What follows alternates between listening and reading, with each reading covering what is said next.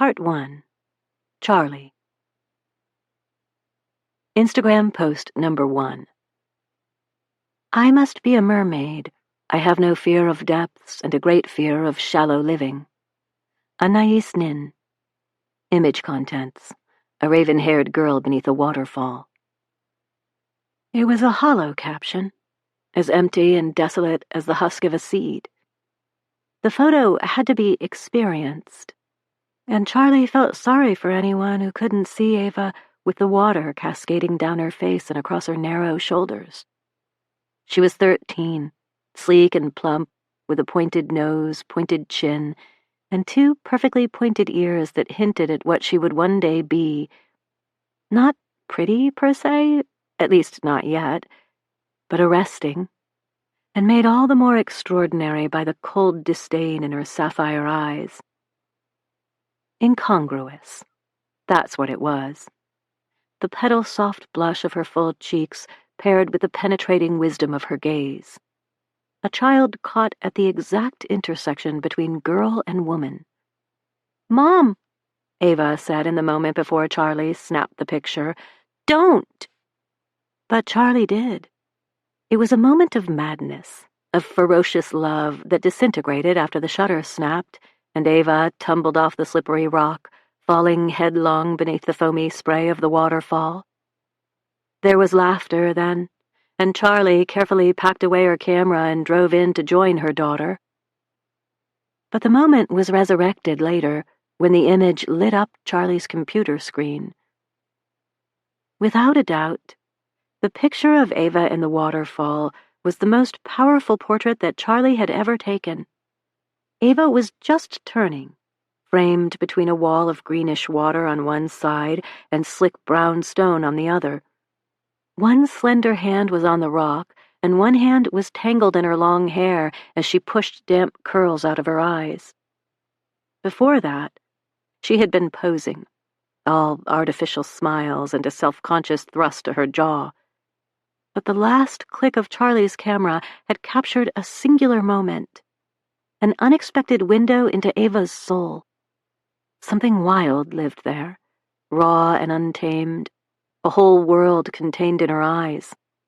Charlie couldn't print it, not something so intimate and vulnerable, but it also seemed cruel not to share. So she cropped it close, one shockingly blue eye, a wet ribbon of hair against the blade of her cheekbone, the sparkle of sunlit water, and showed it to Ava. "That's me?" She couldn't suppress her grin, but tried by pinning her bottom lip between her teeth. "Wow, Mom. Wow. Can we post it?" Their Sutton Girls Instagram page had been the only thing Ava truly wanted for her 13th birthday. Allegedly, all the kids in her class were already on social media. Age limits be damned. And Ava felt the pinch of isolation when they chatted over chicken nuggets in the school cafeteria about accounts they followed, funny memes they saw, and photo ops they were staging. It was obvious, Ava thought, that maybe this was her in. Still, Charlie couldn't stomach the thought of her daughter online at such a young age. So they had compromised. The Sutton Girls. A joint account to chronicle their life as a little party of 2. At first, Ava had argued, but it was half-hearted, and in the end, the very first photo they posted was the close-cropped waterfall shot. Ava found and carefully typed out the mermaid quote all by herself. They only had a handful of followers, mostly family and friends, but the photo took on a life of its own.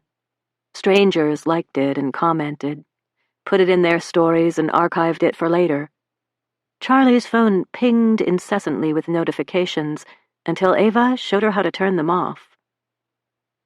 Somehow the picture garnered 100 likes within the first day. It quickly blossomed to 200. Then suddenly 1,000. Friends of friends and members of their Duluth, Minnesota community, and total strangers who double-clicked and then expressed their deep appreciation by sharing to stories and hitting follow, hoping for more. By the time 10,000 people had liked their post, and there were more comments than Charlie or Ava could ever hope to keep up with. Everything had changed, even if they didn't know it yet. "I think we just went kind of viral," Charlie said. "They're calling you the Little Mermaid." One side of Ava's mouth quirked in an abashed smile. "I know." Then she giggled. "Does that make you Ursula?" And Charlie started to sing, "You Poor Unfortunate Soul." 4 years later. Chapter 1. Saturday. Charlie is dreaming of mermaids, monsters of the deep. No wide-eyed, nubile princesses here. These mermaids are murderous and cold, grim with a flash of iron scales, sharp nails, a slash of razor teeth. Charlie can feel the bite of a powerful hand circling her wrist, a plume of liquid hair as it tangles around her neck. Then a sudden tug, and she is drawn deeper still, drowning beneath the weight of leagues pressing down above her. She can't wait a second longer. Her lungs are pulsing with the need to breathe, and the gasp propels her right off the chilly vinyl bench. It happens all at once, the understanding that she isn't living a nightmare, that she is breathing and safe and dry, and that she is on Frank's offshore fishing boat. Below decks, to be specific, in the little cabin with the long matching seats and the tiny marine toilet behind a half-sized door. She can smell the lemony chemical tang of the tank treatment layered beneath gasoline. Still, the tendrils of the black dream cling. She feels wrong. Her elbow stings, and she knows without looking that the traction tape she spread across the narrow floor so many years ago has scraped her skin. It's a tangible hurt, easier to address than the malice of a nightmare. So she pulls her knees to her chest and leans against the bench to survey the damage. A patch of sanded skin, pink and already bubbling where the textured grips dug deep. But nothing a bandage won't fix. "Ava?" Charlie's voice hitches. She swallows, stunned that her mouth can be so dry only moments after a potential drowning. But she wasn't drowning, was she? And then she tastes it. "Damn it," she groans, and covers her face with her hands. How much did she have? A glass? 2? Surely not the whole bottle, because she can remember forcing the swollen cork back into the neck, with at least half the wine still sloshing about inside. "Ava?" Charlie tries again, regret curdling in her stomach. But of course, Ava can't hear her down here. The hatch door is shut.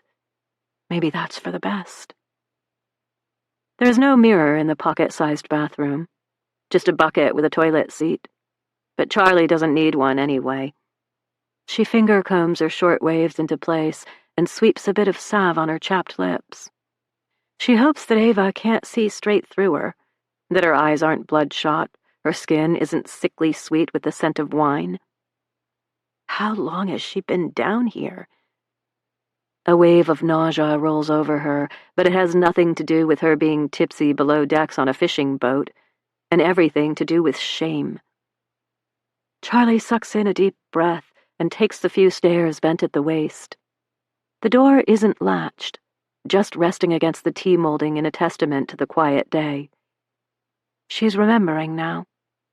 The uncharacteristic sunshine as the temperatures in landing soar to 80 in May.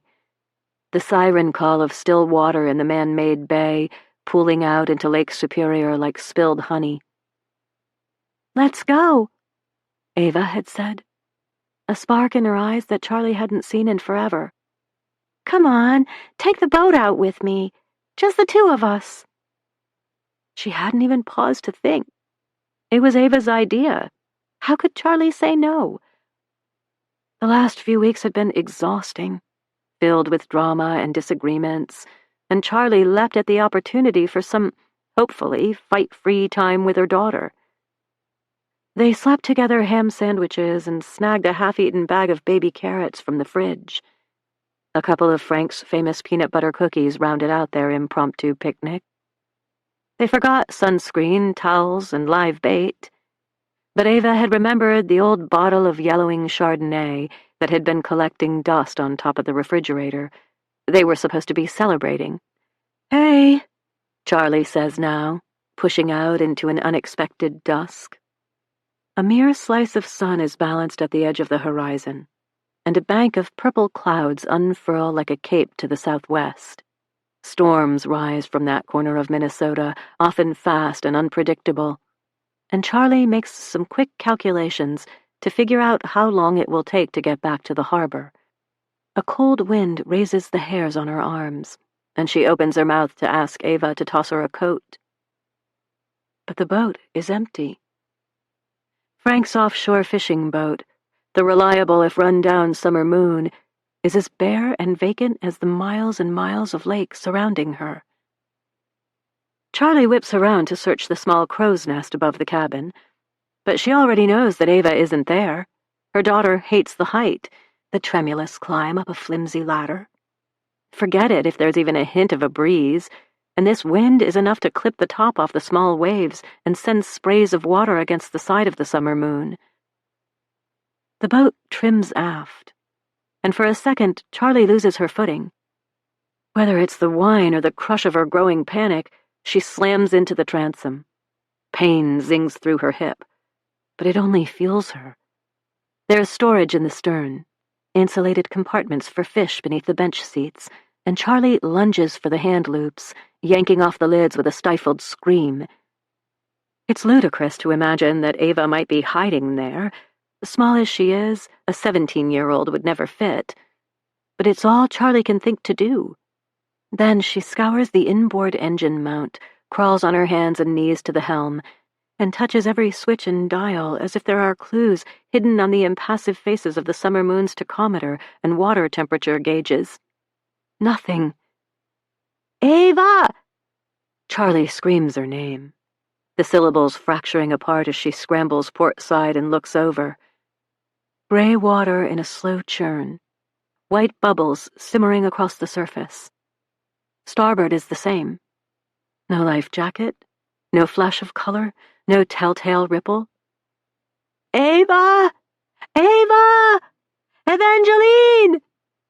She realizes she's been shouting the entire time, her daughter's name a howl ripped from her throat. It feels bloody and raw, but Charlie keeps yelling, "Ava!" The wind swallows each word, until it's as if she never called at all. It's hopeless. Charlie can feel that in every single bone, and it aches so much that she crumples to the deck. But just as quickly she gives up. She galvanizes. She can just make out Split Rock Lighthouse along the southernmost edge of the western shore. They're only a few miles out, but the sky is turning dark and threatening. Charlie's cell phone is in a waterproof compartment near the boat wheel, and she dives for it, scrabbling at the marine radio with her other hand. She's two-fisting it, managing 911 on her cell with her left hand, only 2 wavering bars of service, while tapping channel 16 with her right. "Mayday! Mayday! Mayday!" She shouts into both, her voice breaking. There's a protocol she's supposed to follow, a series of words and information to provide, but she can't remember any of that right now. "Help us!" Charlie cries. "We're on the summer moon, and Ava, she's gone." The boats come en masse, seemingly from every direction, their lights flickering over the growing swells.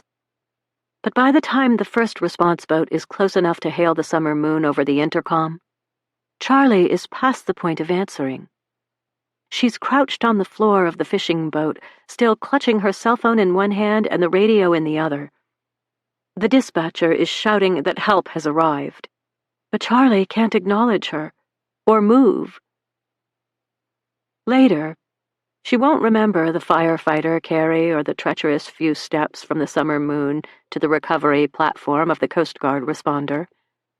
She won't recall the cramped survivor's compartment where she was wrapped in a mylar blanket and handed a cup of coffee sweetened with 3 sugar packets. "It'll help," an EMT told her. But she choked on her first sip and couldn't face another. Charlie won't remember that Ted and Paula Shepard were the first people on the scene, or that they hedged the summer moon like a warden keeping safe a wounded charge. But when they pull into Stone Harbor, and Charlie can see the familiar aquamarine boathouse beyond the 3 short rows of docks, she comes to as if she had fainted dead away and is suddenly stunningly conscious. Against the EMT's wishes, she goes to stand on the deck, arms curled tight against her body beneath the mylar. Even in the growing dusk, she can see they're all there. Sue and Edith, the Russells, Weston all by himself because Thea gets her hair done on Saturdays, and Frank, standing at the end of the summer moon's empty boat slip, a wooden chest with flaking green paint behind his bowed knees. When he sees her, he wavers, swaying as if the waves have somehow crested the breakwater and are slamming against the mooring poles. Charlie can feel everything inside of her turn liquid at the sight of her foster father. They never made it official. Frank and Hattie were just granted temporary custody when her mother died. But temporary turned into the 3 years between Rosie's death and Charlie's 18th birthday. Frank Morrow is the closest thing to a father Charlie's ever known. She can't decide if she wants to throw herself into his arms or throw herself over the side of the boat and sink to the bottom of the bay. She ran away nearly 20 years ago and broke Frank's heart. If he loses Ava, his unofficial granddaughter, now, it will be his absolute undoing. Frank looks fragile from a distance, shoulders slumped, hair a scant tuft of white, hips so narrow his belt can nearly wrap twice around his waist. But Charlie's heart doesn't have room to contain his fear and grief, too. She turns away, but not before she sees him collapse. Thank God for the chest where they store extra life jackets, buoys, marine odds and ends. He lands on it, hard, and buries his face in his hands. He can't be sure of anything. Not yet. None of them can. And yet, Charlie knows that even the sight of her without her shadow, without Ava at her elbow, toothy smile flashing and arm held high in greeting, is unnerving enough to fill them all with dread. The world is nothing at all without Ava in it. Instagram post number 2. Just a couple of girls completely floored, get it, that y'all liked our waterfall post. We're new to Instagram. Are we doing it right? Image contents. 2 pairs of feet standing toe-to-toe on cracked concrete. 1 pair of feet are in wide-strapped sandals with toenails painted red, orange, yellow, green, and blue in color wheel order. The other pair of feet are in purple Converse sneakers with bright white laces. Together, they make a double rainbow. We're not from the South, Charlie told Ava as she stared at the phone screen, proofing the short text. She had an old smartphone with few bells and whistles, and it was already becoming a bit of a feat to upload pictures from her Canon to the computer and then send them to her phone. Still, it felt momentous to post again, like there were now thousands of people breathlessly waiting to read what they would write next. It wasn't an entirely unwelcome thought. I'm not sure you spelled y'all right. She gently lifted the phone from Ava's hand and thumbed open the internet search engine. As she typed, she said, "You know it was a fluke, right? What happened with the waterfall post, I mean? There was something about Gooseberry Falls that day, the way the light was filtering through the trees, and yeah, Mom, I know. I just don't want you to think we're going to be famous or something. Hollywood's not going to call because of a cool picture." Ava bumped Charlie's elbow with her own. "An awesome picture," she countered, grinning. Charlie couldn't help but smile back. "Well, yes, but it was a one-time thing." "I know." Ava said it quickly, lightly, and that was how Charlie knew her daughter was far more invested than she let on. Something inside of Charlie squeezed tight. It had been a hard year, the worst. with letters home from the guidance counselor and emails to fellow parents that she typed in a blind rage and then viciously edited before sending. Their replies were terse, formal, defensive, and nothing changed. The kids were subtle in their cruelty, but certainly not original. A handful of mini candy bars left on Ava's desk when she got up to sharpen her pencil. A stifled cough that sounded a lot like Tubby. In the lunchroom, girls shuffled and slid, making sure that there was never room at their table for Ava. As if the invisible disease that made Evangeline Sutton untouchable at Lincoln Park Middle School was somehow catching. To Charlie, Ava was ample in the most perfect way, soft-cheeked and rounded in the belly like a well-fed kitten. It reminded Charlie of when Ava was a toddler, of how she used to cup her little girl's sweet tummy in the palm of her hand, to feel it rise and fall as she fell asleep. It would all disappear, Charlie knew, melt off when Ava hit a growth spurt, just like Charlie's own baby fat had done 20-some years ago. They were late bloomers, that's all. But that was cold comfort now, especially when boys started to call her Evangeline the Blubber Queen when no teachers were near enough to hear. Ava heard. Every time. Charlie put the phone back in Ava's hand and kissed her temple. "You're perfect, and you spelled y'all exactly right." Ava grunted in response and let her finger hover over the share button. "Ready?" she asked. "As I'll ever be." And then it was live.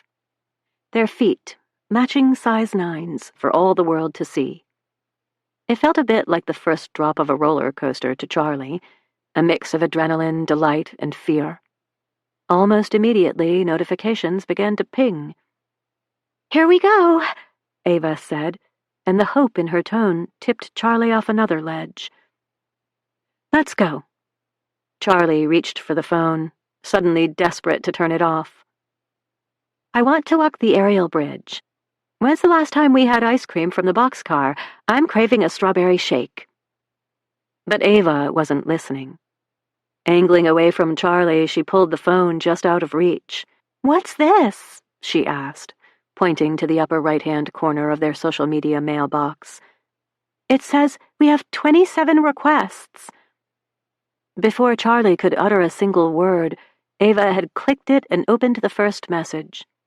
Tilting their heads together, they read, "Hi, we love your look and are seeking new influencers to help us reach our 450K followers. We'd love to have you on board." Charlie took the phone from Ava and scrolled. They were all the same. Wear our swimming suit, sandals, scarf, try our shampoo, body lotion, eco-friendly soap. And they all echoed the very words that Charlie had said only mere minutes before. The perfect look, the perfect fit, you're perfect. Perfect. "Mom?" Ava asked, looking over Charlie's shoulder. "What does it mean?" But Charlie didn't know how to answer. Chapter 2. Saturday. The wind howls down the dock and whips Charlie's short hair against her cheeks as she's ushered toward land.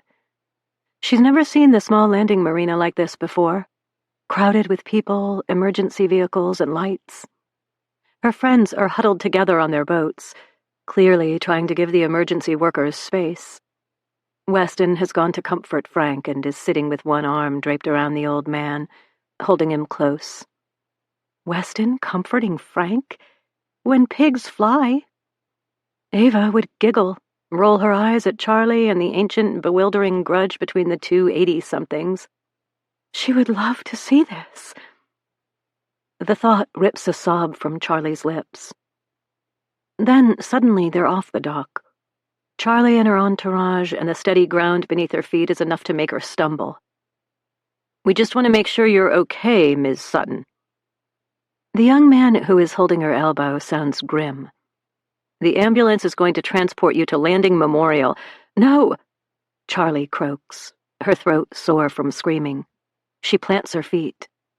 "I'm not hurt," She drops the mylar blanket from her shoulders so that the small crowd gathered around her can see that she's not bleeding. Nothing is broken. But that's not true. Charlie feels splintered like a piece of glass that is spiderwebbed into 1,000 tiny shards but is somehow, impossibly, still whole. One shiver and she'll shatter. Almost the moment the blanket has puddled at her feet, it begins. Huge convulsive spasms that judder through her body. An EMT catches her. His shout is carried on the growing wind. "Let's get her inside. Who has a key?"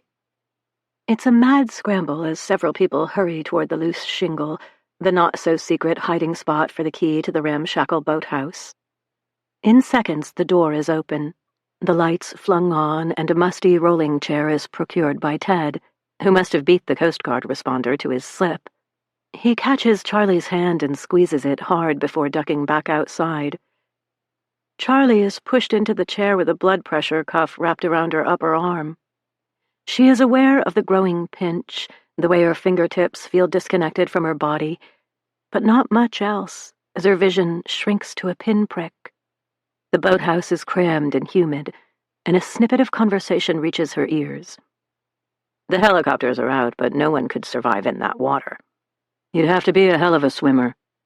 The water's barely 40 degrees, doesn't matter how well you swim." Charlie is pierced with a sudden, ice-cold clarity. "What time is it?" She doesn't mean to yell, but it gets everyone's attention. The EMT at her side keeps pumping the blood pressure cuff. 8:58. A man in a black sweater answers, consulting the oversized chronograph watch on his wrist. His eyes narrow as he takes a step closer and squats down to come face to face with Charlie. She doesn't recognize him. He's not Landing Police Department. But he's nothing more than a momentary distraction. She closes her eyes. 8:58. She and Ava got to the marina around 2. They were planning on a lazy afternoon on the water, the wind in their hair and the sun, after a long cold winter and unusually rainy spring, warm on their skin. At just after 3, they eased the summer moon out of the bay and puttered a couple nautical miles from shore before tossing in the first few lines. When did the sandwiches come out? The wine? When did Charlie go below and leave her daughter alone on the deck of the boat? A tap on her knees makes Charlie's eyes fly open. "You feeling better, Ms. Sutton?" The man in the sweater is still crouching before her. "Are you ready to answer some questions?" "Please," the EMT cuts in. "I can't get an accurate reading." "I'm fine." Charlie rips the cuff off her arm and the sound of Velcro crackles through the small room. "But she said she's fine." With a huff of frustration, the EMT tosses the blood pressure cuff into his medic bag and zips it shut. The 3 paramedics that escorted Charlie into the boathouse withdraw, letting the wind slam the door behind them. Through a grimy window, she can see them stop just outside the low building, the flash of their ambulance lights still dancing on the dark water of the bay and illuminating their profiles. The marina teems with unfamiliar vehicles and people. How many people are here? Charlie isn't even aware she's voiced the question, until the man across from her clears his throat. "We brought out the full cavalry," he says, shifting his linebacker frame into a folding chair that a short woman with a drooping ponytail has carried over for him. He holds up his hand and begins ticking off his fingers. "Coast Guard responded from the port in Duluth. Landing PD, fire, and ambulance are all here, as well as several civilian volunteers. We've got crews in cold water suits searching an area around your last known coordinates, and the Coast Guard helicopters have been called out. They should be on site by now. We take an SOS call very seriously, especially when the victim is a minor." His hand is in a fist now, and Charlie can't help but stare at it. Victim. It's such a grisly word. She thinks of police tape, forensics teams, body bags. "Who are you?" she asks, through the sting of bile at the back of her throat. "Detective Mitchum James, Duluth PD, Missing Persons Division. I was nearby when your call came in. Just lending my services." He considers his fist, the white-knuckled severity of it, and shakes out his hand, giving Charlie a tight-lipped smile. "We all just want to find your daughter." She watches him for a moment. The buzzed hair, square jaw, heavy brow. It's not surprising that the tiny landing PD was more than happy to let someone with more experience take the reins. A missing person case is a far cry from their usual duties of handing out speeding tickets and the occasional DUI, and Detective James exudes confidence and competence. He's a middle-aged, all-American boy with a permanent dimple in his left cheek and shoulders that wrestle the fabric of his sweater. It's clear he knows exactly what he's doing, but something feels off. He's studying her too intently, and his gaze fastens on her crossed arms. Brushing the underside of her elbow with her fingers, she feels the torn skin and dried blood from her tumble off the bench in the belly of the summer moon. Suddenly, Charlie knows exactly what he's thinking. "I fell," she says lamely. "Looks recent." "On the boat. Just a bit ago." Guilt blooms in her chest, a suffocating swell that makes tears spring to her eyes. Detective James doesn't trust her. He's already imaging the worst, that her scrape is a defensive wound, or something even darker. Charlie didn't do anything, but whatever happened, wherever Ava is, Charlie does know it's her fault.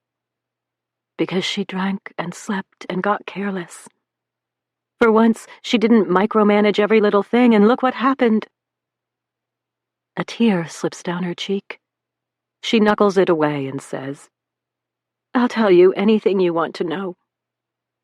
The woman with the ponytail hands Detective James a tablet in a protective case that makes it look like a piece of tactical gear.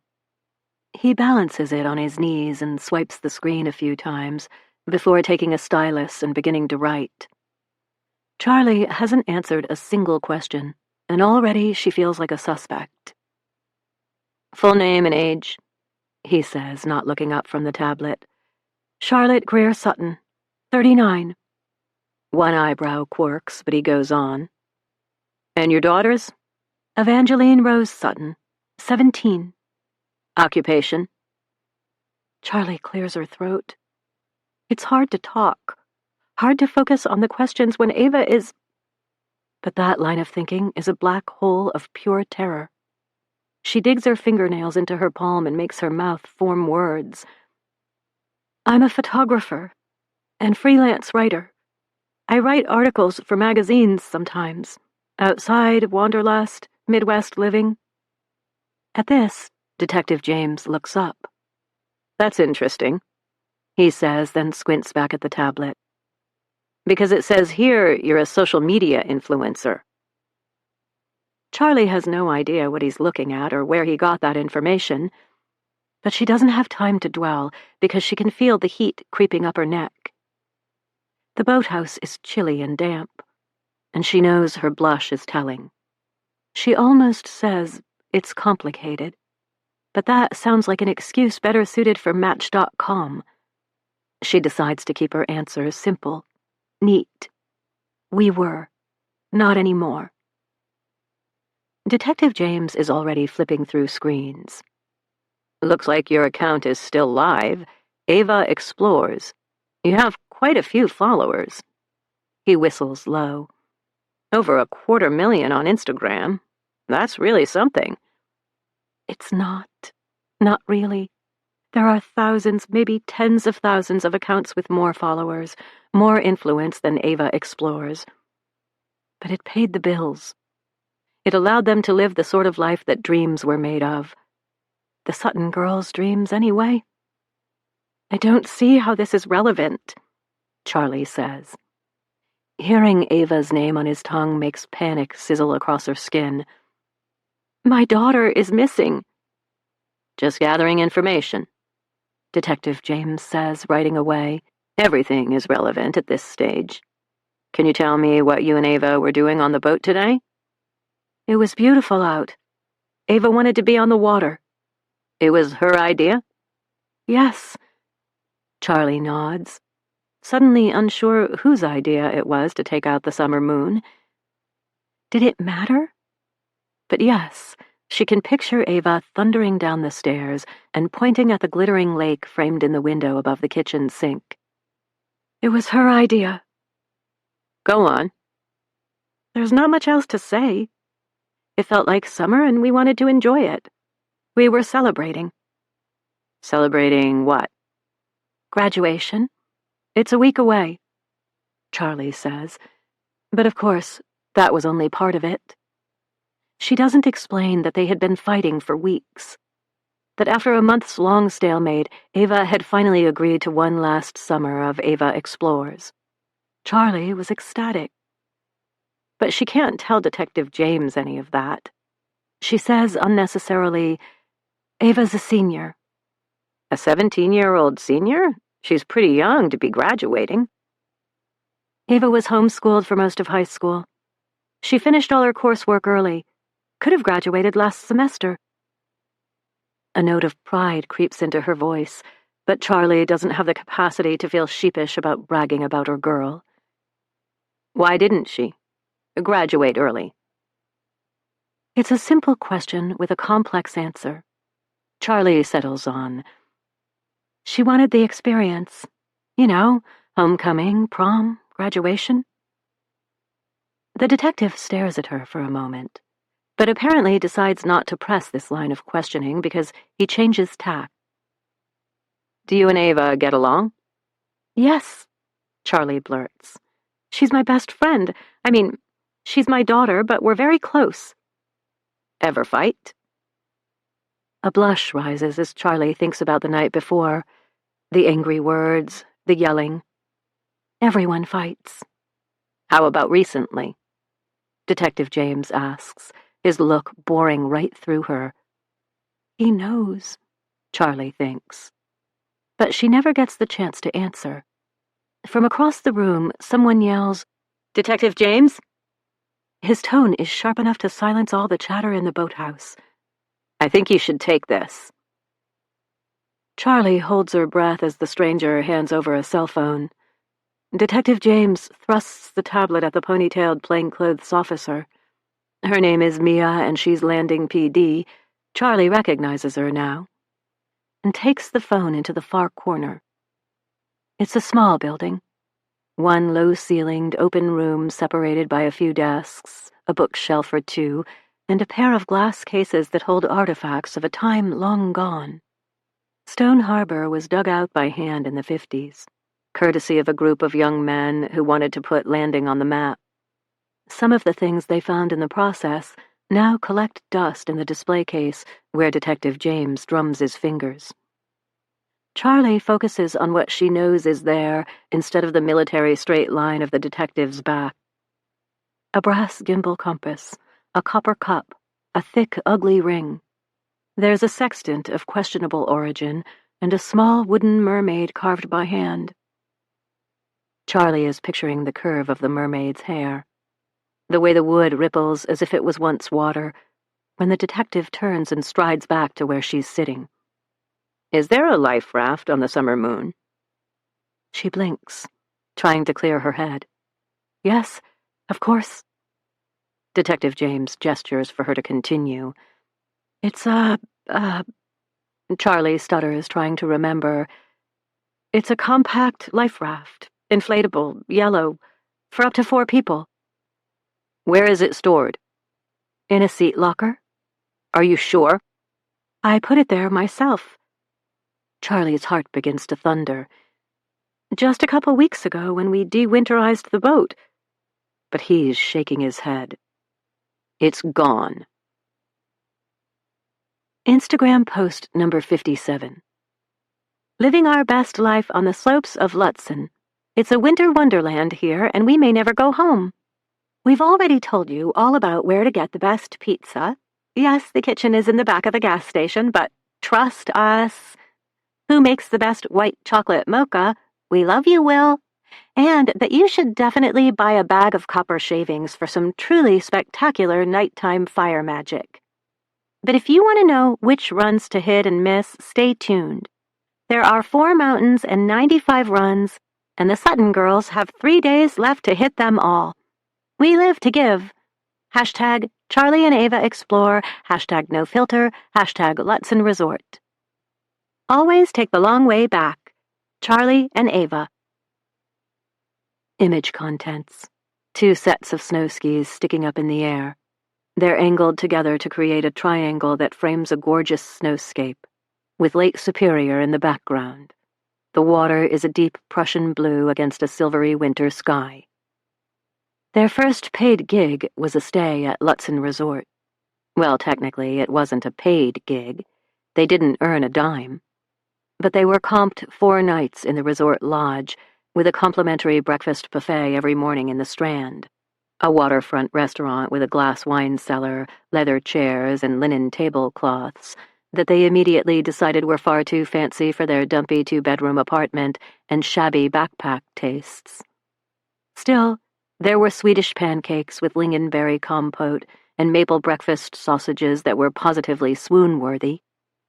And they decided they could be fake fancy long enough to stuff themselves full of eggs scrambled with aged cheddar before hitting the slopes. The Sutton girls' Instagram page had continued to grow in the 6 months since Ava's mermaid portrait made a lucky splash. Charlie had no idea what they were doing, but Ava turned out to be unexpectedly savvy, picking up on trendy hashtags and following up-and-coming accounts that helped her and Charlie create an aesthetic that resonated with more people than they could have ever imagined. In many ways, Charlie felt like they had caught the tail of a comet and were just along for the ride. It was fun and exciting, a temporary side hustle that resulted in some fun freebies. Line-minimizing facial masks, body lotion. There were leggings and graphic t-shirts and candles. Gifts for micro-influencers, Ava told her. They were micro-influencers? And there was more where that came from. But while Charlie wasn't ready to pump the brakes on the modest success they'd experienced, she was also unintentionally creating a code that governed what and how they posted. No full faces. If Ava or Charlie appeared in one of the Sutton girls' photos, it was almost always cropped, off-center, blurred, or from behind. Charlie didn't like the idea of strangers poring over her daughter's lovely face, and she had no desire to showcase her own, so they were usually just beyond sight. The accidental result was that the Sutton girls were shrouded in a veil of mystery. Nothing artificial or retouched. In a medium where virtually nothing was authentic, the Sutton girls were real. Charlie's second-hand Canon EOS Rebel T7 was nothing special, but it got the job done, and she played with aperture and shutter speed the way an artist blended paint. A swirl here, a dab there, the result something new and unpredictable. Her unfiltered photographs were raw and arresting in a way that made people stop their scroll. Emphasize the outdoors. Photographing their adventures had been a part of their lives since Ava was born. It was them against the world, a mother-daughter duo that stood with their backs together and their arms open wide. When Ava was still a baby, Charlie saved up for a Kelty child carrier so she could strap her daughter to her back and take her anywhere. They hiked, cross-country skied, swam in Lake Superior when it was still cold enough to take their breath away, and camped curled up together in a single sleeping bag while coyotes howled outside. Little changed as Ava got older, other than that they bought a second flannel-lined sleeping bag. Showcasing where they went and what they loved in such a unique way earned them a private message from the Lutsen Resort's director of marketing. They were local, causing a bit of a stir, and in exchange for 6 positive posts, tagging the resort, of course, Charlie and Ava could enjoy everything Lutzens had to offer. It was an easy yes. "I don't want to leave," Ava said as they packed up on the last day. Her cheeks were pink with sun and windburn from long days on the slopes, and her eyes tired but happy. They had gone all out. posting 8 times in the 4 days that they spent playing in the snow. But they had also sat in the hot tub late at night, with no camera in sight, watched Marvel movies in bed after luxuriously long showers, and slept in. It was the first non-camping vacation they had ever taken. "I hear you, sister." Charlie reached out to tug the end of one of Ava's long braids. "But reality calls." Ava turned to yank the zipper closed on her duffel. Carefully, with her back turned to Charlie, she said, "What if this was our reality?" "Living at a resort?" "Traveling." Charlie's exhale was more of a sigh.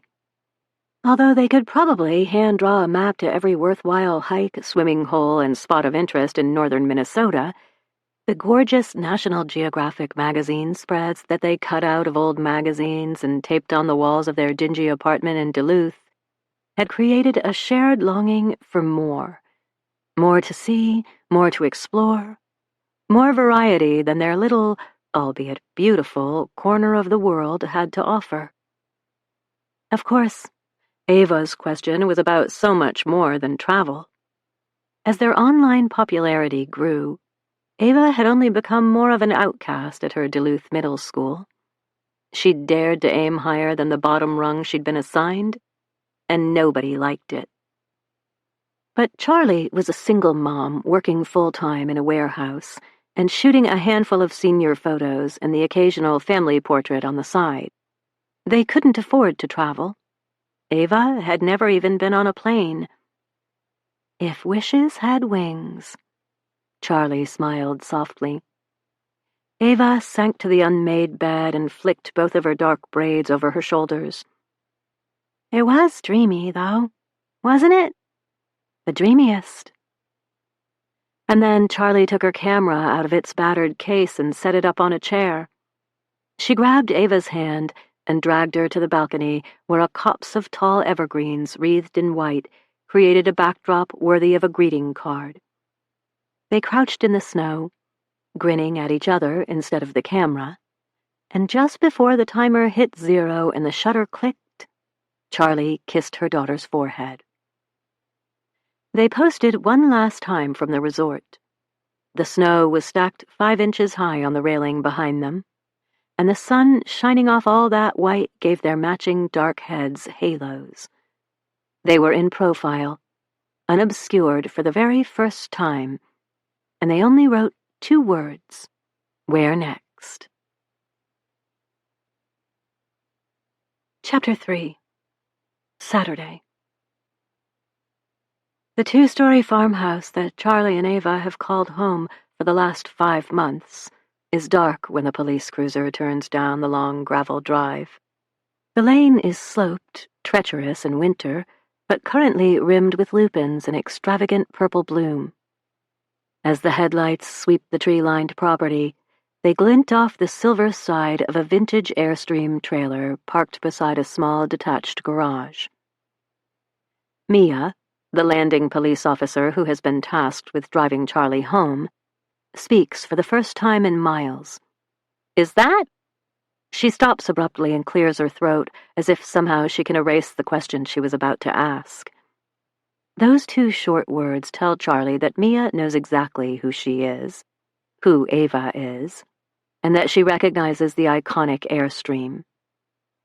Maybe it was Mia who told Detective James about Ava Explores. "That's Sebastian," Charlie says, because of course it is.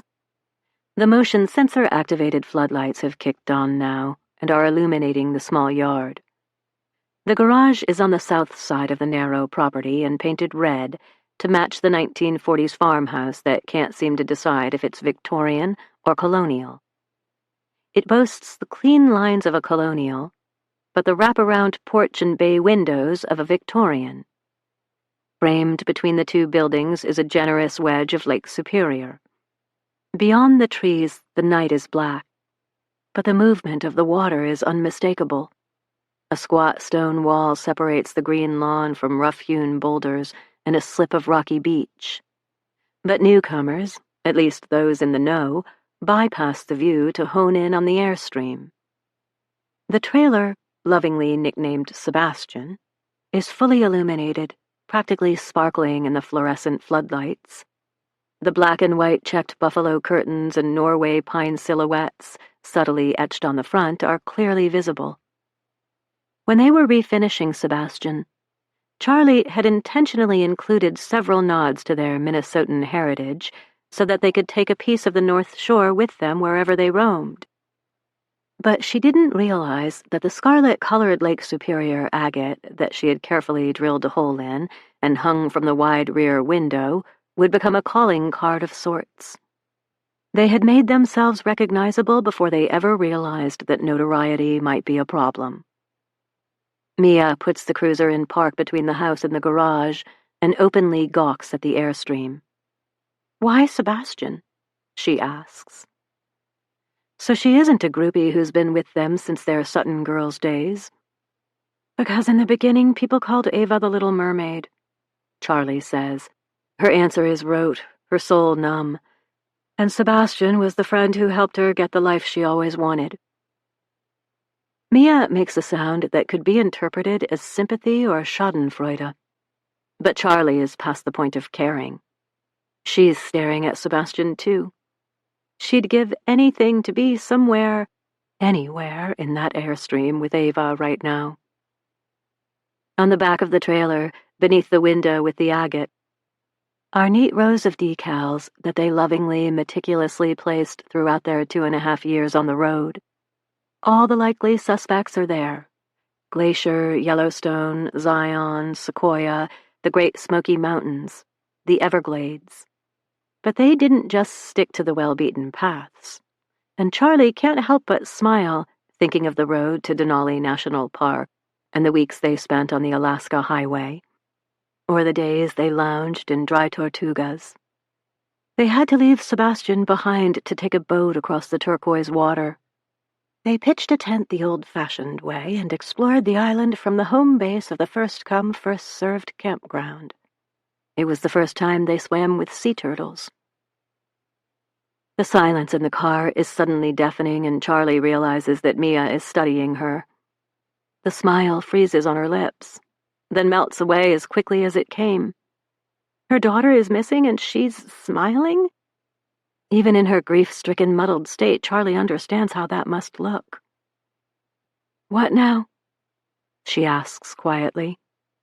She hadn't wanted to leave the marina, but after Detective James took the call about the life raft, things seemed to intensify. Deep down, Charlie knew this shift was because the likelihood that Ava was alive had increased by a few percentage points. She couldn't even go there. Life, death, probabilities. Not yet. In the ruin that was her broken heart, the world could simply not exist without Ava in it. So when the detective kicked it into overdrive, he had no more time for an impromptu interview, Charlie was thrilled. They tried again to get her to take the ambulance to the hospital, and when she refused, she was sent home. "Try to get some sleep," Mia advises her now. "Someone will be here when you wake up." Detective James had already explained that someone would be around all night, just to keep an eye on things. He didn't elaborate, and he didn't need to. If Charlie had done something to Ava, or knew what happened, they didn't want to risk her slipping away. But the presence of Landing PD in her driveway doesn't comfort Charlie, and she knows there's no way in hell she can sleep. Whether she likes it or not, she's playing a momentous game of chess. Ava is missing, and the last person to see her was her mother. This will explode online, and in no time at all the whole world will know. Charlie just wants Ava home, safe, whatever the cost. The thought of the yellow life raft bobbing on the waves is a thread of hope that she clings to like a lifeline. She can't even consider the why of it now. Of course, Charlie realizes that to anyone from the North Shore, a missing life raft does not necessarily equate hope. Decades ago, a man had been convicted of murder when his wife's body washed ashore after some alleged boat trouble. Later, when the raft was discovered with 5 distinct puncture marks, The defendant's story began to deflate. The narrative is ubiquitous along the banks of Lake Superior. A horror story, cautionary tale, or a tongue-in-cheek joke depending on the company. Still, a frisson of dread sparks through Charlie at the thought that even now, people might be drawing comparisons between Ava's disappearance and that infamous case. When another vehicle turns down the driveway, Charlie lets herself out of the police cruiser wordlessly. It's a second landing officer, driving her truck with Frank buckled in the passenger seat. She hadn't talked to her foster father at the marina. They escorted her into the waiting cruiser before she had a chance. But she gave instructions for him to be brought here instead of to his apartment in the independent living section of the Landing retirement home. She couldn't stand the thought of him alone in that tiny one-bedroom apartment, surrounded by the smell of cooked cabbage and the ghost of his recently deceased wife. Hattie had passed just before Christmas, and her sudden, precipitous decline was the reason Charlie and Ava came home to Minnesota in the first place. Charlie had never intended to stay, but the snow had been falling like a Hallmark movie when Ava stepped foot in Landing for the first time in years. And as she lifted her face to the sky and breathed deep, Charlie knew that an anchor had been dropped. Now Ava considered the lake house, not Sebastian, home. The officer parks Charlie's truck beside the patrol car and kills the ignition. Charlie can see that he is talking to Frank, but she opens the passenger door, unconcerned about their conversation. "Oh, Charlotte." Frank sighs, his eyes welling at the sight of her. "What are we going to do?" He slides from the cab of the truck and she steadies him, wrapping him in her arms. When she was 14 and for all intents and purposes orphaned, Frank and Hattie Morrow had been her safe harbor. Charlie hadn't always been appreciative, but they never wavered in their commitment to her. In response, she loved them bluntly, solid and straightforward. There was little need for tenderness between them.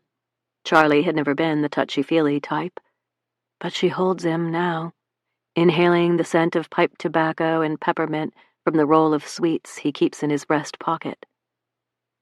Frank patting her back is almost her undoing, but Charlie pulls away before she can wither to the ground. "I thought we should be together tonight."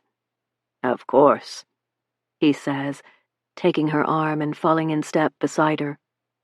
Frank is 84, but fit and bright. He had only agreed to the retirement home a year ago because he could no longer handle Hattie's care. By the time she stopped eating and Charlie and Ava came home, he insisted he was happy where he was, and the Morrows' waterfront property on the outskirts of Landing became the Sutton girls' temporary haven. The wind is fierce and the sky heavy with rain, but it refuses to fall. Charlie glances at the lake as she mounts the steps to the porch and tries to picture Ava in the raft, riding the white-capped swells. She prays for a hand to hold the inflatable platform, to draw back the rain and illuminate a path for the helicopters, and bring her daughter home. But her heart is submerged before she can believe for even a second that everything will be okay. A high-pitched whine from behind the front door reminds Charlie that Ava isn't the only life she's responsible for. "Scout!" she cries, lunging for the handle. Their golden mutt loves the trailer and life on the open road, but hates boats. He won't step a single paw on the summer moon, preferring to sleep in a patch of sun on the hardwood floor in the kitchen while waiting for his people to return. But he's been locked in the house for hours longer than intended. "Sorry, old boy." Charlie lets him out with an apology and a scratch behind the ears. Then he races into the yard, running a few circles around the two Landing police officers who are deep in conversation beside Mia's cruiser before disappearing into the trees. Charlie wants nothing more than to bury her face in her dog's caramel fur, but it'll have to wait. "You can sleep in the main floor bedroom," Charlie says, flicking on the lights as she steps inside. "I can't sleep." Frank follows her through the living room to the eat-in kitchen at the back of the house. The bay window framing the small round table looks out over the water, but there's nothing but darkness beyond the panes. I haven't slept in years. You know me. Coffee? Yes, please. Charlie sinks into a chair at the table. The sounds of Frank moving about his own kitchen, opening and closing cupboards, running water into the glass carafe, and setting a pair of mugs on the counter, rewind the years. How many mornings did they spend together, sipping strong coffee as the sun came up over the lake? For a moment, Charlie wishes she could be 16 again. Have you called her? Go straight to voicemail, Charlie tells him. But she slips her phone from her pocket and tries Ava's number anyway. Like the last dozen times she called, Ava's cheerful, "Hey, leave a message," plays almost immediately. I bet they'll do that triangulation thing. You know, where they use cell towers to figure out where a phone is. A hint of a smile tugs at Charlie's mouth. Frank loves his cop shows. Yeah, she says, but his casual observation makes her mind spin off in other directions. On the way back from the marina, Charlie had tried Find My Phone to see if she could locate Ava's cell. Unfortunately, the app simply said, "No location found." Either the phone had been switched off, or Ava had disabled location services, a thought that makes her physically sick. But the location of Ava's phone isn't the only thing that's turning her stomach. As Charlie sits at the table, she scrolls through the last few texts from her daughter. It's stunning to her how a screen can give people permission to write things they would never dare to say. The epic fight she and Ava had just last night is a secret Charlie would like to keep. But Ava's texts to her tell a pretty damning story. An ugly story. Can Charlie just delete them? Of course, the world had been a very different place when Ava came downstairs in the morning. She was happy, radiant even, in a pair of cut-off jean shorts and a loose tank top that revealed the lacy line of her bralette. She had hugged Charlie from behind and kissed her on the cheek, begged her to take the summer moon out because the day was shaping up to be perfect in every way. Most important, in a shocking, completely unanticipated turnaround, Ava had confessed she'd had a change of heart. "Let's do it," she whispered, her mouth close to Charlie's ear. "One more summer on the road with Sebastian. Where should we go?" It was all Charlie wanted. One more summer, a few more months with her daughter. She read once that you only get 18 summers with your kids, and then they're off, grown into their own miraculous personhood, self-sufficient and independent, and gone. Charlie wanted to cling to every moment like the final few grains of golden sand in her palm.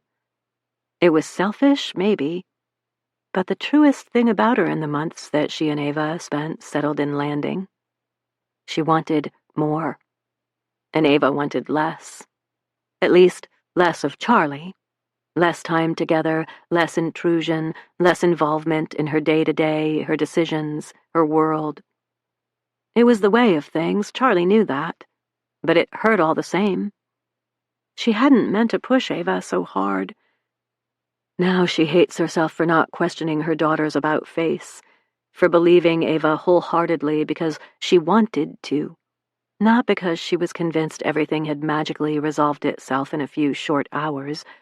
But rather than pressing it, Charlie had blissfully agreed, and they'd had a chatty, happy morning. None of that is documented in Ava's angry texts. None of their jaunty banter is recorded, the familiar back and forth as Charlie made sandwiches and Ava entertained her with an endless supply of giggle-inducing memes.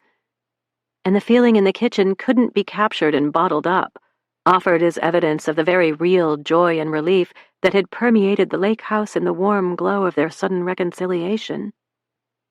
Instead, the last things Ava wrote to Charlie were a handful of seething words that kept them both up well into the night, nursing regrets and cursing their own stubbornness.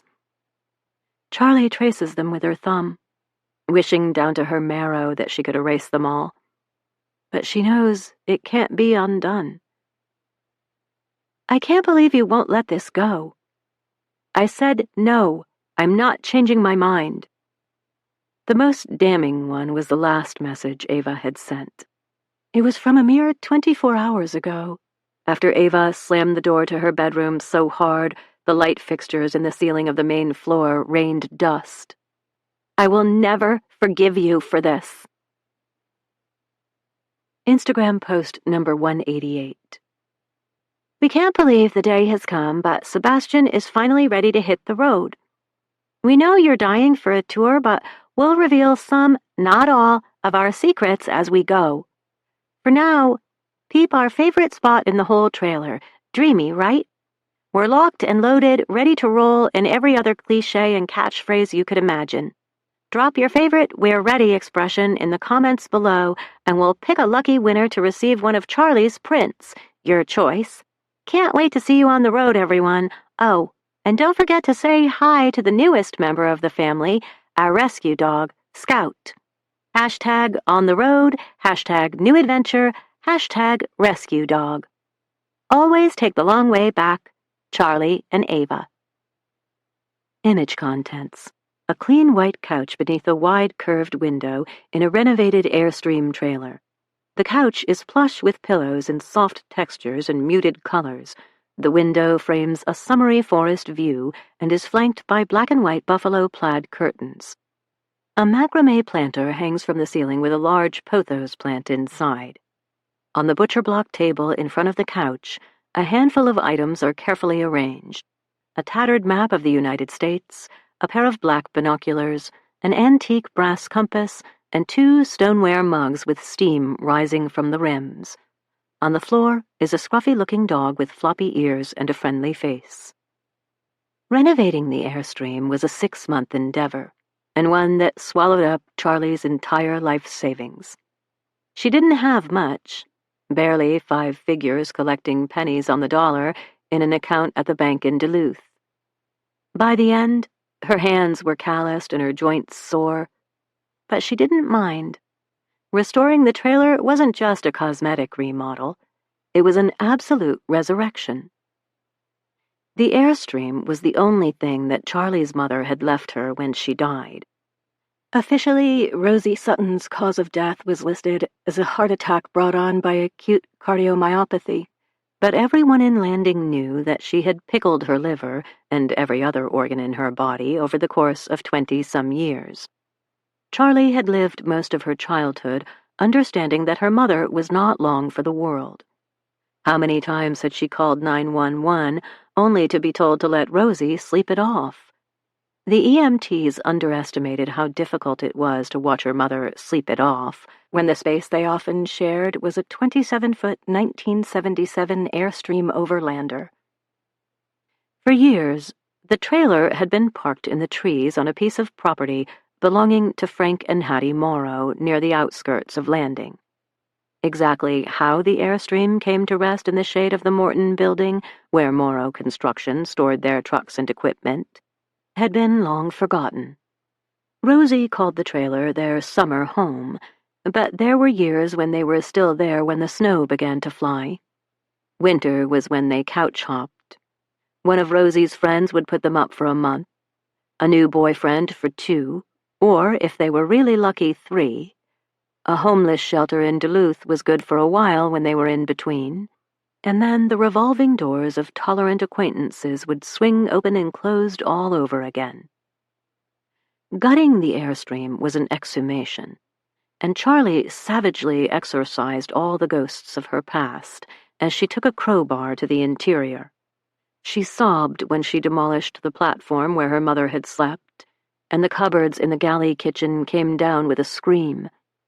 It felt like holy work, a purging, and both her sweat and her tears baptized the hollow core of the trailer. When it was empty and she began to carefully mend everything that had been broken, there was not a single floorboard that went down without intent. Charlie bound up her pain and her love, her loss and her hope, and poured it back out as an offering. The Airstream wasn't just their future home or Ava's dream brought to life. It was a promise that her daughter would never live like Charlie had, alone and afraid. Uprooting the trailer from its decades-old spot on the property of Morrow Construction was one of the most exciting things Charlie had ever done. "It needs a name," Ava said when the Airstream was parked by the curb in front of their apartment building in Duluth. It sparkled in the hot July sun, looking for all the world like it was as ready for an adventure as they were. "Really?" Charlie quirked an eyebrow. "For sure. We need to be able to call it something in our posts." Ava lifted her fingers in air quotes. "Bob needs gas. It'll keep us on the road." Charlie laughed. "Bob? We can do better than that." But she couldn't argue that Ava had a point. Involving their ever-growing audience in their escapades wasn't just a fun way to stay connected, it was turning out to be lucrative. The Sutton girls had secured their first partnership with a Minnesota-based company that sold hiking gear, and had signed a short contract that gave them access to merchandise and $100 per post featuring the products. Ava's fingers gripping the straps of a charcoal-colored day pack as it dangled over a worn forest path had garnered thousands of likes, and exactly the kind of out-of-state exposure the company was hoping for.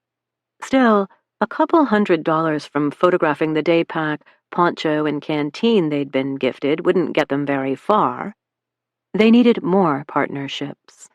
More people invested enough to Venmo them $1 or $2 after they found one of the Sutton girls' hidden gems or hiked an undiscovered trail that they'd shared. "How about Sebastian?" Charlie suggested. "Sebastian?" It was Ava's turn to wrinkle her nose. "Like the crab in The Little Mermaid. It's perfect.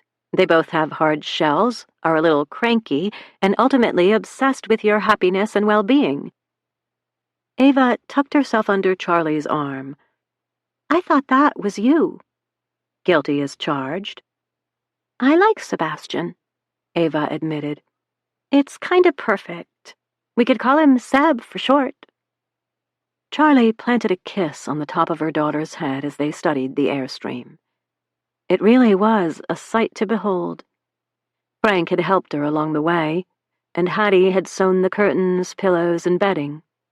Other friends and acquaintances had stepped in when different aspects of the remodel exceeded her limited knowledge. All their efforts had rendered the trailer unrecognizable from what it once had been. And it was all for Ava. To whisk her away, to allow her to see the world, or at least the continent, to give her all the things that Charlie had never even dared to dream about when she was Ava's age. "I think we need to change the name of our account, too," Charlie said. "Why?" "Because this is your adventure, your coming of age on the road. I think we should call it Ava Explores." Chapter 4. Sunday. A blade of sunlight cuts through the slotted blinds and carves a path across Charlie's cheek. She startles awake, gasping in pain. She's fallen asleep sitting on the living room floor with her upper body draped across the coffee table. For a disoriented moment, she can't imagine why she's here, why her body feels like it's on fire, and when she remembers, she's gutted all over again. Ava's gone. Scout shifts from his resting place beside her and licks Charlie's hand. There's comfort in the way he curls his warm body against her. He knows something's wrong. The house feels strange without Ava in it. Never mind the old man snoring softly in the recliner. Charlie cups Scout's head and presses her cheek to the velvety curl of one ear. He's really Ava's dog. After they rescued him, he attached himself to Ava like a trusty sidekick, but he'll take affection from anyone, and he whines softly at Charlie's touch. But she can't fix what's troubling him, so she gives him a scratch and then carefully lifts herself from the hard floor. Frank doesn't stir, and Charlie tiptoes to drape a blanket across his lap. She hopes for his sake that he can catch a few more hours of rest. A quick glance at the clock on the mantel tells her it's just after 6. The last time she checked in with Mia, who insisted on spending the night in her cruiser even though Charlie invited her inside, was 4 a.m. 2 unwelcome hours of sleep brought on by grief and pure exhaustion. It's nowhere near enough and far more than she wants or deserves. Charlie hates herself for sleeping while Ava is missing. What kind of a mother is she? You're just like her, a voice inside her head sneers. Charlie stumbles to the bathroom and splashes her face with cold water. In the mirror above the sink, her brown eyes stare back, bloodshot and swollen from crying. Her skin has a sickly gray cast, and the dark smudges in the hollow above her cheekbones make her look like she's been in a fight. The ghost of her dead mother stares back at her. She looks just like Rosie the morning after. But whether she can ever forgive herself for letting this happen is irrelevant. The sun has risen on a new day, and she has one job and one job only: to find Ava. Charlie brushes her teeth, changes into a clean sweater, and sneaks outside with Scout on her heels. Mia is leaning against the patrol car, yawning into the back of her hand. In the other, she holds what looks like a fresh cup of gas station coffee. It's steaming in the chilly morning air, and Charlie's mouth waters in spite of herself. "If I'd known you were up, I would have told Ellis to bring you one, too," Mia says as Charlie stares at the coffee. "Any news?" Mia shakes her head, but there's a hitch in the movement that makes Charlie think she's holding something back. She's about to press her when the sound of distant voices drags her attention toward the road. The lane that leads from the dead-end street to the Morrow's farmhouse is long and cavernous, framed by an arch of trees tangled overhead. But at the crest of the low hill that draws away from the water, Charlie can just make out a handful of vehicles parked in the shallow ditch. "What's going on?" she asks, motioning toward the ruckus. Someone is shouting now. Mia looks sheepish. "It's the media. The news about what happened got out." "Already?" Charlie sways a bit, vertigo from shock and lack of sleep kicking in.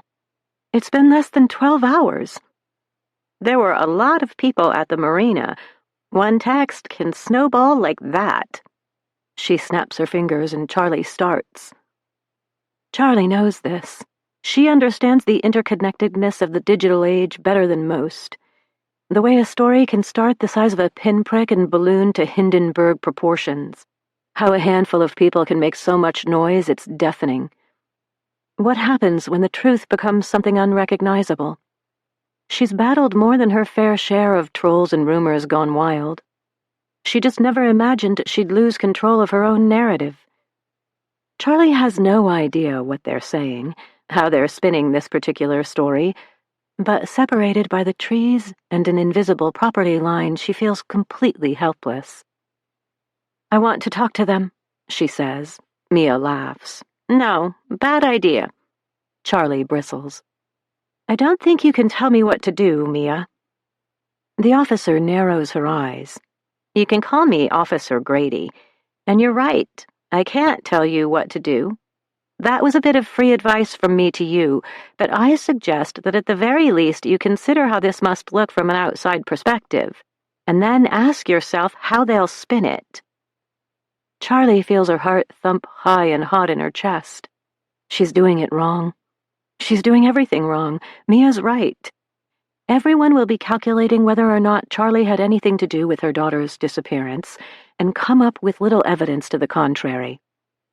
She stepped off the summer moon, alone, bloodied and still raw from a knockdown, drag-out fight with her daughter less than 24 hours before. But Charlie can't have people looking at her when they're supposed to be looking for her girl. Ava is out there.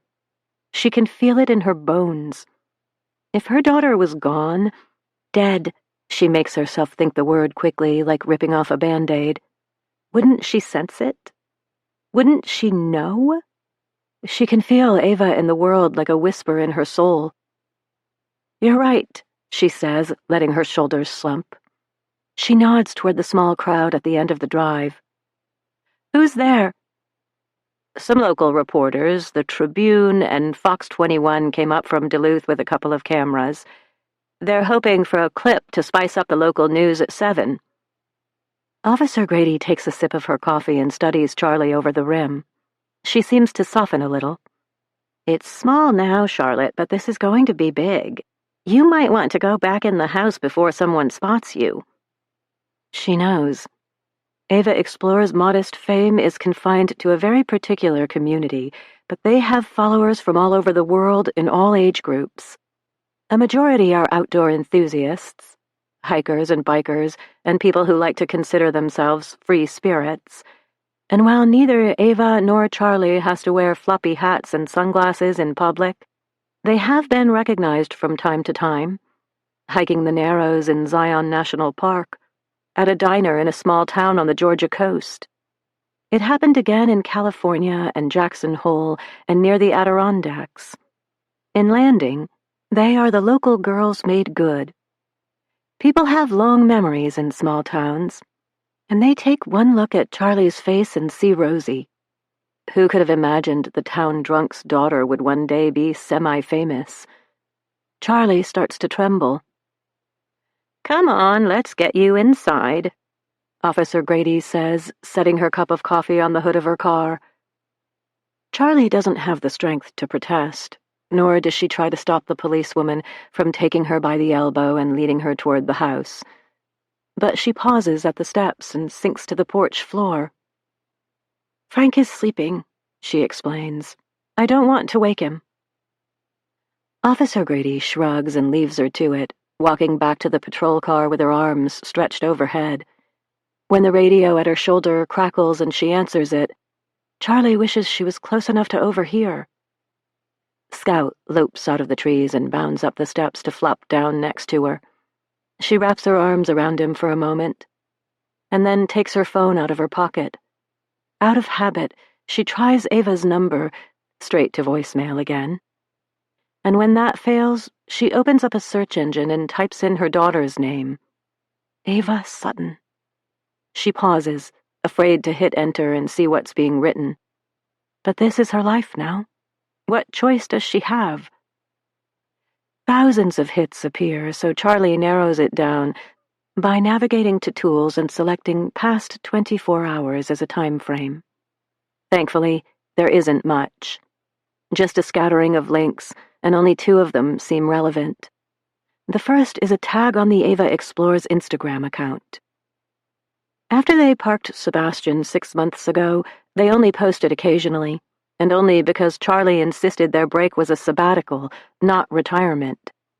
But if she was honest with herself, sharing about their life in Landing felt strange and hyper-intimate, because what they were suddenly doing was living a normal, rather uninteresting life.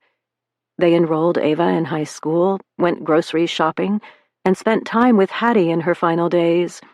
All boring, deeply vulnerable stuff that didn't photograph well and that Charlie refused to display on their feed.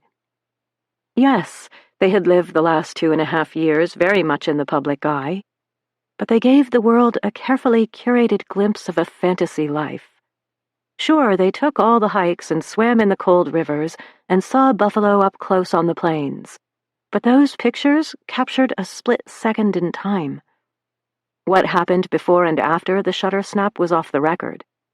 Returning to Charlie's childhood home and documenting their often rocky re-entry into society felt like posing nude. So they stopped. Or at least cut back dramatically. Charlie shot and uploaded the occasional porch view, making sure there were no identifying landmarks in the photo, or the row of their new succulents on the kitchen window ledge. But it wasn't the same, and Ava wasn't exploring anymore. Not in the way their audience wanted. Her discoveries, the numbing routine of tardy bells and homework with a strict deadline, were not the stuff of social media esteem. They lost a lot of followers in those first few rooted weeks, and many who stuck around had no qualms about sharing their disappointment. The first search engine hit is a disgruntled former fan. Someone has tagged the @AvaExplores account in a list of influencers who lost the magic touch. Why? the user whines. I don't know where to go vicariously or what to do vicariously without them. Thanks a lot, Charlie and Ava, you ruined my life. Charlie rolls her eyes. Clearly not much has changed in the land of social media. The next hit takes her to a Reddit thread helpfully titled, Charlie Ava Sutton, the OG Lewis and Clark. Charlie knows that there are several Reddit threads dedicated to Ava Explores, but she learned long ago to give them a wide berth. There seems to be little oversight, or basic human kindness, on the platform, and after reading a particularly nasty conversation that made her want to lay waste to someone who referred to her as Insta-snark, Charlie swore it off.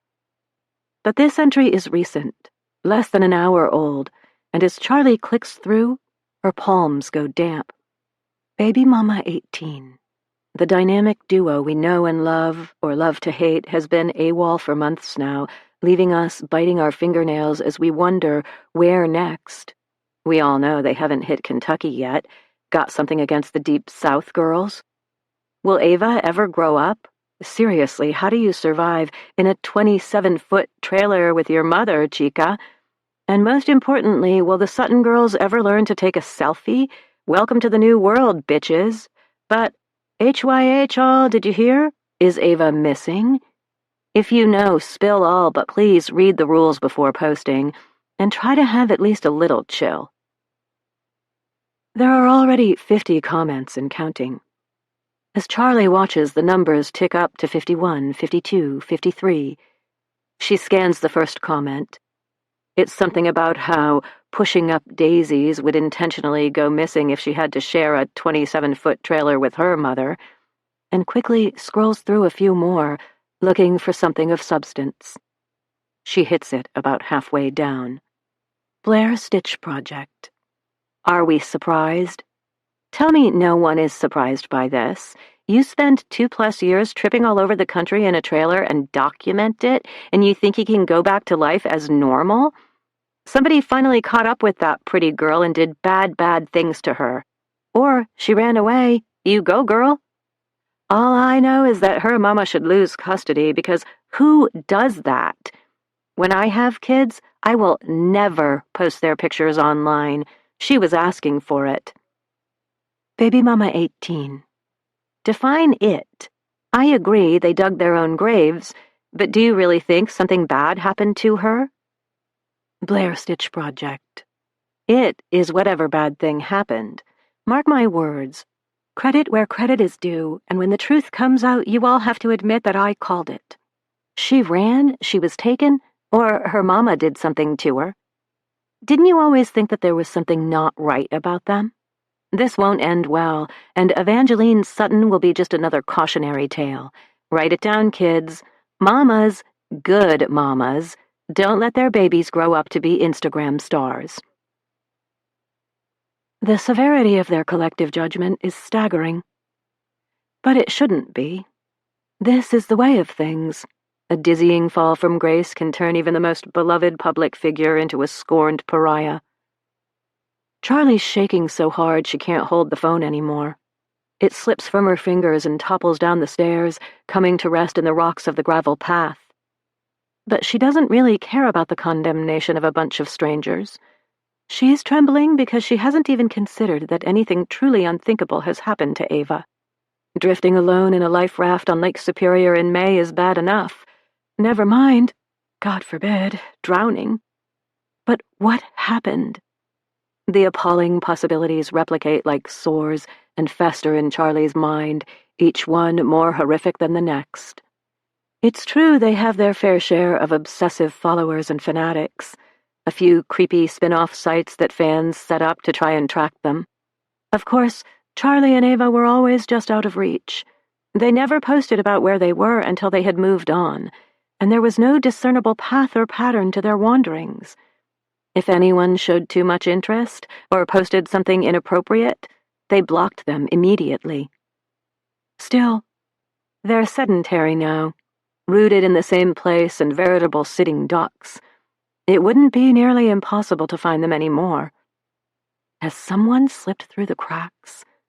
Could Ava be in danger from more than just the elements? Panic claws at Charlie. But before the tears that are threatening can fall, a commotion from the road interrupts her near hysteria. She stands on shaky legs to get a better view. A police cruiser with lights flashing but siren off is driving slowly down the lane. Officer Grady's replacement. But at the apex of the hill, reporters crowd the property line, pushing each other in their excitement to get the money shot. There are zoom lenses and people shouting questions over the distance between them. Charlie's been spotted. And because there is no gate, they spill down the road, following the cruiser. Lights flash, a boom mic surges forward, and Charlie freezes. "Get in the house!" Officer Grady shouts. But it's too late. The first few frames are already captured. Charlotte Sutton is bent and disheveled, her short hair impossibly mussed, and her eyes red-rimmed and seeping. She looks wild, angry, maybe just a bit mad. They'll call her Crazy Charlie. The story is already being written. Instagram post number 325. Everything they said is true. Yellowstone is superlative, and if you consider yourself a lover of the great outdoors, we think you should definitely put this national park on your bucket list. There are so many things to see and do, and we'll break them all down for you over the next few days, but for now, we'll share a view of Mount Washburn, one of Yellowstone's most iconic peaks. From the Dunraven Pass parking lot, it's a 4 to 6 hour moderate difficulty out and back hike. Took us 5 hours, so we're decidedly average. And from the summit you can see the Tetons and all the way to the Grand Canyon of Yellowstone. Worth every step. Stay tuned for so much more, and don't forget to drop your guesses in the comments. Where next? Hashtag Yellowstone, hashtag Washburn Summit, hashtag Ava Explores. Always take the long way back. Charlie and Ava. Image contents. A young woman is pictured from behind at the top of Mount Washburn in Yellowstone National Park. She is sitting on the ground with her arm around a taffy-colored dog. She is wearing a yellow tank top and a red hiking backpack, and her long dark hair is in 2 loose braids. Snow-capped mountains and lush green hills roll away in the distance, and there are bright white clouds scattered across an extraordinarily blue sky. Charlie and Ava posted about Yellowstone from a campground near the Montana-Idaho border. It was a hidden oasis set far back from the nearest paved road and alongside a wide, shallow river. A pair of fellow adventurers at a diner in Wyoming had hand-drawn them a map. "You won't find it online," the woman told them, scribbling on a napkin. Her skin was baked and leathery from hours spent in the sun and wind, but her smile was soft, genuine. Her partner called her Honey. "It's the greatest little spot. Mostly a hub for fly fishers, but September is pretty slow. You'll have no problem finding a site. Right, Crew?" "Yeah, but the map's not quite right." Crew reached for the napkin and made a few topographical corrections. "Here," he said, tracing the path with his finger when he was done. "You'll want to take I-90 through Butte, then take the exit just past Rock Creek." Their conversation had been light and easy, but when Ava excused herself to use the restroom, Honey had pursed her lips. "You're alone?" she asked. "Hardly alone if we're together," Charlie smiled. Crew gave her a quizzical look.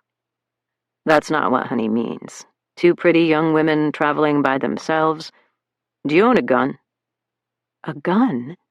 It had never crossed Charlie's mind to arm herself. Even if she had a firearm, she highly doubted she'd be courageous, foolish enough to point and shoot when it mattered. "No," she laughed. "No gun. Pepper spray and a trigger-happy 911 finger." Honey and Crew exchanged a look. "Don't get me wrong," Honey said. 99% of the campgrounds you'll encounter are perfectly safe. Great lighting, decent security, lots of regulars, and managers that live on site and truly care about their travelers. But it doesn't hurt to travel smart. Crew cut in. Avoid South Dakota during Sturgis, Lake Mead in the height of summer, and anywhere that just doesn't feel right.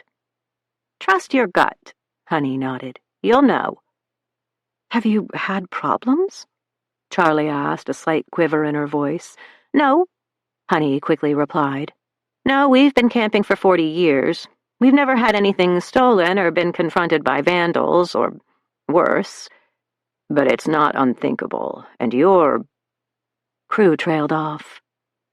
2 women alone, young, easy targets. Charlie could fill in a dozen vulnerabilities that she and Ava possessed. Not that she hadn't thought of these things before they hit the road. It was just sobering to hear someone else say them out loud. We'll be careful, Charlie said. And then Ava was sliding back into the booth and the conversation was over. When they parted ways in the parking lot, Charlie and Ava into the steel-colored 4-wheel drive truck that had already conveyed them nearly 2,000 miles, and Crew and Honey into a Mercedes Sprinter, Crew beckoned Charlie to follow him. He dug around in a compartment in the back of the camper van and came up with a Louisville Slugger. Here, he said, handing it to Charlie, just in case. Thanks to Crew and Honey's map, the hidden campground had been easy to find. And their newfound friends were right. It was an oasis. After 3 weeks in Yellowstone, hitting all the touristy spots and hunting for hidden gems, they were ready to slow down a bit, and the sleepy, half-empty Crooked Creek campground, tucked between a circle of tall mountain peaks, fit the bill perfectly. The peculiar mix of their on-the-road yet in the public eye new life was fun and exhilarating, but also exhausting. They picked a site beside the river and angled Sebastian so that when they sat around the fire ring at night, it felt as though they were the only people in the world. High above, the stars pooled like cream between the mountains that hemmed them in. They felt fierce and free. I liked them, Ava said as they were lying in the Airstream late one night. Charlie had retrofitted Sebastian with both heat and air conditioning, and it was the first night that they turned on the heater. They were snuggled under plush quilts in their respective beds. Charlie's a queen beneath the big window on the hitch side of the trailer, and Ava's a twin perpendicular to her mother's and across a narrow hallway from the bathroom. Liked who? Charlie asked, rolling over so she could better hear Ava. She had been half asleep when her daughter started talking. The couple in Wyoming. The ones who told us to come here. Me too, Charlie agreed. We've met some pretty great people so far. But a prickle of unease made her pull the blankets tighter. Do you think everyone will be so nice? Ava whispered into the darkness. So Ava had overheard, at least a little. Maybe not, Charlie admitted. But we can handle whatever and whoever the road throws at us. It wasn't false bravado. Charlie was no Pollyanna. Her life with Rosie had made sure of that, and she felt prepared to face pretty much anything. She had planned ahead. In addition to a new heavy-duty Keeler lock, she had outfitted Sebastian with a bolt barrel slide lock that they secured every night. Charlie had signed up for Platinum AAA, and their phones had unlimited coverage all over the United States. They carried an emergency survival kit on long hikes, equipped with everything from a small hatchet to a fire starter and a thermal blanket. There was pepper spray within easy reach in the truck, trailer, and affixed to Charlie's keychain. And they hiked with bear whistles and mini GPS radios in case they were separated from each other, which hadn't happened yet. All in all, Charlie felt they were doing everything they could to stay safe as they adventured. Still. Why did Crew give you a baseball bat? Ava pressed. Charlie took a deep breath. An overabundance of caution and pure and simple kindness.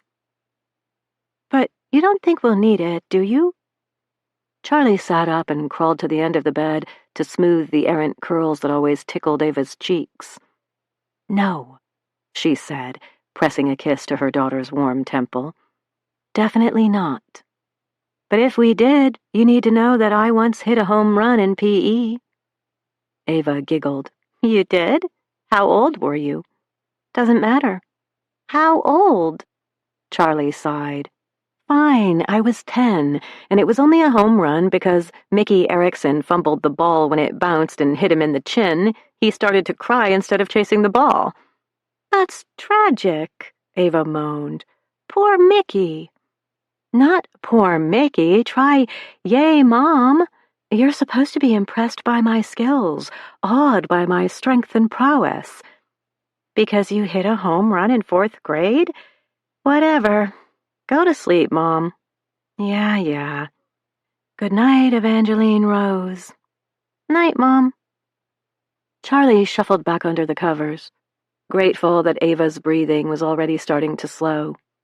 She was grateful for the heavy locks on the door and the hum of the heater as it beat back the chill in the autumn air.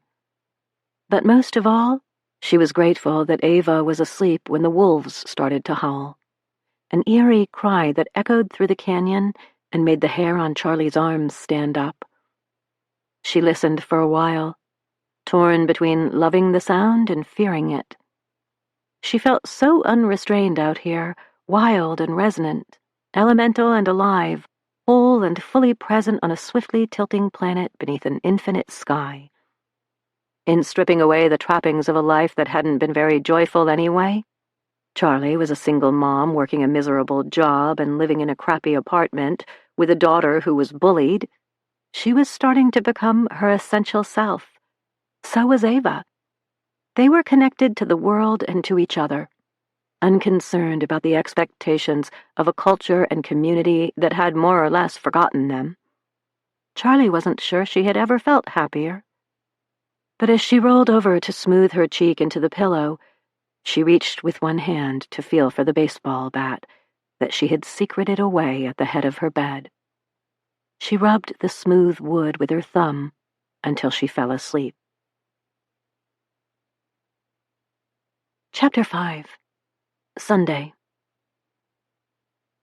Charlie understands that she is under a sort of house arrest. No charges have been filed and no one has told her as much, but the officers stationed outside of the lakeside home and the fact that Detective James won't answer her calls is evidence enough. Presumably, Officers Grady and Martinez are here because they know what's coming. A tidal wave of attention that will swell and grow as the news of Ava's disappearance spreads. But they also suspect that Charlie should not be going anywhere. The marina is off limits, as is the police station. Not that heading there would change much of anything. Nearly half of Landing's small force is mere yards away from where she stands peering out from behind closed curtains. The invisible shackles are unsettling. She paces the main floor, rounding the chair where Frank is alternating between watching her and watching TV. Before they were forced back off the property, Fox 21 got what they wanted. Charlie looking like a deer in the headlights and guilty of something as she turns tail and runs into the house. The clip is played over and over again and made all the more incriminating because, in her haste, Charlie slams the door on Scout and leaves her faithful companion standing alone on the porch. He turns to the eager reporters and growls. The sound underscores the scant brief, "Local celebrity missing." The quotes around celebrity feel at once patronizing and accurate. "I'm going outside," she announces when the news goes to commercial. "I don't think that's a good idea," Frank says, holding up the remote control as evidence. His meaning is clear. Don't give the armchair detectives any more fodder. Don't give them another clip to play. I just need a little fresh air. Frank looks skeptical, but he pushes himself out of the recliner and clicks off the TV. "I'll make us something to eat." It's mid-morning, less than 15 hours after Ava went missing, and neither of them has thought to eat or drink anything besides coffee, and that's pure necessity. They feel trapped and helpless, indifferent to food. Still, it will be good for Frank to have something to do, even if she can't stomach a bite. The back door is through the laundry room. It opens on 2 wide steps and a patch of hard-packed dirt that is perpetually damp and mossy because it's on the north side of the house. A thicket of trees separates the Morrows' property from their neighbors, the Greens, but a narrow path through the underbrush has made borrowing eggs or a cup of sugar a simple endeavor for more than 50 years. It's quiet here, brisk in the shade and completely separate from the bedlam that is the driveway. Charlie could almost lean against the clapboard siding and forget that her world is unraveling, that on the other side of the house, cops and reporters and concerned citizens wait anxiously for the smallest scrap of news or a fleeting glimpse of Ava's mom. Ava's bad mom. Her terrible, irresponsible, negligent mom. Charlie knows that whatever happened, the world will believe that it's all her fault. She doesn't think they're wrong. The morning is crisp but warming at the edges. The sun sparkling furiously off the water as Charlie climbs over the low stone wall and drops to the rocky beach below. It's not really a beach, more like a thin strip of rugged coastline, covered in smooth pebbles and bits of driftwood. When she was Ava's age, it was her favorite place on the Morrows' property. Forget the widow's walk on the roof, accessible only through a pull-down ladder on the second story, or the porch swing with a view of the lake and the sailboats that scudded across the waves on hot summer days. Charlie loved the slice of land between the fresh-cut grass and the ferocious rush of water. She could think most clearly in the space between tame and wild, home and away. Lake Superior is calm this morning, the waves lapping at the stones gentle as a kitten with milk. Usually Charlie loves this particular mood of the water, peaceful and somehow sated. There was no storm last night, not a single drop of rain fell, and still Ava was lost on a raft, Charlie's favorite theory, in the vast expanse of water and sky. Maybe if it had been still, if these idyllic conditions had existed last night, they would have found her easily. Charlie can almost picture it. Her dark-haired daughter waving in the yellow raft, laughing at her own joke even though nothing about it is funny. Later telling Charlie that she had to run, that it was the only way to get her mother's attention. Why? But the why of it all is still as incomprehensible as a black hole, and Charlie knows she has to take this one step at a time. Step 1, find Ava. The waterfront that sketches the length of the Morrows' modest estate is its own little cove, a shallow curve that is bordered on the south end by trees spilling over and into the water and a rocky outcropping to the north. Loosely speaking, the jagged peninsula correlates to the Greens' property, but technically no one owns the beach. Charlie's relieved that the reporters haven't figured that out yet, although if they did try to hike down from the tiny lakeside park a half-mile south, the terrain wouldn't make it effortless. The rocks are slippery, the boulders sharp. Ice-cold water on one side and a tangled forest on the other make the hike an adventure. It would be hard to navigate with cameras and equipment. You've got a great view. Charlie's heart skips as she spins to see who's found her. How long has she been out here? 10 minutes? 20? How did they know she was here? But it's not a determined reporter who's joined her on the beach. It's Detective James. "It didn't mean to startle you," he says, burying his hands in the pockets of his jacket and squinting out across the water. It's clear to Charlie that he meant to do exactly that. "Chilly morning." Charlie doesn't really feel it until he says it, but all at once the breeze off the water lifts the fine hairs on her arms and sends a tremor down her spine. "Have you found her?" Charlie hardly dares to ask, and yet the words tumble from her tongue in a rush. "No." He doesn't offer so much as a scrap of news to soften the blow, but it's better that way. Charlie takes the report like a clean right hook, absorbs the pain, and moves right past it. "What next? Let me help. Let me take a boat out. I know Ava better than anyone, and—" "That's exactly why I'm here." Detective James cuts in, giving her a sideways glance. "We didn't get a chance to finish our conversation last night. I have a few more questions." "I don't see what good talking will do.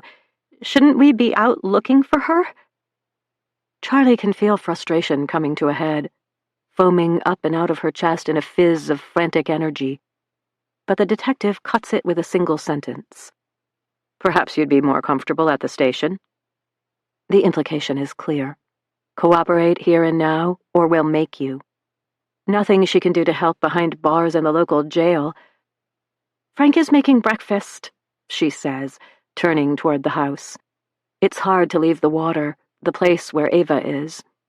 She snags one last look over her shoulder, taking in the spill of blue and the dark smudge of tiny islands crouched in the distance, and leads the way back to the kitchen.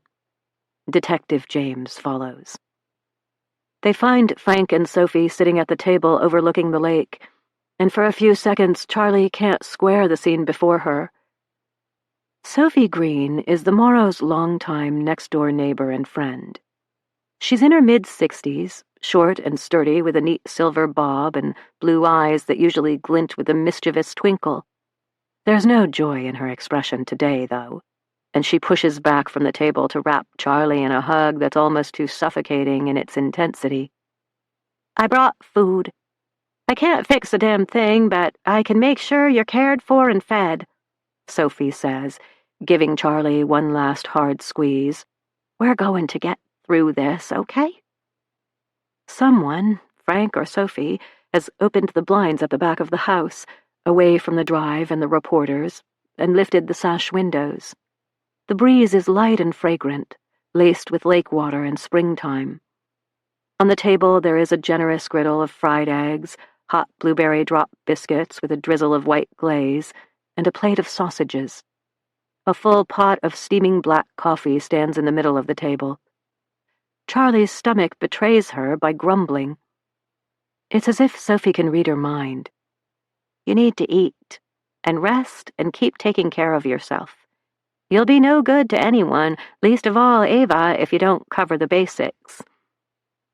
She fills a plate for Charlie and slides it across the table in front of an empty chair. "Sit down, Charlotte." Frank's eyes are pleading, and he looks as if he's aged 10 years in a night. It scares her. Because Charlie feels thick-headed, her thoughts muddled and unsure, she does as she's told. It's only when Sophie starts filling a second plate that she remembers Detective James. "Oh," she says belatedly, motioning toward where he hovers in the door between the laundry room and the kitchen. "This is Detective James." "We've met," Frank tells her. "We sent him to call you for breakfast, and the other gentleman is already eating." As if summoned, a tall black man in jeans and a dark gray blazer ducks into the room. He's startlingly handsome, with a wide white smile and bottomless eyes. His natural hair is cropped in a tight fade, with neat razor edging at the temples and along his high forehead. He's holding a nearly empty plate. "Didn't mean to disappear on you," he says. "This is absolutely delicious, Mrs. Green. Thank you." The older woman blushes, and Charlie finds herself looking between Sophie and the stranger, who seems so at home in her kitchen. To add insult to injury, Scout pads out of the living room and flops down by the newcomer's feet as if they are the best of friends. "Excuse me," the man says, setting his fork on the plate so he can offer Charlie his hand. "I'm Agent Jude Turner, FBI." FBI? And as she slips her hand in his unexpectedly calloused, firm grip, any appetite she had is suddenly gone. But she doesn't want to make a fuss in front of Frank and Sophie, so she pulls off a corner of her still warm biscuit and puts it in her mouth. It tastes like dust on her tongue. Ignoring the detective and FBI agent, she says to Sophie, "I want you to take Frank home when we're done eating." "That's the plan," the older woman agrees. "We can walk back to my house and we'll go from there, okay, Frank?" He looks for a moment as if he's about to protest, but Sophie is already going on. "That way we won't have to run the gauntlet. I'll just take the long way back." Charlie's heart hitches at Sophie's casual words. She studies her friend for just a moment, weighing if she said it on purpose or not. It wasn't intentional, she decides, but she has to put her fork down and take a sip of the scalding coffee to ease the knot in her throat anyway. The Sutton girls carefully curated well over 1,000 social media posts, and all but the very first few are signed, "Always take the long way back." It's their family motto, something that Charlie said to Ava when she was just a babe in arms. "Let's take the long way back, shall we?" If she's honest with herself. It's a tiny stab at Rosie and the way that Charlie was never allowed as a child to linger. Their followers love it. They put it on t-shirts and use it as a sort of code to separate the true devotees from casual fans. One woman even had it tattooed on her arm in her grandmother's graceful cursive. She tagged the Ava Explores account in all the stories she posted about the process. Charlie tosses a napkin over her plate and takes it to the sink before anyone can inspect how much she's eaten. 3 bites, to be exact, and they're churning in her stomach. "If you're done," Agent Turner says, joining her at the computer, "perhaps you could show us Ava's room." He tucks his practically licked-clean plate beneath her full one and carefully places his fork in the sink. Who is this man, and who says, "perhaps"? Charlie finds herself staring at him, but when he looks back, she can't hold his gaze. "Why are you here? Why is the FBI involved?" "They're wasting time here, eating Sophie's homemade biscuits when they should be out looking for Ava." Lake Superior is roughly the size of Maine. The Coast Guard has thousands of square miles to cover, and though she's sure they can calculate wind speed and waves to coordinate approximate distances covered, it feels as if every moment allows Ava to slip farther and farther away. Don't they understand the urgency? Don't they feel the ticking bomb that is time spent unprotected against the elements? If they don't find Ava soon, there will be nothing left to find. The thought rips through her like a flame. If Agent Turner can sense the sudden acrid heat of her fear, he doesn't let on. But he does say calmly, "The FBI field office in Duluth is often utilized in missing person cases, especially when the victim is a minor. We lend tech assistance and resources and offer an objective perspective when needed. They handle high-profile cases," Detective James adds, and there is an edge in his voice. Charlie clocks the fissure between the two, but she doesn't much care if they hate each other like she suspects. "You want to see Ava's room. Why?" "It'll help us understand her better," Agent Turner says. "What motivates her, who her friends are, how she sees the world. We're going to need her computer and her phone." Detective James takes a far more direct route. "We need to know if she was suicidal." Fury turns Charlie's blood to ice. "Ava was not suicidal," she says coldly. "Her room is this way." The stairs to the second floor are through the living room. They're narrow and creaky, something Charlie hated when she was a teenager, but loves now that her own daughter is of sneaking-out age. At the landing, there's a 90-degree turn and a lead-glass window that is always the first to frost over in winter. Charlie glances through the diamond panes to see if more crews have joined the melee at the end of the drive, but the glass is warped and smoky at the edges. All she can see is a watercolor of green and blue. There are 2 bedrooms and a small bathroom on the second floor, and Ava's room is at the very end of the hall.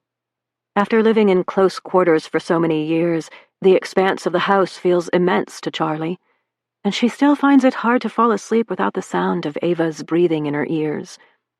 Ava talks in her sleep, nonsense words and phrases that sound like a one-sided conversation. Or she used to. Charlie hasn't fallen asleep close to her daughter in nearly 6 months. "Here it is," she says, swinging open the door and stepping inside. She resists the urge to follow it with, "You won't find anything." The room is cramped but tidy, with sash windows and a slanted roof over the twin bed. Ava painted everything in shades of yellow when she moved in, buttery walls and honeyed doors, and trim in a shimmery, frothy cream, and the bedspread is tufted and white. The overall effect is of unbridled optimism, happiness, and hope. "See?" Charlie wants to say. The girl who lives in this room can't possibly be suicidal. Her gaze catches on a dark swath hanging over the frame of the closet door. Ava's graduation gown, navy with gold cords draped around the neck. She came home with it yesterday. The day before? Time seems irrelevant, and Charlie sinks to the edge of the bed. "You okay?" Agent Turner asks. "You don't need to stick around." Charlie assumes it's a polite way of asking her to leave, but she's not going anywhere. She shakes her head and stays put. So the two men begin to sweep the room, casually at first. Detective James opens the closet and peers inside, careful not to disturb the graduation gown. He flips through Ava's hangers with a knuckle, but it seems half-hearted.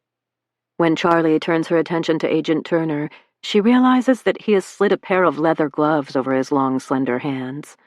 They're black and expensive, but she knows he's not wearing them to be fashionable. "No one has been in here," Charlie offers. "I mean, besides me and Ava." "She didn't have friends over?" "No, I mean, yes, sometimes. Rarely. But they mostly hung out downstairs. There's not much room in here." The truth is, Ava has only ever had one girl over. Piper Berkeley. She came exactly twice, and Charlie despaired of her daughter ever making a good, true friend. But after those first awkward homework sessions, Ava found her groove in Piper's world. Piper's fancy house and friends and preferred weekend activities. Charlie couldn't complain. She'd had Ava all to herself for 2.5 years on the road. She could hardly grumble now about her daughter's regular absences, especially if they were friend-related. Agent Turner uncurls his body from a crouch and clips his head on the slanted ceiling. "I'm going to need the names and numbers of Ava's closest friends," he says, rubbing the spot. "Okay." But she isn't sure she has that information. Ava's friends are all new, a gaggle of long-limbed girls with dewy skin and hair so shiny it looks like they've stepped from the pages of a magazine. 17. Charlie doesn't even know if those magazines exist anymore, and she isn't sure she could name Ava's friends. She hasn't even met them all, just seen cropped photos on Ava's phone when she prodded her daughter for details. How many texts did Ava send over the last 6 months, telling Charlie she was going out with the girls or at Piper's house? Why didn't Charlie pay closer attention to who and where and when? "Boyfriend?" "No," Charlie says a little too quickly. One of Agent Turner's eyebrows quirks, but he doesn't press it. "Job?" "She works at Muggs. It's a little cafe on Badger Street." "I'm assuming she goes to Landing High." "Yes, since January." "Homeschool before that," Detective James interjects, as if trying to prove himself a valuable asset. They're quiet for a few minutes, both men concentrating on a more thorough investigation of Ava's room. Detective James has pulled a pair of latex gloves from his pocket and is feeling along the bookshelf that's crammed with everything from Jane Austen to Rick Riordan. Agent Turner has drawn the short stick and is rifling through Ava's drawers, starting with her underwear drawer at the top of the small bureau. There's a certain chivalry in the way he carefully lifts and shifts her things, putting it all back exactly where he found it. But the invasion of her daughter's privacy unearths something in Charlie all the same, like black rot beneath the blade of a shovel, and she pushes herself off the bed before she loses control and screams at him to stop. "Where's her computer?" Detective James asks. Charlie is clenching her fists so tight, her fingers are going numb. "What?" she manages, barely comprehending. "Ava's computer. Landing High is entirely digital. They issue a laptop to students at registration. She's got to have one. Where is it?" Yes, Ava has a school computer. It usually sits on her desk, and the power cord snaking across the surface only accentuates its absence. "In her backpack?"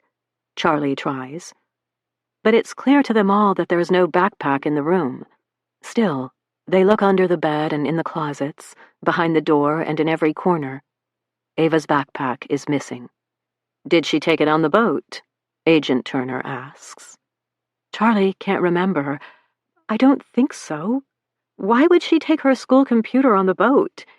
It must be downstairs somewhere. But she already knows that it's not. After years of living in Sebastian, of having a dedicated place for absolutely everything, Ava is not the kind of girl to toss her backpack on a chair or leave her coat draped over the back of the couch. Her backpack belongs beneath her desk, the top zipper open and ready for the computer that spends every night connected to the charger so it's ready to go the next day. Ava is meticulous. We need to find that computer, Agent Turner says, and for the first time there's something flinty in his voice. He's kind, but Charlie gets the sense that he's also very good at his job. A phrase from her sporadic Sunday school days slips unbidden into her mind. Gentle as a dove, wise as a serpent. It fits the FBI agent like a tailored suit. I'm sure it's around here somewhere, Charlie repeats, though the air in the room is brittle with doubt. Does Ava keep a journal, a diary, anything of the sort? Detective James is now rummaging through the 3 tiny drawers of her desk, rattling No. 2 pencils, plastic boxes of paper clips, and tacks that Ava kept neatly sorted and stacked. Looking through his eyes, Charlie can see that her daughter's room is almost preternaturally clean and organized. What 17-year-old alphabetizes her books and sorts her T-shirts by color? One who spent the last 2.5 years in a 27-foot trailer with her mom, Charlie wants to explain. They had to compartmentalize their inner lives, find ways to express their individuality and process their emotions, and exist in careful, unobtrusive ways. Of course, they lived loud and open with each other, sharing things that other mothers and daughters would probably consider a sort of willful violation of acceptable boundaries. And it worked for them. It was special and beautiful. It was good. But Charlie doesn't know how to say any of those things. Ava Explores was our diary, she says instead. Detective James looks unimpressed. No phone, no computer, no diary or journal or even a note from a friend. There isn't even dust on her windowsill. Ava's life looks pretty sterile. Charlie's tears are swift and mortifying. She blinks them away, but not before one slips down her cheek. Ava's life is the farthest thing from sterile. I don't think you'd understand, she whispers. Maybe I'll understand this. Detective James takes a step toward her. Did Ava use drugs? Did she party? What about alcohol? Did she drink a lot? For a moment, Charlie is too stunned to even reply. No, absolutely not. So the alcohol on the boat was yours? This question comes from Agent Turner, and when she turns to look at him, his gaze is steady. There is no pity in his eyes, but also no rancor. Yes, she admits to him, not Detective James. She thinks, my mother was an alcoholic. I battle my own addictions. Mostly, I win. But of course she doesn't say that. Charlie knows how it will look, and that they will shift their full attention to her. She can't have that. They need to keep focusing on the water, the raft, the hope that somewhere out there Ava is okay and waiting to be found. Charlie needs them to believe that it's true. She needs to believe that it's true. So she changes the subject. I'll make that list for you, she says, crossing the room to grab a pad of paper and a pencil from Ava's desk. Of her friends and her boss at Muggs. She rides to school sometimes with the kid who lives at the end of the road. I think his name is Andrew. They let her scribble, jotting down every name she can think of, and then referencing her phone to see if she has their contact info. But Agent Turner's question lingers in the room like an odor. It's just another piece of circumstantial evidence stacked against her. Instagram post number 401. With love from Arizona. The Sutton girls don't do snakes, but we've been told that the rattlers down here brumate, a fancy word for their special form of hibernation in winter. So we left the West Coast for some southern sunshine, and Tucson is making our hearts go pitter-patter. Everything here is a study in contrasts. Hot days and cold nights, harsh landscapes, and the most delicate of flowers, arduous trails but moments of true serendipity. Can you believe we just stumbled across this purple prickly pear? A perfect heart in the middle of the toughest path. If that's not a metaphor for life, we don't know what is. There are tons of great hikes around here, but we especially loved Bear Canyon to Seven Falls. This photo was taken about halfway in. It's an 8-mile out and back with an elevation gain of just over 1,000 feet. The trail features several stream crossings, you will get wet shoes, and ends at a gorgeous pool. Definitely plan ahead for a much-deserved swim. Bookmark it for your next Arizona trip. And happy Valentine's Day from us. We hope you enjoy this little love note in the wild. Hashtag Bear Canyon, hashtag Seven Falls, hashtag Valentine's Day, hashtag Ava Explores. Always take the long way back. Charlie and Ava. Image contents. A pair of hands curled in the shape of a heart frame a prickly pear pad that is also heart-shaped. The cactus is bright purple and green, and there are tall saguaros and jagged mountain peaks in the distance. The hands are tanned and lightly freckled, and around the right wrist there are several handmade friendship bracelets in a rainbow of colors. They spent just over a month in Arizona. It was supposed to be a pit stop on their way from Southern California to Florida, but Charlie and Ava ended up loving the desert in a way they couldn't have predicted. It wasn't at all what they expected it to be. Though it was hot, the air felt clean and crisp in their lungs, and the endless sunshine in the dead of winter was welcome. They wanted to be outside all the time, and created their own little haven in a campsite shadowed by the Rincon Mountains. An outdoor area ringed by plastic Adirondack chairs in an array of primary colors became their unofficial living room and a place of fellowship for their neighbors in the campground. Late afternoon was their impromptu gathering time, and Charlie found herself looking forward to this hour with strangers who became quick friends, more than she cared to admit. There were the requisite snowbirds, older couples from freezing northern states who wintered in Arizona and inevitably missed their children and grandchildren. They took great pleasure in spoiling Ava. And there were younger families who came on weekends to enjoy the 2 sparkling pools at opposite ends of the campground. Ava took great pleasure in spoiling their small children. Sometimes, as people began trickling over with icy drinks in hand, Ava would offer to take the kids to the pool by herself and let the adults have grown-up time. Because the campers felt a bit like family, and because Ava was so clearly kind-hearted and dependable, the parents inevitably, gratefully, said yes and sank to the bench of the picnic table in the shade of Sebastian's awning with exhausted smiles. "She's incredible," Diane, a 30-something mom with 5-year-old twins, told Charlie. "You're raising an amazing young woman there." "Yeah, she's pretty great," Charlie grinned.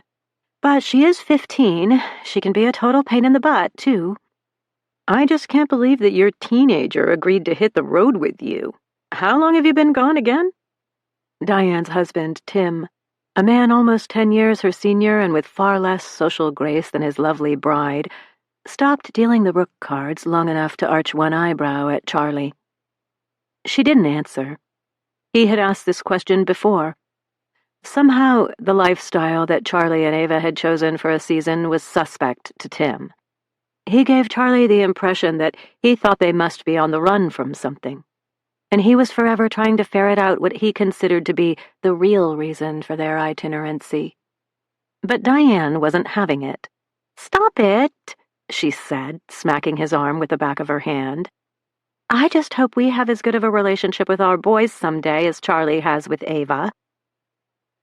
"It's inspiring," Ingrid said, joining the circle. "Your relationship is beautiful." She was pushing her adult daughter, Lydia, in her wheelchair. There were already a half-dozen lengths of colored floss taped to the arm of the chair. Ava and Lydia would braid friendship bracelets later, enjoying quiet camaraderie before tying their creations on each other's wrists. They were amassing quite the collection. "It's not inspiring," Charlie demurred. "It's just us. This is something we've always wanted to do, and we're lucky to be able to do it." "So how long do you think people will bankroll your adventures?" "Tim, seriously?" Diane grabbed the deck of cards from his hand and shooed him off the picnic table. "I need a drink. Why don't you go grab us some margaritas? Charlie?" Charlie shook her head, but Ingrid and Leo and Kyle, who had just turned up, all indicated that they'd take one of the sugary canned concoctions that Diane favored. Tim left the circle in a bit of a huff. "Ignore him," Diane told Charlie when Tim was out of earshot. "He's just jealous." "Of some company goodies and Venmo contributions for gas?" Charlie chuckled, but it was hollow. The truth was, one of the reasons they had settled in Arizona for so long was because they were running low on cash.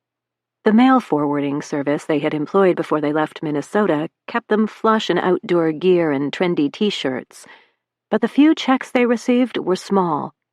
Once, Charlie had uploaded a gas station photo to their Instagram stories and joked, "We'll trade travel tips for gas money." Enough people ponied up a few bucks that she was able to fill the tank and grab some pre-made subs from the convenience store. They weren't destitute, but they certainly weren't rich. "Nah, he's jealous because you like each other enough to want to be together, day in and day out, week after week, month after—" "Hey!" Leo broke off when Kyle hit him. Everyone laughed because Leo and Kyle had been together on location for nearly 2 months. They were filmmakers working on a documentary about ocelots in southern Arizona and northern Mexico, and their lives consisted of tracking the rare mammal and hurrying off to remote locales when sightings were reported. Unusual footage of one of the sleek cats peering at a trail cam had them tenting for a week, but they were back at home base, a worse-for-the-wear fifth wheel circa the late 1980s, while they poured through footage and decided where to go next. Like Charlie and Ava, they were their own solitary duo. "I didn't choose this life," Kyle joked. "It chose me. And believe me, I'd take anything with a pulse over Leonard here." "That's a low blow," Leo mused, reaching for the rook cards he had been dealt. "Don't tell people my real name is Leonard unless you're ready for everyone to know that your Tinder profile claims you're 5'9". Ingrid got the giggles at this, and Kyle's protests only made her laugh harder. "Honey, we see eye to eye, and I've been 5'5" since the 7th grade. Whoever swipes right on you is in for a surprise." Charlie loved their banter, the comfortable back and forth of this potpourri of people. The campground was a level playing field where their backstories were often irrelevant. They lived in the present moment and rarely discussed much beyond their plans for the very next day. An outing to a fabled taco truck on the outskirts of a nearby small town, a midday movie at the cinema to get a break from the heat, a nighttime trip to the local observatory. Stargazing was how Leo first managed to get Charlie alone. "Did you know the entire state of Arizona has light pollution laws?" He told her that one night as the sun went down and everyone filtered back to their trailers. "It's a worldwide hub for astronomy, so they cut down as much unnecessary light as possible. You've never seen the Milky Way until you've seen it beneath an Arizona sky." He was cute, a little younger than Charlie, with a hipster beard that he kept carefully trimmed. Leo wore lightweight hiking pants with zippered pockets and t-shirts that hugged in just the right places. At first, Charlie thought that he and Kyle were a thing, but when she agreed to walk over the ridge with him so they could watch the first few stars prick the purpling night sky, and he laced his fingers through hers, any lingering doubts vanished. They had sex a handful of times, usually on a coarse wool blanket that Leo carried along during their stargazing excursions. It was hurried but sweet, a guilty pleasure like stolen candy. Charlie and Leo were more friends than anything, but when he slid his body against hers, Charlie felt a spark of longing so white-hot it made her claw her fingers into his skin as she bit back tears. She was lonely, she realized. And maybe he was too. For a few weeks outside of Tucson, they had each other. But around the circle with their friends in the afternoons, they treated each other with the same neutral warmth they employed with the rest of their patchwork group. Charlie thought she had everyone fooled. It wasn't until Leo and Kyle were packing up to head for the Mexican border that she realized her whirlwind romance with Leo wasn't exactly a secret. "So I guess we're going to Mexico?" Ava asked, watching as Leo and Kyle struck camp only a few sights away. "I thought we decided on Florida." Charlie was barely paying attention as she worked on a crossword puzzle in the local paper. She and Ava were side by side at the picnic table. "What's a four-letter word for a lover's clash? Starts with a T?" "Tiff," Ava said automatically. "I think that works. I need it." "Is that what happened with you and Leo? Did you have a tiff?" Charlie looked up. "What do you mean? Leo and I are friends." Ava snorted a laugh, but it was a bitter sound. "Is that what they call it nowadays?" "Evangeline." Charlie watched as her daughter deflated, curling over the innards of the portable gas stove that she had spread across the picnic table. It had stopped working suddenly, and Ava had insisted she could fix it. A few FaceTime chats with Frank later, and she was soaking the sealed burner base in vinegar while she cleaned the burner holes with a straight pin. It never ceased to amaze Charlie how this child could be so like her, and yet so wholly other. Sure, Charlie had renovated the Airstream, but every single upgrade had been a mortal battle. She hated it. Ava, on the other hand, was curious and nimble, quick to see the problem and then puzzle out how to mend it. Ava was a fixer, but she wasn't much of a fighter, never had been. "Sorry," she muttered, responding to Charlie's mild reprimand. "You don't miss much, do you?" Charlie wrapped an arm around Ava and pulled her close. She wondered why her daughter was upset. Was she jealous? Angry that Charlie had kept a secret from her? Afraid that her fling with Leo would change everything? "I guess Leo and I didn't do a very good job of hiding our—" She fumbled for the right word. "Relationship. Everyone knows. Do you like him? I mean, like him, like him?" "He's not going to be your new daddy, if that's what you mean." Charlie tried to put a smile in her tone. "Leo's a great guy, and I really enjoyed hanging out with him, and everyone, these past few weeks." "Me too." There it was, a wistful note in Ava's voice that matched the melancholy in her own spirit. Ava was lonely too. Apparently, it was catching. "Do you want to stay?" Charlie asked.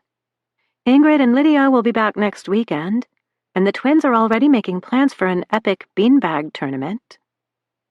"No," Ava said. Charlie paused for a moment, gathering her courage for the next question. "Do you want to go home?" Ava didn't answer right away. Instead, she put her head on Charlie's shoulder and watched an oriole land on a branch of the lime-colored palo verde at the edge of their sight. Ingrid had sliced an orange and put some grape jam in the cap of an old sour cream container to lure the bright birds to the tree. It worked like a charm. "No," Ava said after a while. "Do you want to go home?" "Home is wherever you are," Charlie said. She pressed her cheek against her daughter's warm head. "Home is the wide-open sky." "The stars at night," Ava chimed in after a minute. "The beginning of a new trail?" "The end of a new trail." "Sebastian." Charlie felt herself choking up, but the spell was broken when Scout poked his head between the two of them. "Feeling left out?" She laughed, rubbing his broad head. "Home is wherever Scout is," Ava finished, wrapping her arms around the dog's neck. "We'd never forget about you, good boy." Charlie's heart ballooned in her chest and strained against her ribs in a bittersweet ache. She didn't know if she was making the right choices for herself and for her daughter, but it was the best that she could do. It was a free-range, joyful, and joy-filled life, and if they had to document and share scraps of it here and there, so be it. She'd take a picture of the Oriole and the grape jam, talk of strangers who became friends, and follow the road wherever it led them next. So what if they were lonely? There were much worse things to be. They had each other. When Leo turned and caught her staring, she lifted her fingers in goodbye. Chapter 6. Sunday. Charlie pulls a baseball cap over her long layered pixie and slips on a pair of sunglasses. It's not a disguise, not really, and yet she doesn't want to draw any unnecessary attention to herself. With her hair pushed behind her ears and the glasses taking up half of her face, she's sexless and forgettable, an average-sized person in nondescript jeans and a gray sweater. After Detective James and Agent Turner left, the list of names and numbers in hand, Charlie hurried downstairs to catch Frank and Sophie. They were already gone, but Sophie had left behind a loaf of her homemade sourdough bread and a jar of apple butter with a post-it note stuck to the lid. "Call me if you need anything." "Anything" was underlined twice, and Sophie had helpfully written her cell phone number at the bottom. It would have been thoughtful if she and Charlie didn't text back and forth on an almost daily basis. Stress makes people do strange things, Charlie thinks as she crumples up the note and shoots Sophie a text. "Can I borrow Mac's truck?" Mac, Sophie's late beloved husband, has been gone for nearly 5 years, but Sophie can't bring herself to get rid of his truck.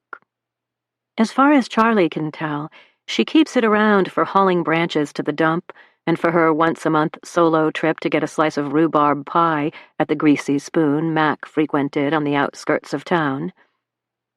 Charlie has always respected her neighbor enough not to inquire about the significance of the truck, but apparently when her daughter is missing, all bets are off. She has no compunction about asking to borrow what had once been Mac's pride and joy. Sophie doesn't hesitate. "Sure thing," she texts back almost immediately. "Keys are on the hook just inside the mudroom door."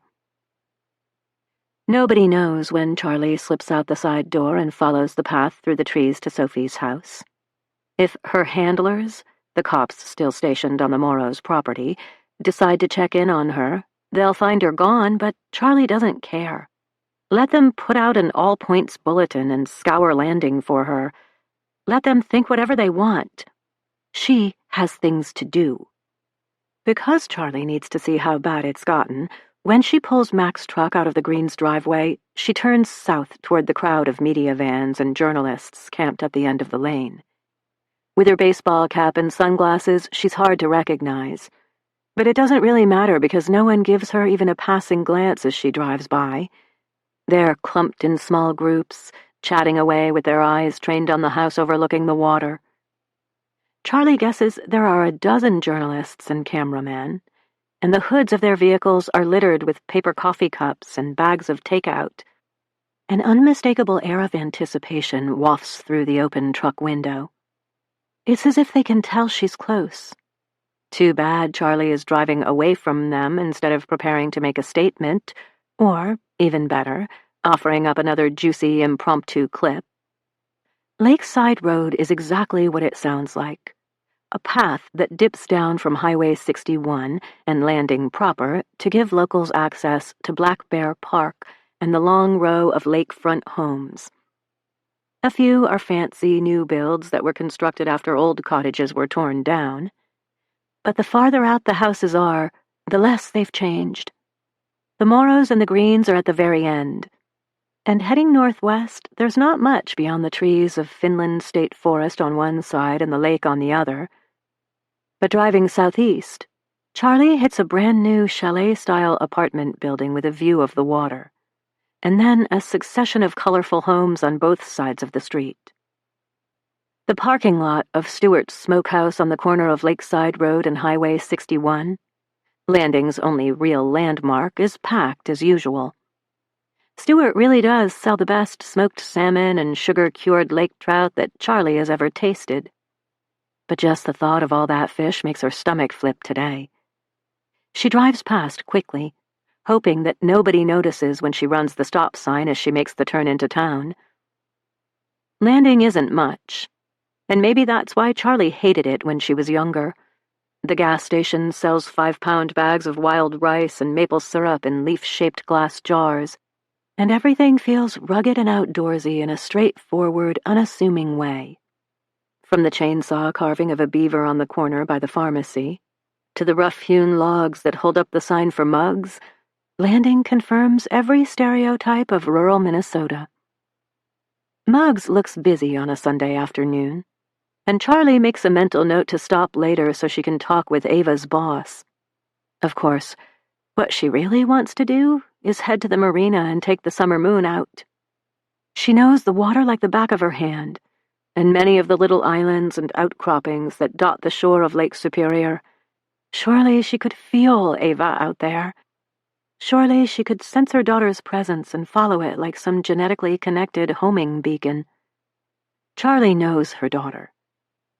But the marina is no doubt still crawling with rescue workers, the summer moon wreathed in electric yellow police tape. If she can't actively search for Ava, Charlie wants to do the next best thing.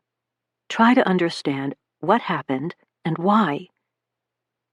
Charlie might not know much about Piper Berkeley, other than she's wholesome and happy, with flaxen hair and eyes the color of the lake in winter. But she knows where Ava's best friend lives. Months ago, when the girls were working on a school project together, Charlie had to bring Piper home. "Thanks, Miss Sutton," Piper had cooed as Charlie drove the steep hill toward the swankier part of Landing.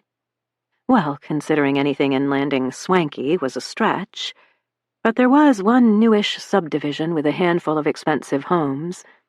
Piper's was the imposing brick monstrosity at the end of a cul-de-sac. "You can call me Charlie." She had given the girl an expansive smile. Charlie didn't mean to be so over-eager, but the fact that Ava had invited a friend over was cause to celebrate.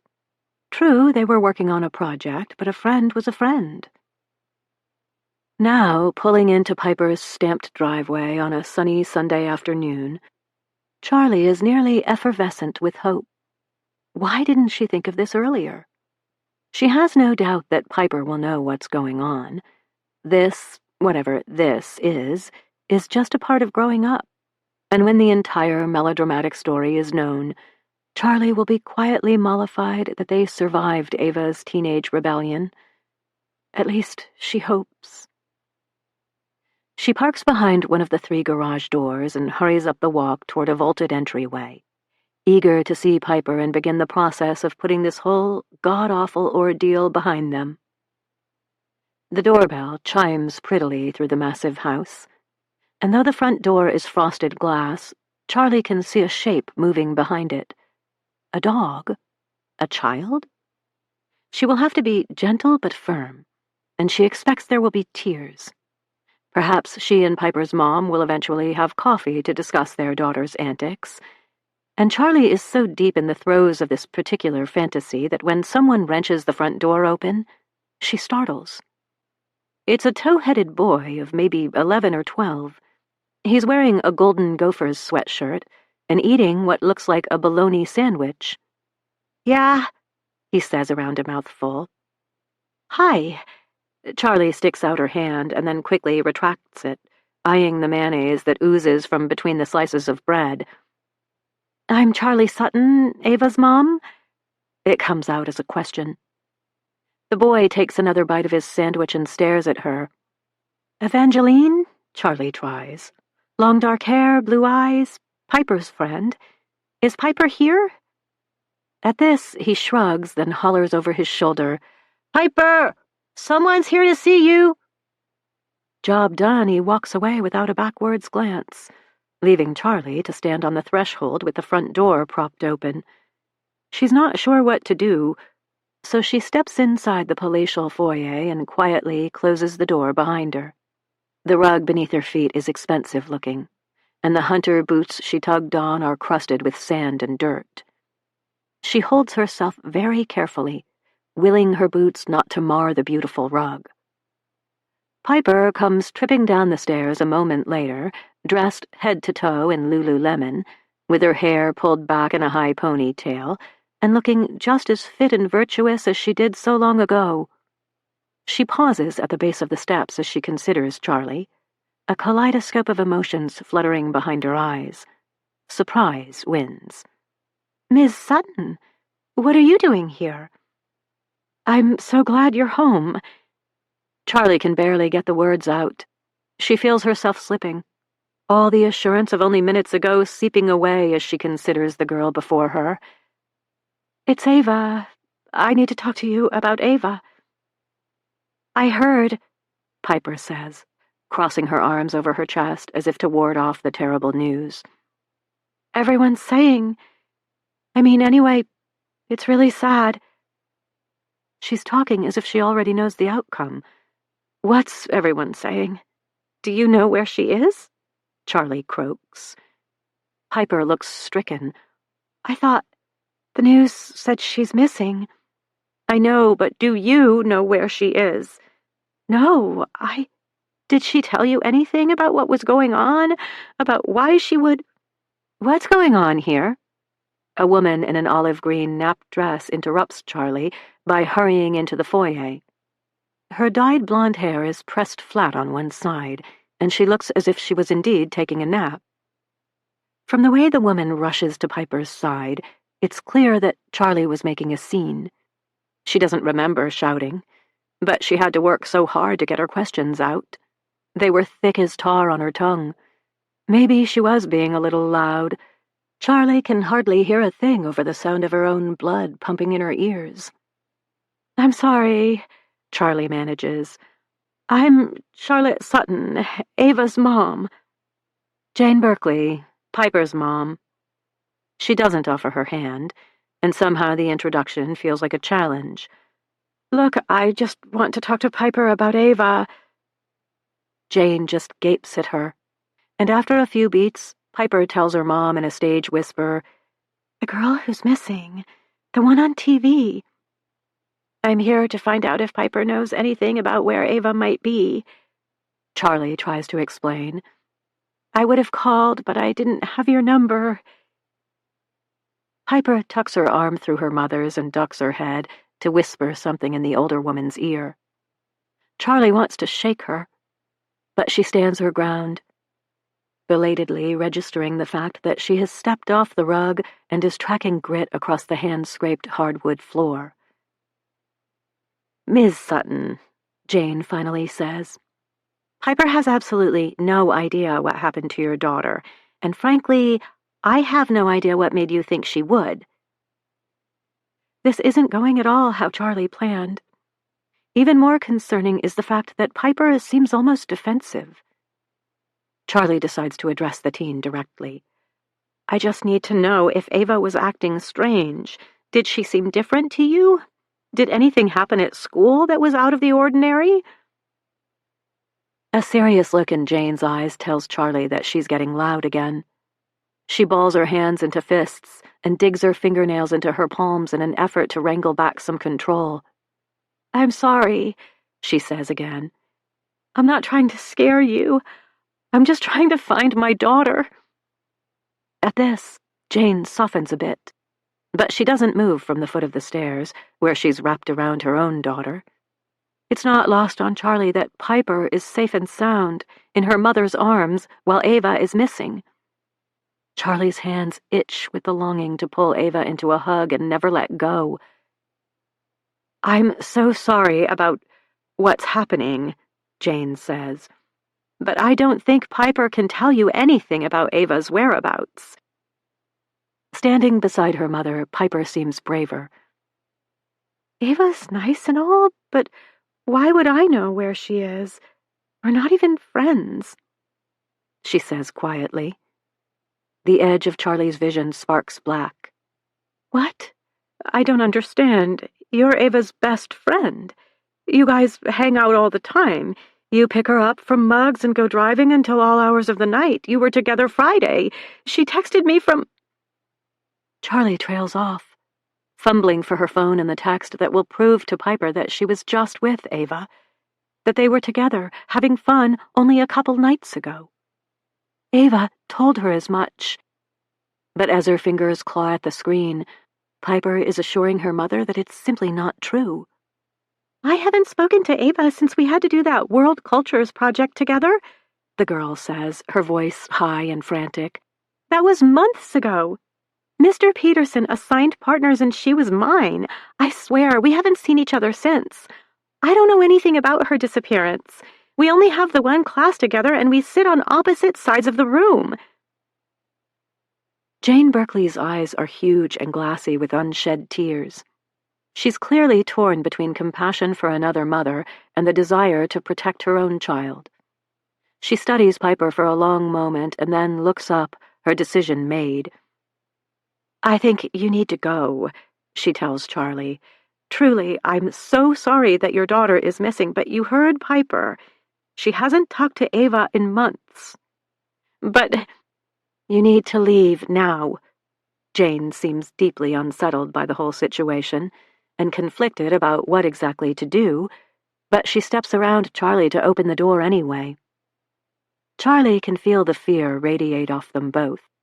These women who were supposed to be her allies and friends, they're afraid of her desperation and their sudden, shocking proximity to her tragedy.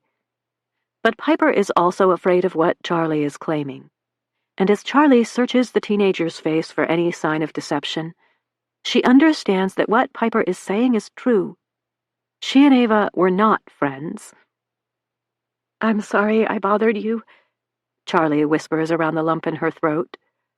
"I guess I didn't know." "We'll be praying for you and Ava," Jane says as she holds the door. There is real sympathy in her eyes. Charlie can't say "I'm sorry" or "thank you" or even squeak out another word. She leaves quietly, flinching a little as the door thumps shut behind her. The unmistakable click of a deadbolt sliding home punctuates her departure. In Mac's truck, Charlie manages to back out of the driveway and crawl to the end of the road before she has to pull over. The Berkeleys might be watching her from behind their locked door, but she can't be bothered to care. She can't drive. Not safely. If Piper isn't Ava's friend, the girl who she allegedly spent countless nights with, playing games in a booth at Mugs, getting ice cream from the dairy dandy, watching movies in the Berkeley's basement, what has she been doing for the past several months? And what else has Ava lied about? Instagram post number 456. There is meaning in every journey that is unknown to the traveler. Dietrich Bonhoeffer. The world is our classroom. Well, it's Ava's literal classroom, and Charlie takes more of a metaphorical approach. To say these past months on the road haven't been chock full of learning experiences would be the understatement of the century. Don't misunderstand us. Traditional education is important, necessary, transformative, and all the other adjectives we forgot to employ. Please don't add us, we love school. But our blend of homeschool and distance learning has opened up a world of possibilities for us both. Ava can follow passion projects and explore the topics that pique her interest, provided she keeps up with curriculum requirements as outlined by the Minnesota School Board, and Charlie gets to play the part of guide and co-learner depending on Ava's trending curiosities. Our current obsession? The writings of Dietrich Bonhoeffer. Who knew a German theologian and anti-Nazi dissident would so capture our imaginations? We recommend Letters and Papers from Prison, as well as his autobiography written by Eberhard Bethge, his best friend. Fair warning, it's not for the faint of heart. We're slowly, methodically working our way through it. Of course, it helps when the Gulf waves are our soundtrack. Hashtag Dietrich Bonhoeffer, hashtag Every Journey, hashtag Sanibel Island, hashtag Ava Explores, hashtag Where Next. Always take the long way back. Charlie and Ava. Image contents. A dog-eared copy of Letters and Papers from Prison lays closed on the sand. Tiny calico scallop shells dot the cover, and a spectacular black-and-white striped king's crown rests on one corner. The sand is pearl-colored and fine as flour, and in the background, waves break against a Sanibel Island beach. Florida was humid. So humid that when they woke up in the morning, everything was wet and sparkling. Water pooled on the hood of the truck, collected on the palm fronds that edged their campsite, and puddled on the picnic table. Ava took the side of her hand and swooped it off, spraying sheets of water that made tiny rainbows in the bright slant of early sun. Charlie and Ava were perpetually damp, tendrils of hair clinging to the sides of their necks, and it was in Fort Myers that Charlie decided to chop it all off. "Are you sure?" the hairdresser asked, holding the warm heft of Charlie's long waves in her hands. "I can't glue it back on." Charlie looked at her reflection in the mirror, at Ava standing just over one shoulder, and nodded. Ava had always been her little copy, and Charlie was grateful that her daughter didn't look much like the man who shared her bed for a couple weeks in her early 20s and then disappeared to the East Coast. But she didn't want to be mistaken for Ava's sister anymore. The months on the road had been kind to Ava, and their outdoor lifestyle had contoured her body and turned her skin golden in all the ways Charlie knew it would. Her daughter was sturdy and strong, with more than a sprinkling of freckles across her nose, and a lopsided grin that was toothy and infectious, and somehow it didn't feel right for Charlie to match this new growing-up version of Ava. So the hairdresser wrapped an elastic band around the hair at the base of Charlie's neck and hacked off her thick sable mane. She clipped close to the scalp beneath Charlie's ears, then added a few face-framing layers, and in less than an hour Charlie emerged from the salon a completely different version of herself. "You look like a movie star," Ava enthused, practically dancing around Charlie as they headed to the truck. "I was going for rock star."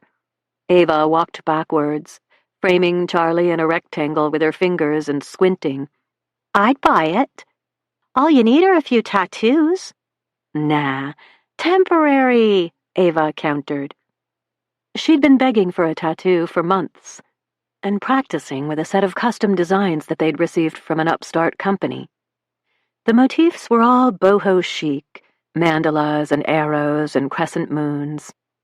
Ava was currently sporting a tiny feather on the inside of her left wrist. It was beginning to flake off. "Just try one. You're going to love it. We could get matching ones. You'd be the coolest mom ever." "I'm already the coolest mom ever, and I'm not letting my 15-year-old get a tattoo," Charlie said. "Buzzkill, spoil sport, party pooper." Check, check, check. Charlie punctuated each word with a flourish of her finger. She had given Ava freedom, independence, and a life crammed to bursting with incredible experiences. But Charlie had to draw the line somewhere. Tattoos could wait until Ava's frontal lobe was fully developed. Still, Charlie felt a prick of remorse when Ava avoided her for the rest of the day, opting instead to join a pickup game of volleyball at the campground's sand court, and then walking away deliberately when Charlie came to watch. It was then that the niggling doubts crept in. Would it really be so bad if Ava got a little tattoo? Something small and understated to remind her of their travels? By supper time, Charlie had almost convinced herself that the tattoo was a good idea. Ava had even suggested matching ones. What 15-year-old wanted to get a matching tattoo with her mother?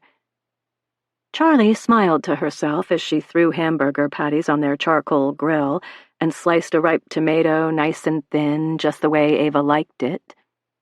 They were out of buns, but they had plenty of romaine, and with some sautéed mushrooms and onions, she reasoned they wouldn't miss the carbs one bit. Thinking of her daughter and cataloging all the ways Ava was extraordinary had made Charlie soft and sentimental, anxious to love her girl in some tangible way, and her favorite burgers fit the bill. But when the sun began to dip low in the sky and paint the downy clouds watercolor pink, Ava was nowhere to be found. The hamburgers were starting to blacken at the edges, the tomato limp and seeping on a well-worn plastic plate. Scout was moody and restless, complaining at passers-by in a rumble that was just shy of a growl. "Stop it," Charlie warned, tugging his collar to pull him away from the edge of their campsite. He was the friendliest dog she had ever met. She hardly knew what to do with his sudden belligerence. So she shut him in Sebastian, wrapped the well-done burgers in a square of tin foil, and sent Ava a passive-aggressive text. "The burgers are burnt. Where are you?" It pinged almost immediately, alerting Charlie to the fact that her daughter's phone was tucked next to an overturned wash basin on the picnic table. But Ava herself was nowhere to be seen. Charlie rolled her eyes and took off on foot to find her. She wasn't worried, not really. Ava hadn't given her reason to be, and although she still kept the baseball bat tucked between her mattress and the hard side of the camper, there had never been grounds to use it. But as the sun set over the Gulf and an unexpected chill stole through the air, Charlie wished for a moment that she had taken it along. "Have you seen Ava?" she asked her neighbors. They weren't nearly as tight as the circle they had formed in Arizona, but they knew each other's names. One by one, they shrugged. "Not since volleyball. On the beach this afternoon." "Nope." The farther Charlie got from their sight, the quicker her pulse skipped. She didn't realize she was breathless and hurrying until she stumbled and almost fell headlong into the railing of the boardwalk that led to the beach. Her hands took the brunt of it, and she felt splinters from the old wood rough up her palms. "Ava!" she called, against her better judgment. The wind was whining, the crash of waves a resonant boom that only intensified the closer she got to the water. She'd have to shout to be heard over any distance. Those prettily airbrushed clouds were changing and gathering on the horizon, turning from pink to purple to the menacing plum of a deep bruise. A couple with 2 children hurried up the boardwalk away from the beach. The dad was holding a toddler wrapped in towels, and the mom had a small child in one hand and an insulated cooler on wheels in the other. When one of the wheels caught in a gap between boards and they jerked to a stop, the little boy began to wail. "Have you seen a teenage girl on the beach?" Charlie asked the woman, bending to free the wheel for her. "Long dark hair. She's wearing a glacier t-shirt and a pair of khaki shorts." "It's getting really windy down there," the stranger said over the cries of her son. "Everyone's gone. I think we were the last people left." Charlie didn't wait for a thank you or ask any more questions. She couldn't explain the beat of panic that throbbed hot and sudden in her chest, but something about Ava being gone felt wrong. She had never disappeared like this before, not once in the 8 months they had been on the road. Of course, they wandered off on their own, but they always took their phones. They were Lorelei and Rory, Thelma and Louise, not just loyal, but astonishingly close, and definitely not prone to vanishing in order to make a point. But this was something new and unnerving. Over a tattoo? Charlie toed off her sneakers when she hit the sand, preferring to run barefoot rather than contend with the fine dust that would undoubtedly sift into her shoes. She wished for a sweatshirt as the wind whipped her newly shorn hair around her cheeks. Past a cluster of sea grape trees, Charlie could see where the beach curved away in both directions. She was standing on the lazy bend of the south side of the island, and as far as she could tell, she was alone. "Ava!" she yelled. But the wind seized the word and hurled it over the water. Every nerve ending in Charlie's body sparked white-hot, a fluorescent charge of pure terror and adrenaline that sent her sprinting over the sand. She knew she was overreacting, that even now Ava was probably stepping into Sebastian and grumbling to Scout about what a nuisance her mother was. But Charlie's mind had short-circuited, and all she could imagine was every worst-case scenario, Death by drowning, abduction by a stranger, an accident that left Ava wounded and alone, unable to call for help. Waves crashed against the shore, spilling up the sand and staining the beach umber in the growing twilight. Charlie stuck to the damp shoreline, where the ground was hard-packed and easier to navigate. There was no point in yelling, but she raced along the headland, searching for any sign that Ava had passed by. Flip-flops, her beloved glacier-cropped tee, anything.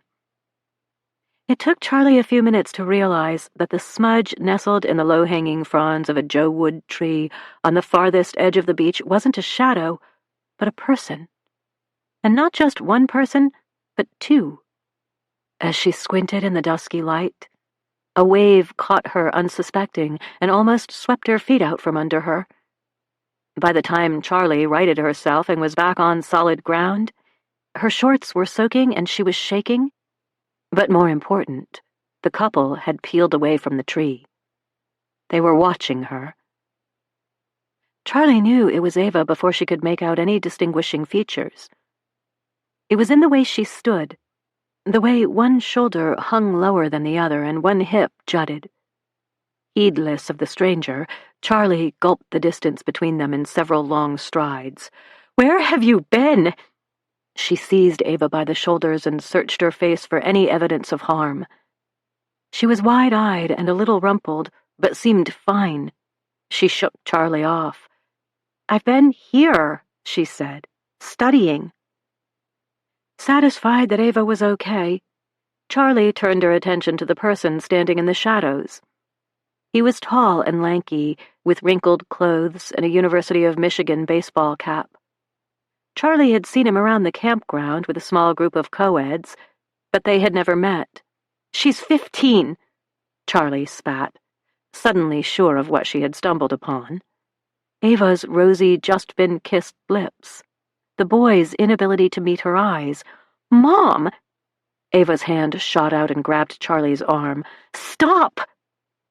But Charlie's blood was still frothing in her veins, and finding Ava had flipped a switch inside her, in a couple of seconds she went from ice-cold to boiling hot. "How old are you?" she demanded, taking a step closer to the boy. To his credit, he didn't back up. "I'm 19, ma'am." He held something out to Charlie, and when she looked down, she realized it was the Diedrich Bonhoeffer book that she and Ava had been reading. "Just finishing up my freshman year at the University of Michigan, majoring in history with a minor in moral and political philosophy." When he shoved the book into her hands, Charlie was rendered speechless. She took it from him, turning to Ava as he brushed past. "Bye, Ava. Good luck with your Holocaust unit." To Charlie, he said, "She told me she was 18. Mother and daughter stood there for a moment, watching him walk away as the roar of the waves muffled the dissonant drumbeat of their hearts.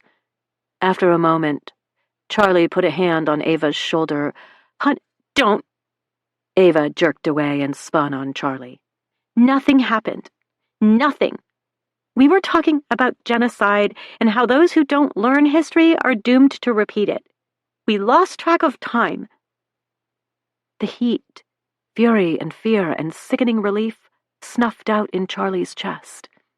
"I'm sorry," she tried, her voice breaking from the rush of adrenaline. "I was worried and just don't." Ava glared at her, eyes brimming with furious tears, and took off after the boy. He had already disappeared down the boardwalk. Charlie didn't even know his name. Chapter 7. Sunday. Muggs is bustling when Charlie swings open the front door and steps inside. She's forgotten that it's Sunday, that the after-church throng likes their brunch, and the Sunday lunch shift is always the busiest of the week. There's a crowd gathered in the vestibule waiting for tables to become available, and some guy helpfully turns to Charlie as she tries to edge her way to the front of the pack. 20-minute wait, at least, he tells her, his smile fading quickly when he realizes who she is. Charlie is used to being recognized in landing and then tactfully ignored. When she and Ava first moved into the Morrow's house, the townspeople were curious. Some were thrilled that the semi-famous Ava Explorers duo had settled down in picturesque Landing, Charlie's hometown. Their expectations were clear. Put our quaint little village on the map. Others regarded Charlie and Ava with thinly veiled hostility. It was obvious that their Sutton Girls brand of allegedly attention-seeking fame did not impress. Charlie quickly learned to keep her head down and disregard the extremes. Most people accepted that she was just a single mom living her own quiet life in the best way she knew how. But none of that stopped the inevitable whispers when Charlie and Ava were recognized. By the way the atmosphere in Muggs crackles, Charlie knows that the gentleman at the door isn't the only one who has clocked her entrance. "I'm not here to eat," she tells him belatedly, then elbows past the crowd queued up in the entry. The restaurant is hot, stuffy with the scent of buttermilk pancakes and crisp bacon, and Charlie can feel the heat rise in her cheeks. She tells herself that it's because the tiny packed room is stifling, not because everyone is looking at her.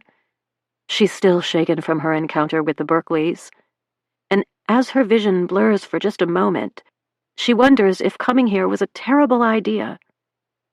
But Charlie doesn't have the luxury of time, of going home to regroup and recover.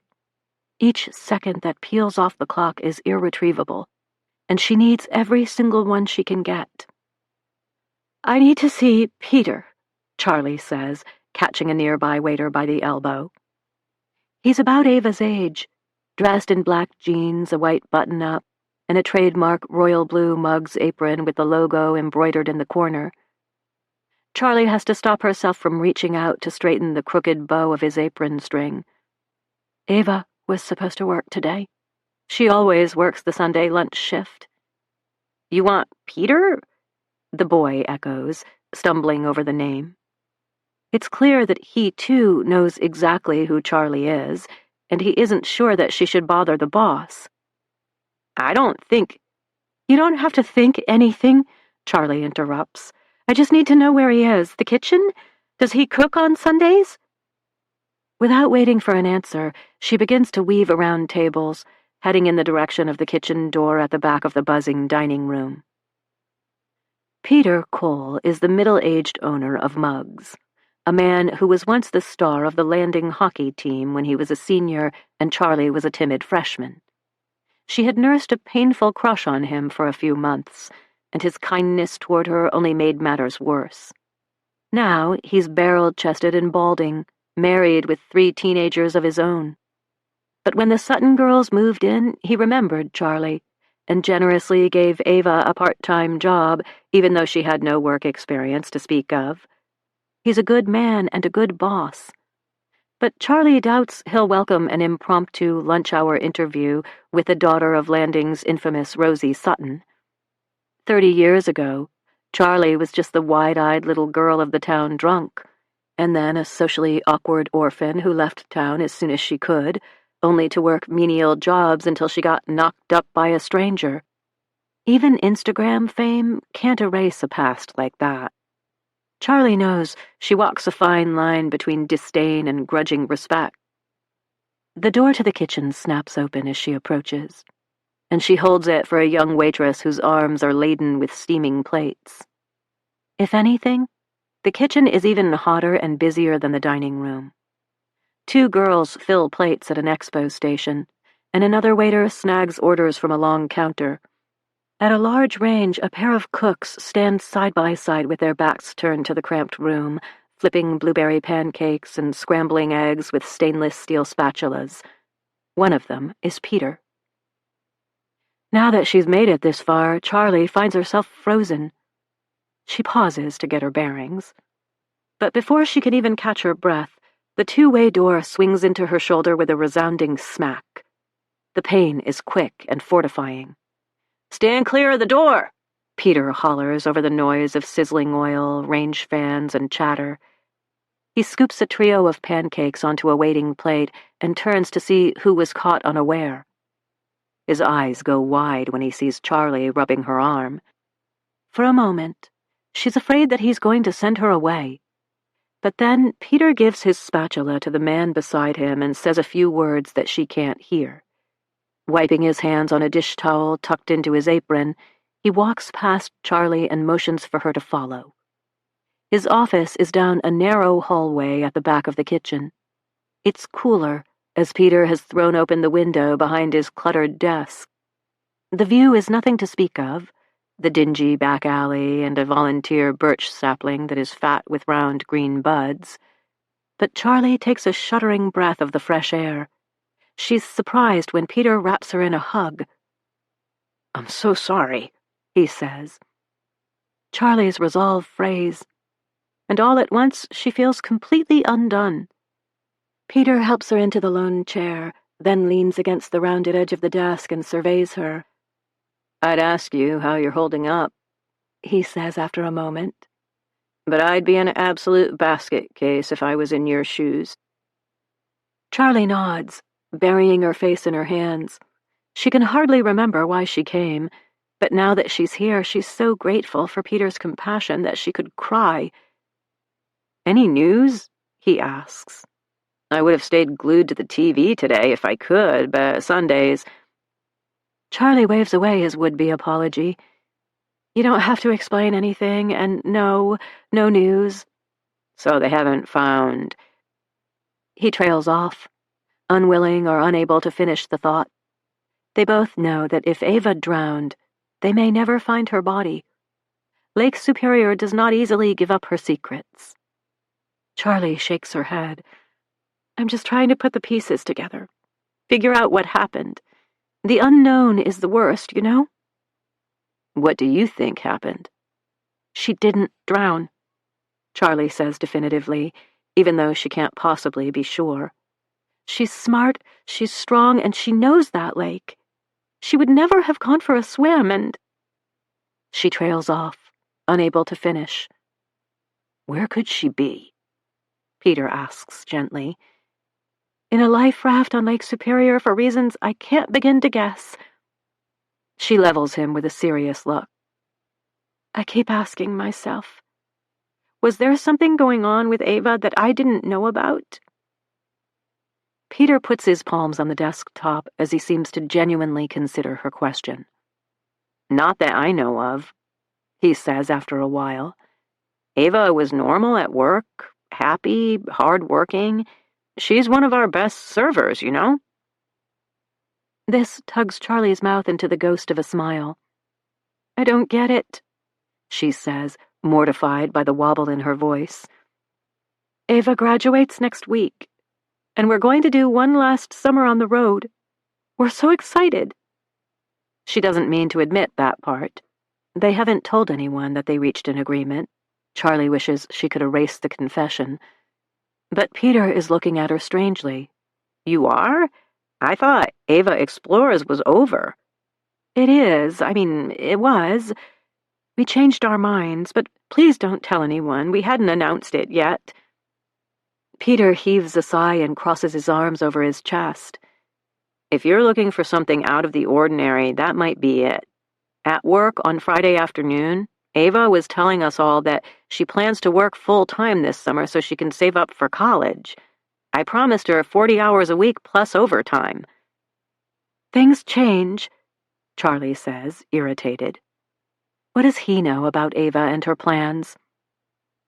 But this is exactly why she came, so she can learn if there is anything that doesn't add up in her daughter's life. Until yesterday, Charlie was convinced that Ava's world consisted of school, work, friends, and home. If Ava has been lying about her friendships, what else isn't as it seems?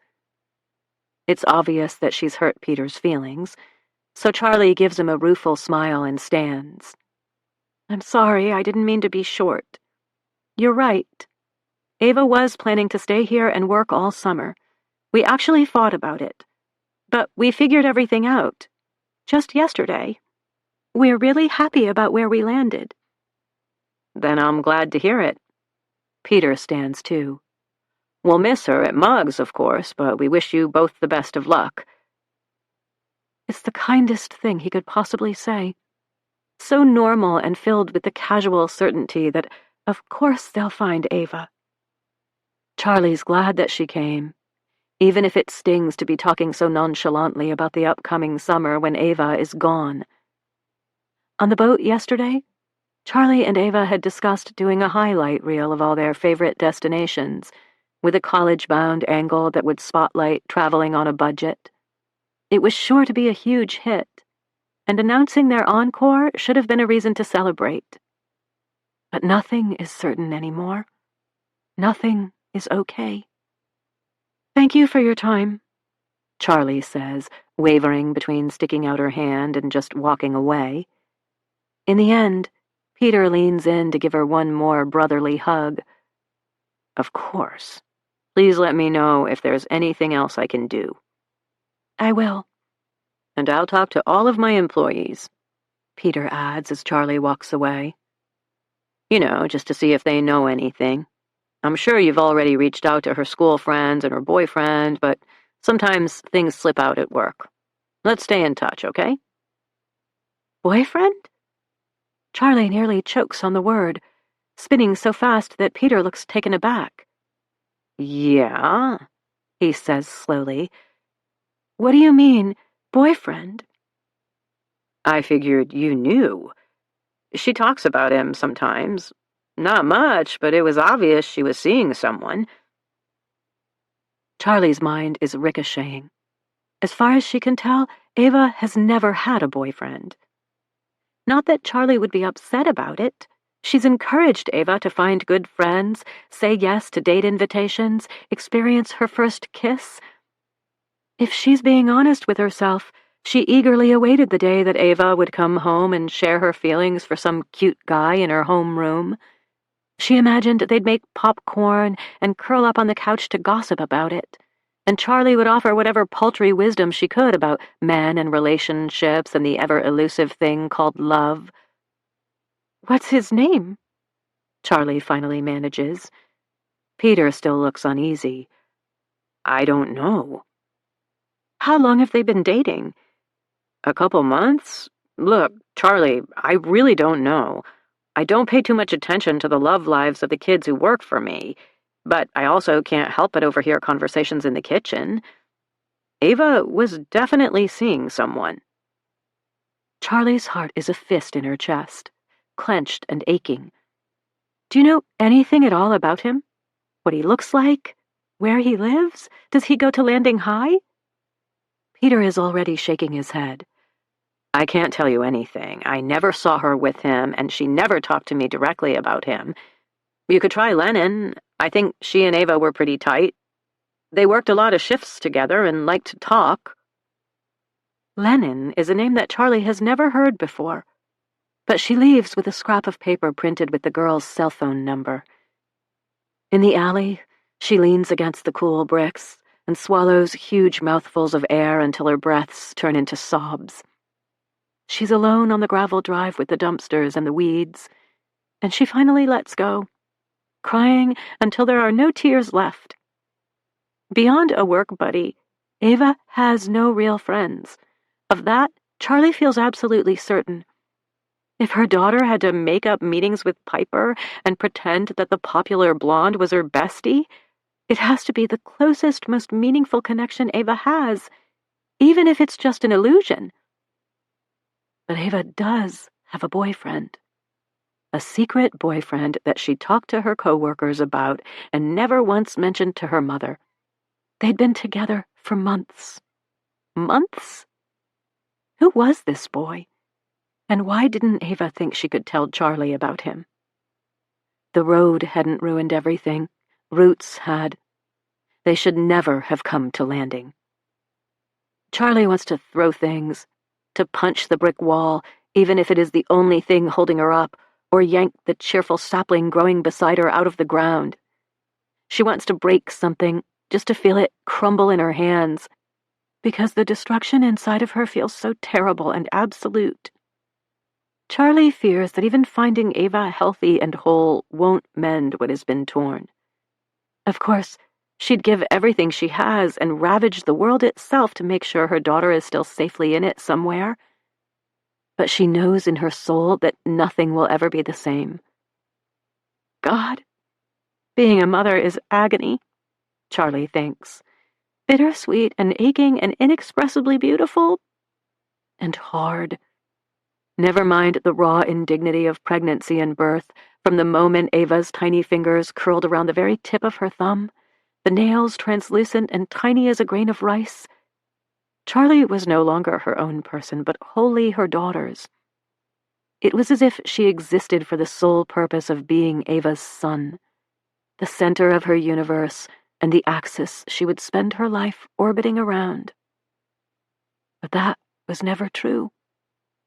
From almost that very spark of contact, Ava has been slowly slipping away.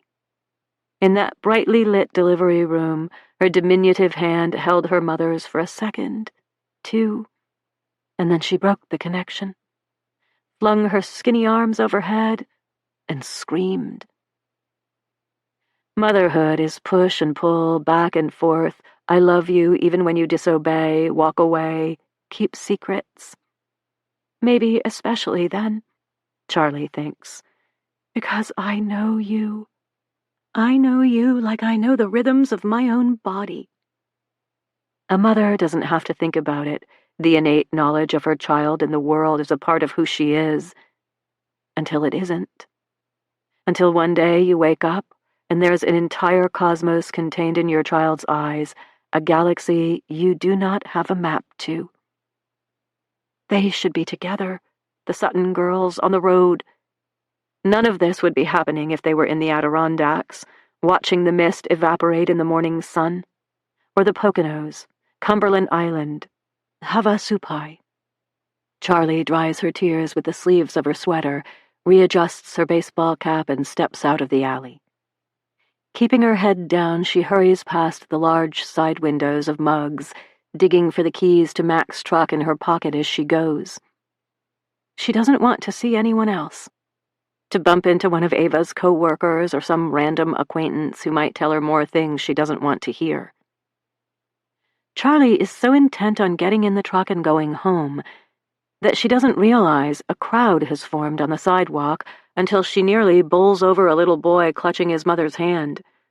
At least 30 people have gathered, and no one notices her because their attention is all focused on a woman at the heart of the small mob.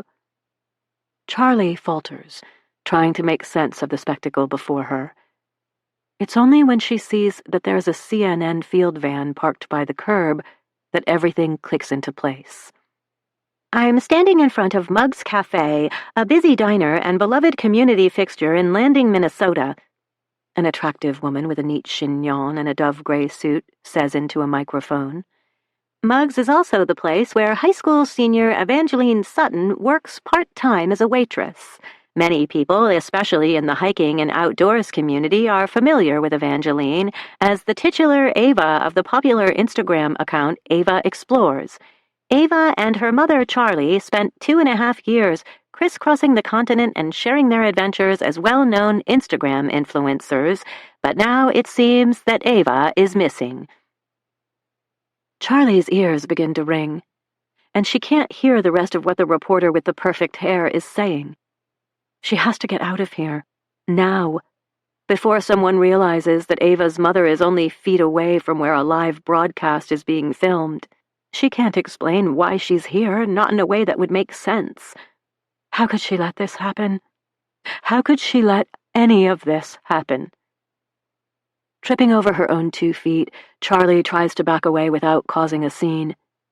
But it's too late. Someone has already turned and realized that she's lurking at the edge of the crowd, and a swell of whispers ripples toward her. When the reporter turns her head a fraction of an inch and they make eye contact, Charlie knows she's in trouble. She tries to flee, but not before the reporter points and a husky cameraman swings the slick camcorder her way. "Charlotte Sutton," the reporter calls. "Do you know where Ava is? Is it true that she went missing on Lake Superior? Where are the police focusing their investigation? Have any persons of interest been named?" By the time Charlie rounds the corner of the building, the whispers have grown to shouts. She's not sure if they're yelling at her or the reporter, but she doesn't intend to stay and find out. Sprinting down the block, she doesn't pause to look back or check if they're following. She's fast, and they can't move easily, not with the van and the equipment and the press of the crowd. But when she turns down a side street, there's a car at her heels.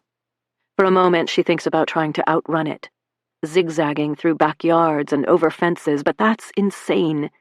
She's not a criminal, just a mom who wants her daughter back. Charlie slows and glances at the car. The tinted window is already rolling down. "Get in, Charlie," Agent Turner says from the passenger seat. Detective James is behind the wheel, and for a moment, Charlie wavers.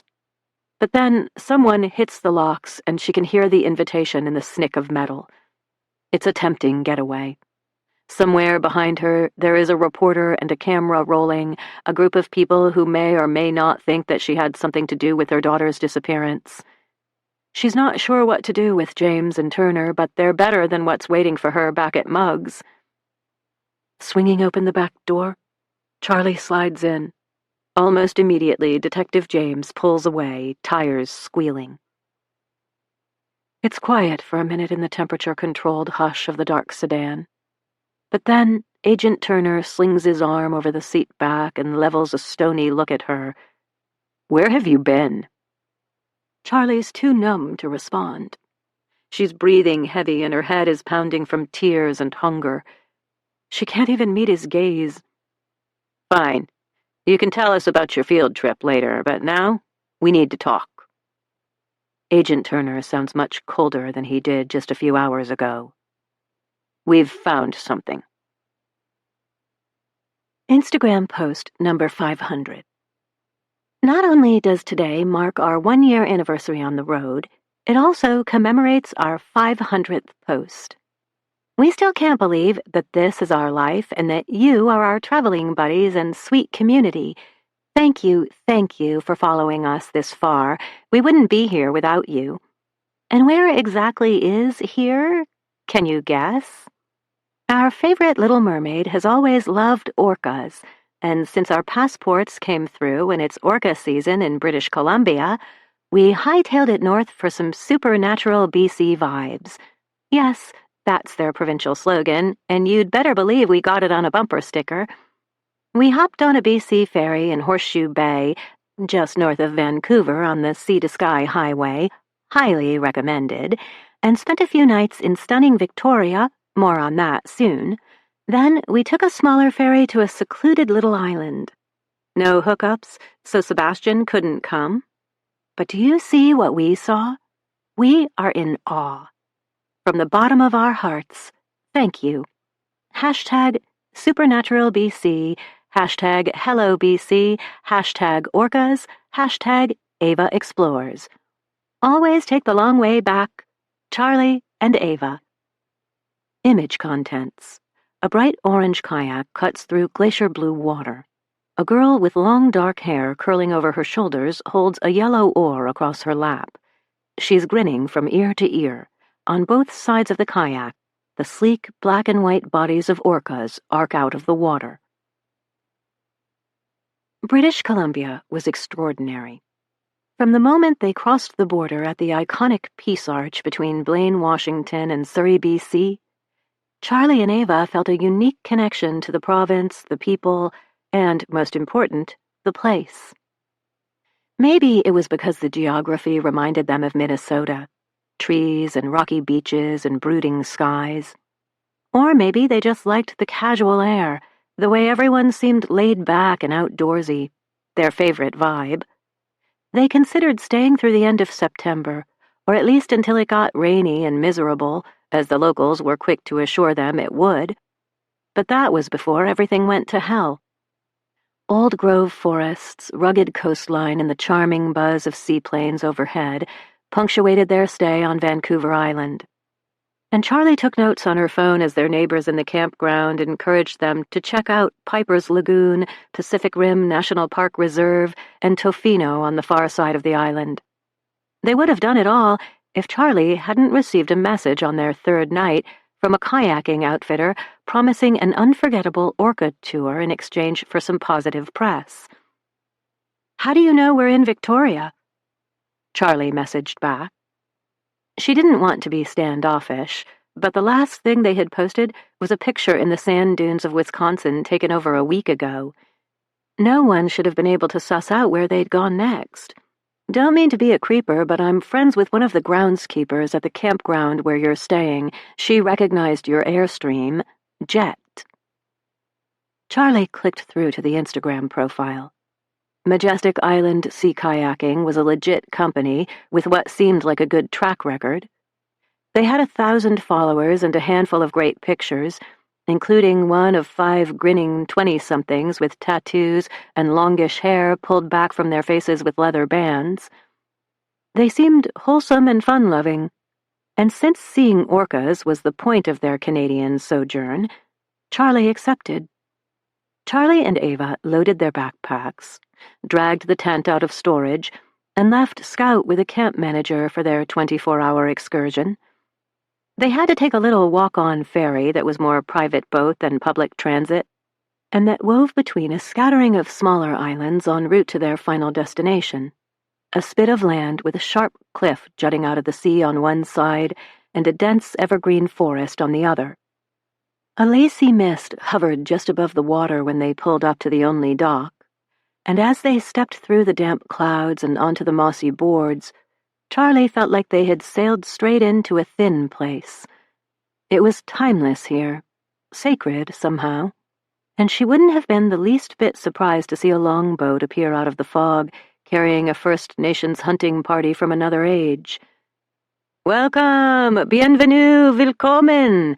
One of the guys from the Instagram photo greeted them with warm handshakes and bad pronunciation, and escorted them to the coarse sand beach at the end of the dock. He had blonde curls, sinewy muscles, and cheekbones that could cut glass, and Charlie sensed Ava melt a little beside her. Never mind that he was clearly closer to 30 than 20.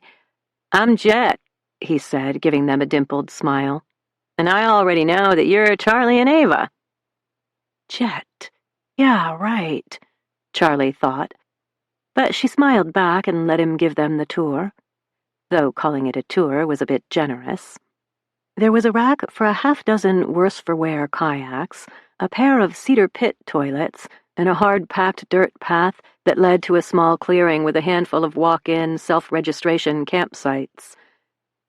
"I've taken the liberty of registering you and setting you up in the primo site," Jet said, reaching for Ava's hiking pack and slinging it over one shoulder.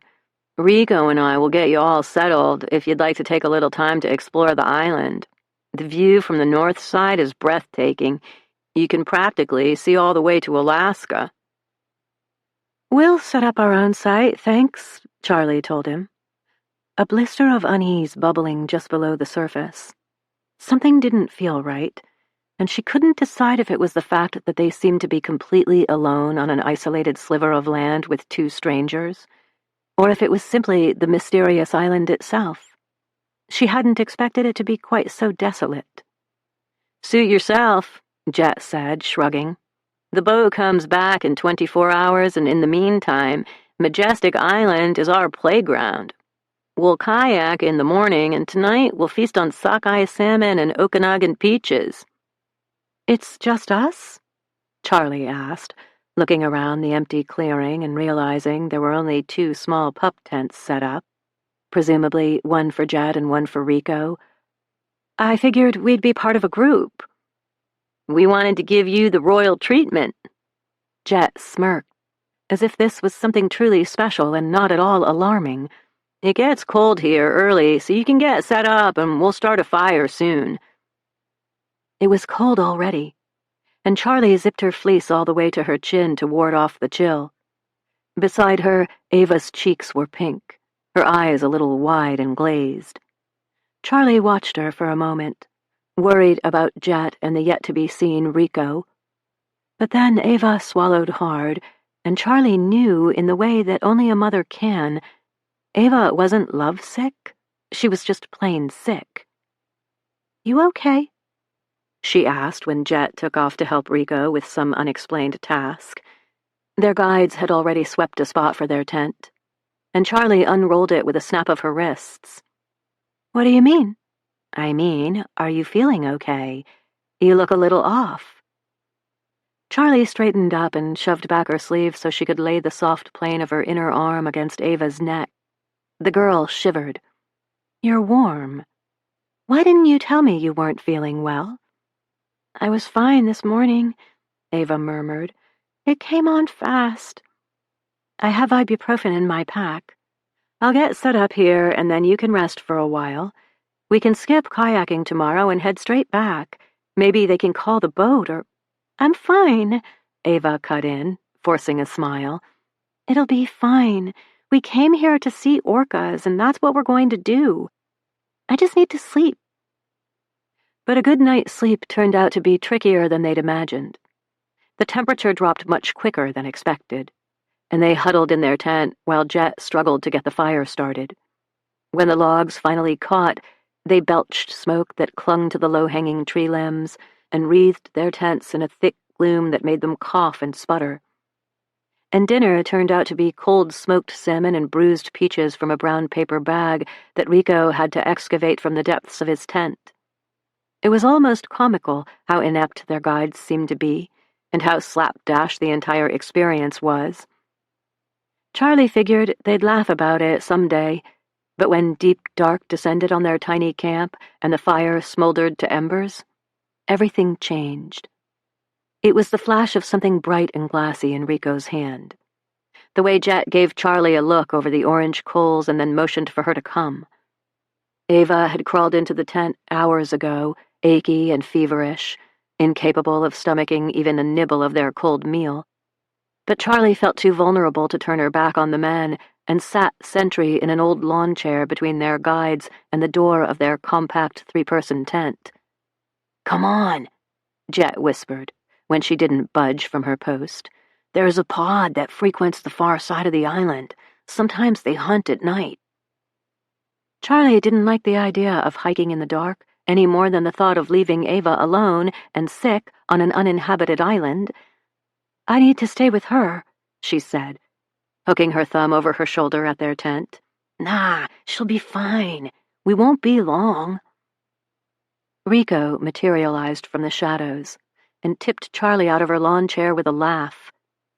He was heavier than his counterpart, and though his face was round and happy, the sound of his giggle set her teeth on edge. But because the two men were their only hope of getting off the island, and because she didn't trust them enough to let them out of her sight, Charlie gave them a tight smile and fell into step behind Rico while Jet took up the rear. The path to the other side of the island wove through dense trees and over smooth rock faces that were slick with lichen. When Charlie slipped, Jet was there to right her, his hands low on her hips in a touch that was far too casual, too familiar to make her think he was just being nice. Dread puddled in her stomach. In her 30-some years, Charlie had been pushed up against brick walls and bathroom stalls, kissed and groped and held close against her will. She knew all too well how these things could twist into something ugly and out of control, how afterward she might wake in the morning with bruises on her wrists and scrapes in places that fingernails and belt buckles had raked across. Charlie never suffered the indignity of a 911 call or a rape kit on a cold gurney beneath glaring ER lights, but she was a woman, and all too aware of how Jet was taller, Rico bigger. They always were. They could take little bites of her, and no one would ever have to know. Deep down, Charlie had feared this. It was why Ava was back at the camp, tucked in her sleeping bag and oblivious to the way the night had tilted. Charlie had followed the men, intentionally letting them take her farther and farther away from her daughter and the temptation of her smooth limbs, raven hair, perfectly bowed lips. Rico led the way, and there was something off about his gait.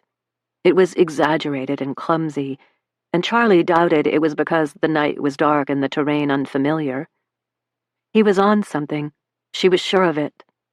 But just when she was about to feign exhaustion and insist they go back, the trees thinned and cleared altogether, and they emerged on a thin strip of pebbled beach. The moon was full and fat in the sky, casting a golden glow on the expanse of dark water before them. Small waves crisscrossed the channel as currents swept around the tiny islands, and the moonlight dancing between the crests and troughs made the ocean seem alight with magic. Above them, a billion stars flickered in a liquid galaxy. Charlie must have gasped at the sight, because Jet snaked an arm around her and pulled her to him. "Look for surface activity," he told her, his mouth almost touching her ear, his breath hot and suggestive. "Exhales, dorsal fins, blows. There are several resident pods here." Charlie froze, the spell broken, and calculated whether it was better for her to stay put or pull away.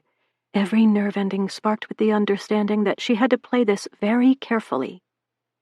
As she hesitated, Jet's fingers curled under the hem of her fleece, tickling the place where the waist of her jeans met her warm stomach.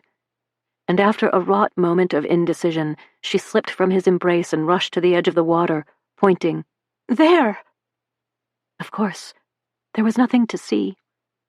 They indulged her for a while, pretending to study the bay like the tour guides they supposedly were. But when Rico tired of the charade, he went to lean against a boulder at the trailhead. Jet took Charlie by the hand and tugged her away from the coastline toward the trees. "I should get back," she said, going with it, hoping that she had misjudged him, and that was exactly where they were headed, back to the little campsite in the tent where she could curl up next to Ava and calm her banging heart, back to a place of tenuous safety. But after just a few steps, Jet stopped short and spun to face her. Before she could react, he cupped her head in his hands and kissed her, parting her lips with his tongue and pinching her jaw with his thumbs until her mouth opened to his. Something sharp and bitter exploded on her tongue. Jet was taller than her, and pressed tight against him, Charlie could feel the hard curve of his every muscle. She couldn't overpower him, but she struggled and pushed anyway, choking on the chalky tab that he'd slipped into her mouth with his kiss. She coughed and turned her head, spitting out what was left of it onto the rocky beach. Jet dropped her as if stung. "God damn it, did you just spit it out? That was good stuff." "What did you give me?" Charlie croaked. "Nothing if you spit it out." "Tell me what it was."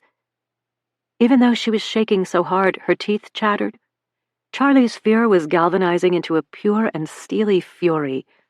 "Chill out, we thought it's what you wanted. You came for this, remember?" Charlie couldn't even respond. She came for this? She racked her mind, trying to read a hidden meaning in their messages, in her acceptance of what she believed was a casual invitation. How had she ended up here? And what had Jet tried to slip her? Acid or ecstasy? Maybe PCP? Beyond a little weed in high school, Charlie was virginal when it came to drugs. Jet reached for her. "It's fine," he said smoothly, trying to gather her into his arms again. "You don't have to. Don't touch me." Charlie didn't mean to scream, but her words echoed off the craggy rocks, the expanse of dark water. "Hey!" Jet held up his hands in surrender, yet he didn't move away. "Whatever. Be a bitch." There was no real venom in his voice, but in the moonlight, Charlie could see that his eyes were cold and glazed. She didn't trust him, not for a second, and she backed away slowly, her hiking boots sliding on the damp stones. "Don't touch me," she said again, softer. And then she took off, sprinting for the path. Rico was there and he put out a hand as if to stop her, but he was high and miscalculated the distance.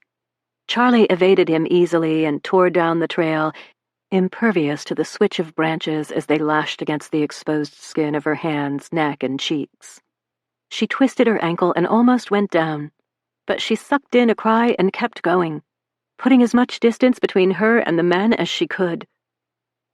But what good would it do? They were alone on the island with nowhere to go and no one to call for help. In a matter of minutes, Charlie had sprinted past the dock and the pit toilets into the clearing where their tents crouched beneath the sweeping evergreens, despair hot on her heels. There was a utility knife in her pack, but it was dull and rusty, hardly a weapon. and they had no phone signal out here, not even a single wavering bar. Charlie and Ava were well and truly on their own. When her fingers began to tingle, Charlie wasn't sure if it was adrenaline or the dust that had dissolved on her tongue. Either way, she was terrified and murderous, a blunt edge that could hardly see past the next second, and her staggering need to keep her daughter safe. Working quickly, she unzipped the tent to check on Ava, sleeping soundly, and rummaged for the knife right where she left it. Then she sat cross-legged in front of the closed tent flap, her knife and her rage the only things between Ava and a brutal world. The rest of the night was a shadowed smudge of rustlings and whispers and fears.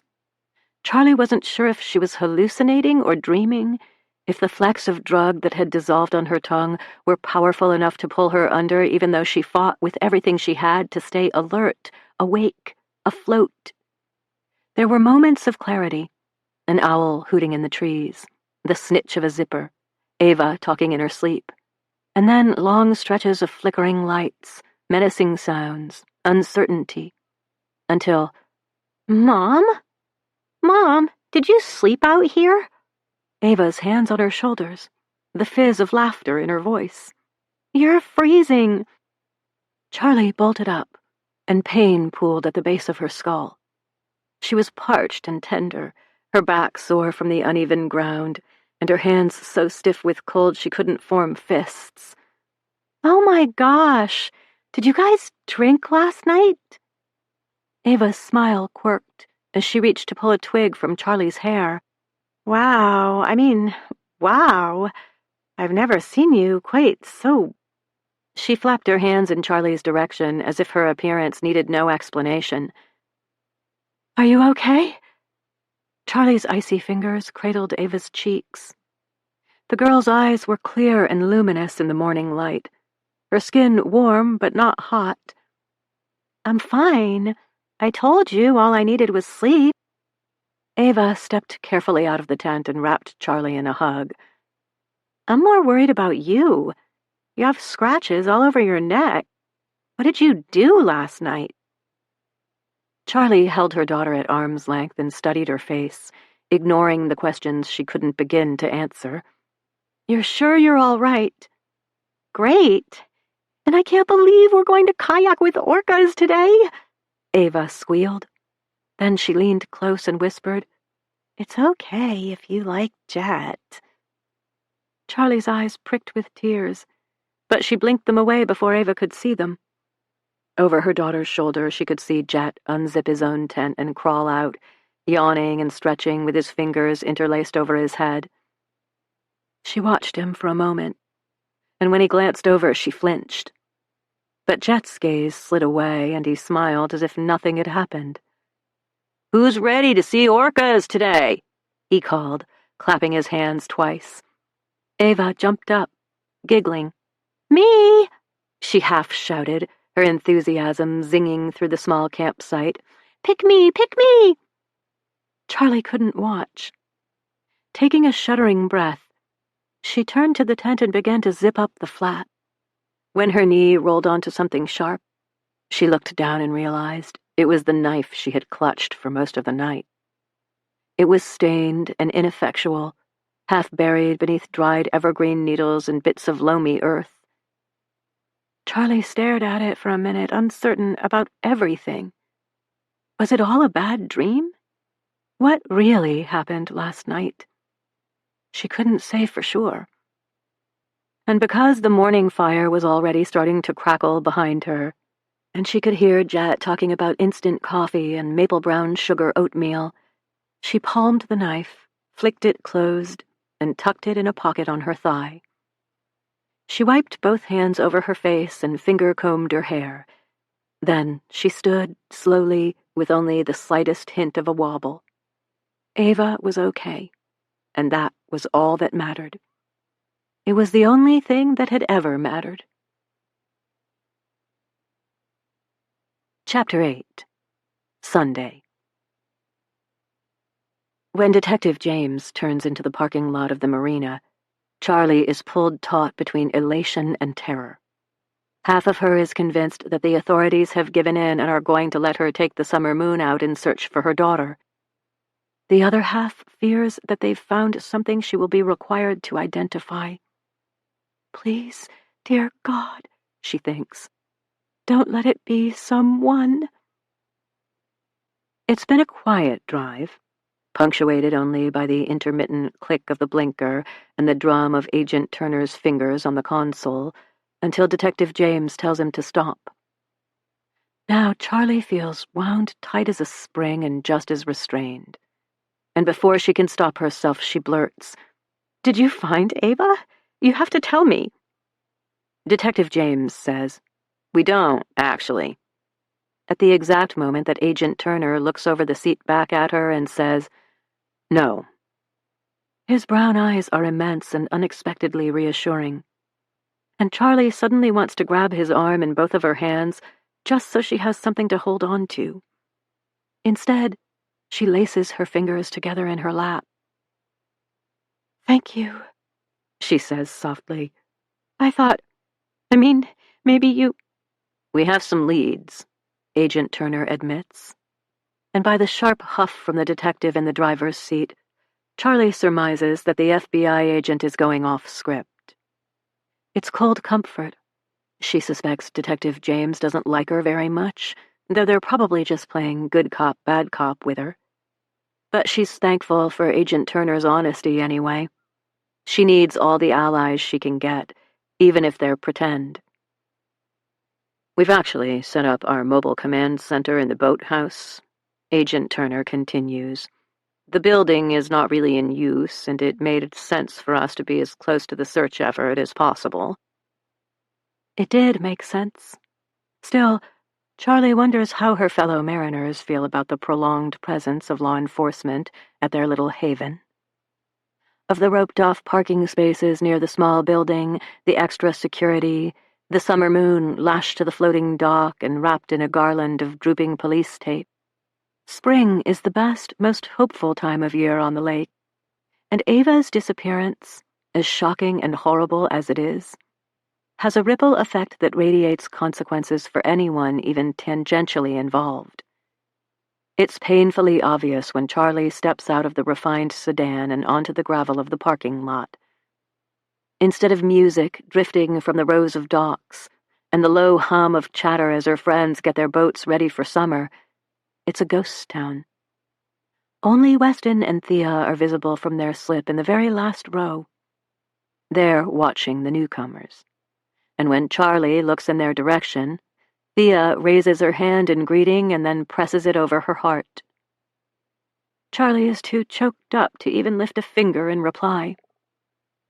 The inside of the boathouse has been transformed. The glass cases have been pushed to the side, and the desks hold industrial-looking printers. There are folding tables filled with laptops, and bulky charging stations outfitted with durable handheld radios.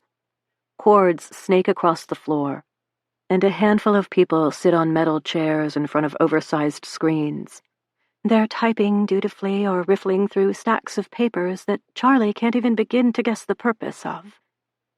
All this for one missing girl. She's heartened, and then her stomach bottoms out. If all these people, plus the Coast Guard and others that she likely doesn't even know about, haven't found Ava yet, what are the chances anyone will? But Charlie doesn't have time to dwell on this alarming thought, because Agent Turner puts a hand between her shoulder blades and directs her past the beehive of activity to a room at the back of the building. It used to be a catch-all, a narrow storage room that housed all the odds and ends the Landing Historical Society couldn't bring themselves to toss, but it's been cleared out. All that remains is another folding table and yet more dented metal chairs. Agent Turner motions toward one, and Charlie sinks into it slowly, perching on the very edge. "What did you find?" she asks, because no one else is talking. Detective James ignores her question entirely. "We'd like to record this interview." He's typing something on a flat keyboard clicked into a tablet. On top of the portable setup is a small camera that blinks to life at the touch of a button. Charlie stares at the red light for a moment, realizing that someone at one of the computers she just passed is probably right now staring at her face on his screen. She blinks, wondering if she looks like a monster or just a grief-stricken mother. "Do I need a lawyer?" Charlie's not even sure who she's asking. The person on the other side of the recording? Detective James? It's Agent Turner who answers. "You haven't been charged with a crime." "Not yet," Charlie thinks, filling in the pregnant pause after his words. "But you have every right to an attorney." The FBI agent continues. "Would you like to call one?" "No, I don't want to waste any more time. What do you want from me? I'll tell you anything." Charlie has no idea if her cooperation is seen as disingenuous or sincere, and she doesn't really care. "We'd like to talk about Ava Explores," Detective James says, stepping to the door and accepting a thick folder from a young officer. He closes the door with a thud and fans through the papers, arching his eyebrows at whatever he's seeing on the pages. He sits down next to Agent Turner, across from Charlie, and places the closed folder neatly in the middle of the table. "Whose idea was it to start the account?" Charlie squeezes her eyes closed. She doesn't want to talk about this with them. Not because she has anything to hide, but because it isn't relevant. They're barking up the wrong tree. But she gathers her thoughts anyway and begins. "Ava wanted an Instagram account for her 13th birthday. I thought she was too young for social media, so we compromised. We started a joint account. It was called the Sutton Girls." Agent Turner rolls his hand, encouraging her to continue. "So I took this picture of Ava, and it kind of went viral. We were at Gooseberry Falls, and the water and the light, everything just blew up from there." Charlie lifts one shoulder, uncertain of how to explain what had happened to them, what they let happen. "Is this the photo?" Detective James opens the folder and takes out the top sheet of paper. It's a printout of their first ever Sutton Girls post, the waterfall shot that started it all. At the bottom of the picture, their short caption, the somewhat pretentious Anais Nin poem, is printed, and beneath that, the first of what she knows are hundreds of comments. "That's it?" Charlie whispers. "So you took photos of your teenage girl and put them online for the world to see." It feels as though Detective James has slapped her. It wasn't like that. "Lots of people post pictures of their children." Agent Turner comes to her rescue, but Charlie doesn't need help. She's savoring the ache. She needs someone to blame, and it might as well be herself. "I took lots of pictures of Ava over the years," she says when she can trust herself to talk again. "I take full responsibility for that. But there were rules. I mean, I didn't write them down or anything, but we were careful. I usually posted pictures of her back, her feet, her hands. The photos were kind of abstract, you know? I didn't post her full face." Detective James slides the folder toward himself and carefully extracts a sheaf of papers that have been clipped together. He peels them off one by one and places them on the table. There's the left side of Ava's face, the right, her perfect grinning mouth behind a 3-scoop waffle cone dripping with hot fudge sauce, just the glint of her mischievous blue eyes with a tartan blanket pulled up to the bridge of her nose, and a fire roaring behind her. Someone has collected and printed every partial face shot that Ava and Charlie ever posted. The detective keeps laying them out, filling up the table with Ava's lovely features until he runs out of room and has to stack them on top of each other. "Never her full face, huh?" "We know you tried to keep her hidden, Charlotte, but I think you can see how easy it would be for anyone to know exactly who Ava is and what she looks like." Agent Turner catches her gaze and holds it. "You know you're both very recognizable." Charlie just nods. "Your daughter is a pretty young woman," Agent Turner continues, "and you have a lot of followers. It's not outside the realm of possibility that someone would become obsessed with her." Has she ever had a stalker? Anyone who gave her unwanted attention or made her feel uncomfortable? We both have, Charlie admits, the pit in her stomach expanding to a gaping black hole. Nothing too serious. We always blocked them immediately. Have you ever met one of them in person? There were so many accounts that they flagged and messages they deleted without reading past the very first line. But they had also come face to face with people who would do them harm. Charlie thought of Majestic Island, of the shrill troll who thought it was her God-given job to track them down, and the guy who somehow figured out that they were at the rodeo in Cody, Wyoming. Nothing serious had ever happened, praise the Lord, and they'd always felt safe enough. Truthfully, their life on the road didn't seem much riskier than a run-of-the-mill existence. The statistics are well known. Most car crashes happen close to home. Most violent crimes are committed by someone who intimately knows the victim. Still, Charlie and Ava put themselves out there in a way that opened the door to danger. She knew it. Yes, Charlie says carefully. We met some weirdos, but we were never hurt. We never had to file a restraining order or anything. Lucky for you. Charlie wants to glare at Detective James, but she knows her every movement is being recorded. She tips her head so the bill of her baseball cap obscures her eyes and fights to keep her expression neutral. He's trying to get under her skin and doing a damn good job.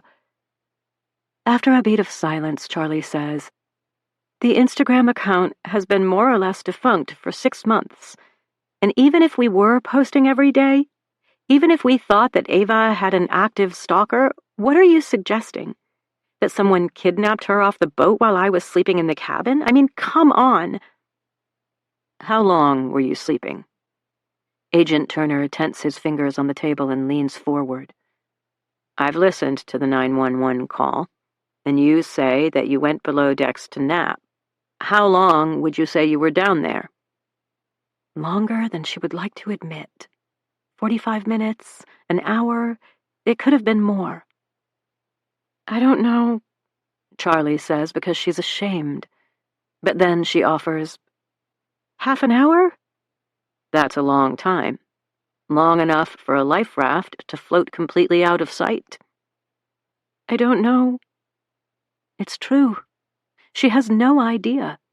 But all at once she can picture Ava taking the raft out of the seat compartment and pulling the red handle. It would inflate in seconds, snapping to life like a kernel of popcorn over a campfire. Did it hit her in the head? Knock her out and then toss her overboard? Most important, why? Why in the world would Ava inflate the life raft on a beautiful spring day with her mother only steps away? Charlie wrings her hands beneath the table where the recording device can't document it. We need to focus on the raft. If it's gone, she had to have taken it.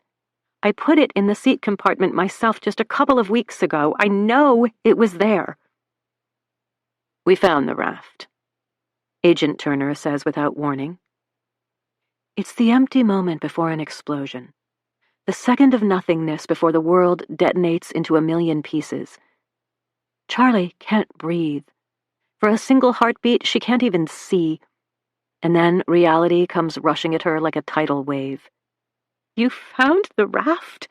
She cries, her voice breaking. What about Ava? I mean, was there evidence that she was there? Where did you find it? What does this mean? It washed up on shore several miles northeast of your last known location. The Coast Guard didn't expect to find it there, which is why we were so surprised when a hiker came across it this morning.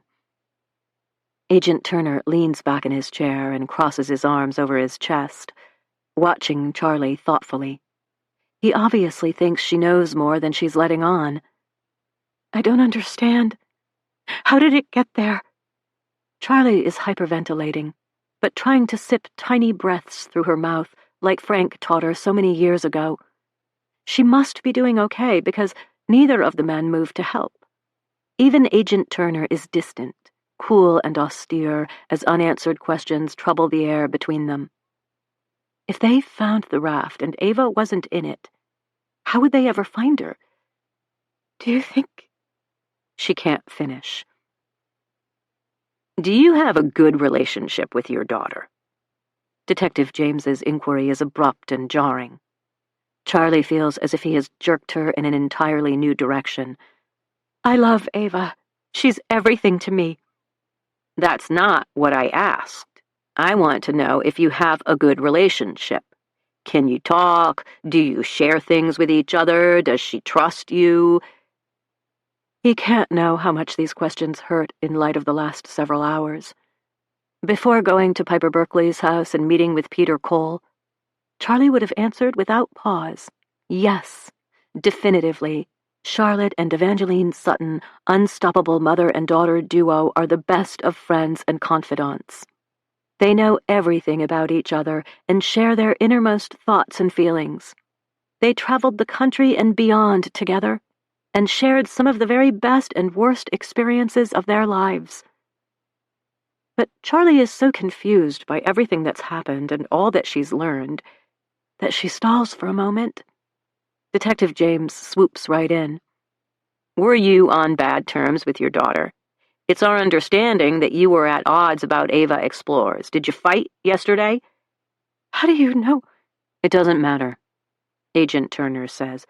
Just answer the question. Charlie slides back in her chair, as far from the man across the table as she can get in this small, suddenly suffocating room. I wanted to be on the road for one more summer, she says as simply as she can. Ava didn't. We worked it out. When we took out the summer moon yesterday, we were in a great place. We've been conducting interviews. Multiple sources confirm that Ava was not actually in a great place lately.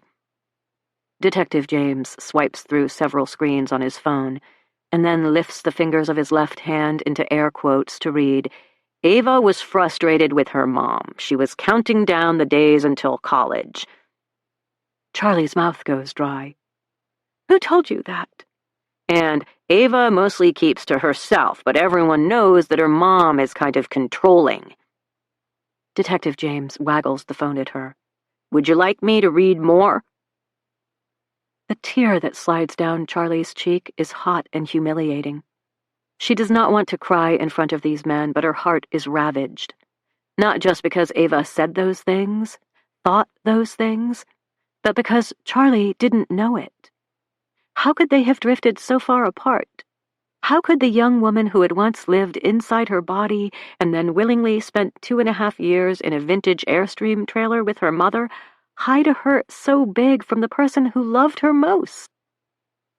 I didn't know, Charlie whispers. I didn't know that she felt that way, that she resented me so much. Did you make a lot of money running Ava Explores? Once again, Charlie is whiplashed by Detective James's interrogation. What? It's a simple question. Not at first, she manages.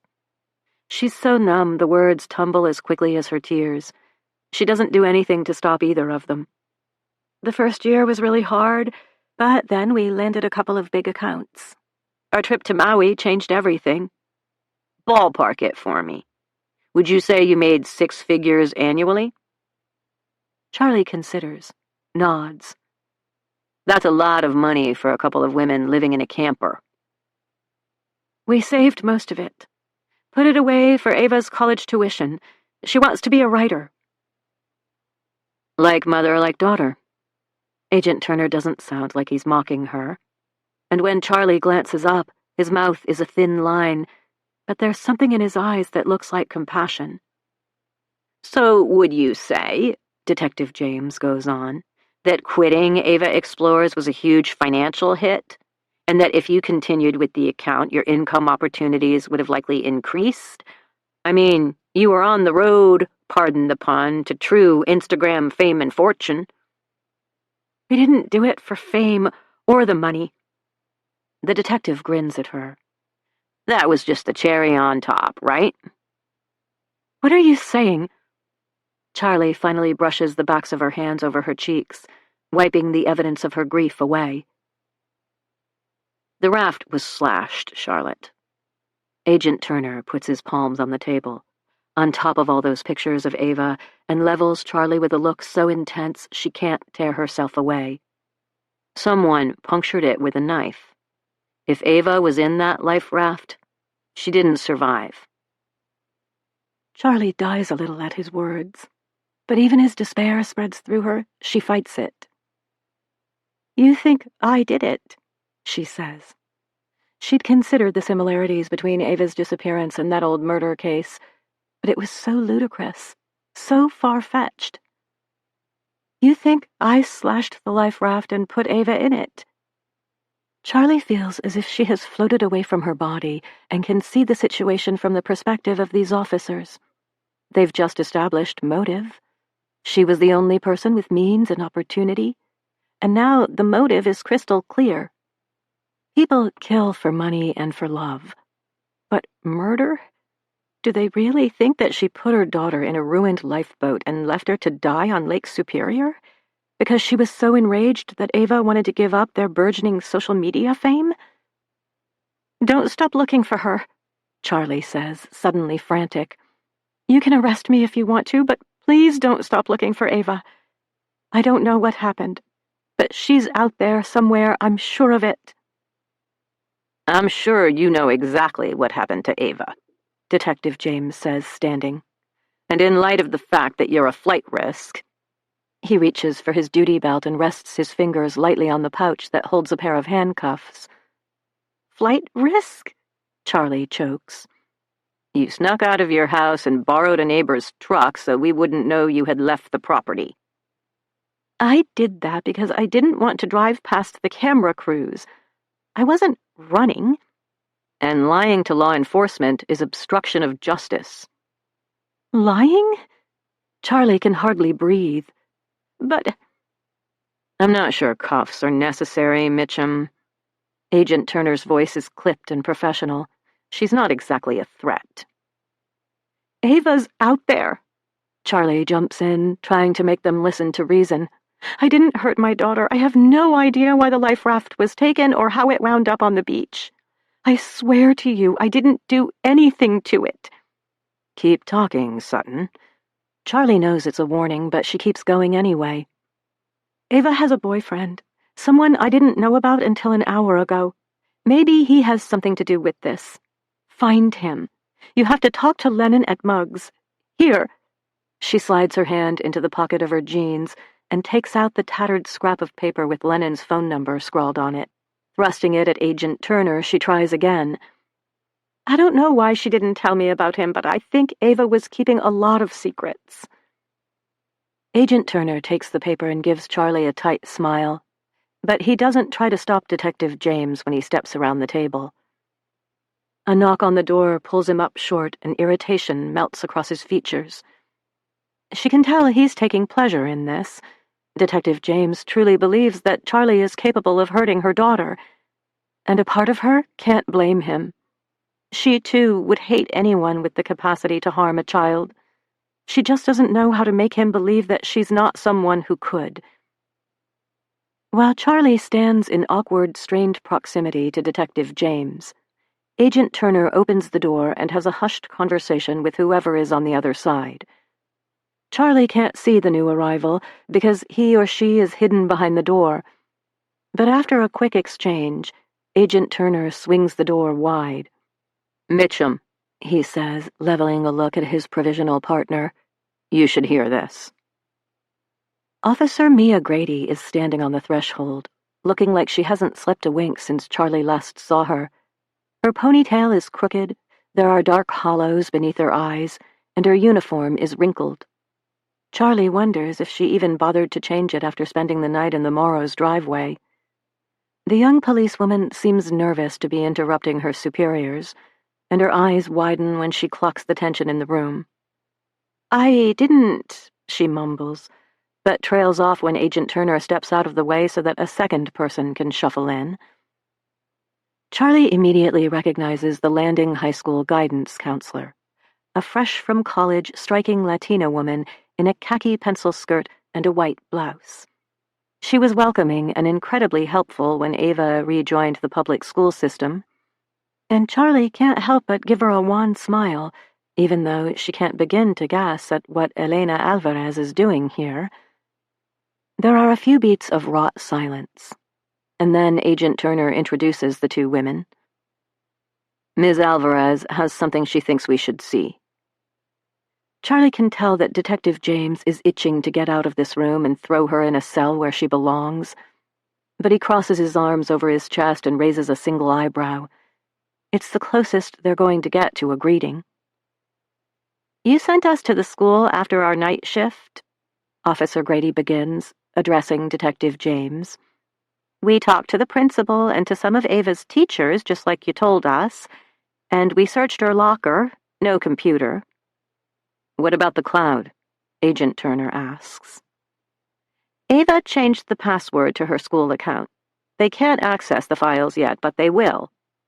Agent Turner nods, encouraging Officer Grady to go on. So, when Ms. Alvarez heard that we were looking for Ava's laptop, she showed us something.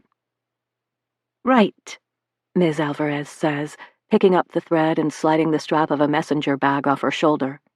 She goes to set it on the table but can't seem to bring herself to cover up all the printed pictures of Ava. Instead, she rests the leather satchel on a chair and unzips it. She lifts a black 1-inch binder from the depths of her messenger bag and clutches it to her chest for a moment, seemingly wrestling with herself. These are all of Ava's college application essays, she explains. She missed the early application cutoffs because of her time on the road and is focusing on schools with rolling admissions and late deadlines. Ava really wants to get into a school with a strong creative writing program, and she's using the essays as a sort of practice for her future portfolio. It's been a great exercise for her, but I also think it's been cathartic. How many essays are in there? The question slips from Charlie's lips. She knows she should remain silent, but the thought of Ava's words in that binder is haunting. Charlie doesn't consider herself a great writer, but she has a lot of experience and a steady stream of requests for articles from popular magazines and websites to prove it. She's asked Ava dozens of times to let her help with the college essays, or, at the very least, proofread them. Ava hasn't shared a single one. 50, Ms. Alvarez says. 50 college application essays? Detective James scoffs. He's clearly skeptical about what relevance Ava's musings may have to his open and shut case. She talks about a lot of things in here. Ms. Alvarez pats the binder. I'm sorry, Charlotte, she told me that she wasn't sharing them with you. I tried to encourage her to show you a few of the more interesting essays, but she said she wasn't ready yet. And you think her writing will shed some light on her disappearance? Agent Turner reaches for the binder, and she hands it over with an air of reluctance. It's not just that. There's this.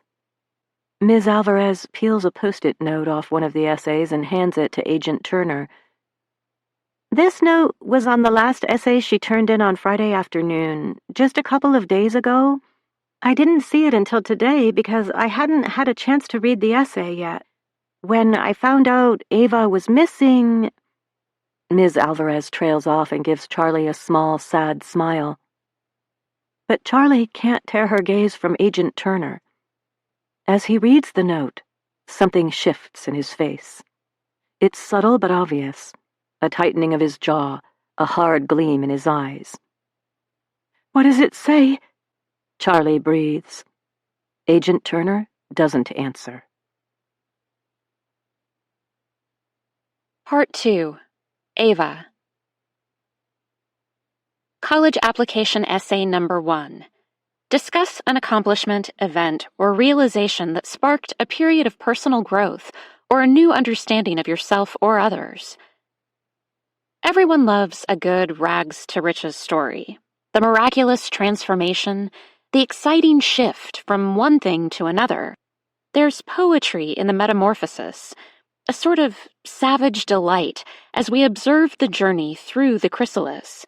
What we often forget is that when a caterpillar magically transforms into a butterfly, it emerges from the cocoon exhausted, shivering and wet, beautiful but fragile. I am that trembling butterfly, the proverbial ugly duckling turned stately swan. Mine is a redemption story, and if you believe everything you read, a happily ever after. But before we get there, we have to start here. When I was in 8th grade, a group of classmates cornered me in the girls' bathroom during lunch. There were 8 of them, and one of little, big, old me. And when they circled up, I was sure that they'd taunt me from their overused playbook. You know, toss a few hateful names my way. Miss Piggy, Solid Sutton, Evangeline the Blubber Queen, my perennial favorite, and pinch handfuls of the rolls around my waist until I cried. It was a thing we did. Fun times. Unfortunately, my tormentors were feeling creative that day, and instead of the same old, one of the girls grabbed the overflowing garbage can from the corner and set it in front of me. Did I mention our janitorial services were seriously lacking? I thought they might make me crawl inside the stinking heap of paper towels and trash, but they had a better idea. Since I was such a fatty fatso, I needed to eat my way through whatever I could find among the used tissues and balled-up sanitary pads. Dear reader, I found 7 wads of chewed gum, a stale granola bar, a bruised apple, a half-eaten and very soggy sandwich, an empty foil bag of potato chips, they made me lick it out, and a bottle of cloudy, half-drank Gatorade to wash it all down. Of course, now I'm skinny. Not really. I'll always have an athletic build. Pretty-ish, and popular. Nearly 250,000 followers, or friends, on Instagram. So none of that matters, right? The way they laughed at me while I stuck my tongue in a potato chip bag to get the last few crumbs was erased forever the moment I read a comment from some total stranger saying, "Hey, gorgeous." Yeah, right. The world doesn't work that way. Or at least the human heart doesn't. There are 2 things they don't tell you about rags to riches, old to new, redemption stories that leave a cruel past far behind in the dust. Number 1, the journey is painful. It hurts like hell, friends. And number 2, no matter how beautiful the butterfly, deep inside, she will always be that gross, squishy, untouchable caterpillar that the cool girls ran screaming from. The transformation is skin deep, even when 250,000 fans will swear that what they see is the only thing that matters. Chapter 9. Saturday. When she reaches over the side of the summer moon and takes his hand, Ava's life begins again. His grip is strong, his palm calloused because he's the kind of man who isn't afraid of work. And she isn't afraid of anything with him by her side. So even though it's completely insane, even though it will break her mother's heart into 1,000 tiny pieces, Ava puts her foot on the edge and jumps. Zach catches her, both hands going around her waist, and then she's slamming into his chest with more force than either of them anticipated. "Whoa," Zach says, falling back a bit. But he's grinning, and she's grinning, and she throws her arms around his neck and kisses him deeply. He tastes of spearmint gum and desire, and Ava knows that she could die in this moment and never regret a single thing. The boat is rocking softly. The rope that has lashed Zach's shitty old speedboat to the summer moon is creaking, but all of that disappears in his arms. "I want you," Ava murmurs, her lips against Zach's mouth. He pulls away so he can look into her eyes. "She's asleep?" "Yep." "And you gave her the pills like I told you?" Ava disentangles herself from his embrace and straightens her bunched-up shirt so she doesn't have to look him in the eye. Yes, of course. No, absolutely not. She agreed to do this crazy thing, so she's certainly not without blame, but Ava could never drug her mother. That's a bridge too far. Besides, she didn't have to.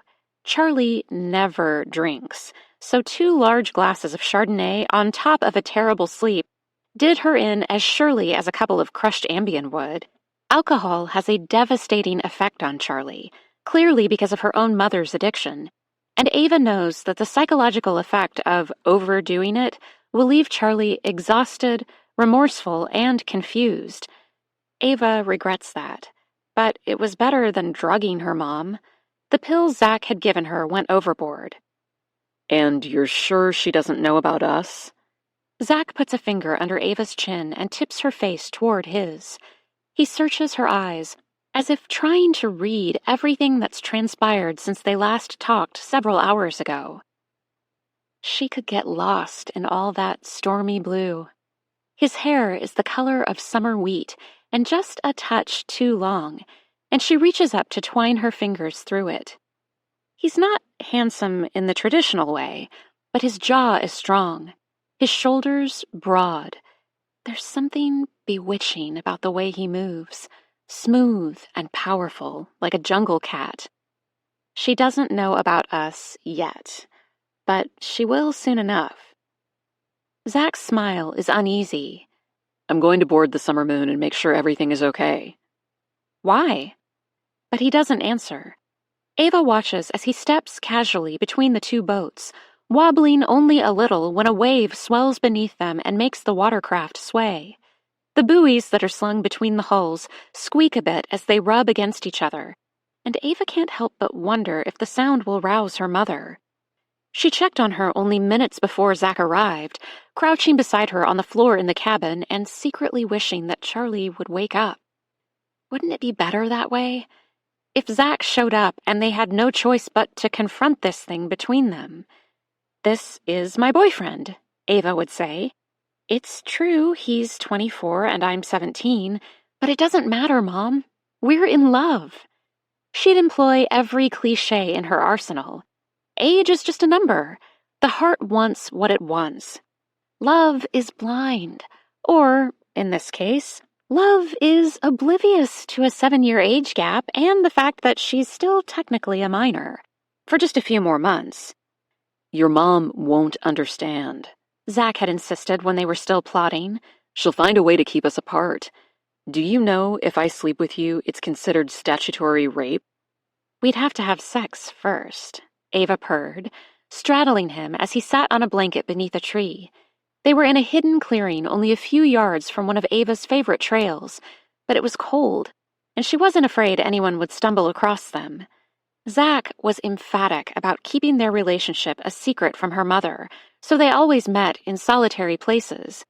It was the only obstacle between them, the fact that Ava was ready to tell the world, and Zach argued they couldn't. But when Charlie began to press Ava about committing to one more summer doing Ava Explores, and she simply refused to let up, Zach hatched a plan that was guaranteed to get Charlie's attention. We'll disappear for a couple of days. She takes you for granted, Ava. She doesn't listen. It's time that she starts to take you seriously. It took months to wear her down. But when graduation was only a week away and Charlie began to prepare Sebastian for their imminent departure, Ava knew she had to act. She wanted Zach to be at her graduation ceremony, and she did not want to hit the road only days later. Of course, Zach's plans seemed unnecessarily dramatic to her, the sort of subterfuge that belonged in a cheesy made-for-TV chick flick. But Zach swore it was romantic. They'd disappear into thin air, and then, before Charlie really started to worry, they'd be back with some ultimatums. No more Ava Explores. Charlie had to accept that Ava was in love with an older man, and she had to stop treating Ava like a baby.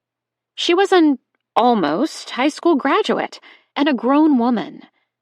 "What are you doing?" Ava calls when she realizes that Zach is taking a long time on the Summer Moon.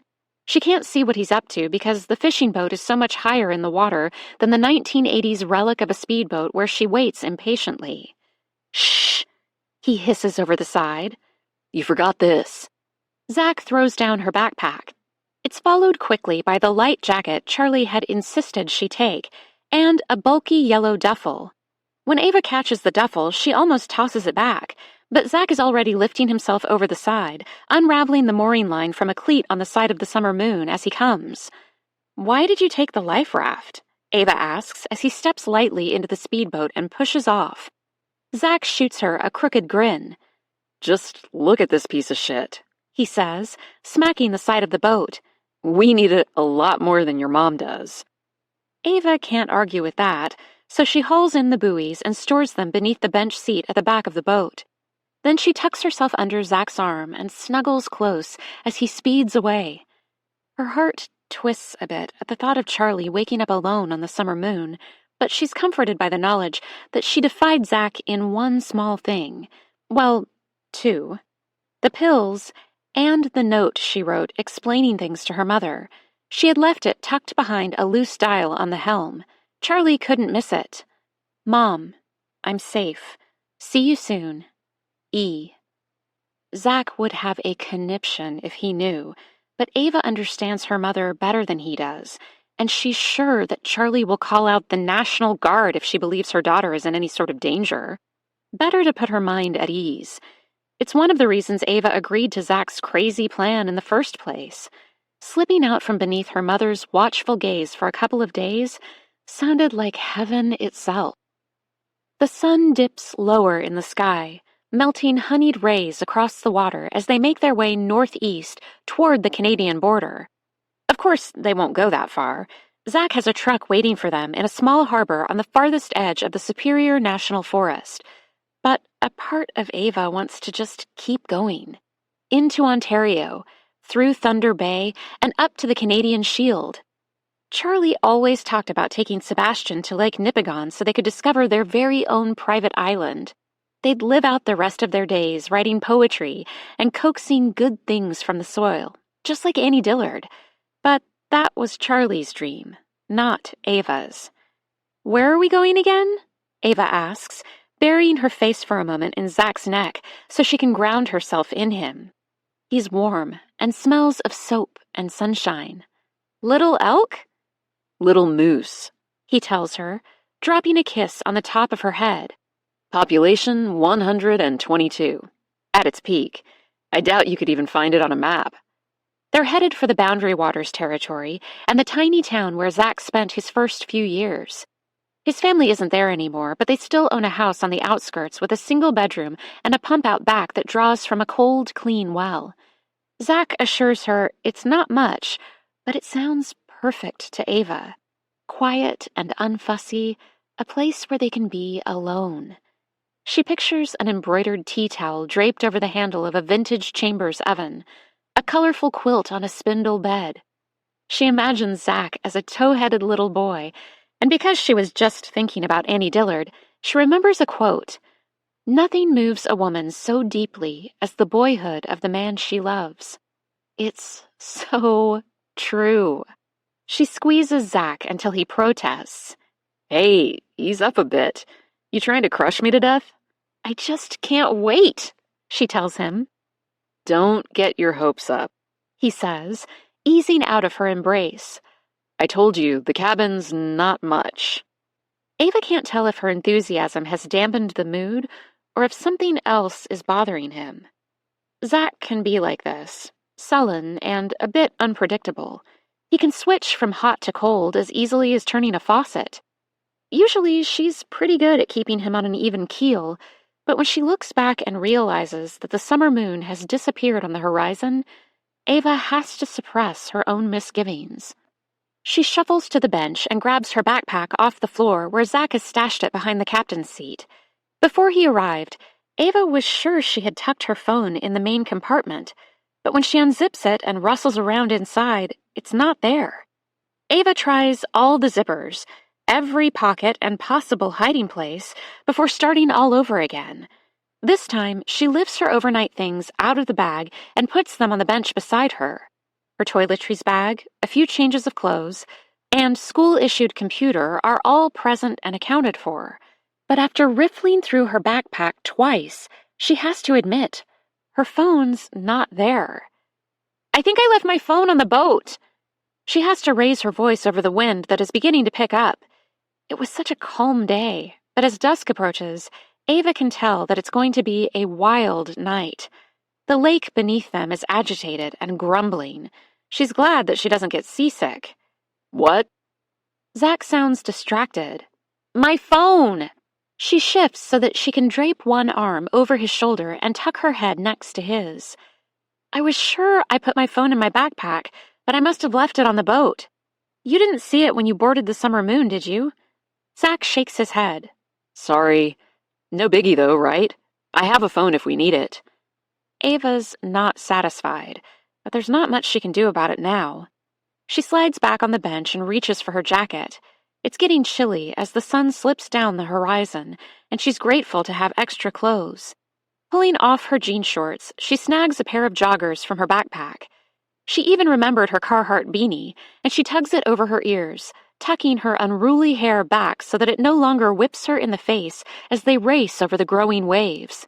She'd ask Zach to slow down a bit, but she knows he's trying to make the harbor before dark. Ava is used to running away.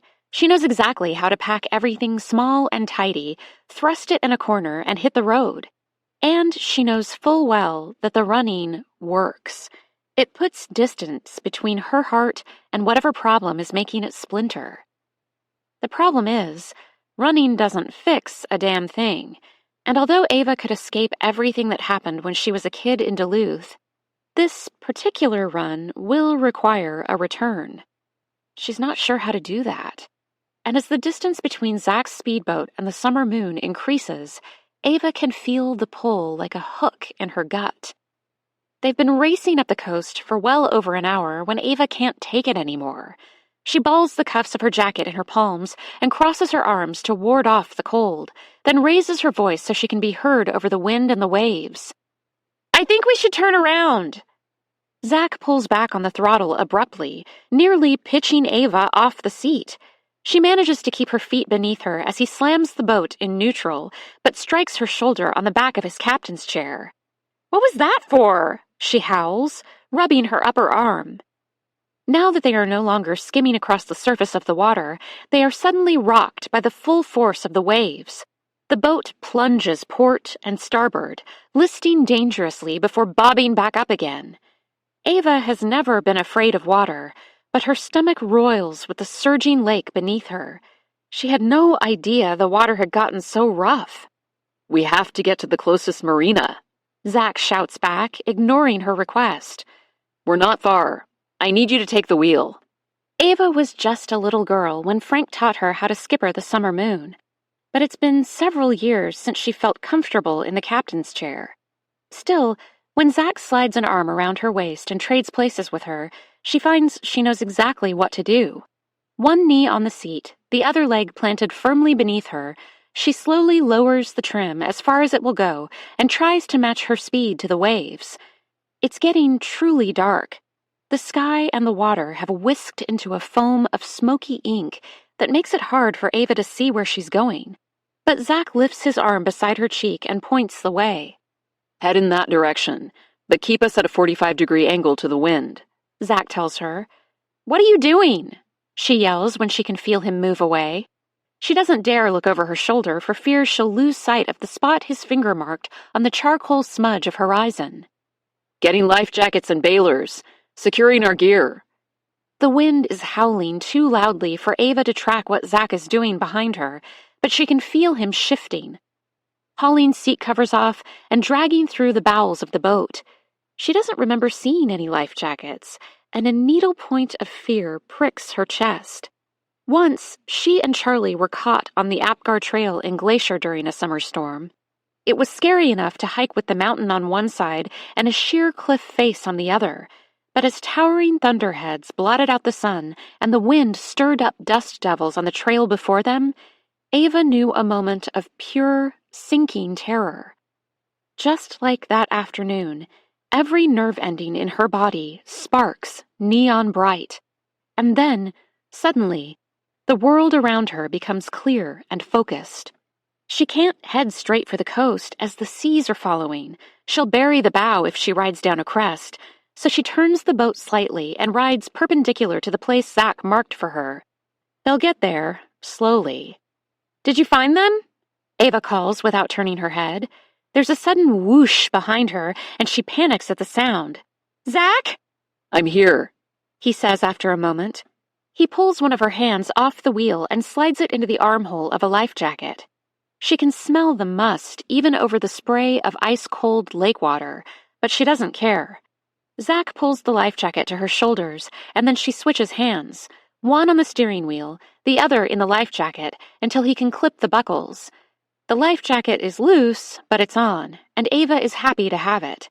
They trade places, Zach manning the boat with his own life jacket secure, while Ava stands gripping the handrails so she can help watch the water for debris. She worries about Charlie on the summer moon by herself, but then calms when she remembers that her mother is accomplished on the water, a skilled captain who's been navigating Lake Superior for over 20 years. No doubt she woke long ago, found Ava's note, and headed back to the landing marina. She'll be furious, and perhaps a little scared, but Ava can remedy that as soon as she and Zach dock.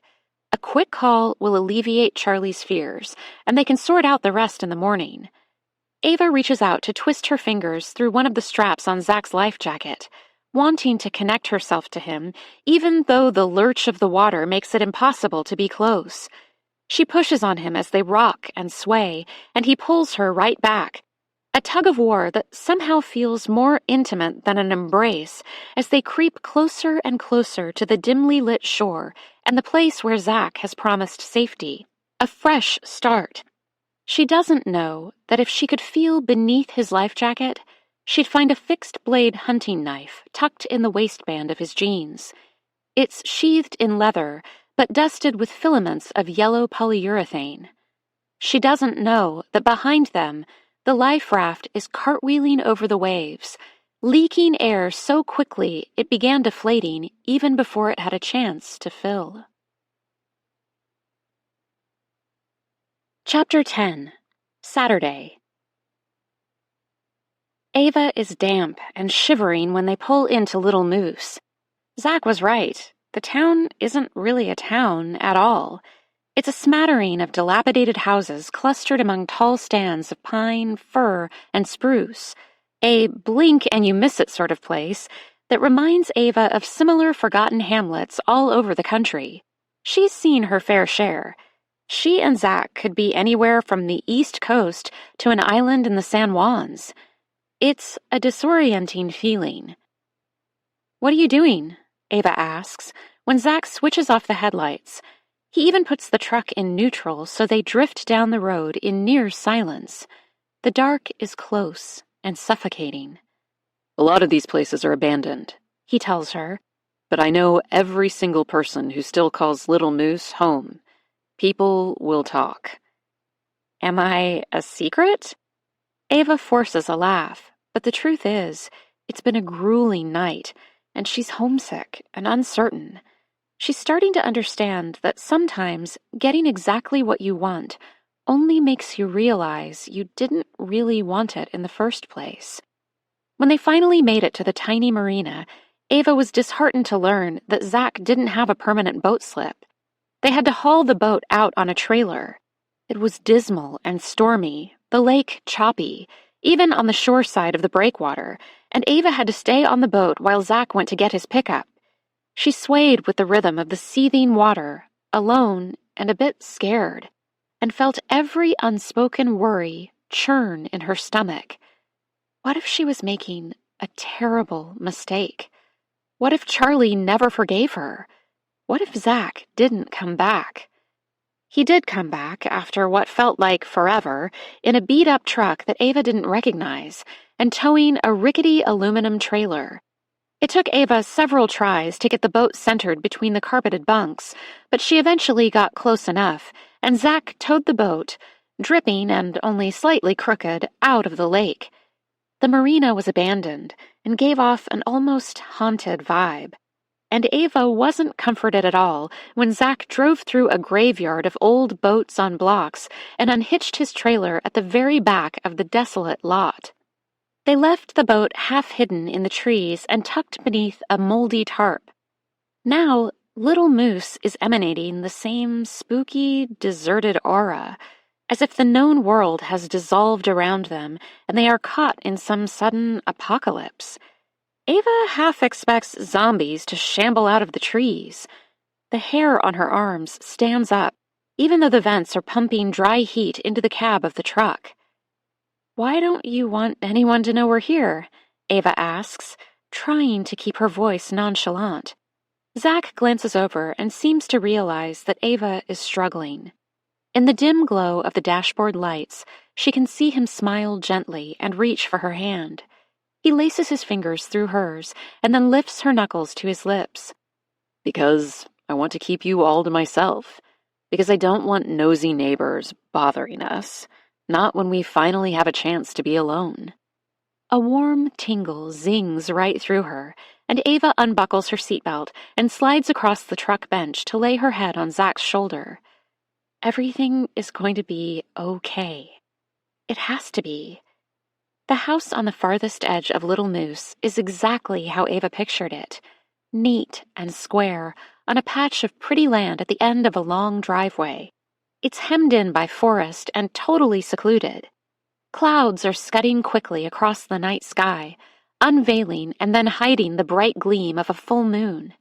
But even by nothing but that sporadic light, she can tell the home has been well cared for, and she's grateful that it's set far apart from the shabby hovels they just passed.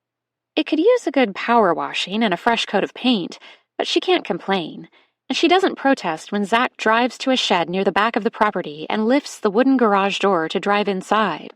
With the truck safely tucked away, Ava grabs her backpack and Zach his duffel, and they jog across the lawn to the front door. Standing just off the porch, Ava studies the house while Zach fumbles for the key in his pocket. It looks exactly like a child's drawing. A white house with a black door, framed by 2 black-shuttered windows and a sagging front porch. The roof is a perfect triangle. For a moment, she imagines staying right here. A pair of rocking chairs, a hanging basket or two spilling over with red geraniums. She'd find curtains for the windows, maybe in a homey buffalo plaid. But that makes her think of Sebastian, and she's speared with a longing so sharp she gasps. "You okay?" Zach swings the door open wide and then preempts the answer to his own question by saying, "Welcome home." The squat bungalow is certainly not home, but Ava steps over the threshold with a sense of relief.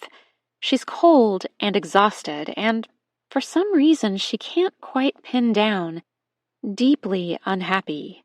She can feel tears forming in the back of her throat and in her hot, stinging eyes. But then Zach wraps his arms around her from behind, smooths her hair off her shoulder, and peppers her neck with kisses. "I can't believe we did it," he murmurs against her skin. "It's just me and you." They've waited so long for this, dreamed about it so fervently that Ava feels herself melting into his chest. When a tear slides down her cheek, she wipes it away before he can see it, and then spins in his embrace to wrap her arms around his neck. "I need a shower," she whispers. Zach laughs. "You're in luck. The electricity was shut off a long time ago, but the water heater is gas.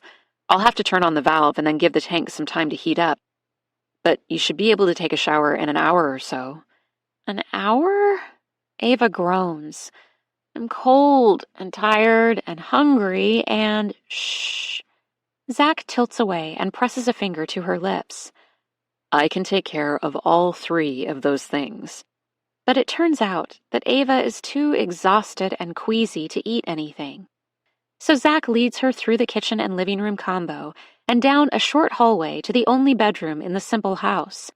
It's just like she pictured it. A wrought iron bed with a quilt in a faded rainbow of pastels.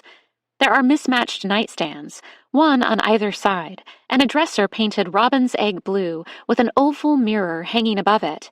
She catches a glimpse of herself in the warped glass, beanie still skimming her eyebrows, cheeks hollow and shadowed by the faint moonlight coming in through the window, before Zach leads her to the bed and begins to tug down the zipper on her jacket. Ava's heart stops beating for a moment, and she can't tell if it's from panic or longing. She lets him slide off the coat, then puts up her arms obediently so he can lift her tank top over her head.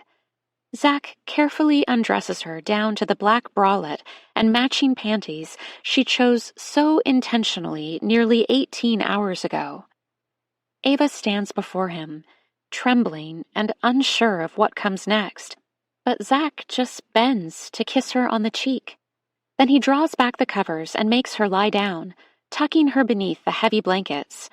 She'd protest if she could, pull him down next to her and kiss away the childlike feeling of being wholly in his keeping, but his hands are pinning her arms down, and she can feel exhaustion dragging her under, even though closing her eyes is the last thing she wants to do. I have some things to take care of, Zach whispers, pressing his cheek to hers. I'll join you in a bit. Just get some rest. Ava tries to protest, but he covers her mouth with his own. And then he's gone. The bedroom door closes, a thud followed by a soft click, and then a second metallic snick. Somewhere in the depths of her weary mind, Ava wonders where he's going and why. She thinks, briefly, that something about the door didn't sound quite right. But the pillow is soft, the bed layered with a well-worn sheet, several thick blankets, and a quilt on top of it all that sinks her deep into the sagging mattress. Her limbs feel weighted. For the first time in hours, she is still, and though her body continues to rock with the memory of Lake Superior in spring, she is sound asleep in minutes. When Ava wakes in the morning, the sun is pouring in the bedroom window, filtered through the gauzy, floor-to-ceiling sheers. It's a milky, early light, the color of warm cream. But the air in the bedroom is sharp-edged and cold, and Ava draws the blankets up to her nose, fully aware of where she is and why. She dreamed all night of this boxy, practical house and the man in it, and she's breathless at the thought of Zach stirring beside her. She feels so grown up. Still, romance seems far-fetched when her bladder is screaming for attention and her mouth feels thick and fuzzy. Ava wants to sneak out to use the bathroom without waking Zach, but when she chances a glance at the far side of the bed, the quilt is flat and the pillow smooth and undisturbed. Not only is Zach not in bed with her like he promised, it seems he slept somewhere else entirely. Irritated, Ava throws off the covers and hops out. The wide-planked wooden floor is icy beneath her bare feet, but she's pleased to see that at some point in the night, Zach must have brought in her backpack. It's propped beside a ladder-back chair in the corner of the room, and he has neatly unpacked the contents on the seat. There's not much to choose from, but Ava grabs a pair of jeans and a sweatshirt from the small pile and clutches her toiletries bag to her chest. She forgot socks altogether, as she had been wearing sandals on the boat yesterday. Unfortunately, her footwear is nowhere to be seen, so she tiptoes across the room to the door. It's unlatched, open just a couple inches. Ava peers through the crack, but all she can see is the hallway and a sliver of the living room at the end. The whole place feels empty somehow, hollow. She pulls the door open slowly, thankful that it doesn't creak, and then annoyed with herself for being so skittish. Why is she sneaking around? Zach brought her here, wanted her here. Last night he had said, "Welcome home." "Zach," she calls, her voice dropping like a rock in the cavernous silence. "Zach?" He doesn't answer, so she hurries to the bathroom, the only other door at the far end of the hall. The porcelain toilet seat is freezing, and though she only turns on the hot tap, the water that dribbles out is lukewarm at best. There's a shard of old blue soap veined with grit in a dish beside the sink, and because there's nothing else to use, Ava washes her hands and face with the pungent antiseptic bar. Teeth clean, cheeks scrubbed raw, and more or less ready for the day, Ava carries her toiletries bag back to the bedroom. The door has drifted closed in her absence, and Ava puts her hand on the doorknob to push it open. But the knob feels strange in her palm, and not just because the tarnished metal is cold. It takes Ava a minute to realize that there's a silver keyhole in the middle of the knob facing the hallway. When she curls around to see the other side, it's smooth as polished stone. The handle is installed backwards and intended for an exterior door. Instead of locking the bedroom door from the inside for privacy, the door can be locked from the outside. It can lock someone in. A simple architectural mistake, Ava tells herself, but the hallway warps for just a moment, and she has to lean against the wall to clear her head. A part of her wonders if a key in the lock was the second click she heard as she was falling asleep last night. But that doesn't make any sense.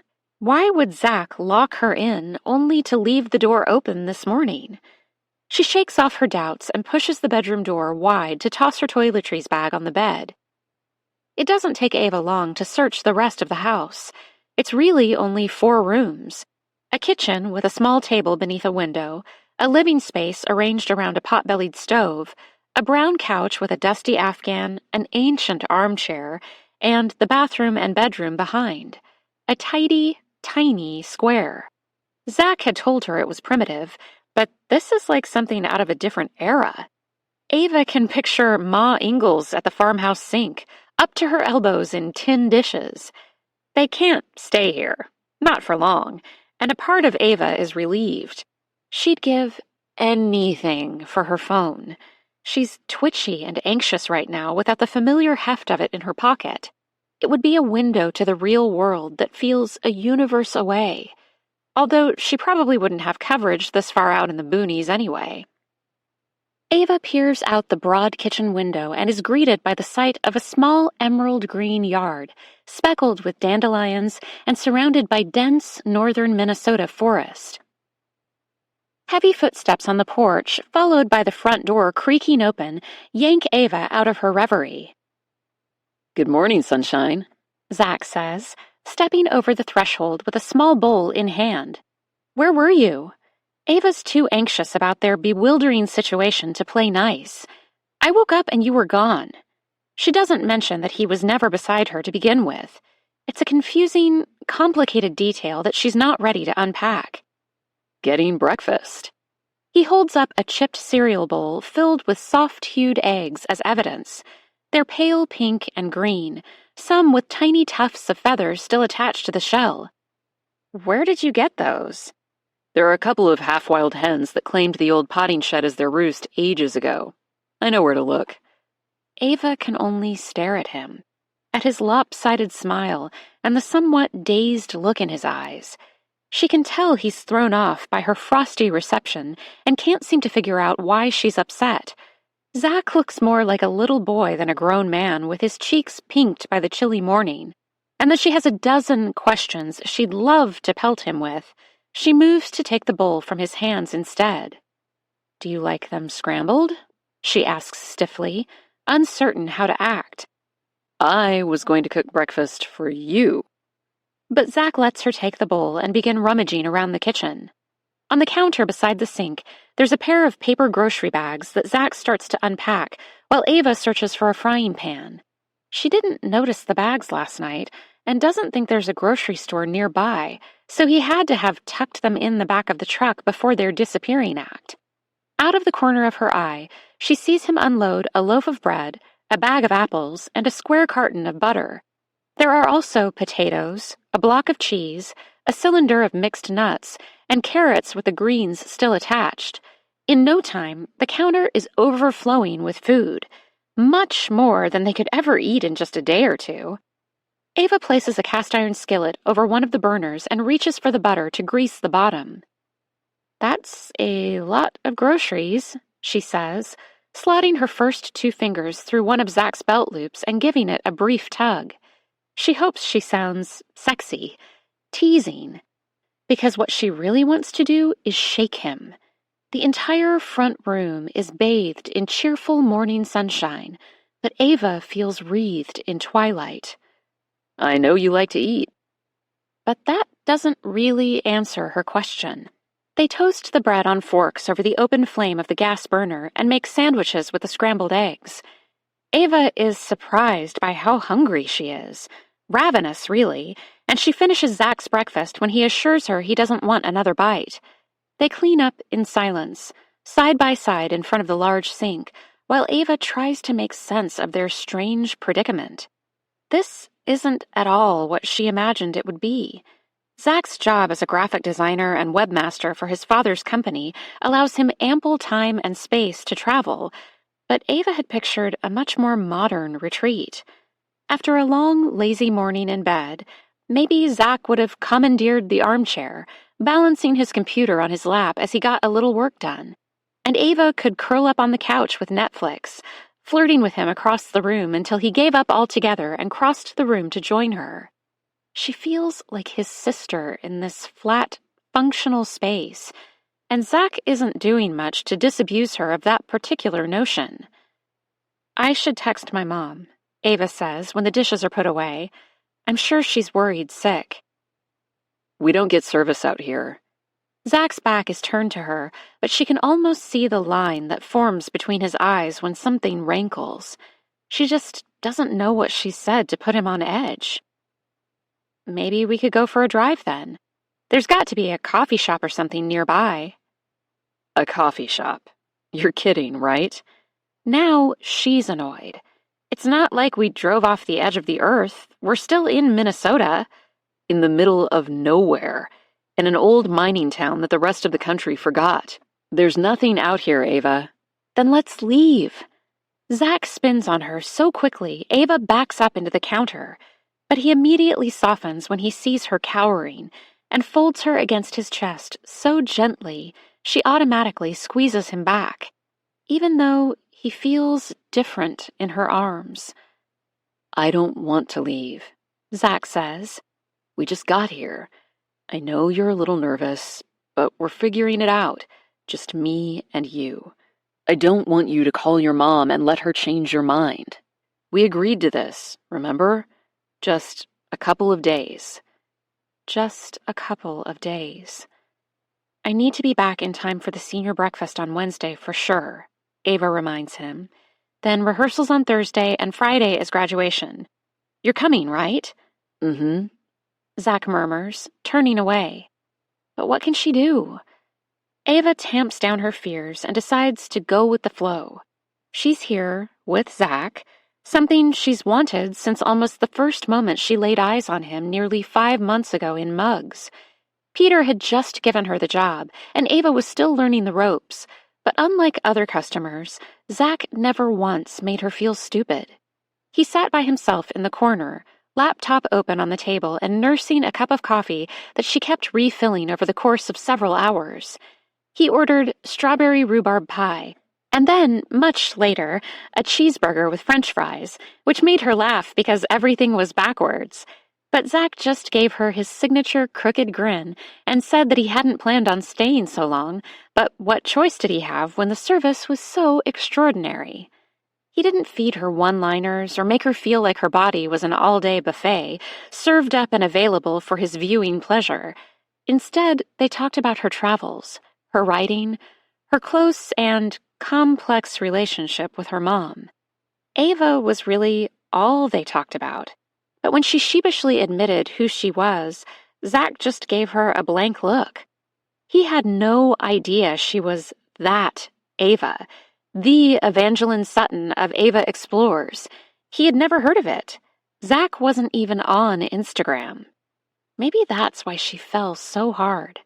To be wanted, maybe even loved for who she was, totally detached from social media fame, was something Ava hadn't experienced in a really long time. Still, the house in the woods is small and boring, and their getaway feels off.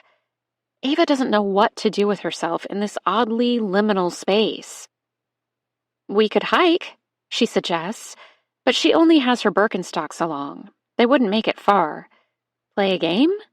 There's a faded checkerboard on a small table beside the chair. I have to chop some wood, Zach tells her, catching her chin for a quick kiss. It's going to be cold again tonight, and we'll want to start a fire. I'll come with you. Nah, it's dull work. Stay here.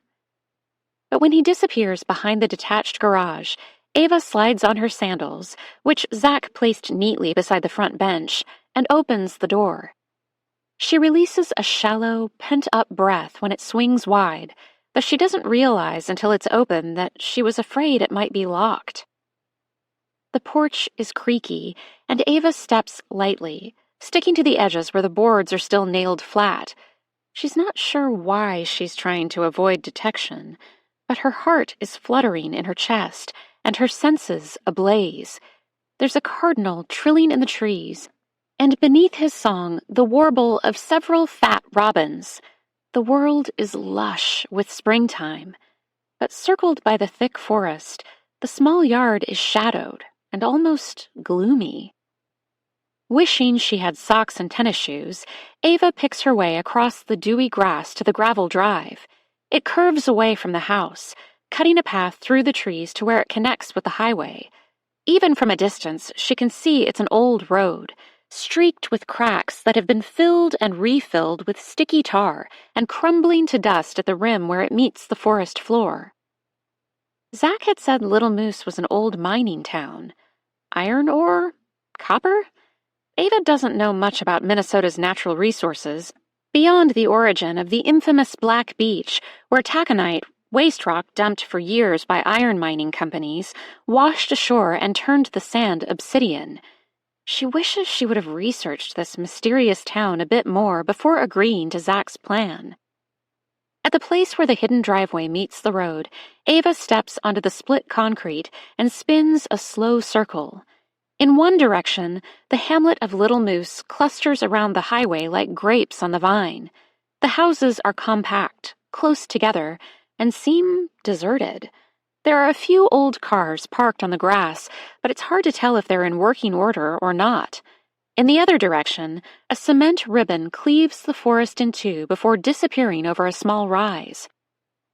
This is the true north, rugged and unspoiled, fresh and exhilarating. It's also just a tiny bit terrifying, because Ava is a mere speck out here, a bit of nothing on a planet so fierce and wild, it's a wonder she's allowed to exist at all.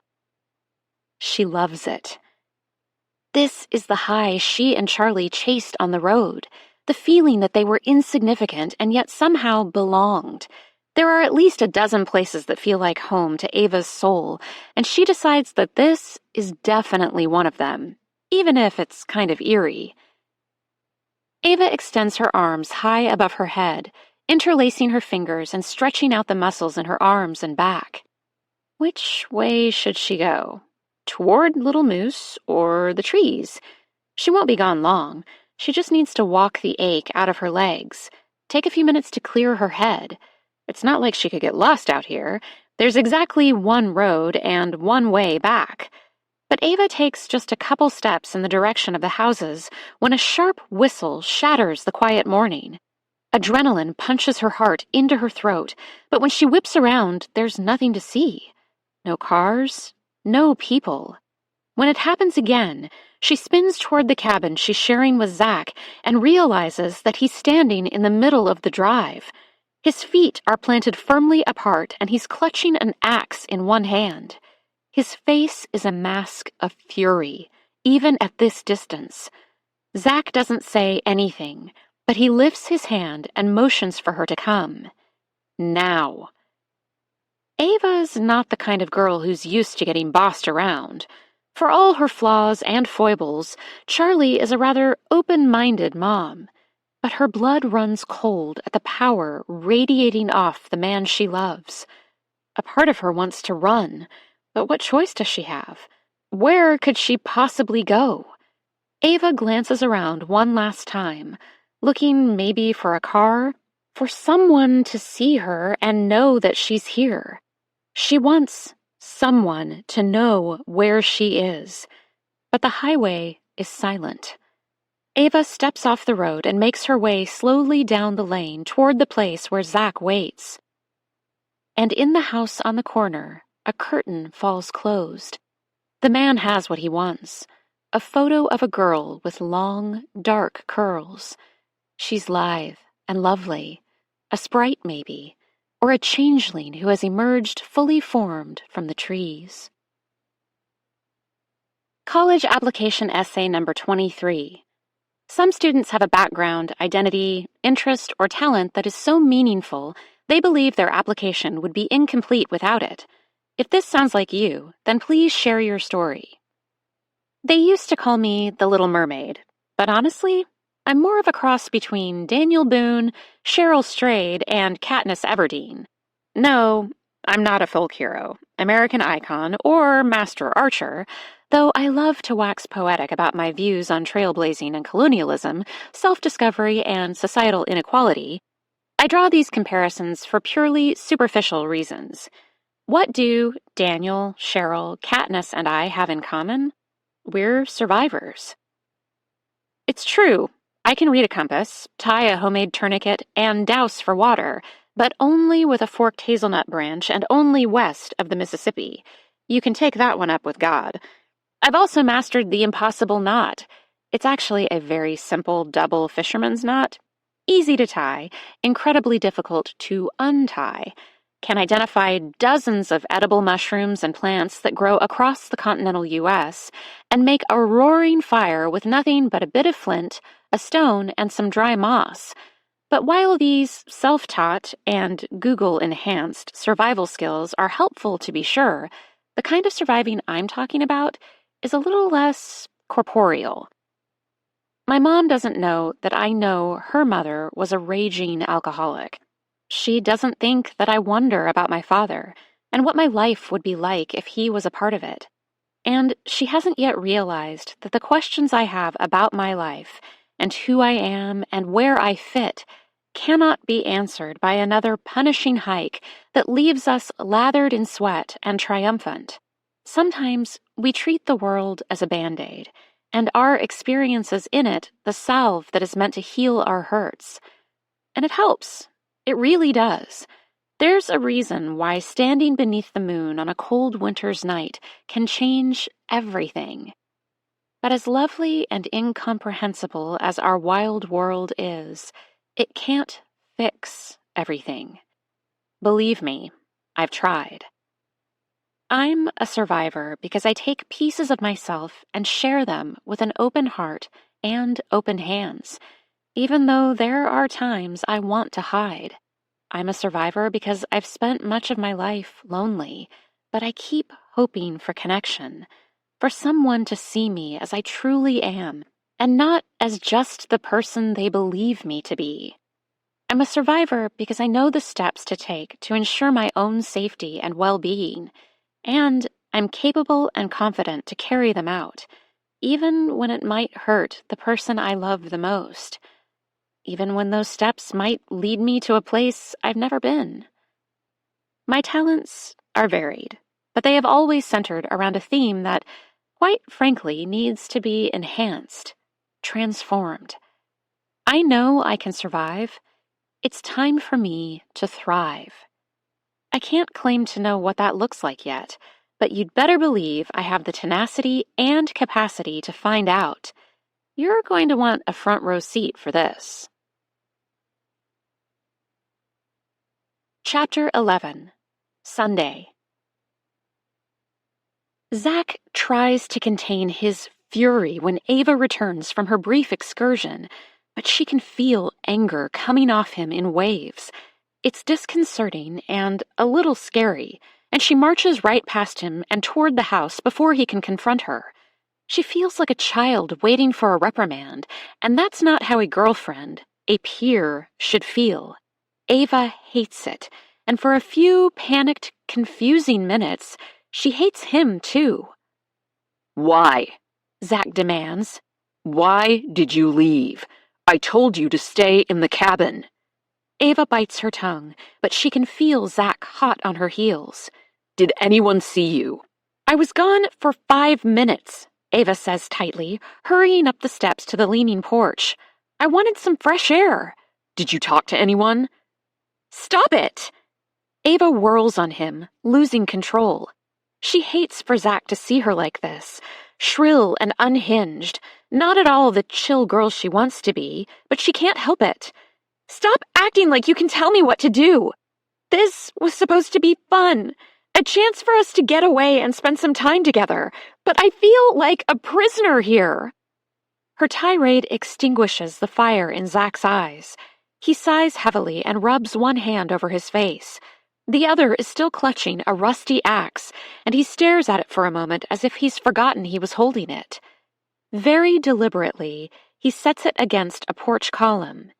You're not a prisoner, Ava, but I need you to listen to me. No one can know that we're here. Why? He reaches for her, then seems to change his mind. You have to trust me on this one, okay? I don't think so. My phone is gone. I'm a million miles away from everything, and you're not talking to me. What is going on? Zach seems torn between rage and regret. He's trembling, and less than 24 hours ago, Ava would have pressed herself against him and kissed his angst away. Now, she crosses her arms over her chest to stop her own hands from shaking. They're caught in a standoff on the narrow front porch, leaning away from each other as if this is the end of whatever it is they've started. Finally, Zach says, Go take a shower. Turn the water on and let it warm up for at least 5 minutes. I'll finish up outside, and when we're both done, we'll talk. It's not quite what she hoped to hear, but it's better than nothing. So without another word, Ava spins on her heel and lets herself into the small house. She slams the door behind her just so Zach will know beyond a shadow of a doubt that she's seriously pissed off. Ava wants to hold on to her indignation, but Zach is right. Although it takes a while, the water eventually warms up. It's amazing what a hot shower can do, and she takes her time, letting the scalding spray wash away the last 24 hours, along with the grit on her body. Unfortunately, no amount of scrubbing can erase the decisions she's made or the consequences she can feel crouching just out of sight. There will be a reckoning. Ava is sure of that. She feels small and so very stupid. Pulling on leggings and an oversized flannel, Ava wraps her hair turban-style in a threadbare towel and shuffles into the living room. Zach is stacking wood next to the pot-bellied stove. Feel better? He asks, standing up when she lingers just behind the couch. He brushes his palms self-consciously on his jeans and has a hard time meeting her gaze. I need socks. Ava won't give him the satisfaction of an affirmation, but she wiggles her bare toes at him, offering one small way to make amends. I've got you. Zach seems relieved to have something tangible to do, and he steps carefully past her to disappear in the bedroom. A moment later, he emerges, a pair of tube socks in hand. They're clean and white and come halfway up her calves, but Ava doesn't care. She scrunches them down around her ankles and then goes to sit cross-legged on the couch. Zach stands in the middle of the room for a few minutes, apparently deciding what to do, where to go. In the end, he sinks to the edge of the couch next to Ava, his knee just touching hers.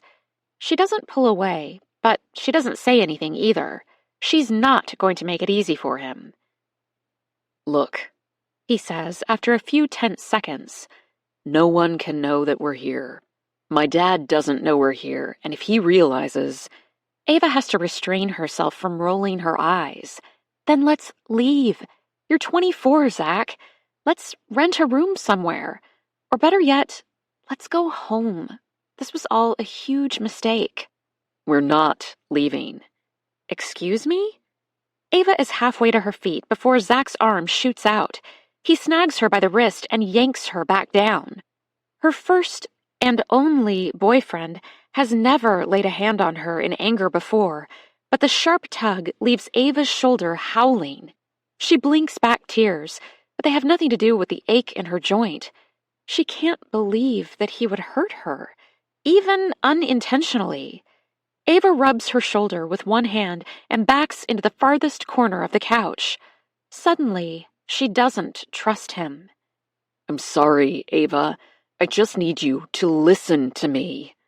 Zach's eyes are wide and hurt as he inches closer to her, hands up to assure her he's safe. Just listen, okay?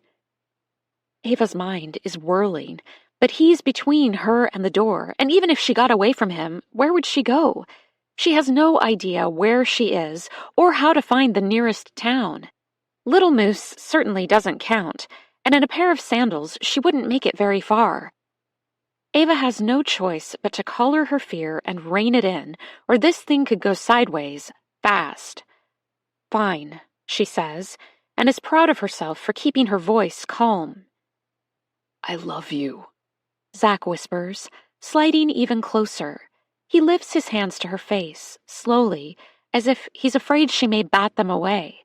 But Ava doesn't move, and he cups her cheeks in his palms, then kisses her mouth so tenderly, so sweetly, that for just a second she has to remind herself that he's acting crazy. You know that I love you. Zach pulls back, searching her eyes. Right? Ava doesn't dare to look away. She can't even bring herself to breathe. Instead, she lets herself get lost in those eyes that she was sure she would love forever and says, I do. She can't tell if she's trying to convince him or herself, but it doesn't really matter. Zach rubs his thumbs across her cheekbones and squeezes his eyes shut, exhaling a shuddering breath. Okay, good. Then we can make it through anything. A dozen questions queue up on Ava's tongue, but she swallows them all. She can tell that there is only one way through this, and it's Zach's way. For now. So she keeps her lips pressed tight and waits for him to start talking. I was born in this house, Zach begins after a heartbeat or two. Well, I was born in a hospital, but we lived here for the first 2 years of my life. He gives her a sheepish grin that she simply can't return. If he's trying to lighten the mood, it's not working. My dad worked in the mine before it was shut down. Zach picks up the story when Ava doesn't crack a smile. Everyone in Little Moose did. Mining is boom or bust, you know? Ava doesn't know, but this is the first information Zach has offered up about his family. He's been frustratingly tight-lipped about his background, and although it seems like a strange time to break his silence, better late than never. She pulls her knees up to her chest and wraps her arms around them. Go on, she says. I'll spare you the details, but mining in Minnesota has a tough history. He holds up one finger, counting. There are always groups who are concerned about the environmental impact. Like me, Ava wants to say, but she bites her lip instead. 2 fingers.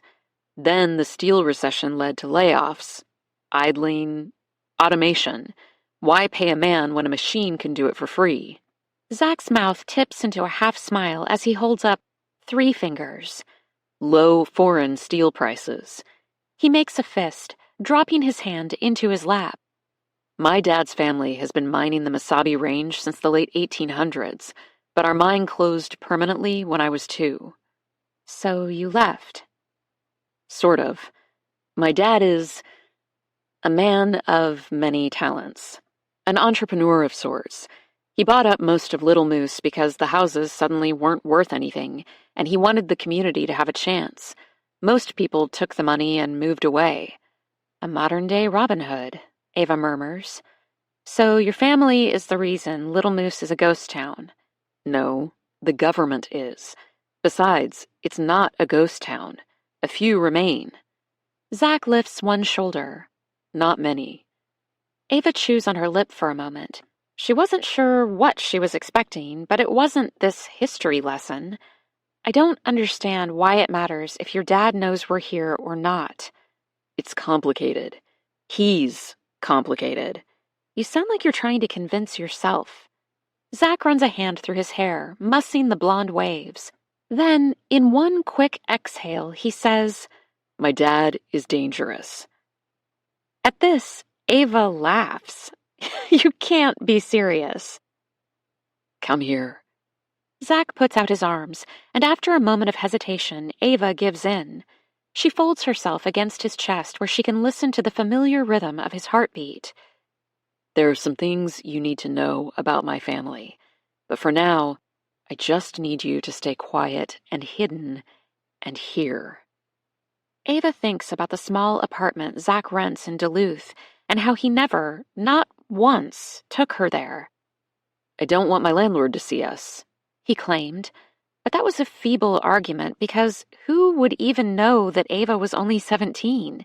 It's not like she bore an underage tattoo. And even if they did know, who would care? She wasn't some 12-year-old Lolita. She was days away from her high school graduation and mere weeks from her 18th birthday. She thinks about how, after their first meeting, Zach never came back to eat at Muggs.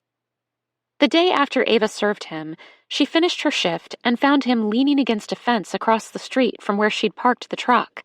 He was waiting for her, and she never stopped to wonder how he knew that she would be at work that night, or when she would get off, or what vehicle she drove.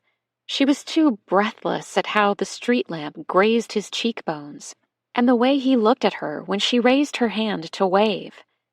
Ava thinks about their dates, always outside of landing or in some secluded spot, parking on snowy roads when it was cold, or hiking obscure trails when the weather warmed up a bit.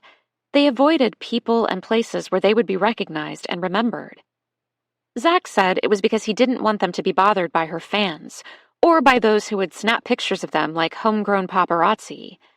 Ava had admitted once that it happened, that people sometimes took furtive photos and uploaded them to fan sites. He looked downright horrified at the thought. She pulls back now and stares at Zach, at the 5 o'clock shadow on his strong jaw, the lips she loves to trace with her fingers, the scar that bisects his left eyebrow and makes him look rugged somehow, and remembers the day that he took her phone and disabled all tracking apps and devices.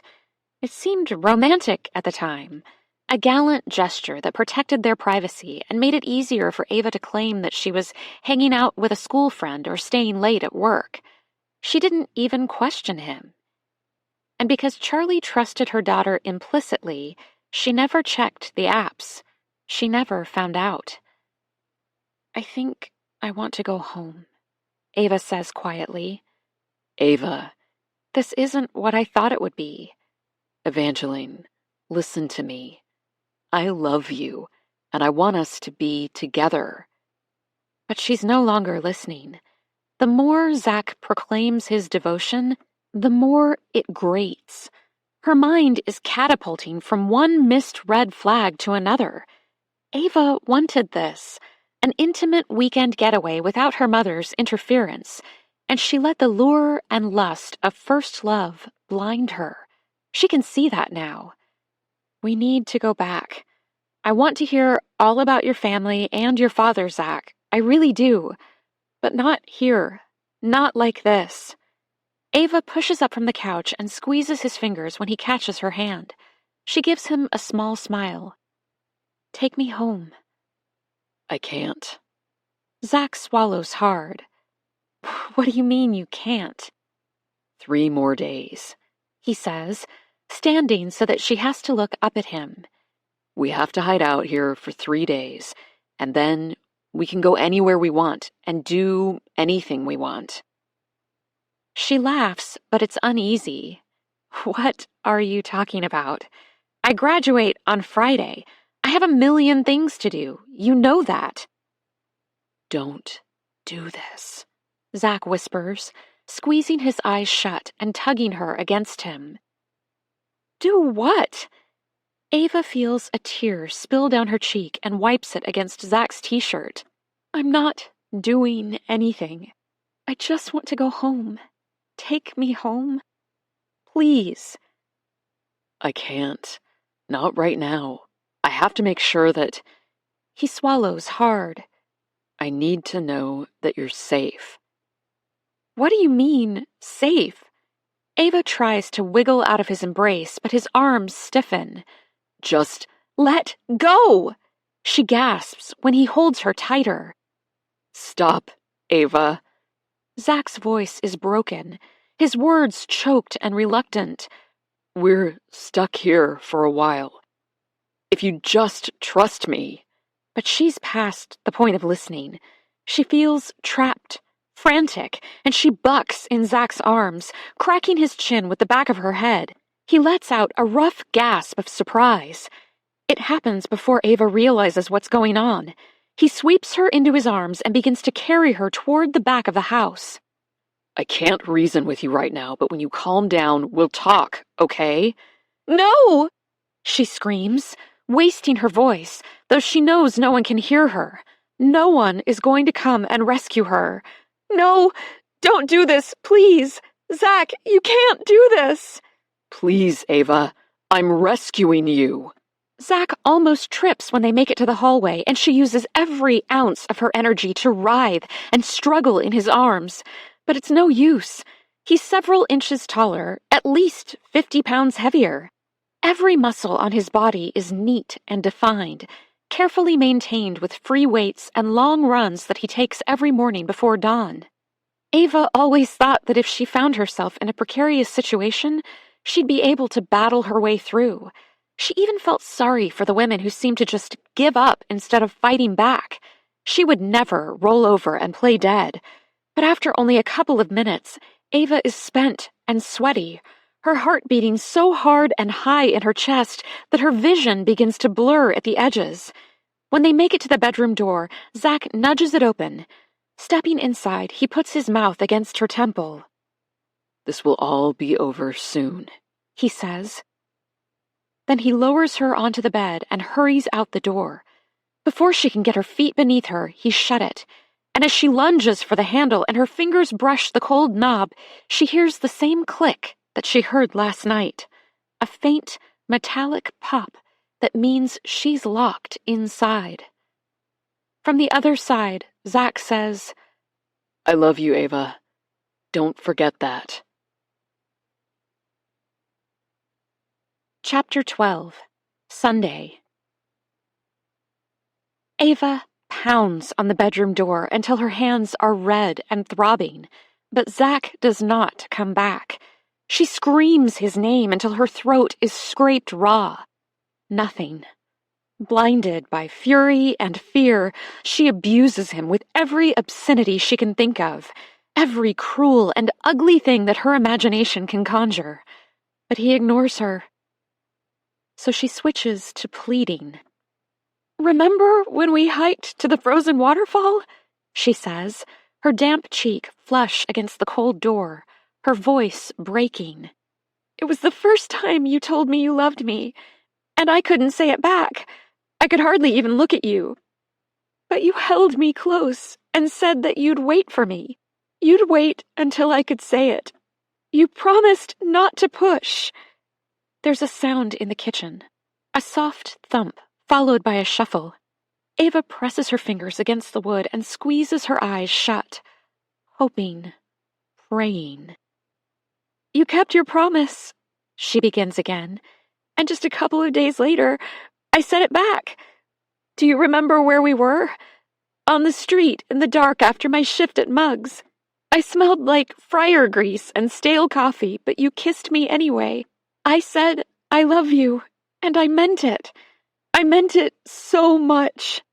The slide of something against the hardwood floor, movement that Ava can feel through Zach's thick socks, reverberating in the soles of her feet. I still do, she says, raising her voice. Can he hear her in the kitchen? I still love you. I love you, Zach. The slam of the front door hits Ava like a bullet to the chest. For a moment, she can't catch her breath, and the room tilts wildly around her. When she finally does manage to gasp, it turns into a sob, a howl that surely Zach can hear even outside. Where is he going? How can he just leave her here? Sliding down the door, Ava lands in a broken heap on the floor and cries until she has no tears left, until the sleeves of her flannel are soaked through and her eyes are swollen and sore. Zach was her first real friend, her first love, the person who made her believe that she didn't have to be Evangeline the Blubber Queen anymore, but she also didn't have to be the Little Mermaid. She could just be Ava, a girl who loved the outdoors, writing, and every book fit to print. She didn't have to wear makeup or make sure she sported the right label so that she was forever honoring her influencer contracts. Maybe, best of all, she could be loved for all the things she truly was and wasn't. Was it all a lie? Did Zach feel anything for her, ever? And if it had all been some elaborate ruse, why? When she's cried herself dry and is hollow and exhausted, Ava pushes herself up from the floor and shuffles over to her backpack. Her computer is tucked inside, and even if there's no Wi-Fi, maybe she can write a note or somehow document what's going on. If something happens But she can't think like that. She can't let her mind go to a world where someone would someday have to search for forensic evidence on her hard drive. But before she even grabs the backpack, Ava can see that her computer is gone. She should have noticed the way her bag slouched against the chair this morning, limp and empty. Ava snags it by a strap and flings it across the room with a scream. Why would he take it? What on earth would Zach want with her computer? Accepting that he took it makes Ava wonder about her phone. She knows that she put it in her backpack when she was still on the summer moon. Did he take her phone too? Ava spirals through their escape, and in light of her imprisonment, everything changes. The pills Zach told her to give her mom, just to help her fall asleep and stay asleep. His insistence on checking the summer moon after she disembarked. What was he doing? Their long boat ride at dusk on a stormy, menacing night. Everything changes when she looks at it through the lens of what she now knows. Zachary Brennan is not the man she thought he was. I'm here, Ava whispers into the quiet of the room. It's a prayer, perhaps, or a wish. I'm still here. Without her computer, Ava feels desperate to find something to help. The bed is unmade, and she rummages through it frantically, yanking off the blankets and sheets to check under the mattress and between the headboard and the wall. It's clean, and beneath the bed there is nothing but dust bunnies. Next, she tears through every drawer in the bureau. They're all empty except for the bottom one, which contains an old, musty Afghan and a handful of mothballs. The bedside stands are equally vacant. For a moment, the desk lamp looks promising, but when Ava picks it up, she realizes it's light as a feather and made of plastic. It would be an utterly useless weapon. Weapon? She can hardly believe that she's thinking like this. Escape would be so much better. Rushing to the window, Ava pulls back the curtains, only to find that the sash has been nailed to the frame. Someone has painted over the nail heads so that they look like part of the casing, but she can feel them when she runs her fingertips over the wood. It's chilling. The understanding that someone installed an exterior door in this tiny interior bedroom, that they methodically, intentionally nailed the only window shut and then painted over the evidence. Ava's not standing in a bedroom. She's standing in a cell. Panic claws at her, and for a few blinding moments she is sure she will die of pure terror. Her stomach revolts and she dry heaves, choking on bile. There's nothing she can do. Nothing she can use to improve her situation by even a degree, and she's never felt more helpless or hopeless in her whole life. She's entirely at Zach's mercy. It feels like defeat to crawl onto the bed, but once Ava's stomach has stopped spasming, it's all that she can manage. She wraps herself in the tangle of blankets, shivering so hard that even the heavy layers don't diminish her chattering teeth. Almost the moment her head hits the pillow, Her body begins to shut down. Ava has tried fight, and now all systems are taking flight. She doesn't want to sleep. It doesn't feel safe or wise, but it's as if a boulder is pressing her deeper and deeper into the bed. Just opening her eyes feels like a distant impossibility. In seconds, Ava is unconscious. The light in the room has changed when Ava opens her eyes. It's gray and muted, no doubt from the sun sinking beneath the line of tall trees that surround the old house. She knows exactly where she is, and the dread and despair that flood her veins is no surprise. Ava doesn't feel teary anymore, but she also doesn't have a renewed sense of hope. Her dreams were of long halls and closed doors, of captivity. For a few moments she lays perfectly still, wishing herself somewhere, anywhere else. But in the silence, she realizes that she didn't simply wake up on her own. Something broke through the tight web of her nightmares. It's noise and movement. Something frenzied happening. And then, all at once, there's a key in the door. Zack flings it open so hard the door slams against the wall behind it. Ava, He half shouts. come. You have to come right now. He crosses the room in 2 long strides and tears the blankets off her. Ava is terrified to let him touch her, but it all happens so fast she can't even open her mouth to protest. Before she can blink, Zack has pulled her from the bed and deposited her on her feet. One hand around her waist, and the other tightly gripping her upper arm, he ushers her toward the door. This is what Ava wanted. Freedom. But not this way. She tries to shake him off, but something fundamental has changed in Zack. Without even thinking, he presses her against the bedroom wall and holds her there, his face only inches from hers. His eyes are wild, afraid. Stop it. I need you to listen to me. There's no time to explain. Ava's woozy from the sudden change in circumstance, but Zack doesn't give her the chance to talk back anyway. He's coming. My dad is coming. Someone must have seen you when you went out this morning, or the cameras are still active. I don't know. But you have to get out of here. Now. What? Ava tries to protest as he wrenches her away from the wall and pushes her into the hallway. His hands are around her waist, guiding, pushing her toward the cabin door. There isn't time, Ava. Just listen to me. The keys are in the ignition of the truck. Head back the way we came, through Little Moose, and then turn south at the first stop sign. It's 10 miles or so down the road. That'll take you to Highway 1. First you lock me up, and now you're sending me away? Ava finally finds her voice and her strength. Twisting out of Zack's grip, she hits him in the chest, hard, with both palms. Then all at once, her hands are fists, and she's pounding him over and over again until he catches her wrists and wrestles her arms behind her back. Stop. Please. Just listen to me. They are both spent and heaving, and when Zack lays his forehead against hers, Ava doesn't pull away. She can't.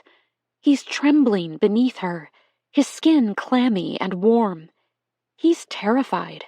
She can smell it on him. Something harsh and acrid, like a freshly snuffed match. I thought you loved me, she manages after a few shaky breaths. I do. I don't believe you. We don't have time for this. He pulls away from her and very carefully releases his hold on her wrists. He looks like he wants to gather her to him, but instead, he cups her chin in one hand and levels her with a look of pure desperation. You have to listen to me, Evangeline. You have to run. Zack's voice is a blade, clean and sharp, and though so many things have passed between them, Ava knows in her bones that his words are true. If she was frightened before, it's nothing compared to what unfurls inside her now. You can do this. Zack kisses her once on the cheek, then spins her around, and together they run for the door. I'll hold them off. Them? Zack ignores her. Drive fast and head straight for the Eli Police Department. Turn east, then south. Get on 169. It'll take you there in 40 minutes or so. What am I supposed to tell them? Ava trips over the threshold and nearly plunges headfirst onto the porch, but Zach catches her and keeps her upright. It doesn't matter. Just get somewhere safe. What about you? Zach scowls. Don't worry about me. Just get out of here. But... Ava, go! She stumbles on the cold grass, her stockinged feet slipping on the lawn and becoming instantly wet. Strips of fog wreath the trees, and a light breeze lifts Ava's curls off her neck, sending a full-body shiver down her spine. Her hair is still damp. She never even had a chance to brush it, and she knows she must be a sight. Tangled mane, bloodshot eyes, no shoes, no coat either, and nothing at all to identify herself and lend credence to the preposterous story she's about to tell. She'll pull into Eli, a town she's only crossed through once or twice, looking homeless and unstable. Ava doesn't even know what to say. How can she explain the last 24 hours of her life? But as she nears the shed, Ava realizes she might never get the chance to tell her story. She can hear the roar of an engine in the distance. Someone is revving the motor, driving fast on that long lick of road that splits the forest in two. The sound makes her stumble, and at the very moment that Zach shouts her name, the air fills with the squeal of brakes and the crunch of gravel. Frozen to the spot, Ava watches the flash of black between the underbrush until adrenaline bucks hard in her chest and she comes to her senses. She sprints the last few yards to the cover of the shed, her heart galloping. The garage door has already been lifted, and Ava slips inside, pressing herself between the truck and the wall and dropping into a crouch. Past the bumper of the truck, she watches as a black SUV tears down the drive, slamming on the brakes and pulling to a stop only a few feet away from where Zach stands. A cloud of dust billows over him, and before it has a chance to dissipate, the doors of the SUV are wrenched open and 3 men jump to the ground.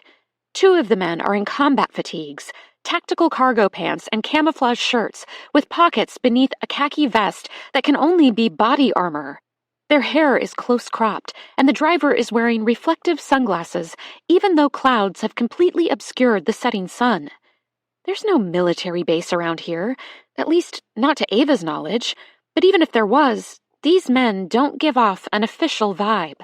There is nothing safe about them, but they pale in comparison to the man that jumped from the passenger seat. He's dressed in dark pants and a white button-down shirt with the sleeves rolled to his elbows. His shoulders are broad, but his hair is streaked white and his belly soft. There's nothing immediately intimidating about him, but the casual way he walks toward Zach emanates such power, such authority. Ava flattens herself against the truck. The man, the way he holds himself and moves through the world and so clearly calls all the shots, is menacing. Words are exchanged, but Ava is too far away to hear. When the white-haired newcomer turns away from Zach, she feels a moment of relief, but then he brings his arm around with the full force of his body and backhands Zach across the face. He crumples to the grass and doesn't move. Ava's hand is slick with tears, her finger throbbing between her teeth. She doesn't even realize she's biting it until the pain registers, and then she only clamps down harder because she's afraid if she starts screaming, she won't stop. Even though she was furious with Zach only minutes before, she can't stand to see him lying on his side, one arm thrown over his head and the other curled against his stomach. Is this Zach's father? The man who so indifferently turns from the heap of humanity at his feet and shakes out his fist? The thought makes Ava's head spin. But she doesn't have time for sympathy. The white-haired superior barks an order, and at once the 2 men in fatigues leap into action. One jogs toward the house, while the other heads directly for the shed. For her, Ava has mere seconds, and she casts around looking for an escape. There's a door in the back wall of the shed beside a leaning workbench, but piles of junk are stacked in front of it. She could never move it all in time, and even if she did, it would make an unholy ruckus. Ava could jump in the truck and try to drive away, but she instinctively knows that in order to get out of the shed, she'd have to run over the man, striding closer and closer. In this moment, she wants to be the sort of person who could do that, but she isn't. Ava can hardly bring herself to squash a spider when one scuttles across her bedroom floor. She knows she won't be able to floor the gas when she's staring down a living, breathing man in the rear view. And what if they chase her? What if that SUV forces her off the road? Her only other option is to do what Zach told her to do. Run. Ava's barefoot and breathless, but she's also fast, and she prays for strength as she launches herself off the dirt floor of the shed and sprints for the open garage door.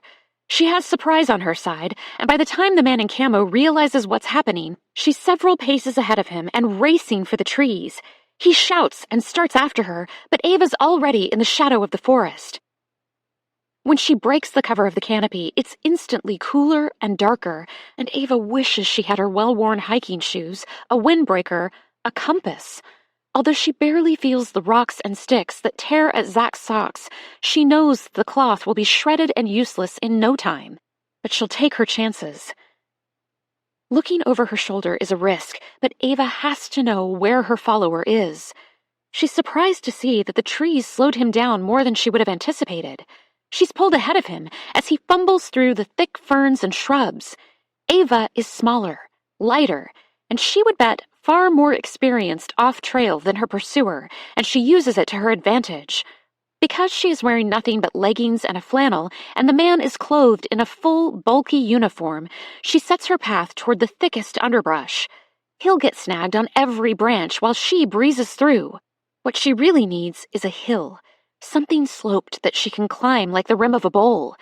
Most people don't know to spiral upward, to point their downhill foot outward to avoid rolling an ankle. Ava has seen many a novice hiker slide on scree and twist vulnerable joints because of improper footing. She can almost picture her stalker tumbling down a ravine while she scurries away. It's this wisp of a daydream that takes Ava down. She's scanning her surroundings, looking for a rise or fall in the landscape instead of watching where she's going. But the boulder is half hidden by brush anyway, and in the growing darkness, Ava might never have seen it at all. When her shin cracks the sharp edge as she runs, the pain is dazzling. It explodes through her leg and drops her as surely as a bullet would. She knows she should be afraid, but the agony radiating through her bones overrides even her longing for escape. Ava gasps in the growing twilight as hot blood soaks through her leggings and turns the forest floor beneath her black. Got you. The man crouching over her brings reality into stark focus. Ava tries to scream, but the air is pinched out of her chest by shooting pain and unbridled fear. You didn't have to run, he says, tisking at her. Doesn't matter how fast you think you are, how tricky, I would have caught you in the end. But it looks like you learned your lesson. Ava whimpers when he lifts her leg and squints at the wound through her torn leggings. You'll need some stitches for sure. Is it broken? When she doesn't respond, he pinches the soft flesh of her calf to get her attention. Hey, can you move your foot? Wheezing, Ava lifts herself to her elbows and carefully flexes her foot back and forth and side to side. She doesn't want to give this stranger the satisfaction of obeying, but she also doesn't dare to defy him. Not when she's prone on the ground, injured. Not when she can see the dull glint of a gun tucked into the belt at his waist, a hunting knife strapped to the other side. He's about her mom's age, square-jawed and freshly shaved. Up close, he's generic-looking and doesn't seem so frightening. In fact, he's holding her leg gently, studying her with what seems like concern. Let's get you out of here, he says with a sigh. Though you certainly didn't make it easy for me. Then he slides his arms beneath her and picks her up as if she is a small child, like she weighs nothing at all. The man marches back to the clearing, Ava's trembling body in his arms, and her blood staining the sleeve of his dusty uniform. College Application Essay Number 28. Henry Drummond is quoted as saying, "The people who influence you are the people who believe in you. Share about someone who has influenced your life. How have they helped to shape the person you are becoming?" It should come as no surprise that the person who has shaped me the most is my mother, Charlotte Greer Sutton. I could write much more than a mere 500 words on all the various ways she has molded me into the woman I am, but I fear the vast majority of these essays will focus on the inspiration of the applicant's beloved parental units, so I'd like to turn my gaze in another direction. Because I was bullied as a preteen and spent the bulk of my formative years on the road in a vintage Airstream trailer with my single mother, I wasn't afforded many opportunities to make friends. Sure, I can have a stimulating conversation with a total stranger, and often enjoy thought-provoking exchanges with friends that I meet online. But an in-life bosom buddy? Not so much. 6 months ago, I would have told you that I don't even know how to make an honest-to-goodness friend. I wouldn't have dared to try. But then Zach came into my life. Our relationship evolved in the most natural, unassuming way. I didn't even realize he was becoming my best friend until we were wholly invested in each other's lives, and completely inextricable. I'll be the first to admit that I'm no relationship expert, but it seems to me that the best friendships are often the ones that take you by surprise, and sometimes between two people who seem ill-fitted at best. I suppose they do say opposites attract. I knew Zach was someone special when, a few weeks after we met, he took a damp paper towel — we were having an impromptu picnic in the front seat of his car — and began to gently, almost tenderly, wipe it across my cheeks, my forehead, my closed eyes. "What are you doing?" I asked him, too stunned to move, and he said, "I want to see you." My skin is freckled. I've spent years in the sun and wind, hiking trails and swimming, and even dirt biking when given the chance, and the elements have left their mark on every inch of me.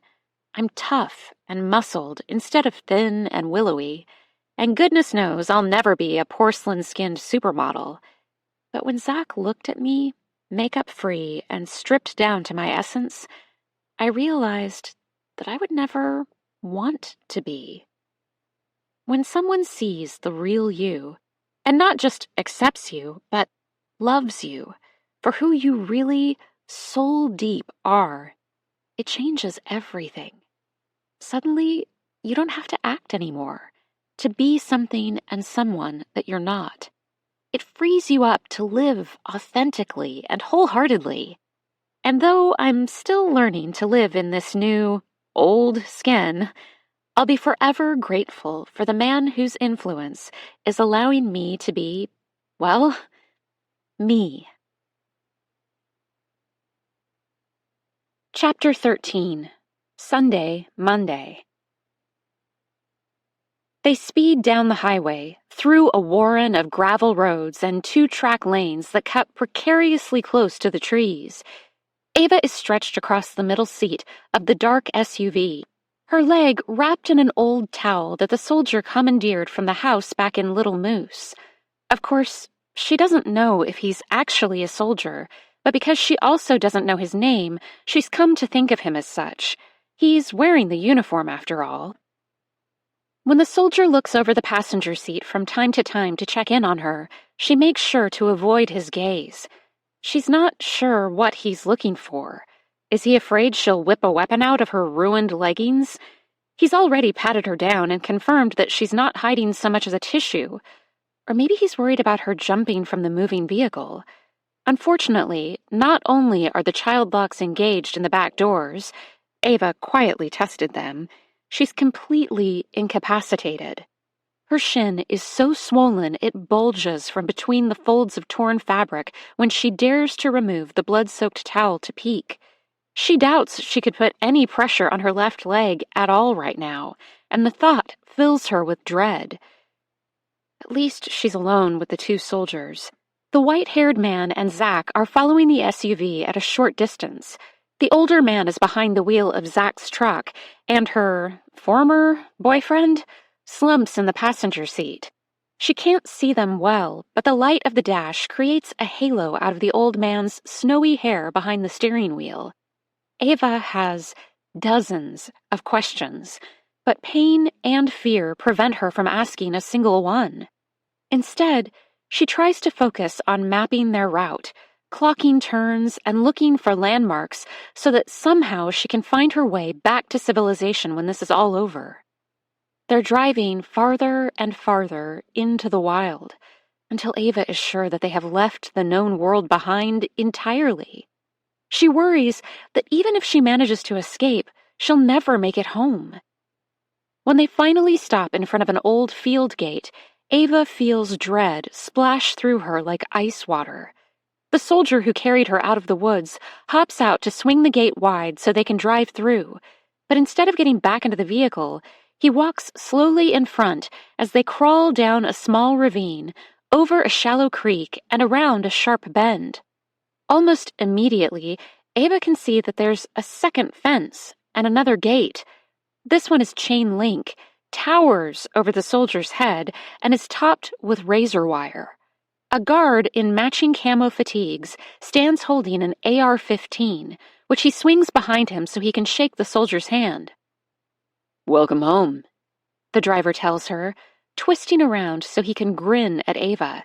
He hasn't said a word to her, hasn't even acknowledged her presence, and his declaration now sounds ominous. This is not her home. Ava is not staying here. In seconds, the guard has entered a code into the keypad near the gate, and they're driving through the perimeter.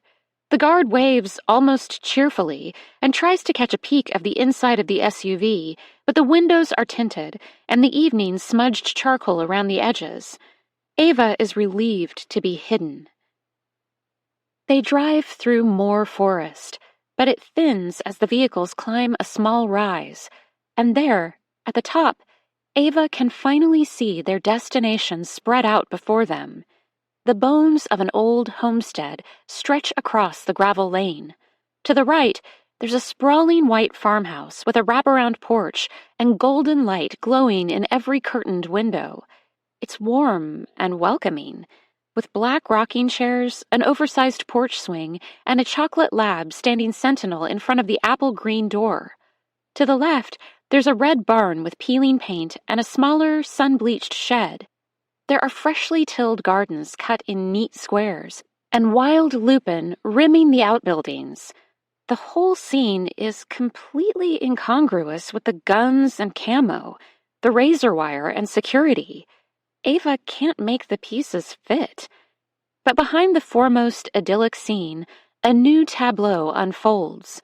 In the glow of several yard lights, Ava can see a trio of what look like new Morton buildings. They're set like wooden blocks in a row, with small windows, doors on either end, and worn paths leading deeper into the property.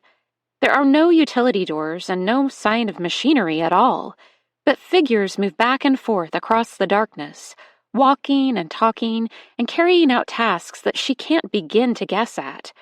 Beyond the buildings, everything becomes a bit of a blur, but if Ava squints, she can make out rows of trucks, wooden structures, and acres of dark forest. What is this place? Ava doesn't realize she's spoken out loud until the driver of the SUV laughs. We'd tell you, but then we'd have to kill you. Don't tease her, the soldier who chased her scolds. I'm already afraid she's going to die of a heart attack before Tamara can take a look at her leg. Turning to Ava, he says, Welcome to our little slice of the American dream, the Gates of Zion. But that's kind of a mouthful. We just call it the Gates. Ava isn't sure what she suspected, but it certainly isn't this. This is a bustling community in the middle of nowhere, well cared for and almost normal looking. If she is going to be trafficked or held for ransom or recruited for some crazy cult, she would have predicted a much darker, more menacing setting.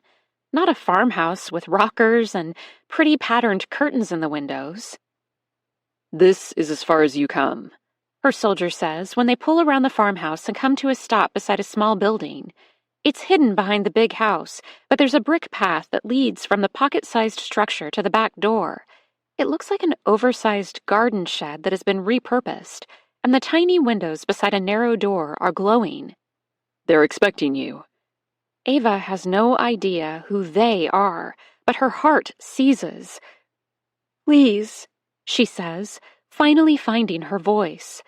I just want to go home. Please let me call my mom. That's not up to me. The man hops out of the passenger side and opens the door so he can reach Ava. Without hesitation, he grabs her off the bench seat and hoists her into his arms. The movement is so sudden and jarring, a wave of nausea rushes over her. Ava pinches handfuls of his uniform in her sweaty palms and tries not to throw up as he strides across the lawn. She wants to resist, to kick and fight back, but she's underestimated both his easy strength and her own overwhelming fatigue. Instead of freeing herself, she swoons, so that when he steps over the threshold of the shed, Ava's world is tilting and out of focus. There are voices and hands, the caress of warm air that smells of laundry detergent and floor polish. Ava doesn't even know she's cold until her skin prickles at the change in atmosphere, and she wishes for a blanket, a roaring fire, a mug of something hot and steaming. Almost immediately, one of her wishes is granted when she's lowered to a stiff mattress and a blanket is pulled across her upper body. I'll let you take it from here, the soldier says to someone that Ava can't see. Then his hand is heavy on her shoulder for a moment. You'll be good as new in no time, he tells her, but she's not reassured. I'll see you around. By the time the room stops spinning and Ava can take in her surroundings, a woman is already at work on her leg. The stranger is wearing a long denim skirt, a red cable-knit sweater that looks handmade, and a severe bun that drags her hair away from her sun-spotted face. The woman is straddling a stool beside a wooden chair that contains an amateur-looking surgical kit. A few gleaming silver instruments, rolls of gauze, and a dark bottle of iodine are all laid out on a bleached white towel. No, Ava says, taking it all in. She pushes herself up on her elbows and is rewarded with another head rush that makes the room tip. The woman picks up a pair of slender scissors. You'd rather I leave this gaping open? She motions to the gory mess that is Ava's shin. Blood still seeps from the flapped-open, V-shaped wound, and her leggings are soaked through. The towel is unsalvageable. You'll have an infection by tomorrow. Then I should go to the hospital, Ava shoots back, trying to keep her head lifted. A second pair of hands press her back into the pillow, and Ava finds herself looking at a girl about her age. She is also dressed in a long skirt and thick sweater, but her waist-length, dirty blonde hair has been woven into a single braid that curls over her shoulder. Her eyes are a pale, icy blue, and they glare at Ava. Be still, the girl hisses. You're lucky she's looking at you at all. If I had my way— Rachel, the woman interrupts.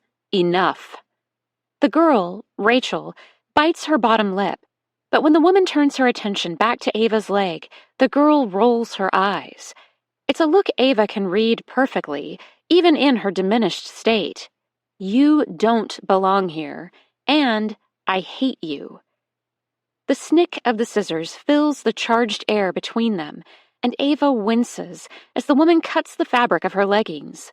The lycra is stuck to her skin in places, glued by dried blood and matted with dirt and leaves, and the tugging makes her eyes water. Still, she curls her body so that she can see what's going on. She doesn't trust Rachel or the woman. Can you move your foot? Your knee? The woman helps Ava point and flex her toes, then bend and rotate her knee.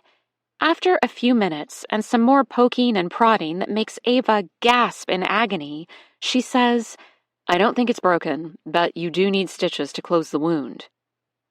Ava's stomach clenches into a fist, but before she can squeak out a single word, the woman goes on. I'm going to be honest with you.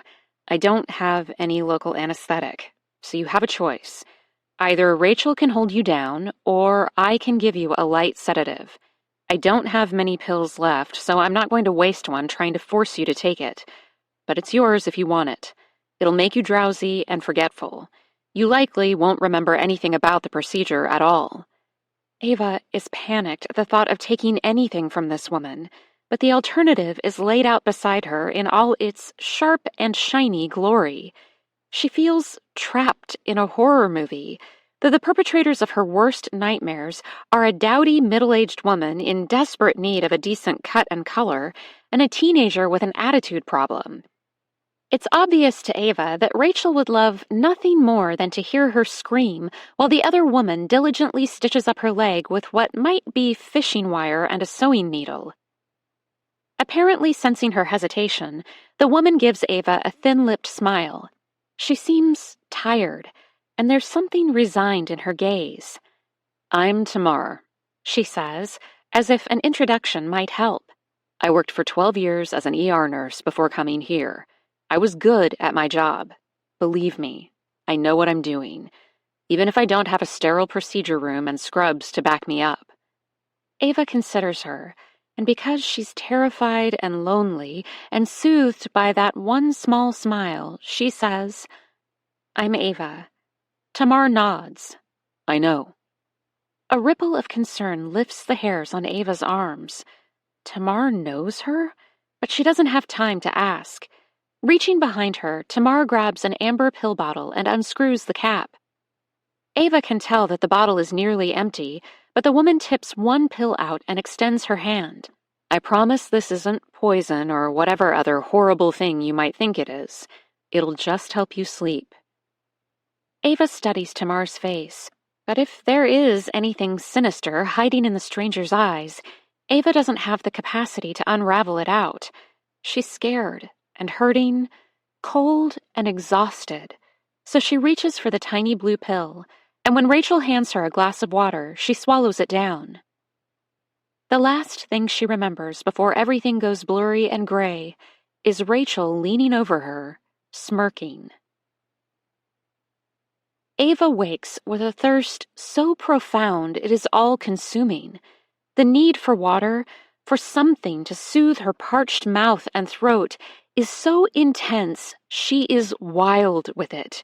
She flails and falls halfway out of the narrow bed before she remembers. The shooting pain in her leg does much to bring back the awful night, but then Rachel heaves a dramatic sigh from across the room and throws reality into sharp focus. It lives, Rachel says dryly. She pushes herself up from a narrow wooden bench and takes a few steps toward the place where Ava cowers, suffering. You slept for nearly 12 hours. Water? She croaks, ignoring her leg, Rachel's sneer, and the details of her prison now bathed in morning light. Rachel blinks and purses her lips as if trying to decide whether or not to oblige. Finally, she says, "Beside you?" She flicks her wrist in the direction of a small table next to the bed. Ava lunges for the glass waiting there and gulps half of it gone. Lukewarm water spills down her chin and onto her dirty flannel, but she doesn't care. The tall glass is empty in moments, and she falls back onto the pillow, gasping a bit for breath. With her most urgent need met, Ava begins to absorb new information.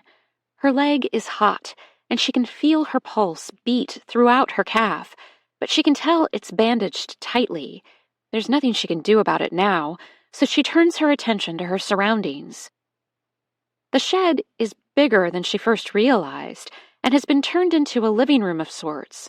There's a battered couch against the back wall, and an assortment of mismatched armchairs. Rachel was sitting across from Ava on what looks like an old church pew. It's been painted white and softened with a few lumpy pillows in an assortment of clashing patterns. The cushions look like practice projects from a beginner sewing class, and Ava herself is shoved into the farthest corner of the building on a pop-up cot. It seems everything has been shifted to make room for her temporary bed. Tamar and her terrifying array of surgical instruments are gone. Ava is alone with the blonde teenager and her almost tangible disapproval. Her head is thick and throbbing, but even so, it's clear that they, whoever they are, have intentionally isolated her from the rest of the inhabitants of the Gates? Did the soldier call this place the Gates of Zion? I'm supposed to take you to the bathroom and get you cleaned up, Rachel says, crossing her arms over her chest and glaring at Ava with obvious disgust. And I have chores to do. Her meaning is clear. Move it. But Ava's not sure she can. Why didn't you wake me? She asks, stalling for time as she eases herself up. Her head swims and her vision is shot through with pinpricks. But now that Rachel has said the word bathroom, it's all Ava can think about. When was the last time she ate? Drank? She has no idea what time it is, but her stomach is hollow and her bladder full. She feels like she's been hit by a truck and left for dead. I tried, Rachel huffs. I would have jabbed you with the scissors if Tamar hadn't taken them. Ava stifles a shiver at the thought and carefully swings her feet over the side of the bed. You're not supposed to put any weight on it, Rachel says, watching her. The tissue over your shin is very thin and can easily tear, but Tamar didn't have steri strips, so she had to stitch. There are no crutches that Ava can see, and it's evident that Rachel isn't going to help. So, what am I supposed to do? Rachel shrugs. I'm just telling you what Tamar said. You can do whatever the hell you want. Ava is on her own. She wobbles a little when she stands, but the dizziness passes quickly, so she takes a step. Flames of pain lick up her lower leg, but Ava steals her expression and even manages to give Rachel a tight smile. Great. It can walk. Rachel spins on her heel and crosses the room in 2 big strides. It's so easy, so painless, there's no way she's not rubbing it in. Her mobility is a taunt. Swinging the door open, she steps outside and holds it for Ava. Come on, I don't have all day. Aren't you afraid I'll run? Rachel laughs. No, she says pointedly. And if I was? She reaches beside her and produces a long-handled garden hoe. It must have been resting against the outside wall of the shed. The blade is V-shaped and vicious-looking, and Rachel wields it like a weapon. What? No guns for girls? Ava says through gritted teeth. Something in Rachel's gaze hardens, and in one whirlwind movement, she swings the hoe like a bow staff and whips it at Ava's leg. She stops a single inch short. I'm supposed to be planting today. Rachel leans in and closes the gap, wrapping Ava's bandages with the wooden handle. The thump sends a jolt of electricity through every bone in Ava's body. She sucks a few shallow breaths between gritted teeth and wills her eyes not to water with the pain. But I'm not about to let a little gardening get in the way of my responsibility to keep an eye on you. If I have to maim you further, I will. Rachel's eyes are as cold and glittering as a sheet of Lake Superior ice in February, and Ava doesn't doubt her for a second.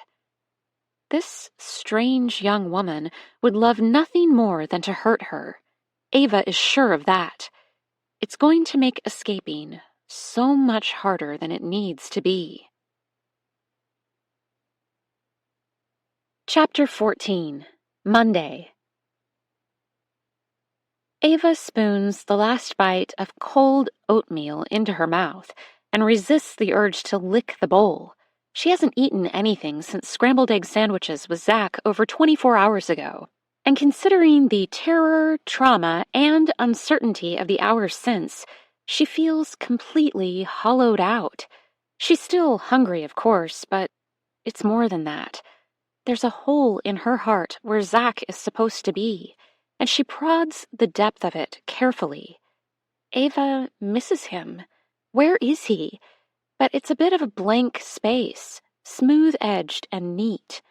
When she dares to think about her mother, about Scout and the house by the lake, Sebastian and Frank and her little yellow room that sparkles like a ray of sunshine even on cloudy days, the gap is a ragged, savage thing. Huge and gaping. It's enough to gobble her whole if she lets it. But Ava can't think like that. She can't let herself be dragged under by grief. So she carefully places her spoon in her bowl and folds her hands in her lap to stop herself from throwing them both across the farmhouse kitchen. She imagines how the ceramic would shatter against the wooden floor, how the spoon would clatter. Then she fantasizes about the heft of Rachel's blonde braid in her hands, how easy it would be to use it to throw her to the ground. Ava is clean and fed, dressed in a frumpy dress that puts her in mind of The Handmaid's Tale. It's ankle-length and shapeless, a pale bleached blue that matches Rachel's eyes almost perfectly. Ava blushes, thinking about Rachel and the blasted dress, about the way that her enemy stood there while Ava stepped out of her clothes and sponged off her body with a faded washcloth and a half-used bar of what could only be homemade soap. It smelled, predictably, of lavender. "You can't shower," Rachel had told her. "You're not allowed to get the sutures wet for 48 hours. But God knows you need to wash up. You reek." Of course, Rachel wouldn't leave the bathroom. Instead, she locked the door and stood against it as she watched Ava undress. "Everything," she warned, when Ava paused for a moment in her underwear. "I'll wash them out," Ava said, turning her back to Rachel, even though she was loath to do so, and reluctantly peeling off her bralette. She was almost desperate to hang on to something that was recognizably hers, but Rachel grabbed it. When Ava looked over her shoulder, she could see Rachel toss the bra in a bag. "Your things are headed for the burn pile," she said, her mouth a thin, prim line. "You can't burn my things." "Stop me." So Ava had no choice but to put on the shapeless second-hand panties. They were too big, the Fruit of the Loom shelf bra, it pinched under the arms, and the ugly, shapeless dress that had been laid out for her on the bathroom counter. Someone had thought it all through. Someone had chosen to put Ava in the most humiliating, ill-fitting getup imaginable. Ava had her money on Rachel. She was a vindictive, cold-hearted snake. "I get to babysit you all day," Rachel says now, resting her chin in one hand on the kitchen counter. She's staring at Ava, drumming the fingers of her other hand on the butcher block countertop. "Am I a prisoner?" Ava dares to ask. The corner of Rachel's mouth tips into a faint smile. "Sure. You were supposed to be a recruit, but we've gone off script now, haven't we? I'll tell you this much. You're either in or out. And you're sure acting like you're out. I don't even know what in means. What is this place?" Rachel looks thoughtful for a moment, as if she's deciding whether to share more with Ava. In the end, she shrugs. "You'll find out soon enough." "Where's Zach? I want to see him." "That's not going to happen." "Why not? Wash your bowl," Rachel interrupts, turning her back on Ava. "We have to get going." Ava slides off a wooden stool and heads to the sink. The house is huge, rambling, and filled with enough furniture for a horde. Ava counts 14 chairs at the dining room table. The living room, which she can just see beyond a wall with a towering china hutch, has a brown leather sectional that looks well used, and the mudroom that they walked through to get into the house was lined with a long bench and open lockers with enough hooks, boot boxes, and baskets for an elementary school classroom. Ava hasn't seen the second floor, but the wide staircase and massive footprint of the first floor indicates a warren of bedrooms and more bathrooms. A study? A library? A den of horrors? She wants to ask Rachel more questions, to find out anything she can about this place and the people who live here, but she's still seething about the way Rachel stared her down when she was naked and hurting. Ava's afraid she won't be able to be subtle, to carefully draw out the answers she wants with flattery or simple kindness, and there's no doubt in her mind that animosity will only make Rachel intentionally misdirect her, or clam up entirely. Ava knows that Rachel would revel in any chance to frustrate or shame her. Still, questions line up and jostle for attention. What is this place? Where is everyone? Is Zach okay? Why can't she just go home? What has she gotten herself into? Ava turns on the tap and grabs a scrub brush to wash out her oatmeal bowl, but she goes slowly, using the chore as an excuse to take in as much as she can about the farmhouse. It's clean, almost oddly so, but there is no decor at all. No pictures on the walls or knickknacks to give it any character. They passed one photo in the hallway on their way in, a picture of the man with white hair at the center of a gaggle of people, adults, children, and babies in arms. But Rachel ushered her past so quickly, Ava didn't have time to really look. She couldn't even tell if Zach was in the photograph. Back at the cabin, he'd said, "My dad is coming." Is the man with the white hair his father? Is Rachel his sister? The thought makes Ava shudder. Are you really that incompetent? Rachel is suddenly beside her, tearing the bowl from her hands and giving it a quick once-over with a rag. It's one bowl. One spoon. Ava feels a sharp retort like salt on her tongue, but she bites it back. Instead, she steps meekly away from the sink and lowers her eyes. She can bide her time. Let Rachel think she's a nervous little mouse. Let the bitchy blonde underestimate her. It's practically noon, Rachel mutters as she quickly towels off and puts the bowl away. Someone had left it sitting out for Ava hours ago, and Rachel made her eat the cold, congealed oatmeal. Ava was in no position to complain. Now that she's no longer starving, she can see that the farmhouse is laden with food. Fruit piled in a basket, fresh loaves of bread wrapped in tea towels on the counter, an entire chocolate cake with thick frosting beneath a glass dome. The refrigerator is double wide and industrial, and when Rachel opens it briefly to grab an apple, it's packed with everything from gallons of milk and blocks of cheese to dark Coke bottles lined up in neat rows. Ava's mouth waters at the thought of a Coke in a bottle. But Rachel slams the door shut without offering her a drink or an apple. We have to work fast. The radishes, peas, and lettuces are all in, but we need to plant beans, broccoli, and carrots today, Rachel says, taking a loud bite of the apple in her hand. Lunch is at 1, so we have just under 2 hours. Gardening. Ava has been locked in not 1, but 2 rooms, kidnapped, stitched up without anesthetic by a retired nurse, and stripped of her clothes and belongings, and this snarky stranger expects her to plant some vegetables? Ava glances around the kitchen, looking for a phone, a computer, anything that she could use to contact the outside world, but Rachel already has her by the elbow. Pinching tight, she says, "You'd better work fast. The gathering is after lunch on Mondays, and then I hear Dad wants to talk to you." Dad? It's not really a question, but Rachel takes the bait. Didn't you meet him? Her eyes glitter. Oh, you must not have. People don't quickly forget Abner Brennan. There's something about the way she says his name that makes Ava wither inside, but she repeats it to herself over and over. Abner Brennan, Abner Brennan, Abner Brennan, stamping it on her brain so that she will never forget, so that someday, when this is all over, she can tell the world who he is and what he's done. She just doesn't know what that is yet. Ava realizes that escape is out of her reach right now. She needs to learn more about where she is. the geography, the layout of the compound, and the people, but she is also not nearly as mobile as she would like to be.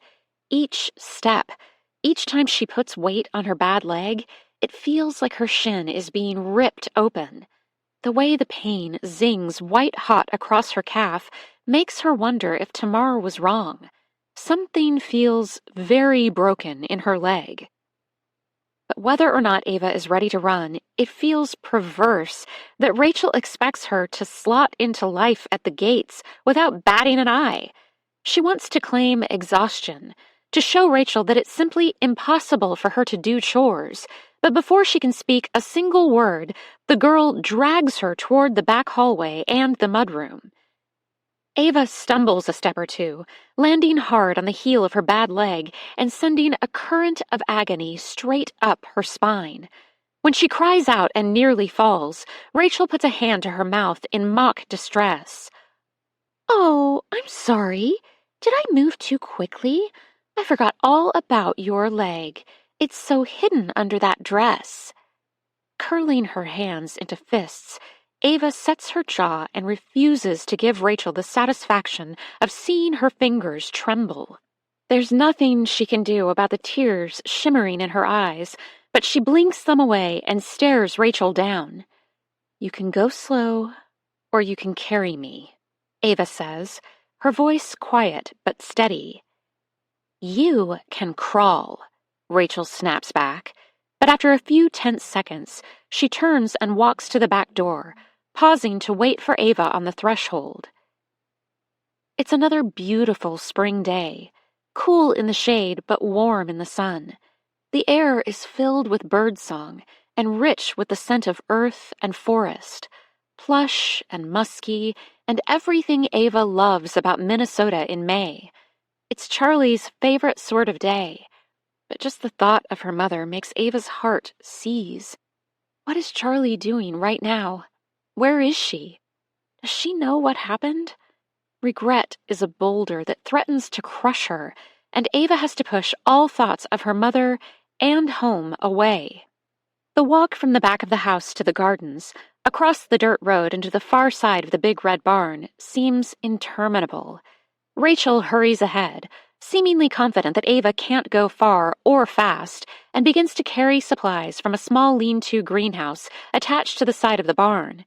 It would be the perfect time for Ava to bolt, but she's nauseous and barely hobbling, so she shuffles after Rachel, and when she reaches the farthest edge of the large patchwork of plots, she sinks gratefully to the ground.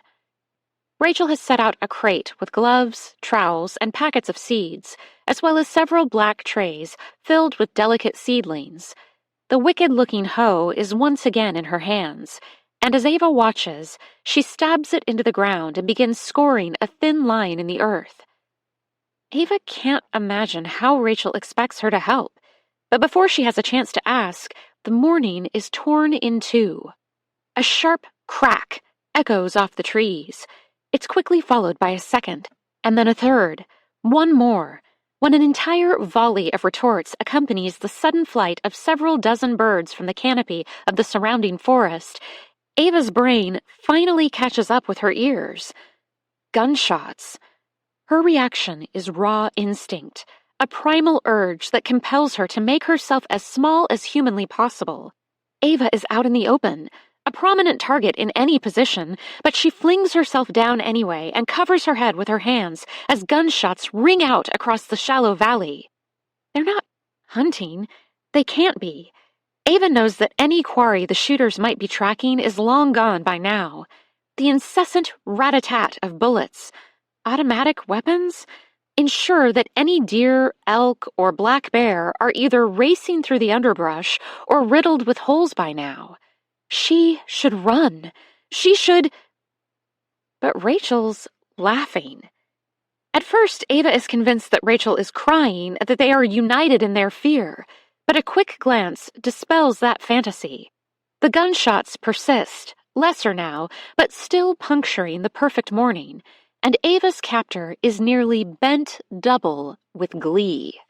"Good God in heaven, you're pathetic," she says. "Look at you!" Rachel screws up her face and cowers, covering her head with her arms in a mockery of Ava's protective pose. Ava can hardly hear her over the rush of blood in her ears, but Rachel is clearly unaffected by the gunshots, so Ava slowly pushes herself up. Squinting toward the back of the property, she realizes that beyond the row of Morton buildings and the makeshift parking lot, there's a tall, wooden fence of sorts. The shots seem to be coming from behind it. "What's going on?" Ava asks, her voice breaking. She doesn't want to need Rachel for anything, but she has to know. "Training," Rachel responds with a smirk. It's not much.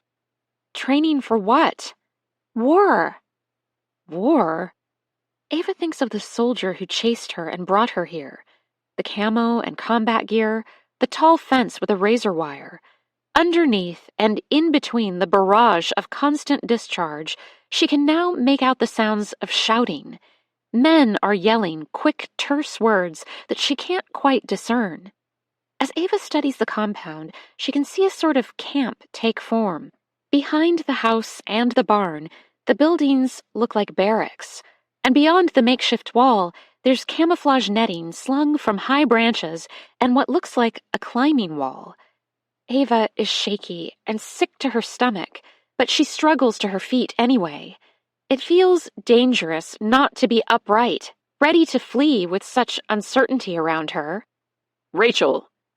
Ava's head snaps in the direction of the sound. It's the man with the white hair, and he's emerging from a side door in the barn. He strides across the grass toward the gardens with a grim look on his face. Even at a distance, Ava can feel power crackle around him like electricity. He's unusually tall, well over 6 feet, with broad shoulders and thick arms. His dress shirt is cuffed and rolled to his elbows, and his forearms are covered in pale hair that makes him appear to glow in the morning sun. But it's his face that makes Ava's breath catch in her throat. His features are chiseled and severe, his skin permanently bronzed from a long life lived outdoors. He'd be almost handsome if it wasn't for his eyes. They are black holes, pits of gravity that draw her to him even as they make her feel panicked and exposed. The gunshots were better than his gaze on her. "Dad," Rachel says, and the word on her lips sounds both sacred and a little terrifying. Ava flicks her eyes to the girl and realizes that she is standing straight and still, her back a rigid line that betrays a barely concealed fear at the sudden presence of her father. She's clutching the handle of the hoe in both hands, her fingers white-knuckled. "I'm sorry," Rachel continues. "We didn't get as far as we were supposed to. She slept late and I couldn't wake her. I tried, Rachel? He's close enough to touch her now, and as Ava watches, Rachel flinches just a bit. It's a single, full-body tremor that whispers from head to toe and then dissipates when the man reaches out and brushes her cheek. "I'm not upset about the garden, but I do question why you've dragged our guest out here so soon after her accident." "I thought... Tamar said..." "Is Tamar in charge?" he asks, pinching Rachel's chin almost tenderly. Ava recognizes that move. It's classic Zach, and the thought makes the earth shift under her feet. "No." Rachel lowers her eyes. "No, she's not. Remember that, daughter. And consider how you would like to be treated if you were a stranger in a strange land. Miss Sutton is our guest, not our prisoner." At this, he turns toward Ava, and she shrivels beneath the force of his full attention. "Hello, Ava. It's nice to finally meet you, my dear." When he extends his hand, Ava reaches out, not because she wants to, but because she can't imagine doing anything else. Her fingers are dwarfed by his massive hand, and in the warm grip of his welcome, she feels embraced and important and seen. His eyes crinkle at the edges when he says, "I'm Abner Brennan. You can call me Abner. It's my pleasure to welcome you to the gates of Zion. We are so blessed to have you here.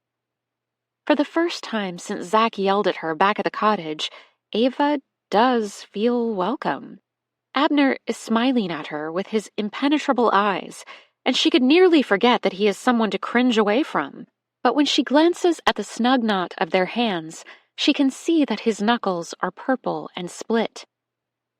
This man hit Zach viciously.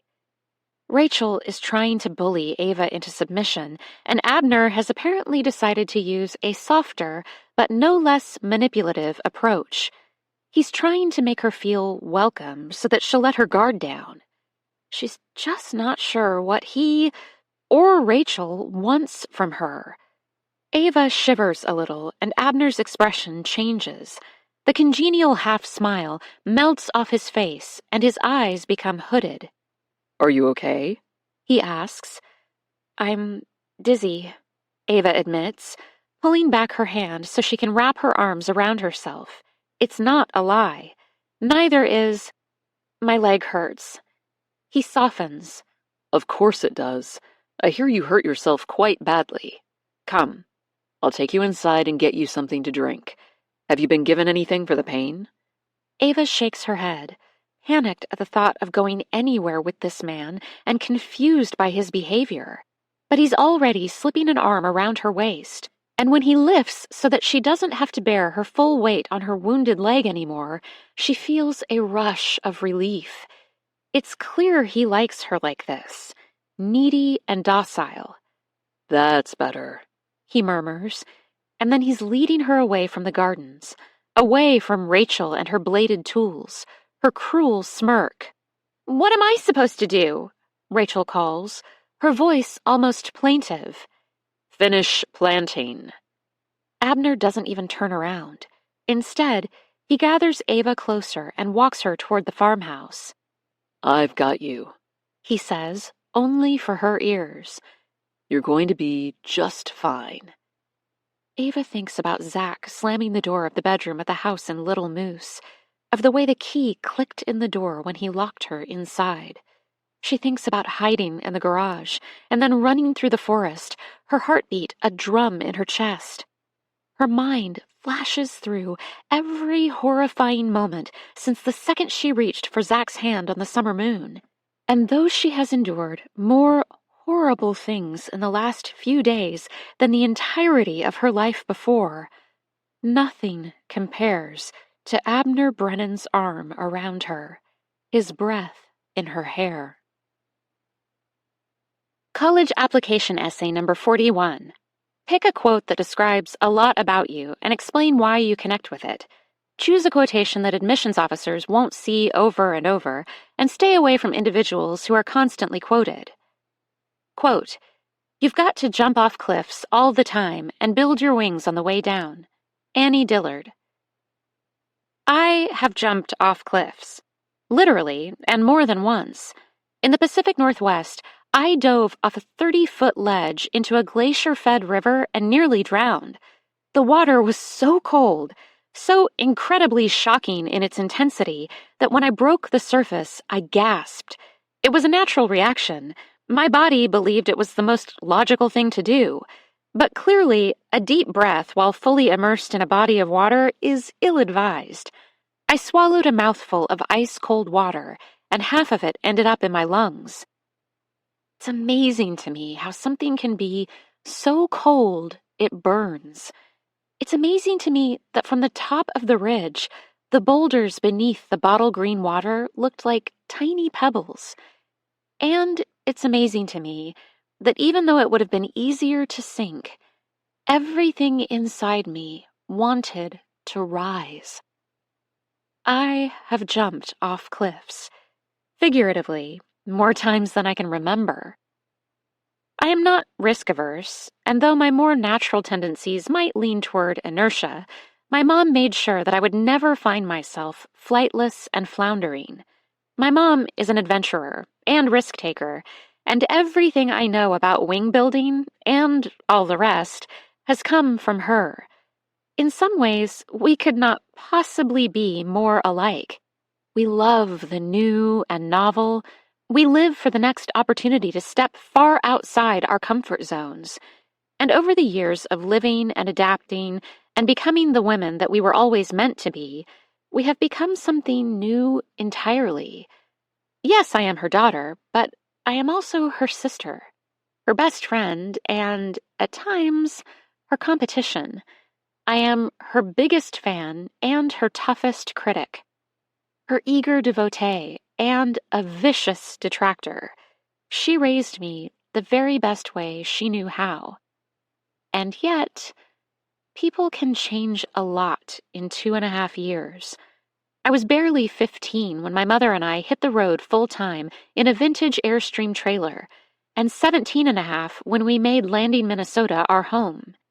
I am no longer the naive, bullied little girl who spent many nights curled up beside her mommy. And I am no longer the delicate fledgling she still seems to think that I am. How do you tell the one who taught you everything that you can take it from here? My mother gave me these wings, but I think she's afraid to let me fly. And so I take to the sky in secret, when she's not looking, when I can dream and plan and explore the woman I am becoming in my own right. It's far from perfect, but there's joy in that, too, in the way that I fall and mess up, ding a wing and rise again. It's glorious and heartbreaking. It's a cliff I never dreamed I would have to throw myself from. I wouldn't change a thing. I would change everything. Footnote: 507 words. Close enough, Mrs. A? If not, can you help me find some words to cut? I feel this one in my bones, and each time I hit delete, I die a little. Chapter 15. Monday.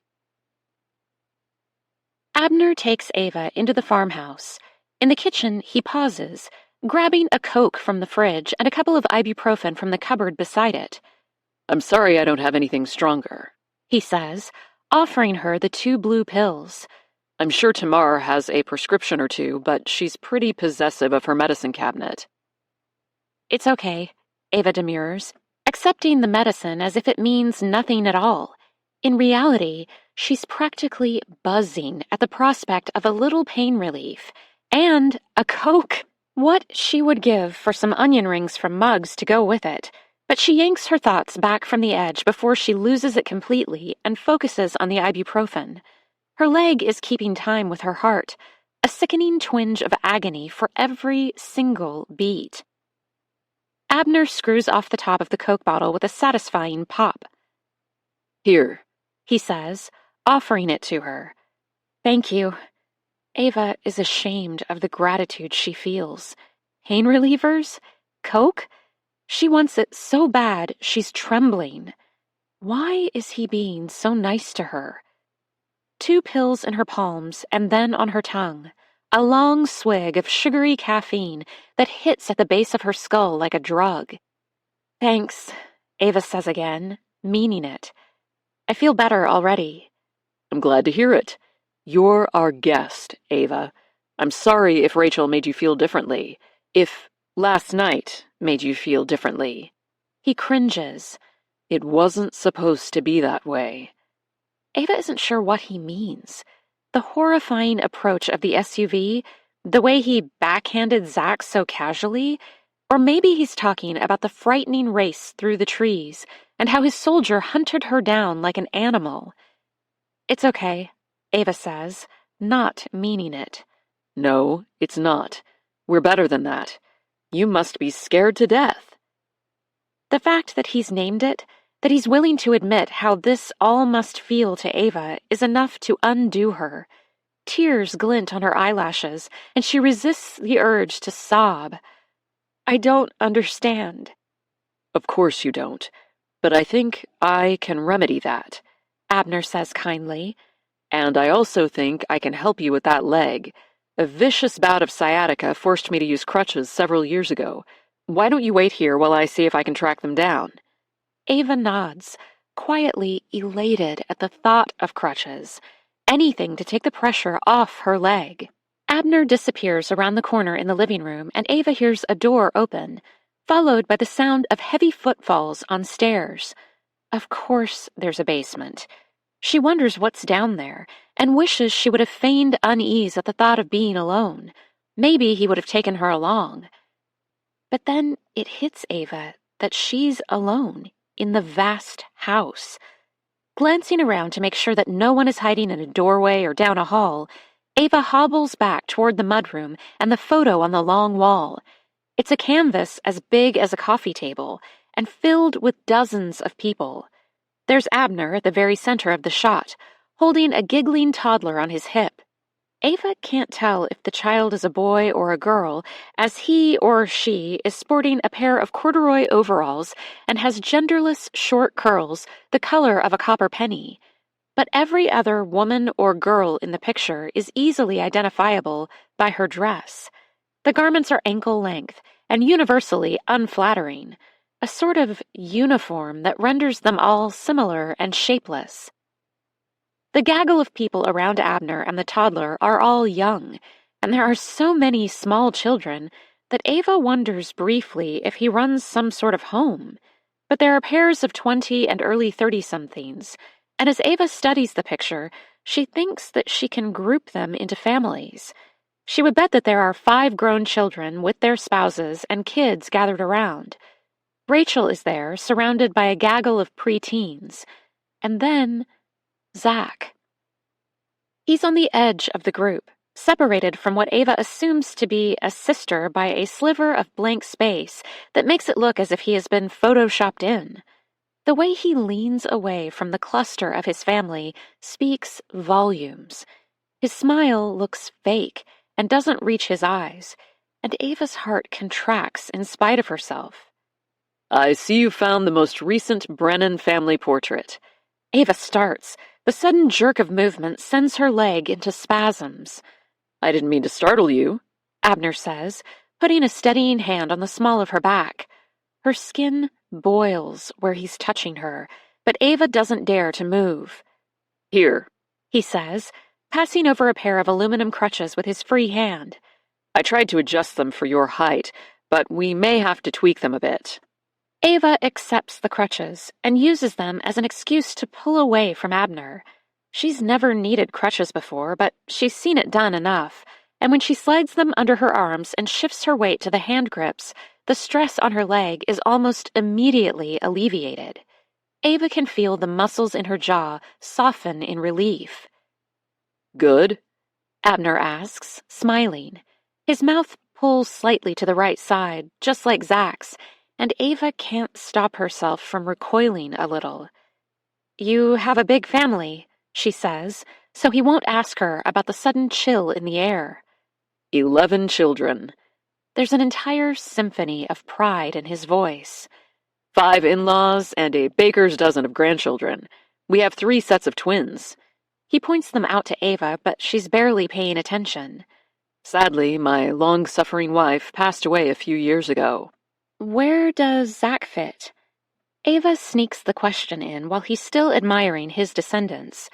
Abner slides just his eyes to give her an assessing look, and for a moment, Ava is convinced that he won't answer her.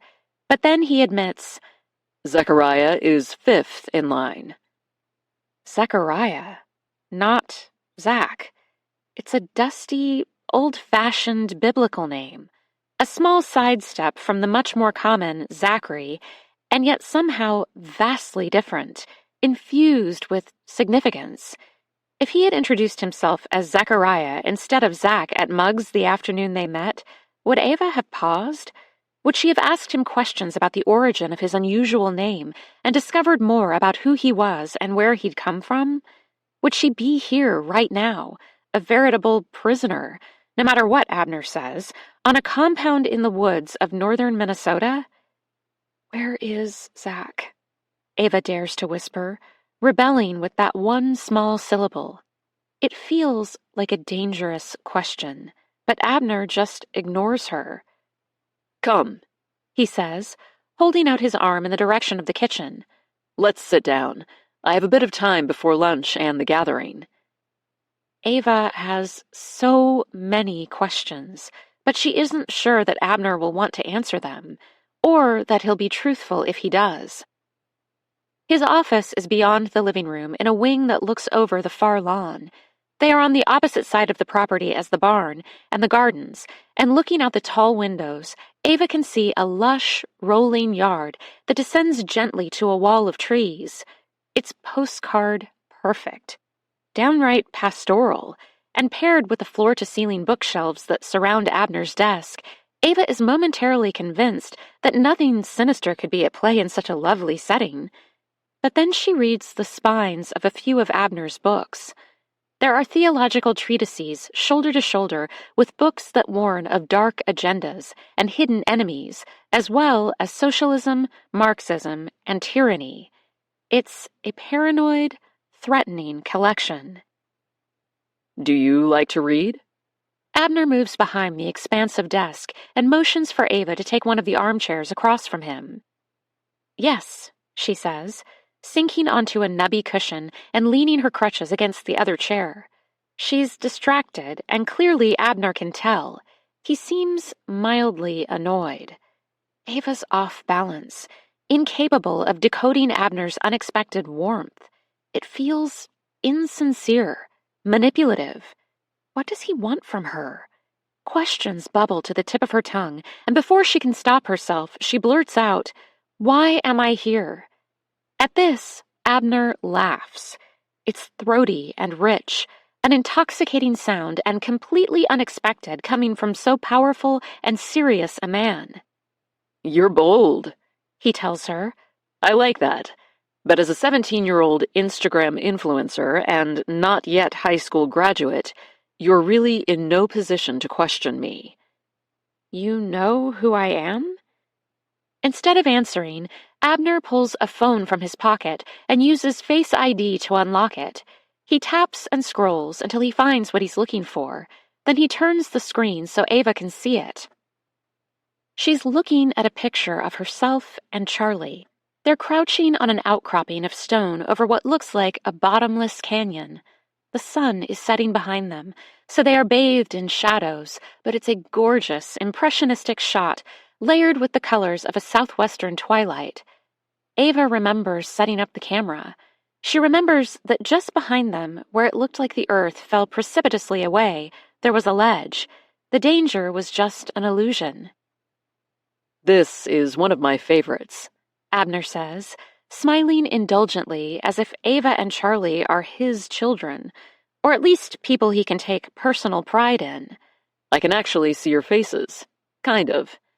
Ava is still trying to catch up. You follow Ava Explores? Just because we choose to live a simple life doesn't mean we are completely detached from the rest of the world.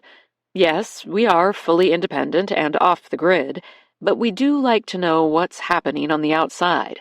In fact, we take it all very seriously. Would you believe several of my sons are computer geniuses? Ava doesn't know what to say, so she says nothing at all. Abner continues. We have Facebook pages with hundreds of thousands of followers, more than you, my dear.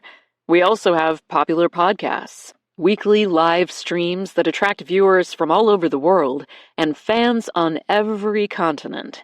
We may look like backwoods hicks, Miss Sutton, but if you, or anyone, believe that's all we are, you're profoundly underestimating us. Who's us? Ava asks, finding her voice. The family of Zion, of course. Abner grins, and the expression makes Ava think of shark-infested waters. So you're a cult? Ava is shocked when the words tumble from her lips, but instead of becoming angry, Abner laughs again. Is that what you think? Before she can even draw a breath, he answers his own question. I suppose it must look like that to you, but no, we are not a cult. We are a lifestyle, a movement, a flock of true believers who have had a glimpse behind the curtain. We know what we have to do, and we are going to change the world. The fervor in his eyes scares Ava even more than his hand on her body or the sound of gunshots. What do you mean? Abner waves his hand as if swatting at a fly. Never mind. But what am I doing here? There's been some sort of mistake. I don't belong here.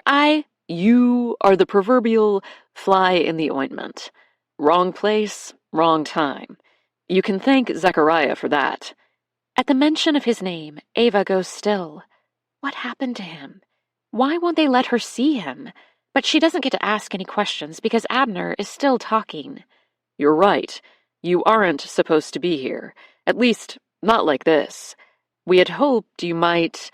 He shakes his head. Zechariah shouldn't have taken you to the cottage.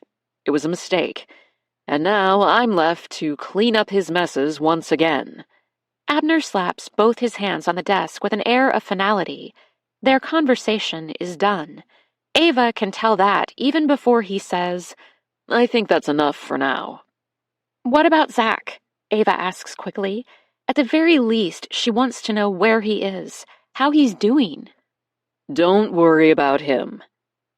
Ava is dismayed when Abner stands and begins to move toward the study door. When can I go home?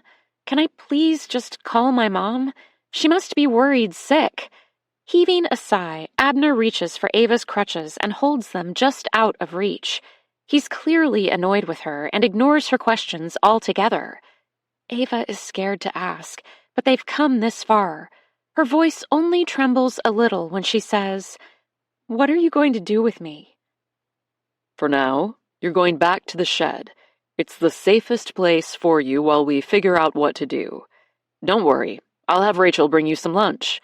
He hands her the crutches and swings the office door wide. Then, I think you should join us for the gathering. A bolt of defiance zaps through Ava, and she lifts her chin to refuse him. They'll have to carry her, kicking and screaming, to this gathering. But just as she opens her mouth, she thinks, Zach. Maybe he'll be there. Maybe he's regretting what he's done, how he's entangled her in this sheer madness. Maybe he'll help. Did you want to say something, Miss Sutton? Ava shakes her head, lowers her eyes. It's just a lot to take in. It's evident that Abner prefers his women this way, nervous and shy, more than a little scared. Whatever it is he enjoys in the Instagram photo of her and Charlie, it isn't their bold pose, the way they look as if at any moment they may topple off the edge, and that they couldn't possibly care less. Those gutsy women don't belong in a place like this, where long skirts make sprinting impossible, and girls are clearly meant to be seen and not heard. Ava thinks of the way that Abner so casually dismissed Rachel, his own daughter, and decides that if she wants to get anywhere, she must learn how to blend into the background. She can do it, and while she plays the part of a cringing wallflower, she'll continue to collect information that will help her get away. Ava already knows that the Gates isn't as isolated as she first thought it was. The dizzying, half-delirious ride through the forest and to what felt like the very edge of the map had made her feel utterly alone. But thanks to Abner, she knows there's technology and Wi-Fi, a way to connect with civilization beyond the razor wire fence. All she needs to do is find a way to use it. College Application Essay Number 50. The lessons we take from obstacles we encounter can be fundamental to later success. Recount a time when you faced a challenge, setback, or failure. How did it affect you, and what did you learn from the experience? It has taken me a very long time to realize that I have spent the majority of my life as the object of every verb. My father, a man I never met and who made it crystal clear to my mother that he wanted nothing to do with his spawn, left me. The kids at my middle school, who needed someone to pick on and somehow decided I was the most appealing target, bullied me. My mom, who truly is the best, but can be so overbearing it's practically criminal, coddled me. But maybe the most significant example of my objectification is how Instagram made me. Who knows why the algorithm sprinkled pixie dust on us that day, but from the moment my mom and I uploaded a photo of 13-year-old me in Gooseberry Falls, my life has never been the same. Perhaps in a college application essay, I shouldn't share that I am an Instagram star of sorts, but I know you'll look me up. Go ahead, I'll wait. I'm the intrepid girl who grew up zigzagging around a map, tracing paths and eventual destinations in the bougie charm of a renovated vintage Airstream we named Sebastian. It's true, I've hiked nearly every mountain range in America, hit 44 of 50 states, and know at least half a dozen national parks with the familiarity of a park ranger. But what people don't realize is that behind the scenes, I was jerked back and forth by the whims of an ever-growing audience, and a mom who always knew what was best. Pictures were taken of me. Decisions were made for me. And because I loved our life on the road, and it saved me from the things that scared me, I happily went along with everything. But what about when I want to be the subject of the verb? I have to be honest and say that the lessons I'm learning are in real time. This isn't a past tense journey for me, but one that I'm walking every moment. Even realizing the importance of my own autonomy and independence was hard won, and something I have to remind myself to fight for daily. I'll be forever thankful for our memory-making, life-making, me-making years on the road. And I'll always love the girl with the frizzy braids and freckled skin who grew up in such extraordinary circumstances. But it's time for me to decide. Evangeline Sutton is no longer the little mermaid who wore fins for her fans but longed for legs to carry her away from a life that was her past, not her future. Ava will study and learn and write about the adventures she lived and the ones yet to happen. Ava will continue to explore in her own time and in her own way. And this particular journey will be a quiet one. This time, you won't find me on Instagram. Footnote. Hey, Ms. Alvarez. I'm done. I think 50 is my max. I've said everything I needed to say, and then some. It's been good practice. Thank you for reading my ramblings and offering your feedback. It's been really helpful, and you're cheaper than a shrink. Wink. Sorry to subject you to all this drama, and I know I'm all over the place when it comes to my mom. Am I crazy, or do all girls have a love-hate relationship with their mother? Wait, don't answer that. LOL. E. P.S. Gone for a few days, but I'll be back early next week. See you soon. Chapter 16. Monday. Ava fights panic when Abner leads her back to the little shed behind the farmhouse and locks her inside. She can't stand the thought of being confined again, of being at the mercy of whoever holds the key, and even when he's gone, it takes her a while to regain control. Her sobs are bitter and leave her feeling wrung out and hopeless. She has a plan, sort of. She knows what to do. Not really.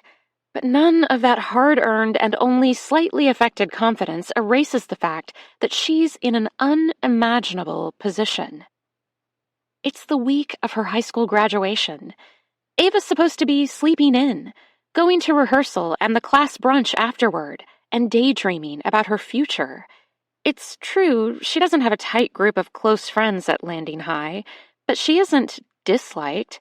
Everyone is nice enough, and though her class is a mismatched assortment of kids, they have fun together. Prom was a blast. She wore a pink confection of a dress with black chucks, and she screamed herself hoarse at the hockey playoffs.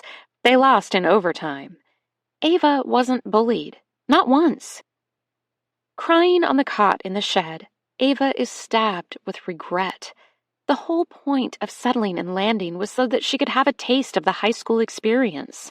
and she threw it away when she fell head over heels for an older guy, a guy who dragged her halfway across the state and rendered the graduation gown hanging over her closet door useless. A guy who is now incognito. Ava still shivers at the thought of Abner backhanding his son, but she's also angry at her so-called boyfriend for abandoning her in this deranged place.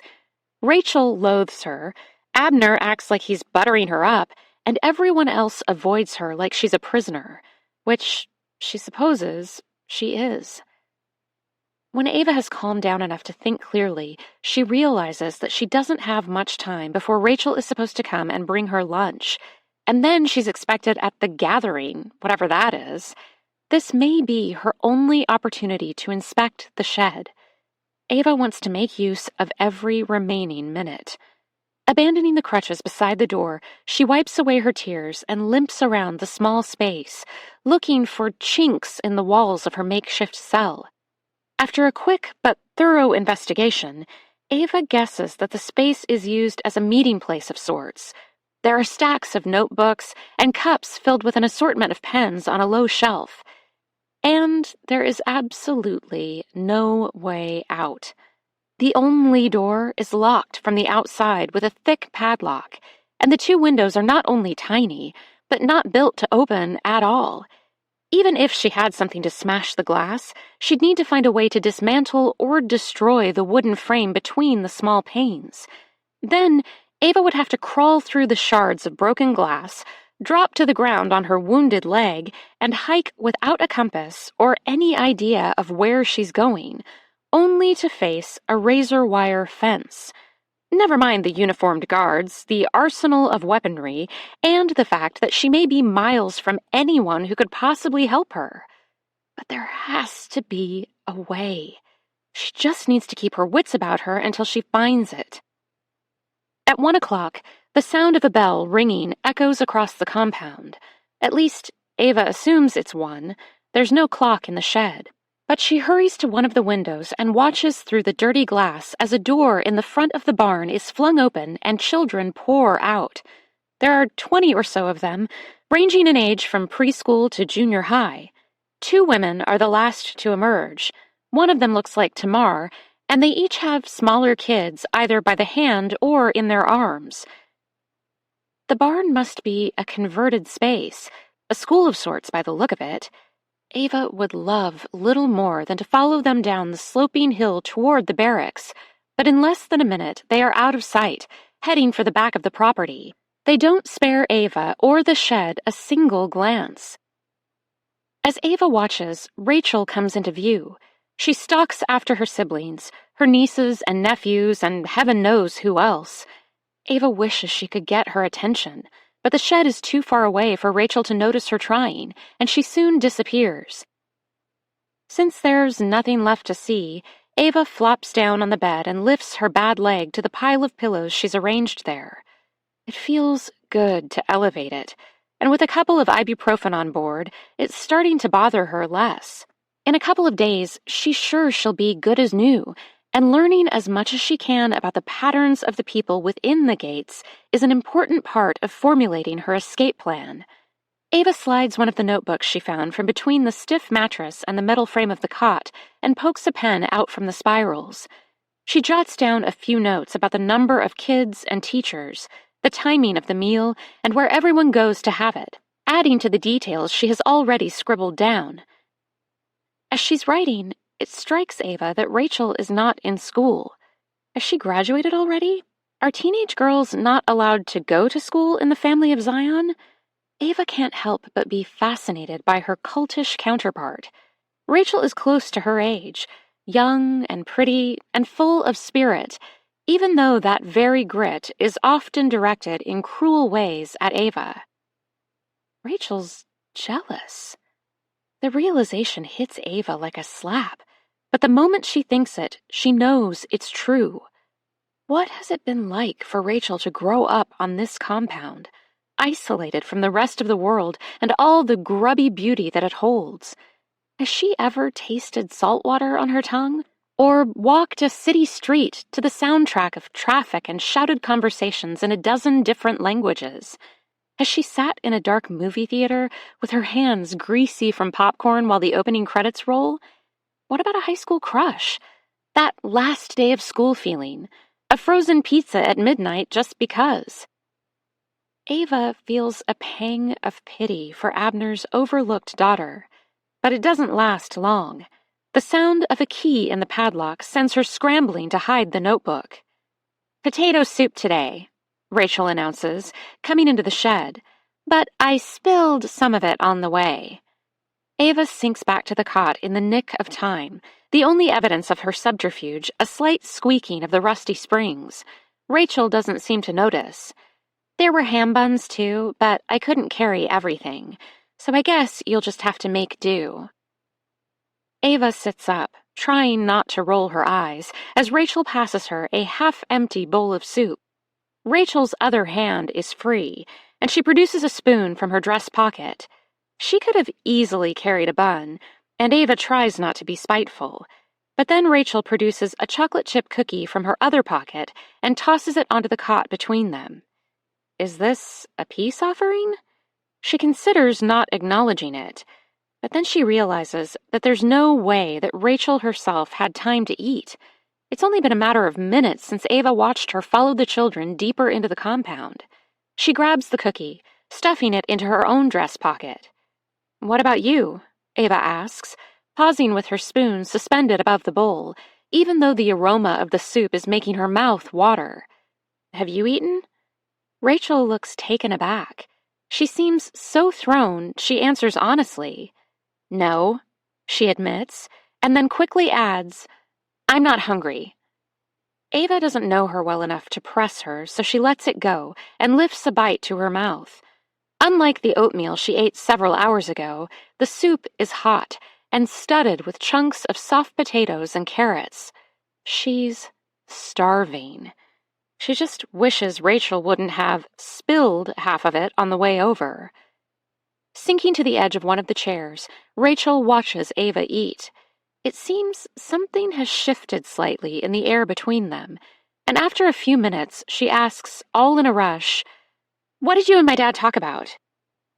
Ava takes her time chewing, realizing that if she's careful, she may be able to tease more information out of Rachel. "He told me about your family," she says truthfully, "about how Zechariah, is the 5th of 11 kids. Where do you fit?" Rachel pulls her bottom lip between her teeth, thinking. Eventually, she sighs and says, "I'm number 7. "How old are you?" It's an innocuous question, and Rachel answers easily. 19. "You?" 17. Almost 18. "Old enough," Rachel murmurs. "For what?" Rachel laughs. "Old enough to marry, but I doubt that's what Zechariah had in mind. Did you sleep with him?" Ava nearly chokes on her soup. This is not a conversation that she wants to be having with Zach's sister. And besides, she was supposed to be the one asking questions, not the other way around. That is none of your business. But Rachel won't be deterred. Leaning forward, she props her elbows on her knees and knots her hands together. She gives Ava an earnest, concerned look. "Hey, I'm trying to help you here. If you slept with him, you're already married in the eyes of the family. Doesn't matter if you want to be or not. It's a done deal. If you haven't, well, you have more options." Are you kidding me? Ava's stomach has turned, and the scent of the soup suddenly makes her nauseous. "I wouldn't lie to you about this, but you and Zechariah better have your stories straight. If you say he didn't have sex with you, but he says you did, tomorrow we'll have to do an exam and— Oh my God!" Ava slams her back into the wall behind her, trying to get as far away from Rachel as she can. "You're kidding me. That can't possibly be true." Rachel sits up straight, a smug little smile on her thin lips. "I'm not kidding, but I'm sure you'll find out for yourself soon enough." Ava is furious, her blood carbonated in her veins.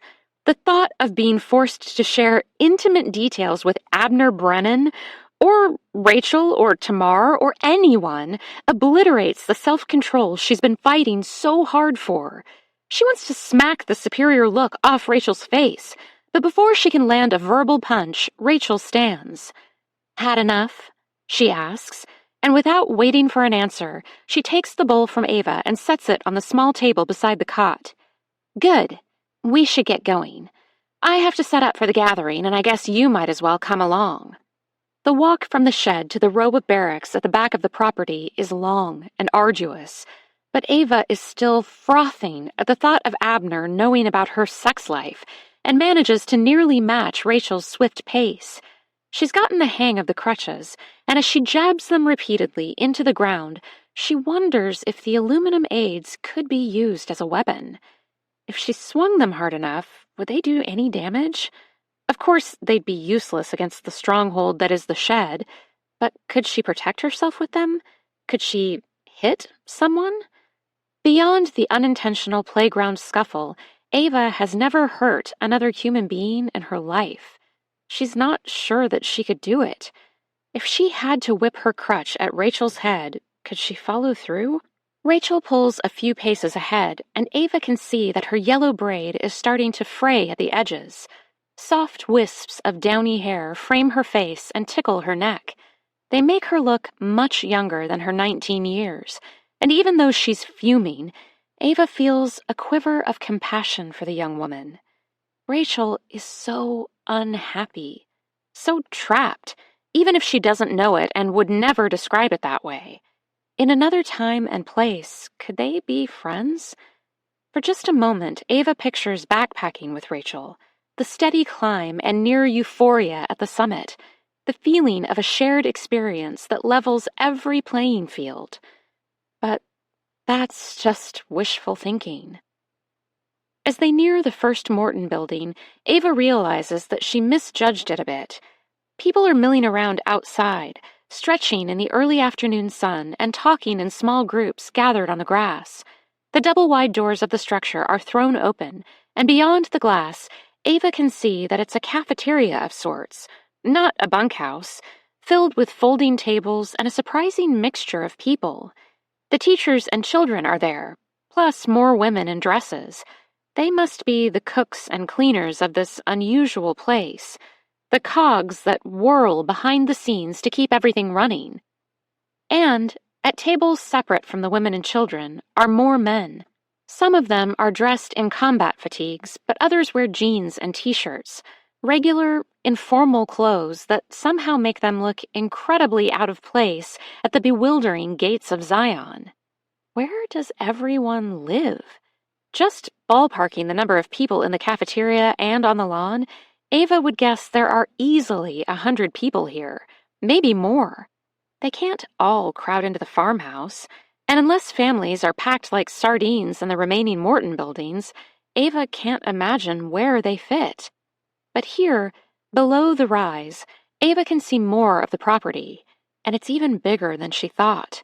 Before the wall of what can only be the training grounds, there are trails peeling off into the trees. Do they lead to smaller homes? More buildings? Ava wishes she could pepper Rachel with questions. "We're outside today," Rachel says suddenly, pointing to a trail that cuts between the first two buildings and carves through the forest. "In the amphitheater. Dad will be live streaming the gathering so that everyone is on the same page when—" "When what?" Ava asks, but it's clear that Rachel isn't going to say anything more. The pinched look on her face reveals that she's already said too much. "I have to carry equipment down, and it's going to take you a while to navigate the stairs, so I'm going to let you find your own way. Sit in the very back row on the left side so that I can see you when I walk in." Ava can't believe her luck. She's sure that Abner would be furious if he knew that Rachel was just going to leave her, but before she can mentally celebrate this small victory, Rachel's hand shoots out and snags Ava's wrist. "There are 162 people here who know who you are. You stick out like a sore thumb. Never mind the fact that there are cameras all over the compound. Someone is always watching Ava. Don't even think about trying to run. Ava swings her crutch, dislodging Rachel's grip on her arm. I thought it was pretty obvious that I can't run. Rachel just glares. Then she turns on her heel and leaves Ava alone in the shadow of the low-slung building. People are finishing up their lunches and trickling down the trail on their way to the gathering. Ava watches them, trying to make eye contact, trying to connect with anyone who might give her even a scrap of information, but they all determinedly avoid her gaze. The women shuffle past hurriedly, a docile breed of maidens with their eyes downcast and their prairie dresses obscuring all obvious suggestions of their femininity. And while the men go slow, taking their time and laughing with one another, they ignore Ava as if she doesn't exist at all. When a small child reaches for her and giggles, a young teenage girl sweeps the toddler into her arms and rushes away. Still, she feels their attention on her. 162 pairs of eyes, plus the cameras that she can now see mounted on the corners of the buildings and in the trees. Ava has no choice but to follow the crowd toward the wide path and the gathering. Because she's slow, most people hurry past, pouring around her as if she is nothing more than a stone in a stream. So Ava takes her time, pausing every once in a while and making a show of being sore and exhausted. No one stops to help her, and soon she's alone on the path. The trail through the trees is wide and well-trodden, but it cuts sharply so that Ava can't see where she's going. However, she can hear when the gathering begins. Rachel must have taken a different way down because she hasn't passed Ava, but a loudspeaker of sorts is clearly working, and Abner's voice peals across the compound. "No mission too difficult, no sacrifice too great," he shouts, and when the microphone screeches, several birds take flight. A chorus of voices answer him as one. "We are liberty at work!" Ava stops in her tracks, chilled by the litany and the force of their intent. "We build, we fight, we strike for freedom," Abner continues. "Our rights we will defend. The war is won, but the combat rages on. Onward, soldiers!"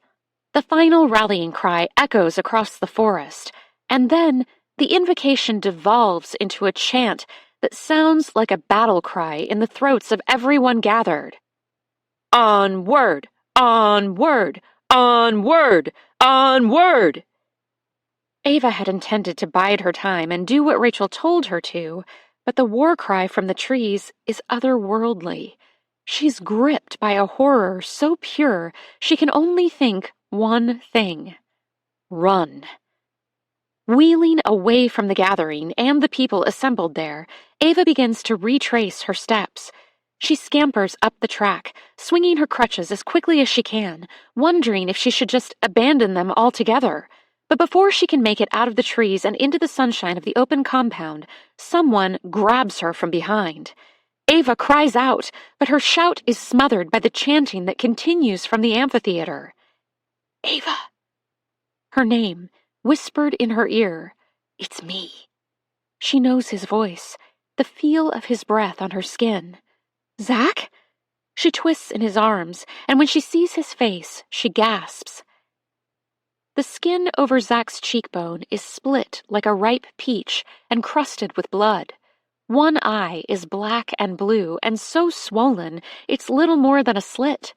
His lip is purple and puffy, his neck speckled with pinprick bruises. Ava watched Abner strike his own son, but this seems like far more damage than a wicked backhand could do. It looks like Zach's punishment did not end when they arrived at the gates. In spite of herself, in spite of the terrible situation he's put her in, Ava feels a wave of affection wash over her. Only days ago she thought she was in love with him. Turns out, love can't switch to hate as quickly as she imagined. What happened? She reaches out to brush his cheek, but before her fingers can graze his skin, he seizes her hand. Watching the trees, Zach pulls her off the trail and into the underbrush.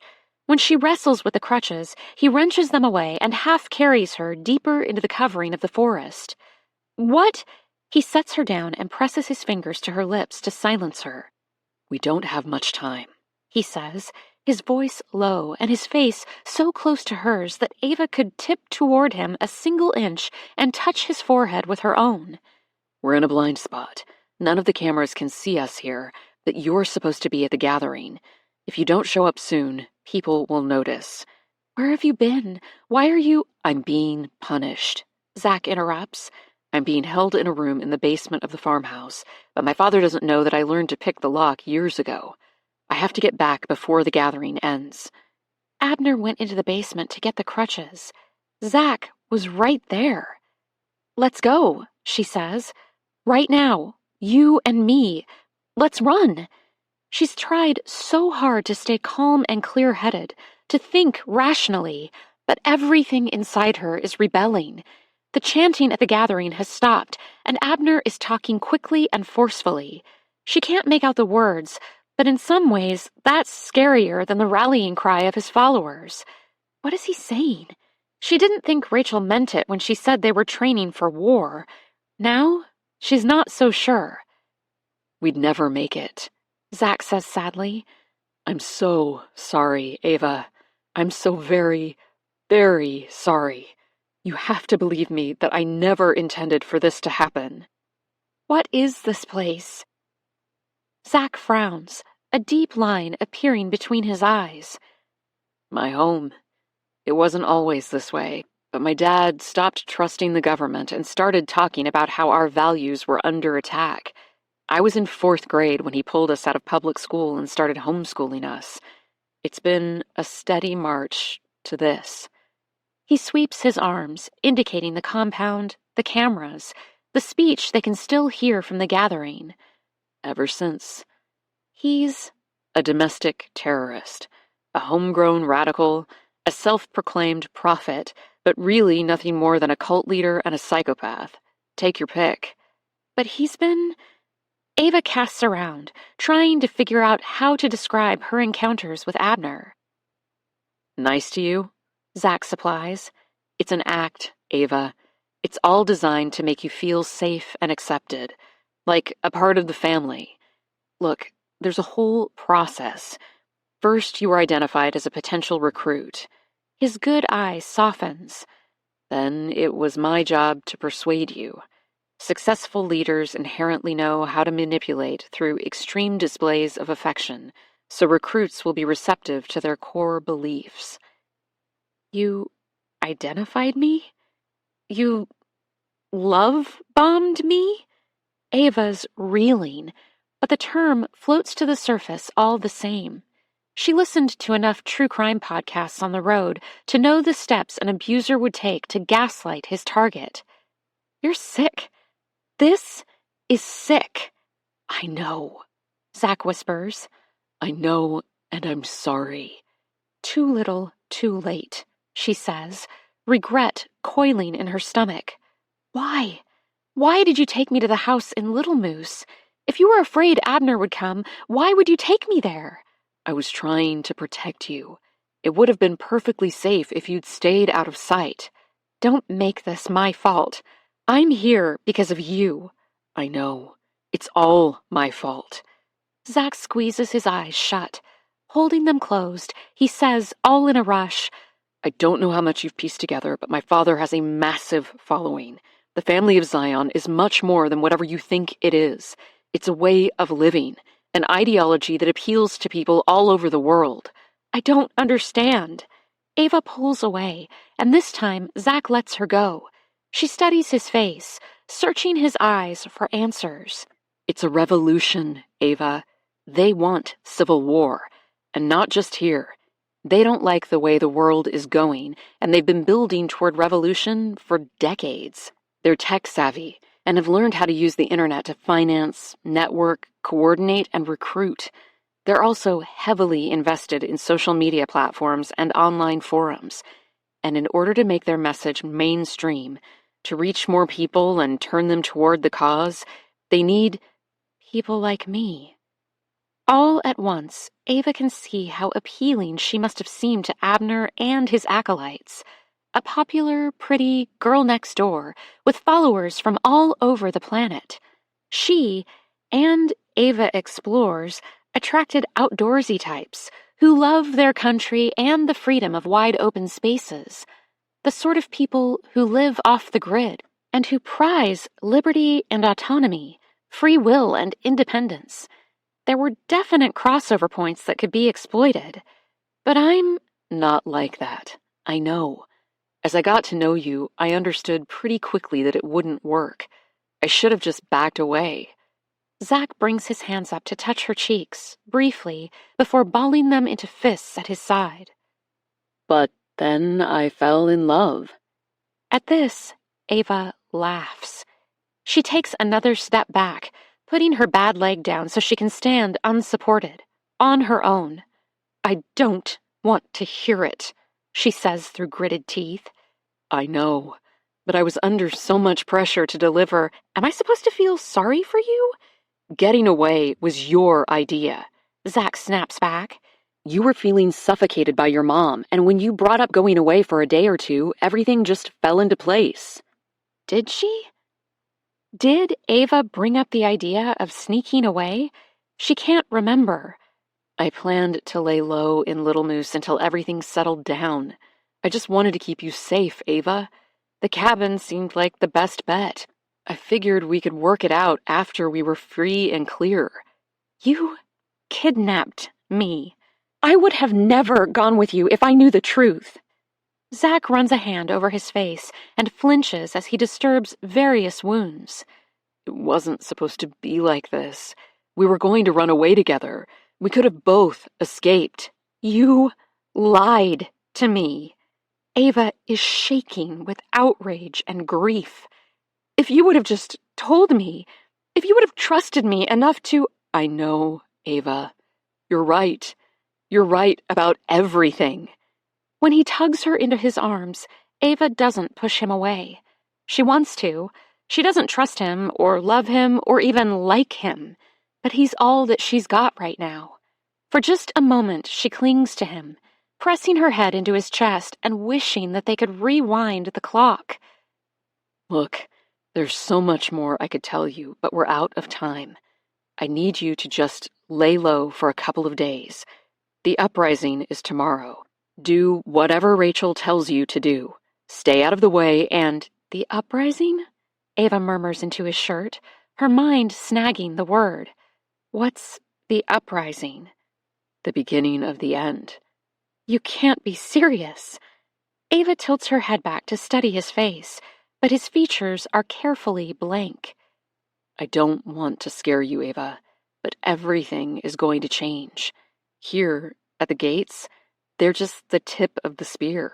When they begin the uprising, there are regiments all over the country that are poised to follow suit. It's a countrywide coup, a chance to sow chaos and shift the balance of power. People will die, Ava. Ava can feel herself shutting down. It's more than she can handle or even begin to understand. Rachel was right. They're planning for war.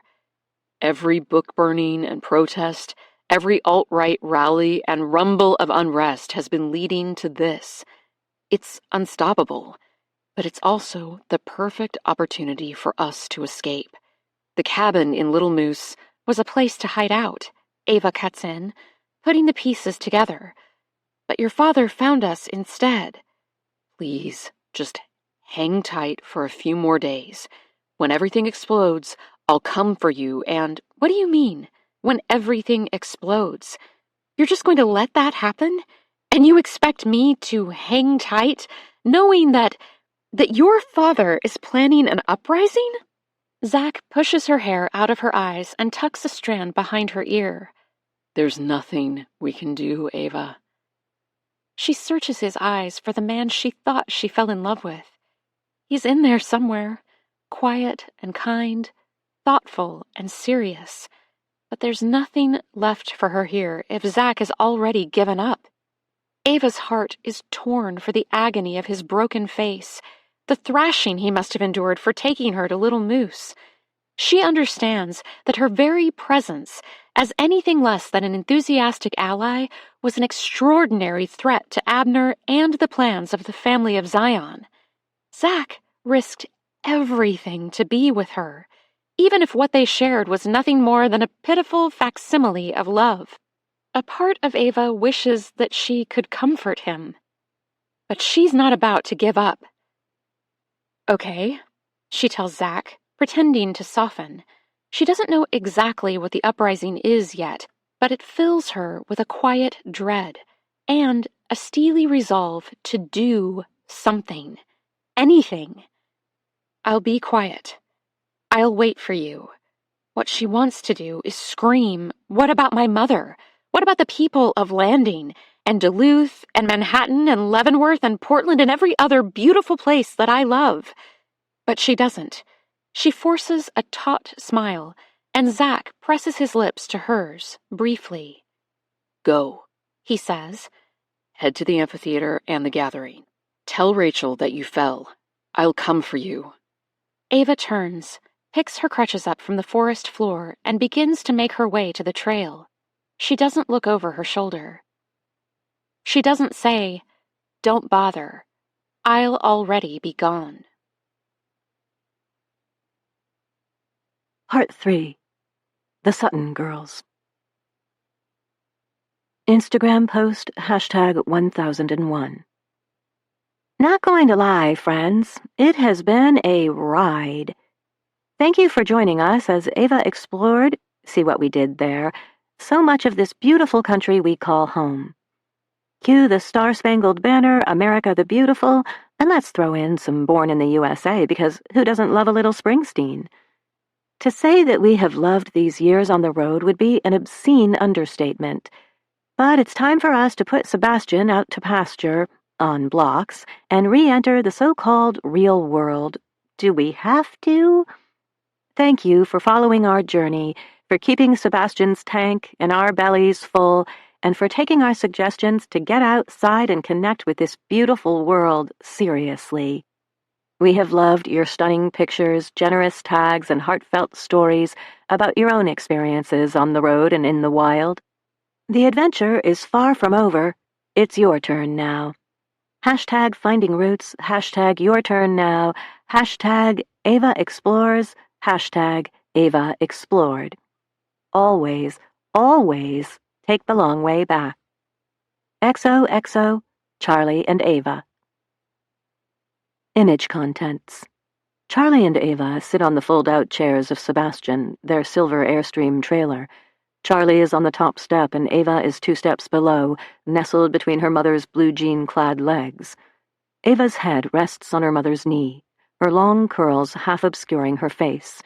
Both women are dressed in colorful Nordic sweaters and heavy boots, and snow blankets the ground in front of the trailer. Charlie is leaning down to kiss the crown of her daughter's head. Comments. Newest first. Shelley Blake.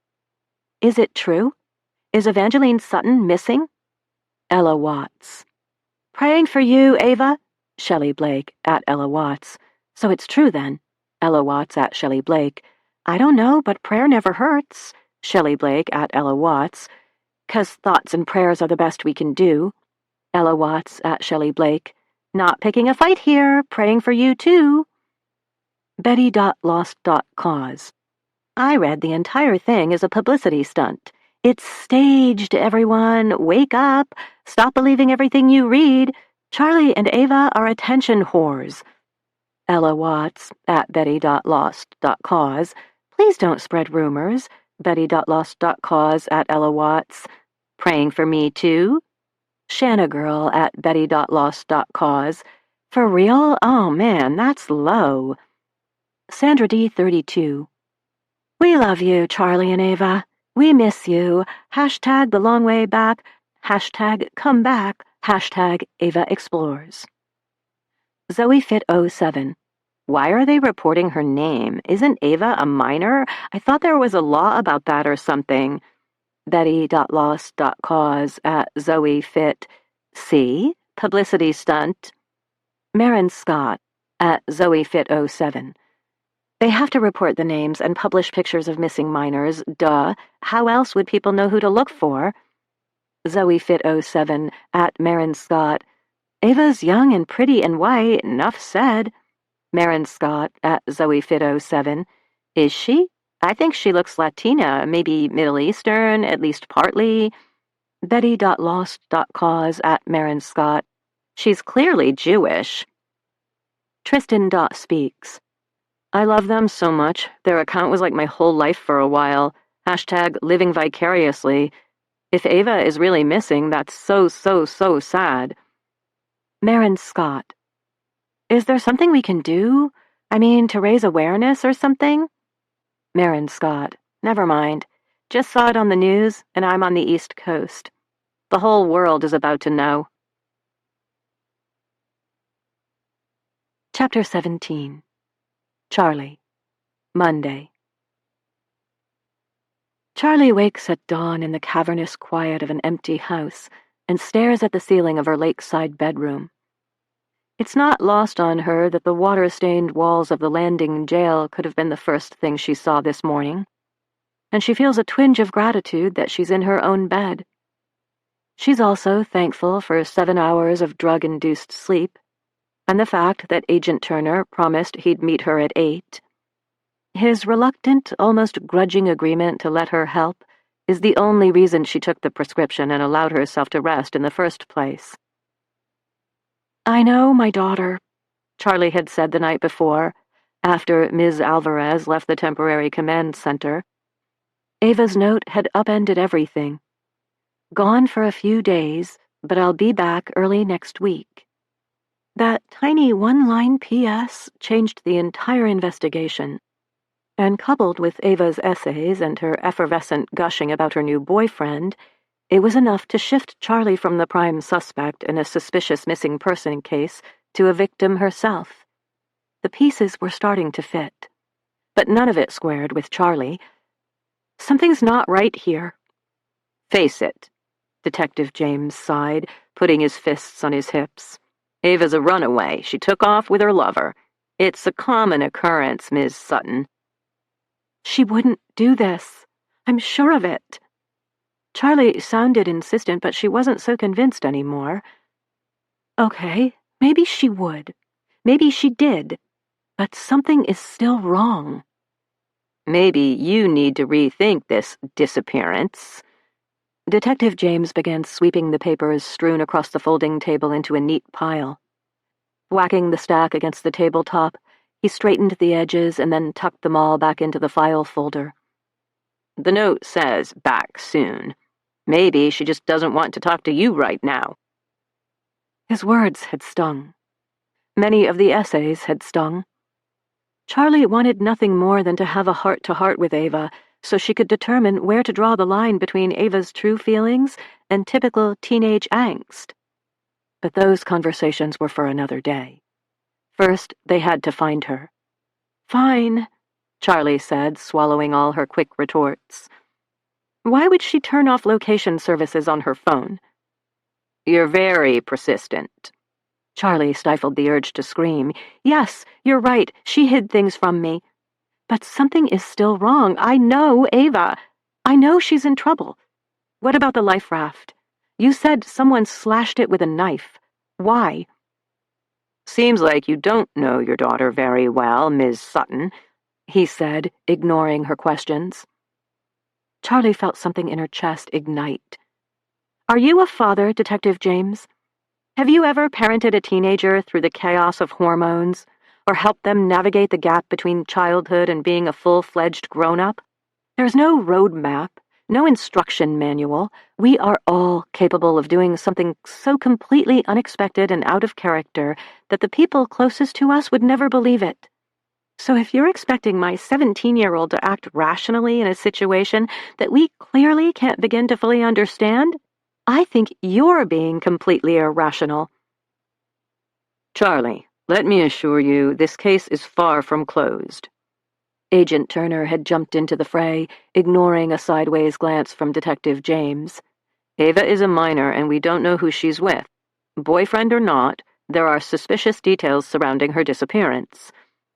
Even if she's a runaway?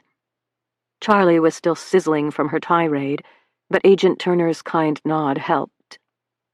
"Thank you," she said at the exact moment Detective James headed for the door and called over his shoulder, "I'm going to let you take the lead on this one, Turner."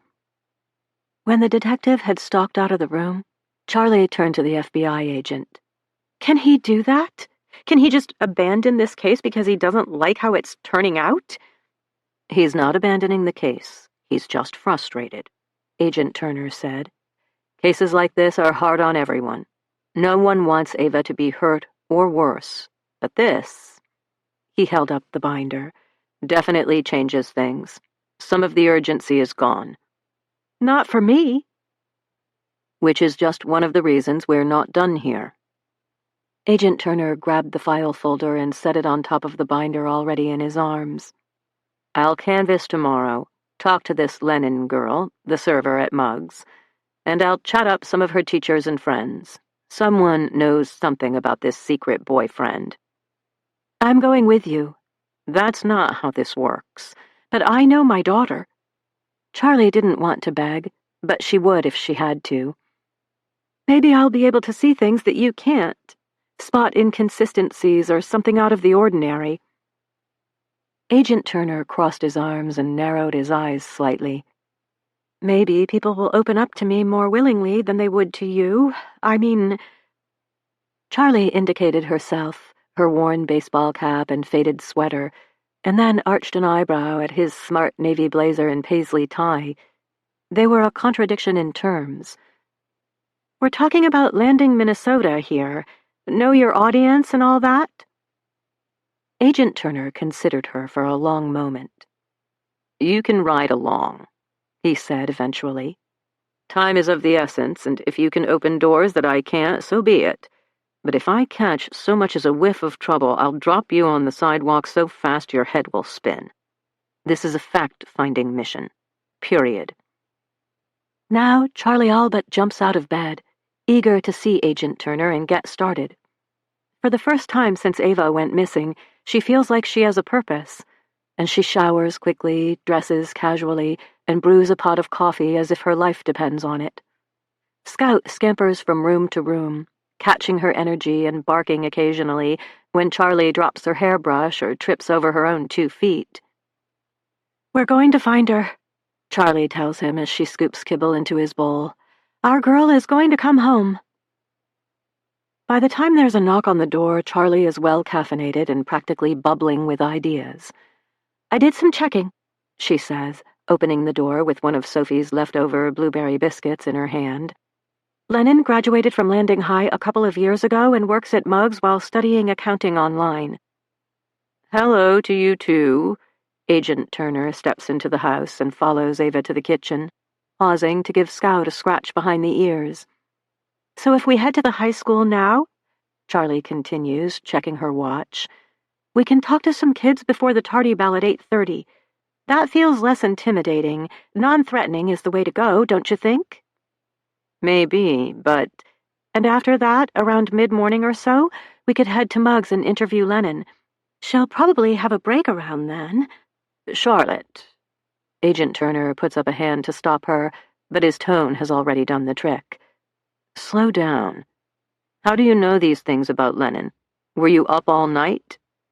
"First of all, no." Remembering her manners, Charlie grabs the plate of biscuits from the counter and holds it out to Agent Turner.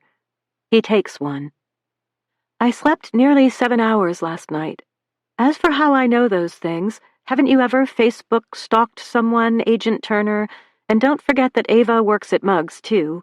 I know the general schedule." "Please, Charlotte, call me Jude." "Then I'm Charlie."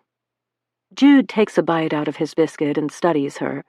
After a moment, he says, "Facebook? I thought you were more of an Instagram girl." "Facebook has more personal information, where you live, who your relatives are, all the places you've gone to school. Lennon's profile was wide open." Jude tilts his head toward her in a gesture of respect. "Have you ever considered a job as a research analyst?" Charlie takes a bite of her biscuit and asks, around a full mouth, "Are you flirting with me?" "No." Jude's laugh is quick and resonant. Absolutely not. I'm just thankful that the tenor of this investigation has changed. I'd be lying if I didn't say that today feels very different than yesterday, and I think if she's out there, we're going to find her. After their impromptu breakfast, Charlie walks the path through the trees to Sophie's house, and Jude picks her up there.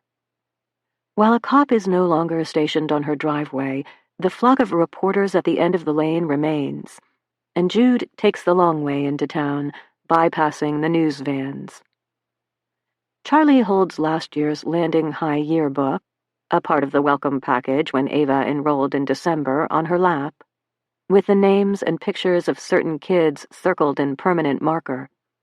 She was indiscriminate in casting her net, marking anyone who she could even vaguely remember Ava mentioning. A boy named Luke in her science class, a girl called James. She flagged Piper and then found a picture of her surrounded by other girls, so she looked them up and circled all of them, too. But in the end, Jude disregards all of Charlie's half-baked suggestions and careful research. Instead, he drives straight to Muggs. We know Lennon has information, he explains, so that's where we begin. Always go with the sure thing, Charlie. 8:15 on a Monday morning, Muggs is nearly empty. The before-work and school crowd has dissipated, and the Bible studies, mom groups, and casual coffee dates won't start to cluster around tables until closer to 10. In the entryway, Jude leans in to tell Charlie to let him take the lead, but his gentle warning is unnecessary. The memory of the bustling cafe and the newscaster trying to thrust a microphone in her face less than 24 hours ago is more than enough to silence Charlie. She follows him into the dining room, just happy to observe. Lennon Ahoka. Jude walks right up to a strikingly pretty native girl with a waterfall of dark hair. She's clearing a table but glances up as he approaches. The corner of Charlie's mouth lifts as she realizes that Agent Turner did his homework too. Of course he did. Yes? The girl's face is friendly and open, but her smile wavers a little when she sees who called her name. Jude is wearing dark jeans and a cream-colored sweater today, but he still exudes a casual authority. There's absolutely no mistaking that he's law enforcement, or the fact that there's a gun holster low on his hips. How can I help you? Agent Jude Turner of the FBI, he says, offering his hand with a disarming, close-lipped smile that somehow conveys both friendliness and gravitas.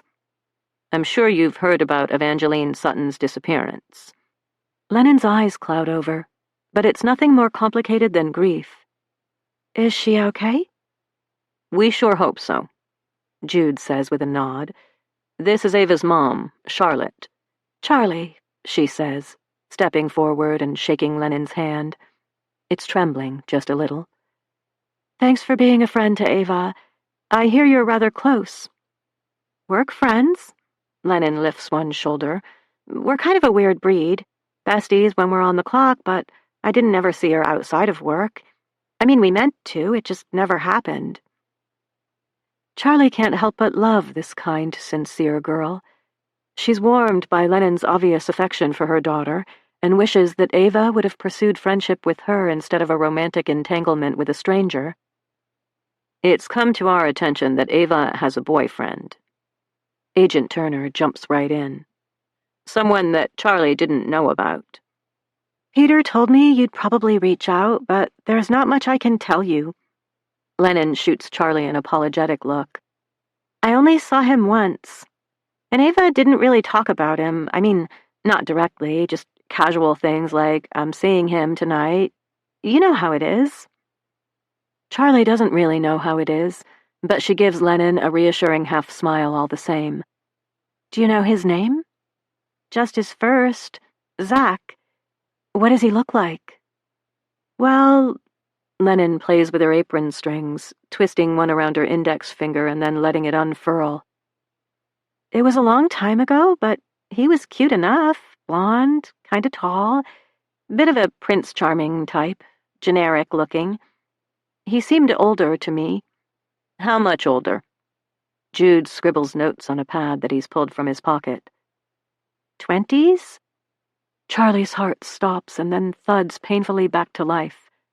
Her 17-year-old was seeing a 20-something? Ava, sweet, inexperienced Evangeline Rose, was dating an older man? Early 20s or late? Charlie almost chokes on the question. But Lennon just shrugs. I don't know, but he's definitely out of high school. He has a job, something to do with computers or the internet or something. This is good, Lennon. You're doing great. Jude exudes a professional warmth that clearly puts Lennon at ease. Did you catch the name of the company he works for? Even the description of a logo would help. He was just here that once. He sat in a corner booth and typed on a computer. If there was a logo on his bag or something, I didn't see it. I wasn't really paying attention. Does Zach live in Landing? Jude asks as he continues to write. No, he drove up from Duluth, I think. That's a long way to come for a cup of coffee. Charlie knows she sounds shrill, but she can't help it. Why on earth would a 20-something drive all the way up the coast from Duluth for a lunch at Muggs? It's a nondescript small-town diner. There's nothing in Landing to draw Zach here. Except Ava, apparently. Jude ignores Charlie's little outburst. Did Ava and Zach see each other often? Oh, almost every day, Lennon says.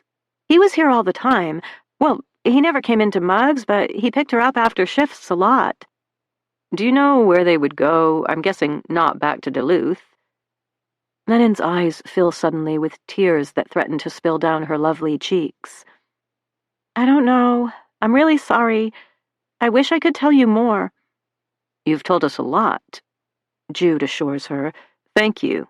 And I'm sorry to upset you, but I have just a few more questions if you're up for it. Lennon takes a shuddering breath, pulls out a nearby chair, and sinks into it. Okay if I sit down? I've been up since 5. Of course. Jude slides into a chair across from her and rests his forearms against the edge of the table. We're almost done here. Just trying to get a better understanding of Ava's relationship with Zach. Do you think he may have something to do with her disappearance? Lennon seems almost afraid of the answer. We're simply gathering information at this point.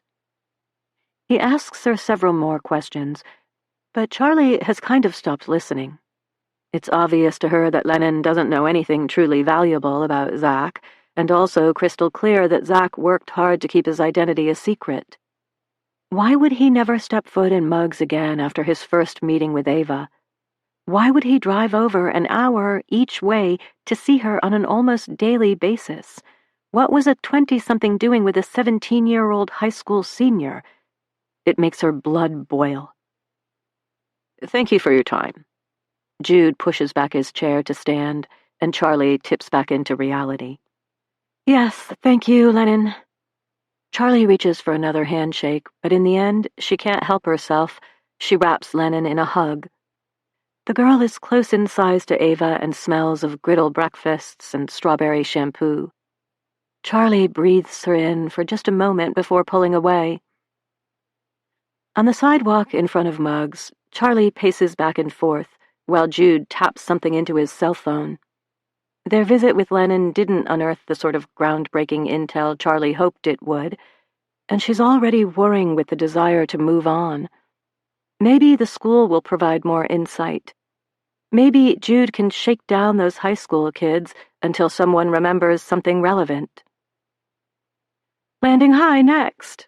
Charlie asks, hoping to hurry him along. Nope. But I thought, we have a lead, so we'll follow it. We do? Charlie can't think of a single pertinent scrap of information they obtained from Lennon, at least not something that brings them any closer to finding Ava. Jude nods. Muggs doesn't have security cameras, but Lennon said that employees have to park in the alley or around the corner. Did Ava usually drive your truck to work? Yes. And is it a dark gray extended cab? I don't get what my truck has to do with anything. Jude walks to the corner and motions for her to follow. Muggs is at the very end of Landing's pint-sized main street, and across from the wide bay windows of the side of the cafe stand a row of neat houses. They're boxy and quaint. Charlie once heard that the city gives the owners an annual stipend to plant tulips and generally keep their yards tidy. But before Charlie can ask what the homes have to do with anything, Jude steps off the curb and begins to cross the street. "Where are we going?" "Canvassing. Lennon said that because Ava came to work after school, there was rarely room for her to park in the alley. That leaves the street. If Ava parked here, it's possible that one or more of these houses have motion-activated security devices." Charlie realizes that she missed a lot of pertinent information when she zoned out. She jogs to catch up. "You think someone's personal camera may have caught Ava and Zach?" "Maybe, maybe not. If we're really lucky, we'll get some footage of his car, make, model, even a partial license plate. That would be a coup. The cameras don't have great range, but these houses are practically on the sidewalk." He's right. The front lawns are postcard-sized, and Charlie feels a surge of hope. It's sadly short-lived. No one is home behind the first door they knock on. But as far as Jude and Charlie can tell, the homeowners don't have a security camera anyway. The second house definitely doesn't have a camera, and neither does the third. By the time they reach the fourth house, Charlie is convinced that any data they might collect wouldn't be helpful anyway. The house is too far down the block, too far away from Muggs. Surely Ava didn't park this far away. When an elderly woman answers the door, Charlie's hope is extinguished entirely. "I do have cameras," the lady exclaims when Jude explains their presence on her front porch. "2 of them. My son set them up for me." Jude fills her in on Ava's disappearance and their desire for any footage that might feature her. "I've seen that poor girl on the news. Good thing my plan saves video for 60 days, the woman tells them proudly. "I'd be happy to help in any way I can." Charlie wanders away while Jude gives her a business card with his email address and careful instructions on how to share the data. It feels like a long shot to Charlie, especially as she doubts that the elderly woman, sweet as she is, will be technologically savvy enough to be of any help. Jude had told Charlie that a search warrant could be submitted to the security company if the homeowners were uncooperative, but that could take days, weeks. They don't have that kind of time. Charlie falls into step beside Jude as they make their way back to his truck, but she struggles to match his long stride. He's clearly energized, satisfied with the progress they've made. Charlie doesn't feel the same way. "You okay?" he asks, pausing to let her catch up. "I thought we'd learned something," Charlie admits. "We learned a lot. It's been a good morning."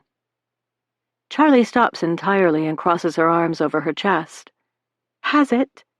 Because it feels like we're no closer to Ava than we were last night. I just can't believe this is it." Jude gives her a strange look. "This isn't it, Charlie. The evidence response team has gone over your boat with a fine-toothed comb and are now examining everything they collected, while you and I are out here. My computer forensic experts are trying to crack Ava's cloud password so we can gain access to her school computer. And just because we don't have her phone doesn't mean that we can't obtain her records. We've already submitted an affidavit to the U.S. Attorney's Office for a search warrant.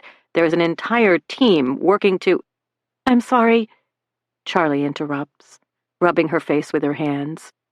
I know you're doing your job. I don't doubt that you're very good at it. It's just hard." Jude sighs. "It's really hard.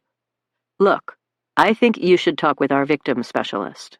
She's an amazing woman who I think could be very helpful as we navigate this situation. She should be here this afternoon. I'll send her straight over." Charlie wants to protest, but she's exhausted. Instead, she starts to nod, but when Jude doesn't say anything more, she looks up and realizes he's not paying attention to her anyway. His eyes are glued to his phone. She sent it, he says, a thread of disbelief in his voice. Mrs. Henderson from down the street. She sent the security camera footage. There's a beat of silence as Charlie takes in the news. She wants to be even-keeled, realistic, but hope inflates in her chest anyway. Bravo, Mrs. Henderson. She can't stop the grin that spreads across her face. Let's see what's on it. Sit Tight Podcast, transcript episode 302. What happened to Evangeline Sutton? Jane. Good morning, and welcome to Sit Tight, the podcast where we circle up to chat about all the latest gossip and the shifts that are shaping the cultural zeitgeist. I'm your host, Jane Castle, Shell, and I'm Shell Valdez. Together, we explore the ins and outs of everything from Bitcoin to the latest TikTok trends so you can decide when to dive in and when to sit tight. This morning, we're stepping out on a bit of a limb to talk about a developing story. You'll remember that last month we dug deep into the world of social media and specifically the impact it has on kids. Not gonna lie, I was stunned by some of the research we unearthed. In case you need a refresher, we focused on a study released by the American Academy of Pediatrics. Basically, it said that tweens and teens who use social media are at risk for everything from cyberbullying and grooming to internet addiction and sleep deprivation, as if we didn't already know that. Those episodes rocked my world and had a huge impact on the way that my husband and I plan to introduce social media to our own tweens. Me too, Shell. That's probably why the news of Evangeline Sutton's disappearance hit me so hard. If you don't know who Evangeline Sutton is, you must be a new listener to the show. Welcome! We're so glad you're here. But if you've been with us for any amount of time, you know that we are huge fans of an Instagram account called Ava Explores. We've been following them since pretty much day one and have long considered Charlie and Ava's brand of social media fame the gold standard of authenticity, connection, and inspiration. Because isn't that what social media at its best is designed to be? I certainly think so. I'm an optimist, so stick with me here. But beneath the corporate greed and behind-the-scenes string-pulling that happens on all social media platforms, I have to believe that the initial driving force was a desire to share ideas, create beauty, and build bridges between people. We long for togetherness, and social media has the power to bring us together. In a perfect world. And honestly, Charlie and Ava Sutton were my perfect world. Seriously, I'm so shook about this. I thought they were the ones to look up to. The success story that got every aspect of this Instagram fame thing right. But in case you haven't heard the news, it's being reported that Evangeline Sutton is missing. Here's what we know. After 2.5 years on the road and active online, Charlie and Ava stopped posting on Ava Explores. The details of their departure from Instagram are spotty, to say the least. But many of their fans, us included, have waited with bated breath for what we hoped would be their triumphant return. Instead, it appears Ava went missing on Saturday afternoon from a boat in the middle of Lake Superior. Our hearts are broken for her family and friends, and even for her fans. There's not much else to report at this time, but her sudden disappearance and the months of silence on Ava Explores has us asking, what went wrong? I can't help but believe that this news is connected to her online fame. How could it not be? Let's consider the possibilities. There are 4 as far as I can tell. 1, Ava harmed herself. Jane, I can see the look on your face, and I agree wholeheartedly. It's too awful to think about. But we don't know what happened behind closed doors. We don't know what she endured or how she may have suffered to present a picture-perfect life to all her fans. Oh, it just guts me. Okay, 2? 2, Charlie harmed Ava. To me, this is probably the worst. A mother is supposed to love and protect, to give her very life for her children. It's hard for me to imagine the Charlie we believed we knew doing something to Ava, but again, we don't know what happens behind closed doors. Ugh, I can't stand it. Okay, I'm going to hazard a guess about the third possibility.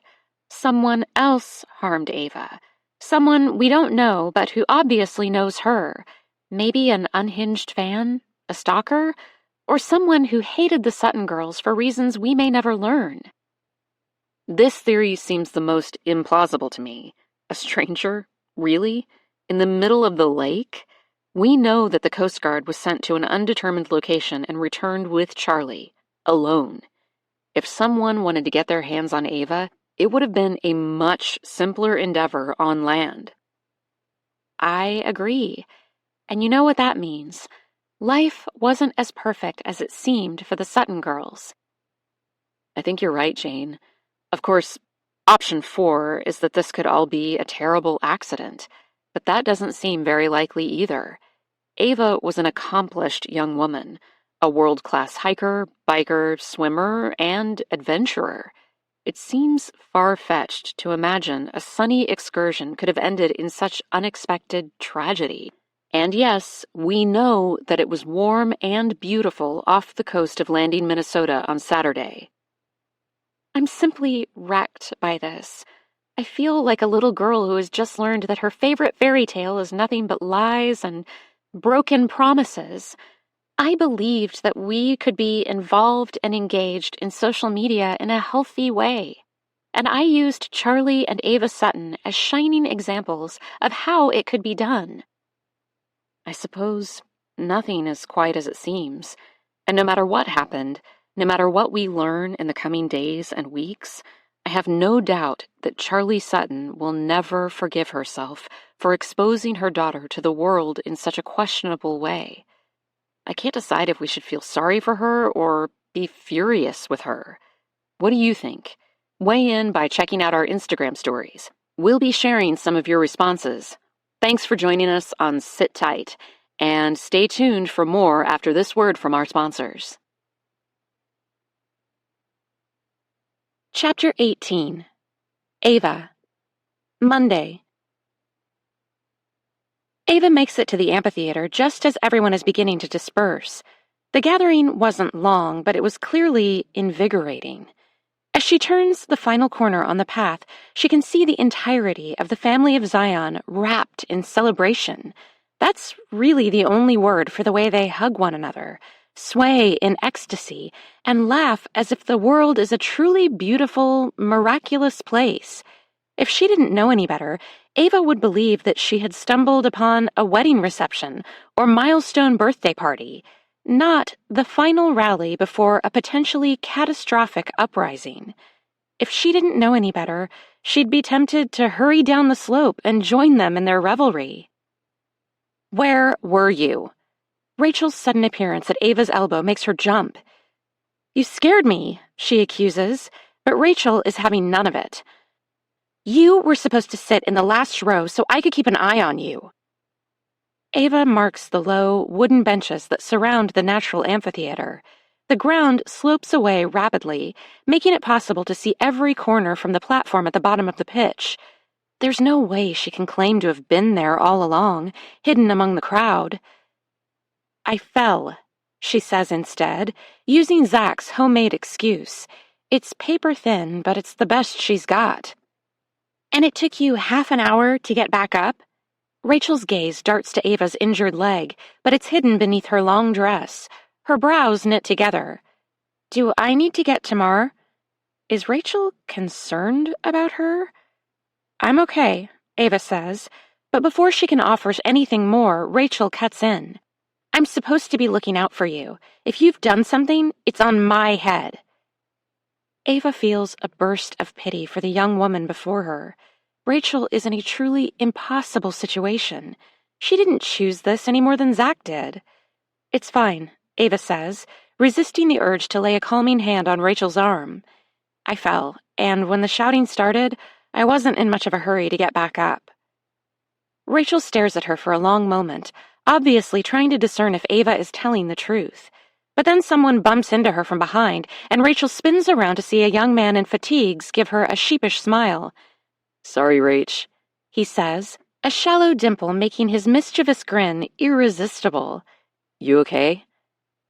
Ava watches her blonde warden melt before her eyes. Rachel softens so quickly, so immediately, it's almost embarrassing. But the boy either doesn't notice the change in her or doesn't care. It seems he likes it. "I'm fine," Rachel says, giving him her own warm smile. "It's crowded, and people are excited." It's true. As the family of Zion begins to leave the way they came, there's a bottleneck at the mouth of the trail where the three of them make an unlikely cohort. The leader's daughter, the young conscript, and the outsider. People give them searching looks as they pass, and Ava can tell from their loaded glances that they know exactly who she is. She wonders what Abner told them. Is she a guest like he asserts, or a prisoner? Ava doesn't believe for a second that anyone here would actually kill her, but the volume of weaponry and ammunition displayed at what amounted to a riotous family meeting is alarming. She backs away from the trailhead and the press of people, and Rachel and the soldier follow. "Are you going?" Rachel leaves the question open-ended. Ava realizes it's because she's there.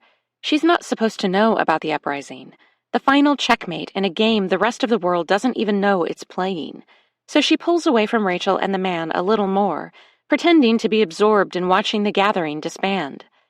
"I am," he admits, and Ava can feel his eyes on her like a brand. She doesn't so much as blink, and he goes on. "But don't worry about me. I've trained for this. I know what I'm doing." "I know you do." It's practically a whisper, but Ava can still hear it. She can also hear when Rachel takes a shuddering breath. Are they together? Is this boy Rachel's betrothed? It's strange to even think such a word, but somehow it's the right one here. Rachel goes on. "I just wish you didn't have to. Let me talk to my dad. He'll listen to—" "No. We get one shot at this, Rach. I want to be there, and I don't want to waste any time with your father asking him about reassignment. I want to ask him for—" "You." Ava can practically taste the sweetness of the word in the air, but the soldier doesn't say it.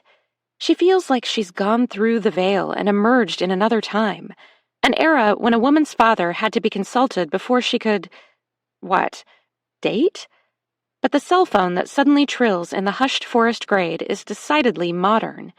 Ava almost salivates at the sound, and when the boy pulls an iPhone from his pocket, it's all she can do not to lunge across the space between them and rip it from his hands. She's this close to civilization, to a single call that could make all of this madness stop. "John here," he says, accepting the call and stepping away from Rachel. Ava watches him hungrily, wondering if she could slip the device from his pocket when he's not looking, speculating about whether or not it has a passcode and if she could find a way to crack it. Then Ava realizes that John has coverage out in the middle of nowhere. How? She must have voiced the question because Rachel snorts, a short laugh. "We're not complete yokels," she says. "We may be completely off the grid, but our solar field keeps us up and running 24/7, 365. We even have our own mobile cell tower. Don't look so surprised." "You're not giving away all our secrets, are you, Rachel?" Abner must have walked up from the other side of the amphitheater. He appears behind them and lays his large hand at the base of Rachel's neck. It looks like a fatherly gesture, but Ava can see how Rachel tenses beneath his touch. Licking her lips, Rachel turns to give Abner a bright smile as she tries to subtly slip out from beneath the weight of his palm. He just slides his fingers down to grip her shoulder. "Of course not," she says. "I can't stand her. I wouldn't give her the time of day if she asked." "Is that so?" Abner stares at his daughter for a long moment. Then he shoots a glance to John, who is still talking furtively on his lovely, magnificent, amazing cell phone. Finally, Abner turns his attention to Ava. "She's our guest," he reminds Rachel as he studies Ava. "It's your duty to be kind to her." "She has been," Ava assures him. She isn't particularly fond of Rachel, but the memory of Zach's ruined face is still fresh in her mind. She refuses to be the reason Rachel may be punished. If you say so. Abner seems unconvinced, but after a few seconds he lets his hand drop from Rachel's shoulder. And how are you doing, Miss Sutton? Not so great, she says, improvising as she goes. The truth is, her leg is feeling better. It's still stiff and throbbing, but the fire has gone out of it. She just doesn't want Abner to know that. Ava leans weakly on her crutches and gives him a brave half-smile. Rachel, I want you to take Ava to the house and get her some ice and another dose of ibuprofen. We don't want her thinking we're completely heartless. And perhaps you could cut yourselves a slice of Anna's chocolate cake. I thought that was for tonight, Rachel says pointedly. But Abner just laughs. I've raised such a rule follower. Tell me, daughter, who is in charge here? You. The word on Rachel's tongue sounds almost holy. And who just told you to cut the cake? You. So I expect to be obeyed. We only live once, girl. Might as well have our cake and eat it, too. He pats her back, but it isn't a gentle tap. Rachel pitches forward and Abner laughs again. Guess I'm feeling the power. It's flowing through my veins. The thought of power, supernatural, sacred power like he implies, flowing through the veins of someone like Abner Brennan, makes Ava feel delirious. He's handsome and charismatic and engaging, but he's the most dangerous person she's ever met. He's the beguiling glint of sunstone in the split second before the poisonous bite. He's immutable, inevitable. She can't look away. Hello, Father. Ava is startled by how John addresses Abner, but even more so when he strikes his fist against his chest and inclines his head in a sort of bow. Abner accepts the fealty with a nod and repeats the motion, a movement that looks as if he is stabbing himself in the heart. Perhaps this was the thump that sounded after Abner had cried, "No sacrifice too great." She can't help but wonder if they mean those words very literally. Is John? Ava starts to ask the question but trails off when she realizes that she probably won't get a straight answer anyway. But Abner surprises her. John is not my biological son, but I am the spiritual father of all who are adopted into the family. He gives her a sly, sideways look. You may call me father, if you'd like. Ava's breath catches in her throat. By the way he's looking at her, she would swear that he knows. He knows that she never met her own father, that she grew up with no one but Charlie to call home. But of course, her life was online for the world to see. Her Ava Explores followers knew that she and Charlie were alone in the world, and Abner already admitted that he followed their journeys. She doesn't know what to say, so she doesn't say anything at all. If she neither accepts nor rejects his offer, he can't take offense. Abner gives her an almost imperceptible wink, apparently acknowledging her shrewd play, but Ava stares at her feet, pretending to be too shy to meet his gaze. The chocolate cake is thick, fudgy, and clearly not from a box mix. Ava tries not to moan at the first decadent bite and cuts her eyes to Rachel to see if she's being watched. She is. It's unnerving to have her every move observed and dissected, so she swallows carefully, sits back, and pretends to fuss with the bag of ice on her shin.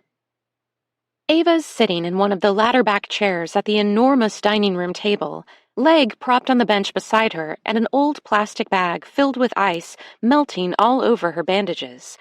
The wound has bled through a bit, and she worries that her stitches have torn, but she doesn't want Tamar to come back and mess with anything, so she hides the stain from Rachel, who's sitting with her own slice of cake at the far end of the table, and pulls down the hem of her long dress. "It's really good," Ava says, giving in and taking another generous bite. "Did you make it?" At first, it doesn't seem like Rachel will answer, but then she sighs and says, "My older sister Anna did. She could open a bakery in New York City and there would be a line around the block just to get in." "Why doesn't she?" Ava drags the tines of her fork through the whipped chocolate frosting and pretends not to care about the answer. She has an 18-month-old, and she's pregnant with her second. Anna's place is here. Ava wants to ask how old Anna is, but Rachel keeps going. We all belong here. The work of the family of Zion is more important than a bakery. It's more important than anything. Besides, when Anna bakes for us, she's answering a higher calling. If she had all the time in the world, Ava would follow this rabbit trail for as long as Rachel indulged her. But getting lost in the weeds of Anna's bewildering life is not productive. Rachel's talking. Maybe Ava can get her to talk about things that matter. Do you believe that? She asks casually, catching Rachel's gaze and holding it. Do you believe that being here is a higher calling? Of course. Rachel doesn't even pause to think about it, but her expression doesn't match her words. There's something wistful in her eyes. And that higher calling is to... what? Rachel pushes her cake back and forth across a chipped plate, then uses the back of her fork to pick up the crumbs. She licks it, and Ava realizes that the girl hasn't had a single real bite. Rachel has played with the cake, tasted a bit of frosting, and collected the crumbs, but that's it. Is she punishing herself? Inflicting a sort of personal penance? We're called to restore this broken world, Rachel finally says, by returning society to the common equity of moral law. We've strayed so far. It's obviously a talking point of sorts, something that has been drummed into Rachel's head for years. Common equity? Moral law? Who's strayed so far? Ava is fuzzy on the details. I don't know what that means. Rachel heaves a sigh, but she seems to be invested in the conversation now, in making Ava understand, or maybe exonerating herself through explanation. It means our country, this land that was created to be a city on a hill, has become so corrupt, the only thing that could possibly fix it is a revolution. And that's the uprising. What do you know about it? Rachel's anger flashes bright, but Ava has planned for this. I overheard people talking about it after the gathering. It's a perfectly plausible explanation and leaves Zach out of it entirely. She glances at the dining room floor and taps her good foot softly against the boards. Is he beneath her right now? Is there a vent in the room? Can he hear their conversation? If Rachel ever discovers that Zach found her, that they talked, Ava wonders what would become of him. So you meant it literally when you said the family was getting ready for war, Ava continues. It's been a long time coming, and when it's over, we're going to remake the country into something beautiful and fair and just. The words are out of Ava's mouth before she can consider the consequences.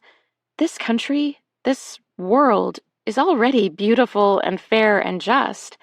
It's also really messy and messed up, but I think that's part of life.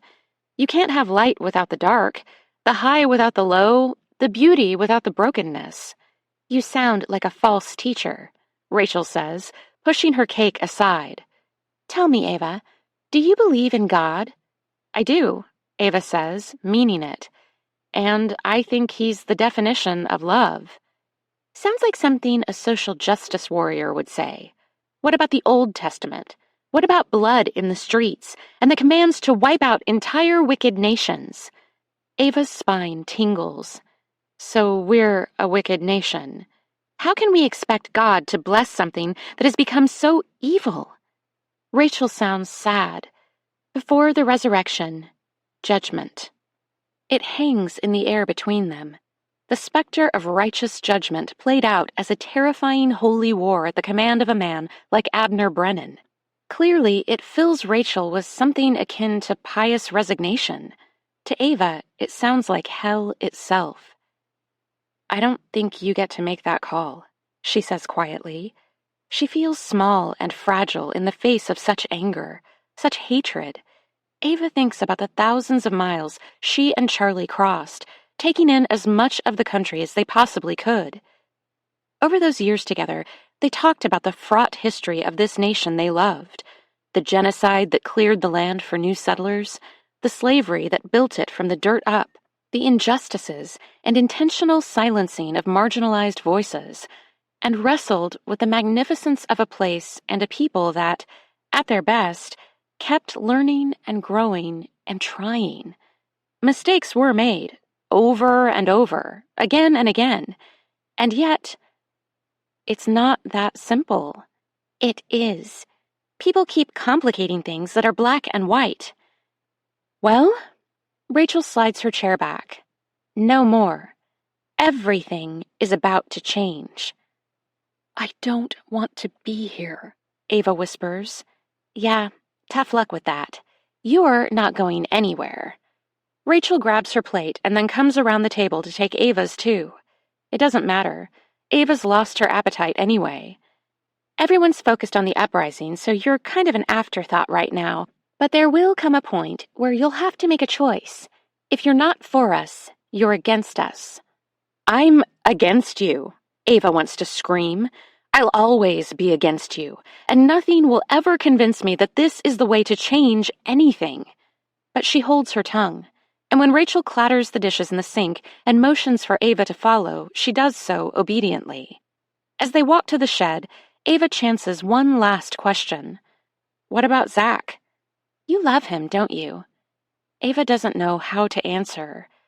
Thing is, you don't even know him. Ava's pretty sure that Rachel doesn't know her own brother very well either, but she arranges her face to look crestfallen. It isn't hard. Her logical next questions are, where is he? Is he okay? He's a traitor, Rachel says simply, unlocking the padlock on the shed door. He has to atone for betraying the family. He was supposed to recruit you, not try to run away with you. But nothing. Family first. Always. When Rachel locks her in, Ava throws her crutches across the small room and stifles a scream. The shed feels more like a cage than ever, especially when school lets out for the afternoon and the children of the family come tumbling out of the barn door.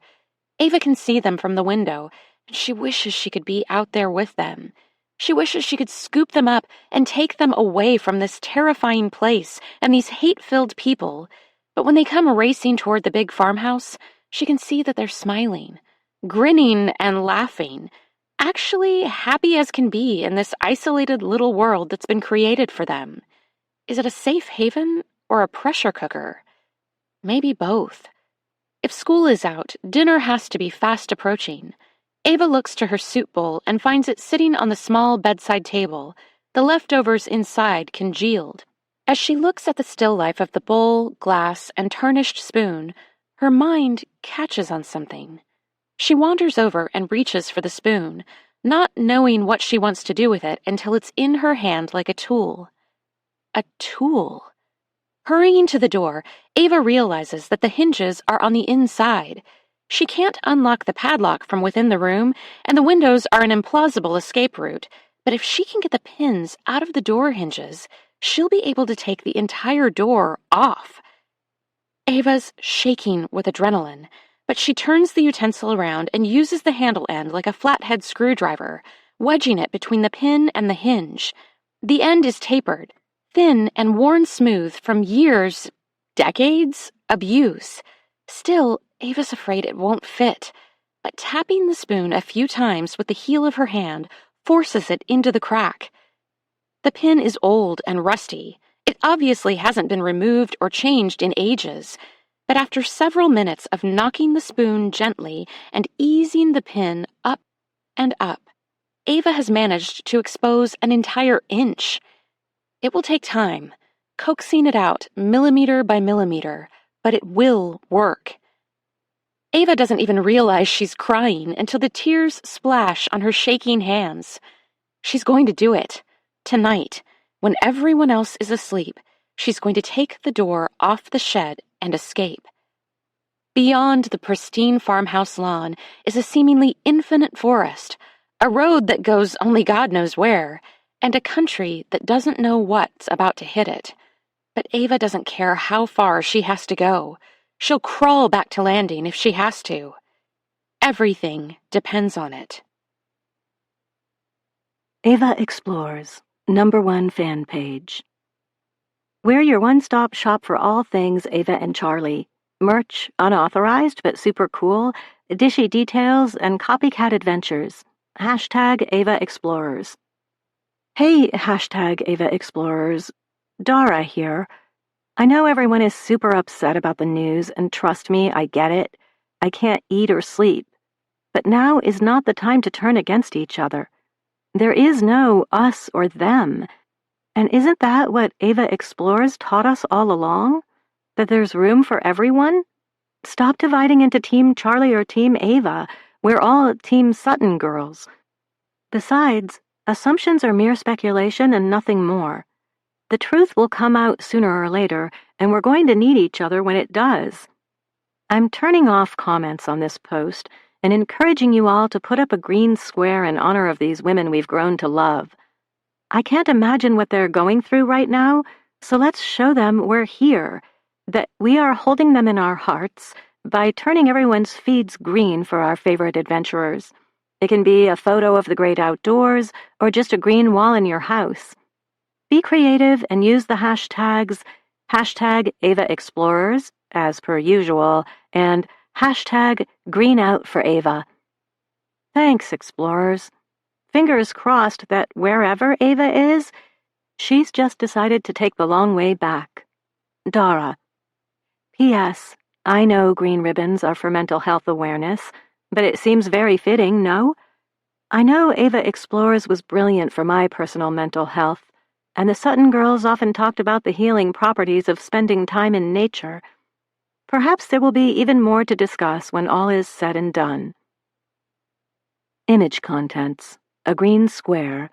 When you look closer, you can see that it's a close-up of thick emerald-colored grass. Chapter 19. Charlie. Monday. When Jude turns onto Lakeside Road, he gives Charlie a sidelong glance and says, "Do you want me to drop you at the neighbor's house again?" "No." Charlie's staring out the windshield, gaze loose and unfocused, but she can already see the herd of reporters at the end of her driveway. "Let them take a picture."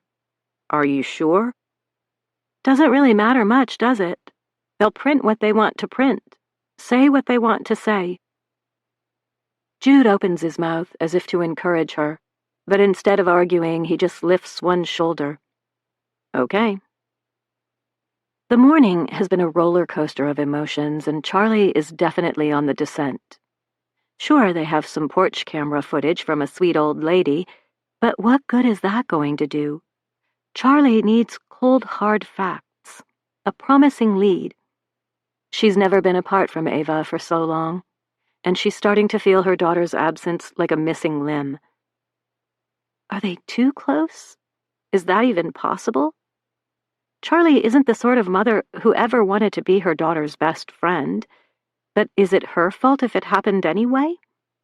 She loves her girl like a storm, an avalanche, a force of nature that cannot be held back. Her love is inevitable and destructive. Did she push her daughter away with her constant need to pull her close? As they near Charlie's driveway, she realizes that the reporters are focused on something off the road. No one even flinches when Jude flicks on his blinker and nudges carefully through the crowd. By the time a few cameras swing toward the cab of the truck, Charlie can see that Frank and Sophie are standing on the driveway near the bottom of the short hill.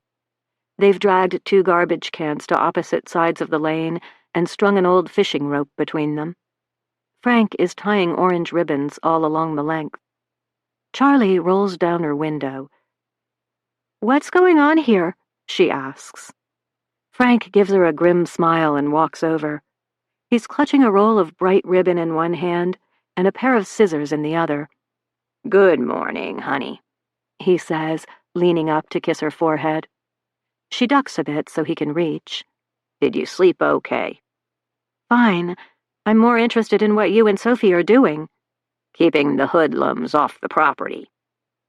He glares toward the vans.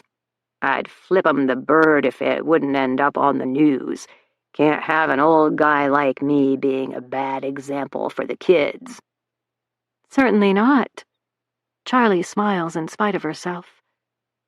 Mr. Morrow, if you would like an officer stationed on the property, I'm sure we could swing it for you," Jude offers, "at least at night." "Nah, this'll do the trick." Frank hooks a thumb over his shoulder at their makeshift barrier.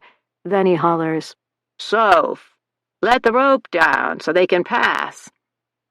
Sophie unhooks one end of the long rope and lets it drop to the ground so that Jude can roll over it. As he eases down the driveway, he says, "They're good people." "The best," Charlie agrees. "I'm glad you have a support system." "You make it sound like I'm going to need it." Charlie keeps her eyes carefully trained on the lake spread out before her, the sun glinting off the surface of the water like a scattering of golden coins. She loves days like this, when Superior looks like a lost treasure. Jude puts the truck in park and turns it off. Facing Charlie, he waits a few heartbeats until she gives him her attention. "You are going to need them," he says, watching her carefully. "No matter what happens, no matter how this turns out, you'll need good people around you. You and Ava both." Charlie's thankful that he includes Ava, that he talks about her in the future tense, instead of implying that she's never coming back. Still, she doesn't like the seriousness of his tone. "Let's find this Zach guy," she says, slapping her hands on her thighs, as if to dispel the solemn mood in the air. She reaches for the truck door, but Jude puts a hand on her arm to stop her. "This is where we part ways, Charlie. I'm glad you could help today, but my team will take it from here. We'll analyze the recordings and contact you if there's anything you can do to help." "Please don't shut me out of this." Charlie doesn't want to beg, but she will if she has to. "Please, let me help." "You already have, and I promise I won't leave you in the dark." There's a note of finality in his voice, and Jude turns to swing open the driver's side door. He jumps down to the gravel before Charlie can open her mouth to protest. Hurrying to unbuckle her seatbelt and follow him, Charlie jogs around the truck only to find that he's already talking to Frank and Sophie. "Keep an eye out for Lauren. She's our victim specialist. She should be here in the next hour or so," Jude says. "Charlie, if you could send me Ava's work schedule for the past 60 days, that would really speed up the process. We have a lot of footage to go through, and anything to help us narrow it down would be much appreciated." She reluctantly accepts the business card that he hands her. "Take care of her," he tells Frank, and then he's back in the truck and pulling out. Charlie watches him drive away, feeling powerless and empty. She can't decide if it was better to peek behind the curtain and be allowed to ride along with him this morning, or if it only made matters worse. Of course, she's no FBI agent. Charlie's not even very good at solving the mysteries in the paperbacks she loves to read. But it feels wrong to be shut out of the investigation into her own daughter's disappearance. She's not law enforcement or Coast Guard or a trained diver, but she's Ava's mom. That should count for something. Maybe everything. When Jude's truck has disappeared beyond the bend, Charlie sucks in a shuddering breath and heads toward the porch. Her feet are heavy, her head stuffed with cotton, and she feels herself sway just a bit. In an instant, Frank and Sophie flank her, arms linked behind her back, as if they are ready to prop her up, to catch her if she falls. "Thank you," Charlie says, resting her cheek against the top of Frank's head. "For what?" He gives her a little squeeze. "Just doing my job." Lauren looks to be mid-50s, trim and fit, with platinum blonde hair that falls to her shoulders and a no-nonsense manner.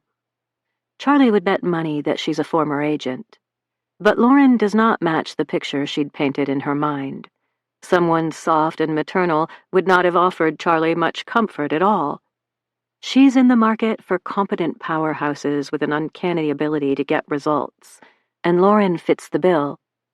Still, Charlie has zero desire to talk to her. "I'm here to assist in any way I can," Lauren says after a stilted conversation over coffee. "My job is to offer support, make referrals, and ensure that you know your rights. Agent Turner wants you to babysit me. Charlie doesn't mean to be so blunt, but she's really past the point of caring. Lauren laughs, and the sound in the small kitchen is unexpected. You don't need a babysitter, Charlotte. I'm just here to help. Thank you for the offer, but I'm doing fine. Okay, then. Lauren takes another sip of her coffee. Is it all right with you if I spend a little time with Frank? You're not the only one impacted by what's happened here. Charlie feels chastened, even though Lauren is being nothing but patient and kind. Of course, she says, pushing back her chair and bringing her own coffee cup to the sink. She pours the dark liquid down the drain. I'm sure Frank would love the chance to talk a bit. I haven't exactly been around. Charlie is struck by the sudden understanding that she's been a shitty mom and honorary daughter. Poor Frank. He must be in ruins and holding it together for her sake. What will you do? Lauren asks. It's a simple question, but Charlie can tell there's much behind it. Lauren is clocking her self-care, trying to gauge how she's really doing. Could you snag a nap? Go for a walk? Find something to eat? A walk, Charlie says, deciding the moment the words leave her mouth. Outside, away from here. She'll put on her hiking shoes, the lightweight, quick-drying ones, and walk the shoreline down to Black Bear Park. Will you be here when I get back? Lauren shrugs. Would you like me to be? Charlie doesn't answer. In the living room, she squeezes Frank's shoulder, then grabs her hiking shoes off the rack near the door. I'll be back soon, she says. Why don't you keep Lauren company in the kitchen for a while? Frank gives her a bit of a funny look, but when she smiles, he relaxes a little. You okay? He asks. No. It's honest, and she can tell that Frank feels the same way. But we're going to get through this. Right now, the FBI is looking at that house cam footage. Hopefully, they'll turn up something concrete. One step at a time, Frank says, repeating a mantra that he often said when Charlie was young and first came to live with him and Hattie. When she tried to race ahead, to skip the hard parts, he reminded her that the only way to get anywhere was to put one foot in front of the other, one step at a time. It makes her throat tighten now, because she doesn't want to go through any of this. But he's right, and she knows it. That's why I'm going for a little walk, she says, crouching down to pull on her shoes. I'll be back soon. Spend some time with Lauren, okay? Be careful, Frank calls as she slips out the door. The day is both cool and warm, in the way that only spring days can be, and Charlie can feel the promise of summer in the way the sun kisses the skin on the back of her neck. If Ava were here, she'd grab some sunscreen from the cupboard above the washing machine and chase after Charlie to rub it in. Never go out without protection, she'd joke. Charlie prays that chutzpah is alive and well in Ava at this very moment, wherever she might be.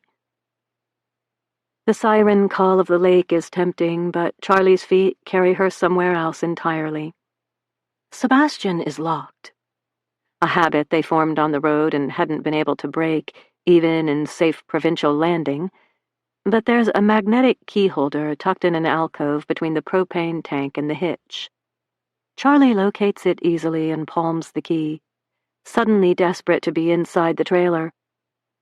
The interior of the Airstream is familiar, if stuffy and a bit close. It reminds Charlie of days that started out cold and then got hot while they were out adventuring.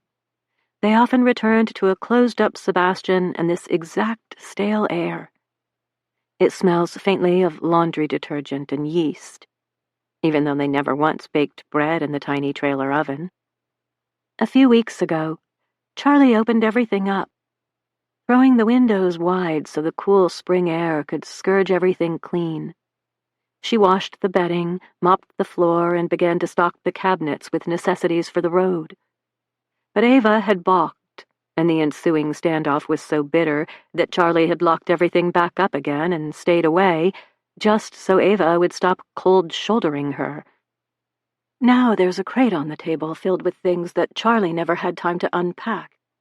Cleaning supplies are mixed in with a bag of wild rice. The Sutton girls love their Minnesota wild rice, even if they poke fun of how on the nose their devotion is. A 24-pack of their favorite lime sparkling water, and a few canned goods, among other odds and ends Charlie picked up during their months off the road. Charlie had no agenda when she decided to open up Sebastian, but there's a clear and obvious task before her. Taking a can in each hand, Charlie opens the latched pantry and stacks them neatly inside.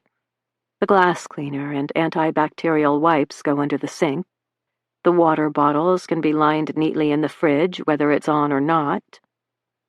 The crate is nearly empty, and Charlie has grown used to the thick air when there's a staccato of raps on the trailer door. "Come in," she calls, forgetting for a split second where she is and what's going on. She could be anywhere. The Tetons, Yosemite, the Great Smoky Mountains. Ava could be just outside the door playing with Scout. But she's not. "Charlie?"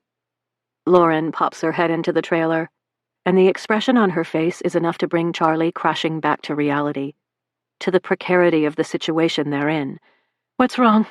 she asks, nearly dropping the stack of new dishcloths she's holding. Lauren schools her expression into a mask of calm neutrality. "They found something. Agent Turner wants you to come as soon as you can." "Thank you so much for sharing Ava's work schedule," Jude says as he grabs an extra folding chair for Charlie and sets it down in front of one of the computer consoles. They're in the main room of the boathouse, and though it's still a hive of activity, Charlie would swear that there are fewer people here today than she saw yesterday. She wonders if they're already reassigning resources. "Oh," she says belatedly, "I'm glad it helped." "Immensely. We're working on isolating all the clips that were recorded before, during, or after Ava's shifts, and pulled out some stills that might help us identify Zach." "You guys are fast." He nods, turning back to the computer. "Okay, let's start with some specifics. Looks like our Zach is tall. Assuming Ava is 5'7", like you've already said, he's well over 6 feet. A screenshot appears on the console. It's a bit pixelated from being enlarged, but there's absolutely no mistaking that Ava is standing on the sidewalk in front of an old black sedan. She's wearing jeans and her puffy winter coat, her curls hidden beneath a thick beanie. Behind her is a man. His face is turned away from the camera, toward the street, but he towers over Ava. His hair is blonde or maybe light brown, and his shoulders square. "Do you recognize him?" Jude asks, zooming in even farther. "No," Charlie says, but maybe she does. "He could be anybody, tall, blonde, built like an athlete. That's half the men in this state." Jude flicks through a few more stills. The man, Zach, she assumes, reaches out to grab the string of Ava's apron. Charlie hadn't realized she was still wearing it, but the next few frames show him tugging, Ava turning, and the apron coming off in his hands. The movement has pulled the couple closer, and the last screenshot shows him tilt his head toward Ava. "They kiss, don't they? Is that why you're showing me stills instead of the video?" "I want you to focus on him, not the two of them as a couple," Jude says. "I know it must be really confusing to see your daughter with a boyfriend you didn't even know existed, but we need to identify this guy." "Then let me see the actual footage. Let me see how he moves, if he has any tics or characteristics that seem familiar to me." Jude doesn't respond, but he types a few commands into the keyboard and a video pops up. It's the same scene as the pictures Charlie just saw, but this time she can watch Ava and Zach move. There's her daughter's familiar bouncy walk. She lands on the balls of her feet as if she's poised to run at any moment. And behind her, a young man, moving much more intentionally, slow and almost fluid. When he reaches out for her apron strings, it seems like an afterthought, a tiger pawing lazily at a toy.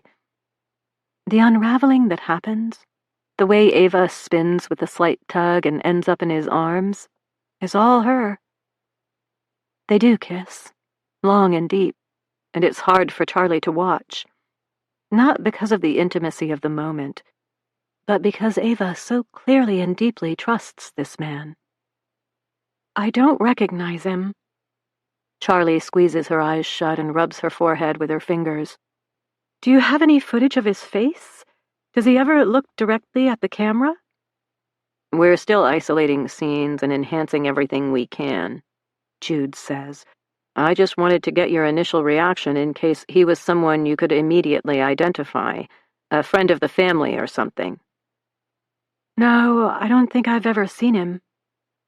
Charlie can practically taste Jude's disappointment. It's sharp and bitter on her tongue. But he doesn't give anything away. I'll print some of these out so you can take them back to Frank. Let him have a look. And Sophie, too. Maybe someone will recognize him. Agent Turner. The sound of his name and the urgent tone makes Jude's head snap up.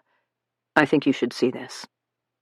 A man with a neat goatee and tortoise-shell glasses motions Jude over to a console at the very end of a long table. Stay here, Jude tells Charlie. But the second he's out of his chair, Charlie's up and following. If they've found something, she wants to know. What have you got, Dan? Jude leans over the table to get a better look at the screen. If he's noticed Charlie standing a few feet away, watching and listening, he doesn't let on.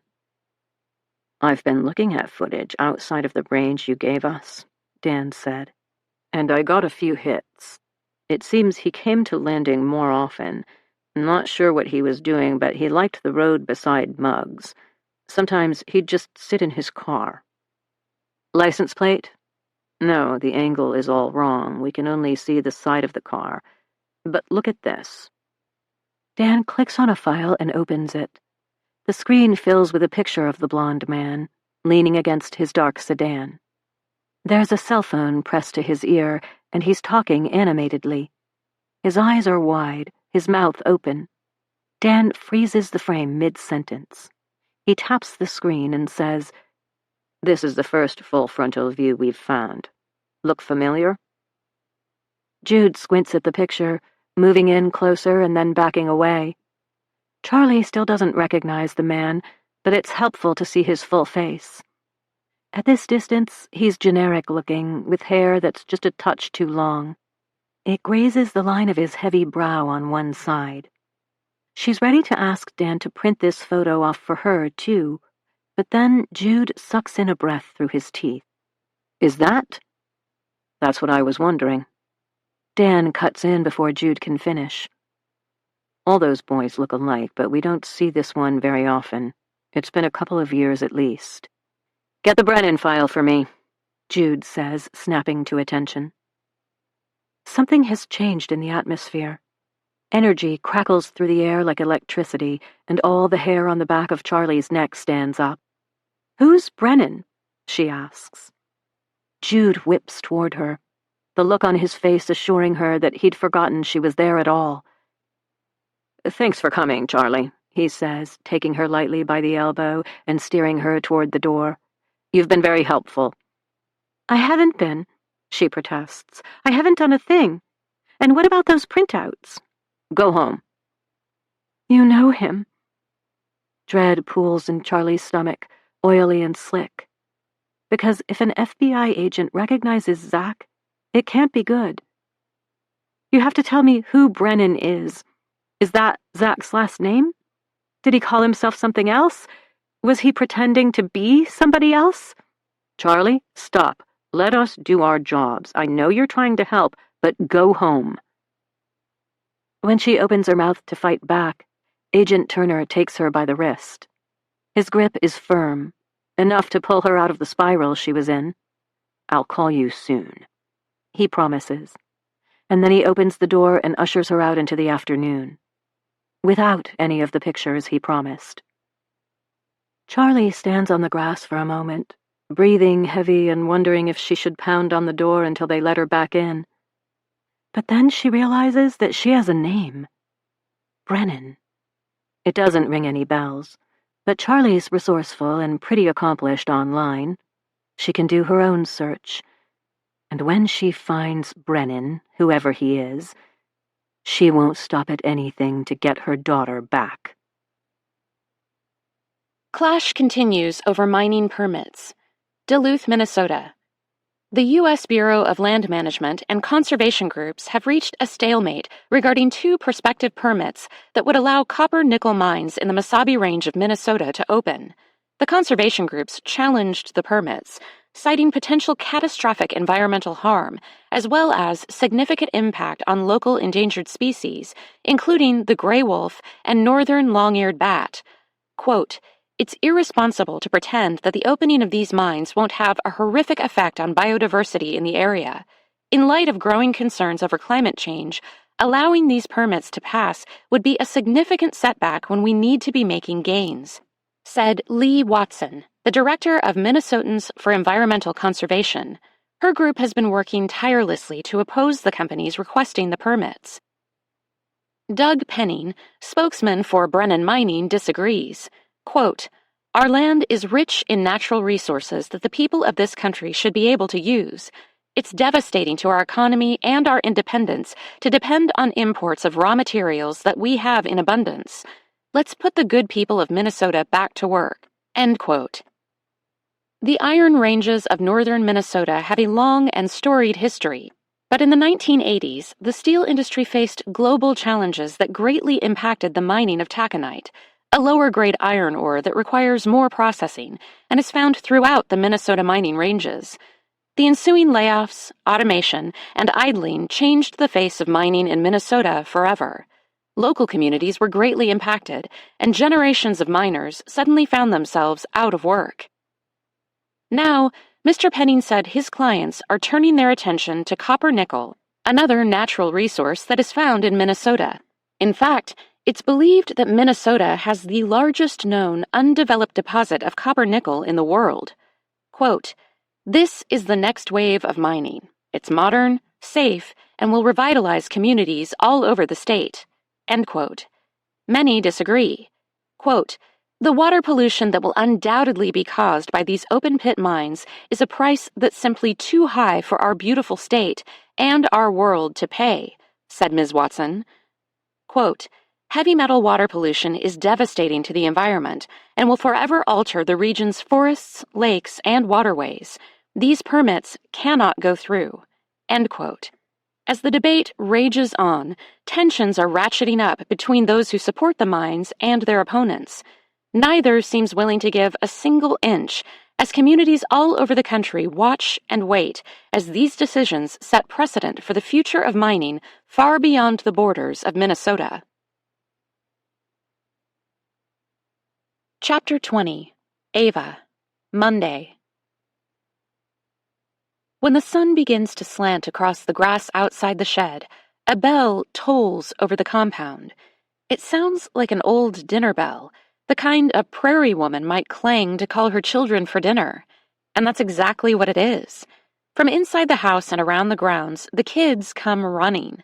The little girls hitch up their skirts to sprint, their scuffed tennis shoes seeming out of place beneath their long dresses, and the boys hurry to catch them. Even from the scruffy cage of the shed, Ava can feel the excitement sizzling through the air. It's clearly dinner time, but it's more than that, too. Something is going on. Ava expects to remain locked up while the family gathers in the sprawling cafeteria building, but as the adults trickle more slowly from the house, Rachel hangs back on the steps. When everyone else is gone, she comes to the door of the shed and unlocks it.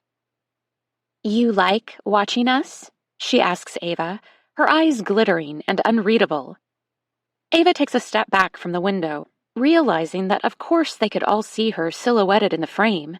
The dusty pane of glass is dirty, but it's not opaque. "Just curious, I guess," she says. The truth is, she was counting people. clocking sizes and ages and taking stock of who she's up against. She plans on using the spoon to take the door off tonight, and rather than sneaking past the Morton buildings and the training grounds at the back of the property, she'll skirt the farmhouse lawn, keeping to the trees. Ava wants to know who might spot her and if she could take them down. Well, don't gawk at supper. Rachel swings the door wide and holds it for Ava with mock gallantry. I'm coming? Ava doesn't want to go. She doesn't want to spend time with these people or hear more about who they are and what they're doing. The more she knows, the more they'll see her as a liability. The more she knows, the more she feels crippled by fear. You're one of us now. What if I don't want to be? You don't have a choice. Because she doesn't want to draw more attention to herself or make Abner feel like he has to come and teach her a lesson, Ava grabs her crutches and follows Rachel. She spent most of the afternoon walking back and forth in the shed, stretching her leg and putting it up between exercises to help with the swelling. She can walk without the crutches now, not quickly or without pain, and the bleeding has stopped, but she doesn't want Rachel to know that. By the time they make it to the cafeteria, it's teeming with people. Men, women, and children line the tables, keeping to a loose set of unspoken rules that seem to govern their meal times. Some families appear to be seated together, but for the most part, the men and women are separate, with the children gathered at the tables closest to the doors. Drawing the stares of dozens of people, Rachel lifts her head and leads Ava to one of the only open spots at a table in the middle. Ava sits on the very end of a low bench, with Rachel beside her and her back to a table full of soldiers. She can smell the tang of their sweat, and beneath that, the loamy scent of earth. There were, blessedly, no gunshots in the afternoon, but these men had clearly been doing something. Ava wants to turn around and look for Zach, but she doesn't dare. Is he still locked in the basement? How much longer will he have to atone? A shiver travels down her spine at the arcane word. It's hollow, resonant. It even sounds scary, like the echo of a struck bell. All she can do is say a prayer that he's safe. Abner steps to the head of the room, and a hush instantly falls over the crowd. It's sobering how readily they obey him. All he has to do is stand up to command their full attention. Instead of looking at Abner, Ava furtively studies the people around her. They are all rapt, their focus wholly and devotedly on their leader. They don't just listen to him, they love him, and it's written all over their faces. Tonight marks an end, he says, his voice rich and hypnotic. but also a beginning. This is the last meal we'll share before the world undergoes a miraculous change. A sacred, long-awaited change. There will be birth pains, to be sure, and for some of us, this may be the final meal we enjoy together on this earth. But our treasure is not hidden here, and this is not our home.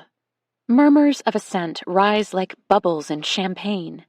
In spite of Abner's heavy words, the people around Ava are fizzing with what looks like joyful anticipation. The woman across from Ava closes her eyes in ecstasy as a single tear trails down her cheek. And so we feast tonight, Abner continues, and rejoice in the family and in what we've been called to do. What a joy, what a privilege we've been given. This evening, we say with conviction, no mission too difficult, no sacrifice too great. No mission too difficult, no sacrifice too great. The people in the cafeteria don't shout this time, but their voices mingled as one are a boom in Ava's chest all the same. She trembles. Onward, Abner says quietly, his hand raised in a fist, and then he whispers, onward. The fist goes to his chest, covering his heart, and everyone mimics the movement. The thump falls heavy in the room, marking Abner's words with a solemnity that Ava can feel in her bones. He prays, but she's no longer paying attention. Her hands are shaking so badly she has to clasp them in her lap, and even then, Rachel elbows her in the ribs. The meaning is obvious. Get it together. But Ava can't. She feels like she might pass out. It's the press of bodies, the magnetism of Abner, the fact that these normal-looking people have planned an act of violence that they hope will change everything. Ava is still trying to figure out what they hate so much that they would be willing to sacrifice for, to harm, to kill for. It's beyond her comprehension. She wants to scream, to grab Rachel by the shoulders and shake her out of whatever spell Abner has cast. But the girl is utterly bewitched. They all are. The prayer is interminable, but as soon as Abner says amen, platters of food are carried from the kitchen. There's roast and mashed potatoes, glazed carrots, and rolls that are so fresh from the oven they're almost too hot to touch. Ava's stomach growls in spite of her predicament, and as the food is passed, she fills her plate, realizing that she'll need her strength for what's to come. Rachel angles her back so that Ava is shut off from the rest of the table, but Ava can't decide if it's intended as a slight or a form of protection. Is Rachel shielding her from the bald curiosity and furtive glances of the rest of the family, or is she boxing her out? Whatever the reason, Ava refocuses on her food and the family around her. The animated conversations in the room jumble together, a cacophony of words and laughter that makes it nearly impossible for Ava to learn anything. But after she's had a few bites and taken the edge off her hunger, she realizes that if she leans back just a bit, she can hear the men behind her. The tables are so close that if she tips too far, she'll brush against the uniformed back of a soldier. She can feel the warmth of his body through her dress, and the deep staccato of his voice is easy to pick out over the whispers of the women at her table. It all comes down to land. Our land. The Fifth Amendment states that private property shall not be taken for public use without just compensation. But how is telling us what we can and can't do with our land just? Ava's not sure his argument holds, and someone from farther down his table must agree, because there's a lull as the soldier listens to a comment or question that Ava can't make out. You're missing the point. Land is just the beginning. It's the tip of the iceberg. When a government begins to exercise eminent domain over our God-given property, there's no incentive to stop. Pretty soon, they're telling us how to raise our kids, what to put into our bodies, and what to believe. Enough.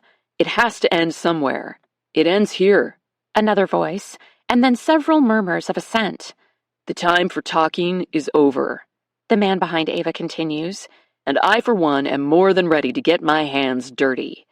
A few fists pound the table as his companions laugh their agreement. Not hungry? Rachel glances over her shoulder and juts her chin at Ava's plate. Not processed enough for you? Ava realizes her fork is frozen in midair, a swirl of mashed potatoes poised and ready for her mouth. She takes the bite.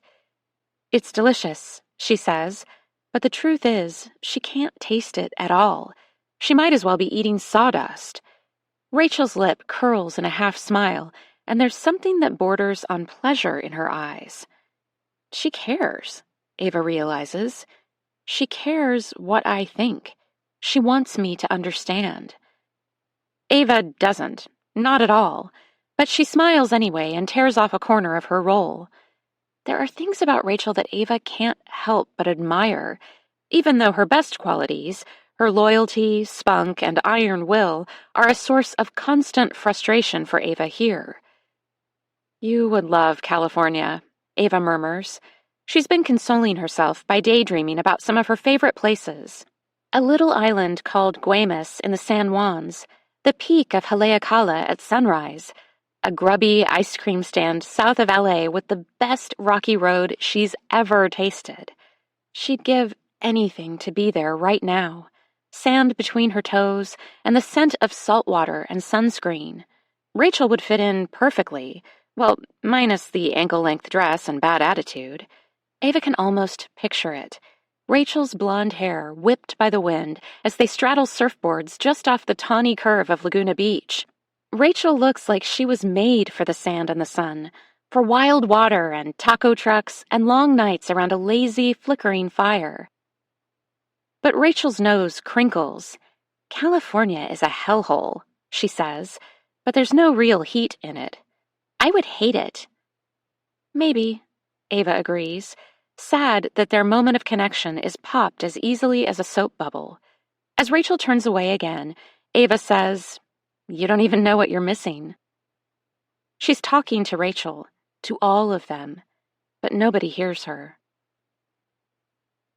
Although Ava is trusted enough to attend supper in the cafeteria, the family's goodwill ends there. Nobody talks to her. Nobody even tries to make eye contact. And as Ava is escorted back to the shed, she feels a rush of pure panic. "I can't do it," she says, breath high and quick in her throat. "I can't go in there again." "You have to." Rachel sounds dispassionate, but there's something uneasy in her gaze. She seems to hold the padlock key loosely, reluctantly. Maybe she's thinking about California. "Please." Ava catches her free hand and holds it, weaving their fingers together and willing Rachel to have a little compassion. "I'm going crazy. It's hot and awful in there. Can I just see Zach? I don't even have to talk to him. It's just that he's the only person I know. Please let me see him. Let me see that he's okay." Rachel looks down at their hands, at the tangle of their fingers locked together. Ava's are dark from long hours in the sun and the genetic contribution of a father she never knew. Charlie once told her he had skin the color of warm cedar, and she couldn't help but, briefly, love him for the way he reminded her of the forest in summer. Rachel's hands are pale in comparison, smooth and unblemished as newly fallen snow. Ava knows that Rachel has barely left this compound. She can see it in the surety of the girl, in the way she thinks she knows things she can't. Those years on the road and all the people they met taught Ava that nothing is ever as simple as a theory, and people are even more complicated still. If Rachel would just listen for a while, she might realize that good and evil are not as effortlessly defined as Abner would have her believe. She might grow to learn that people's stories are naughty and complex and unimaginably beautiful, even when they don't look like everyone else's. Maybe especially then. "No," Rachel says, finally pulling her hand away. Their fingers stick together in the warm evening air, and Ava doesn't make the unraveling easy. "You can't see him." "Why not? Is he okay?" Rachel sighs, then she says quietly, "Tamara is with him. She's taking good care of him, I promise." Ava thinks about the injuries she saw only hours ago. Zach was beat up, but she didn't think he needed the care of a nurse. Did Abner discover that his son snuck out of whatever makeshift basement cell they're keeping him in? That he found Ava? "I'm supposed to tell you that Tamara will be by in the morning to check on your stitches." Rachel unlocks the padlock and opens the door to Ava's own prison. "The morning? You're locking me up all night? Alone?" Ava sounds frantic, and she is, but she's also leaning into it. She doesn't rein in her alarm because she wants to know what to expect, who might stop by, and when and why. "I'll come back to take you to the bathroom later," Rachel says, crossing her arms over her chest. For the first time, she seems conflicted about her role as Ava's caretaker and warden. Ava doesn't even know why Rachel has been given this particular job, because they're close in age, but it's obviously taking a toll on her. "Look, I know this is hard, but it'll get easier. You'll get used to it." "I don't want to get used to it. I want to go home." Tears gather on Ava's lashes. She tried so hard to be calm and attentive, a wise observer so that when the opportunity presented itself to escape, she'd be ready. But right now, she feels just like a little girl who wants her mother, who wants this madness to end. Rachel touches Ava's arm for just a moment. "Trust me, after tomorrow, you'll be glad that you're here. The Gates is the safest place in the world for you." After Rachel leaves, Ava scrubs angrily at her eyes and hurries to the cot. Reaching between the frame and the thin mattress, her fingers connect with the soup spoon. She hid it there, beside her notebook, in case Rachel realized her lunch dishes were still sitting on the small table and decided to take them back to the kitchen. Thankfully, Rachel hadn't noticed the dirty bowl, and Ava didn't have to explain the missing utensil. She clutches it now, running her thumb along the blunt edge and wishing the hours until dark to pass quickly. "Help me," she prays, pacing the shed and believing that the God she speaks to and the one the family invokes are not one and the same. The God she believes in said to love your neighbor as yourself and pray for those who persecute you. So she does exactly that, asking that Abner's efforts are frustrated at every turn, that the uprising will fizzle out like a snuffed flame. And then, when she has run out of words, she says, "Help me find my way home. Please." When night begins to fall and long shadows cloak the compound in 1,000 shades of gray, vehicles begin a slow procession from the back of the property to the gates.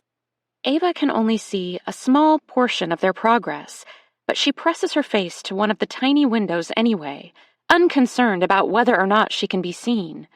She's riveted by the strange parade, the back of her neck slicked with fear as cars and trucks and every manner of transport files one by one down the lane. They honk once when they're just out of Ava's line of sight, and she imagines that Abner and his children, except Zach, are on the porch of the farmhouse, keeping watch, perhaps even blessing each vehicle and its inhabitants as they leave the gates of Zion for destinations unknown. Ava wishes she had learned more, where they're going and why, what they intend to do. Wreak havoc, she knows, but how? In the murky twilight, she can't make out license plates. They're probably obscured anyway, but she grabs her notebook and scribbles down as much detail as she can in the dying light. Make and model when she can recognize them, and colors and descriptions when she can't. It isn't much, but it's something.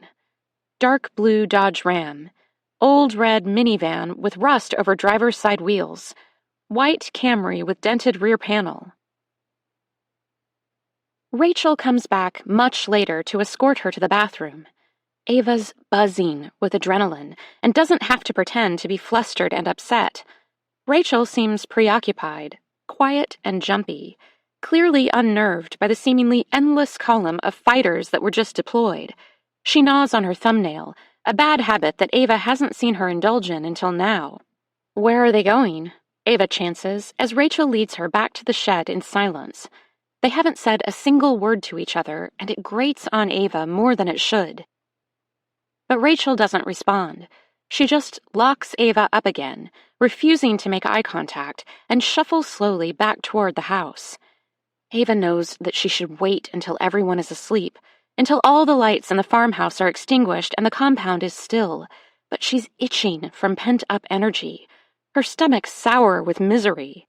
She has to go, now. And almost as soon as Rachel has closed the back door of the farmhouse behind her, Ava is making her preparations. She rips the notes she's taken out of the notebook and folds them into the pocket of her dress. A full water bottle that Rachel gave her after an earlier bathroom break goes in the other. There are no more supplies to be had, nothing that she can carry and use to either help her or protect her. It's an isolating feeling, and Ava has to beat back the loneliness that threatens to immobilize her. She wishes for a compass. Just that one small thing would be such a boon. But she's grateful that it's a clear night, and the stars out here are spilled across the sky like cut diamonds, easily recognizable and ready to light her way. South and east. Ava believes that if she just keeps moving south and east, she'll hit a road eventually. It's the only plan she's got. There is no electricity in the shed, and therefore no light, so Ava has to fumble around in the dark for the door hinges. Her heart is jackhammering in her chest, but she finds that if she holds the pin between the thumb and forefinger of her left hand, she can guide the end of the spoon with her right hand to the gap between the metal. It's slow, painstaking work, and by the time she has the first pin out, she's sweating through her dress. She wishes for her own clothes, for her hiking shoes, even a ponytail holder for her wild mane of curls that keep getting stuck to the side of her damp neck and cheeks. With the middle hinge free, Ava moves to the bottom. She saves the top for last, thankful for Frank and the bits of construction know-how he shared with her throughout the years. Because the door doesn't quite reach the threshold, she slides a few of the notebooks beneath to catch it when it falls. When the final pin taps up and out into her waiting palm, Ava has to suppress a sob. The full weight of the door pushes into her chest, threatening to crush her, but the padlock still holds one side in place, and she shifts the whole slab of wood to balance it against the waiting notebooks. A curl of cool night air slips in through the gap, and Ava laps it up, her heart full and hopeful for the first time in days. She can ignore the hot throb in her leg, the way she feels dizzy and frightened and so very alone. She's finally free. Ava only has to crack the door 10 inches or so to slide out, and as soon as she's clear, she heaves it carefully back into place. Something is obviously wrong with the door. It's crooked and barely balanced in the frame, but if anyone glances out a window to look at the shed, the illusion will hold up in the dark. By morning, it won't matter. She'll be long gone. Savoring this tiny act of insurrection, Ava turns her face to the night sky and gulps in fresh mouthfuls of forest air.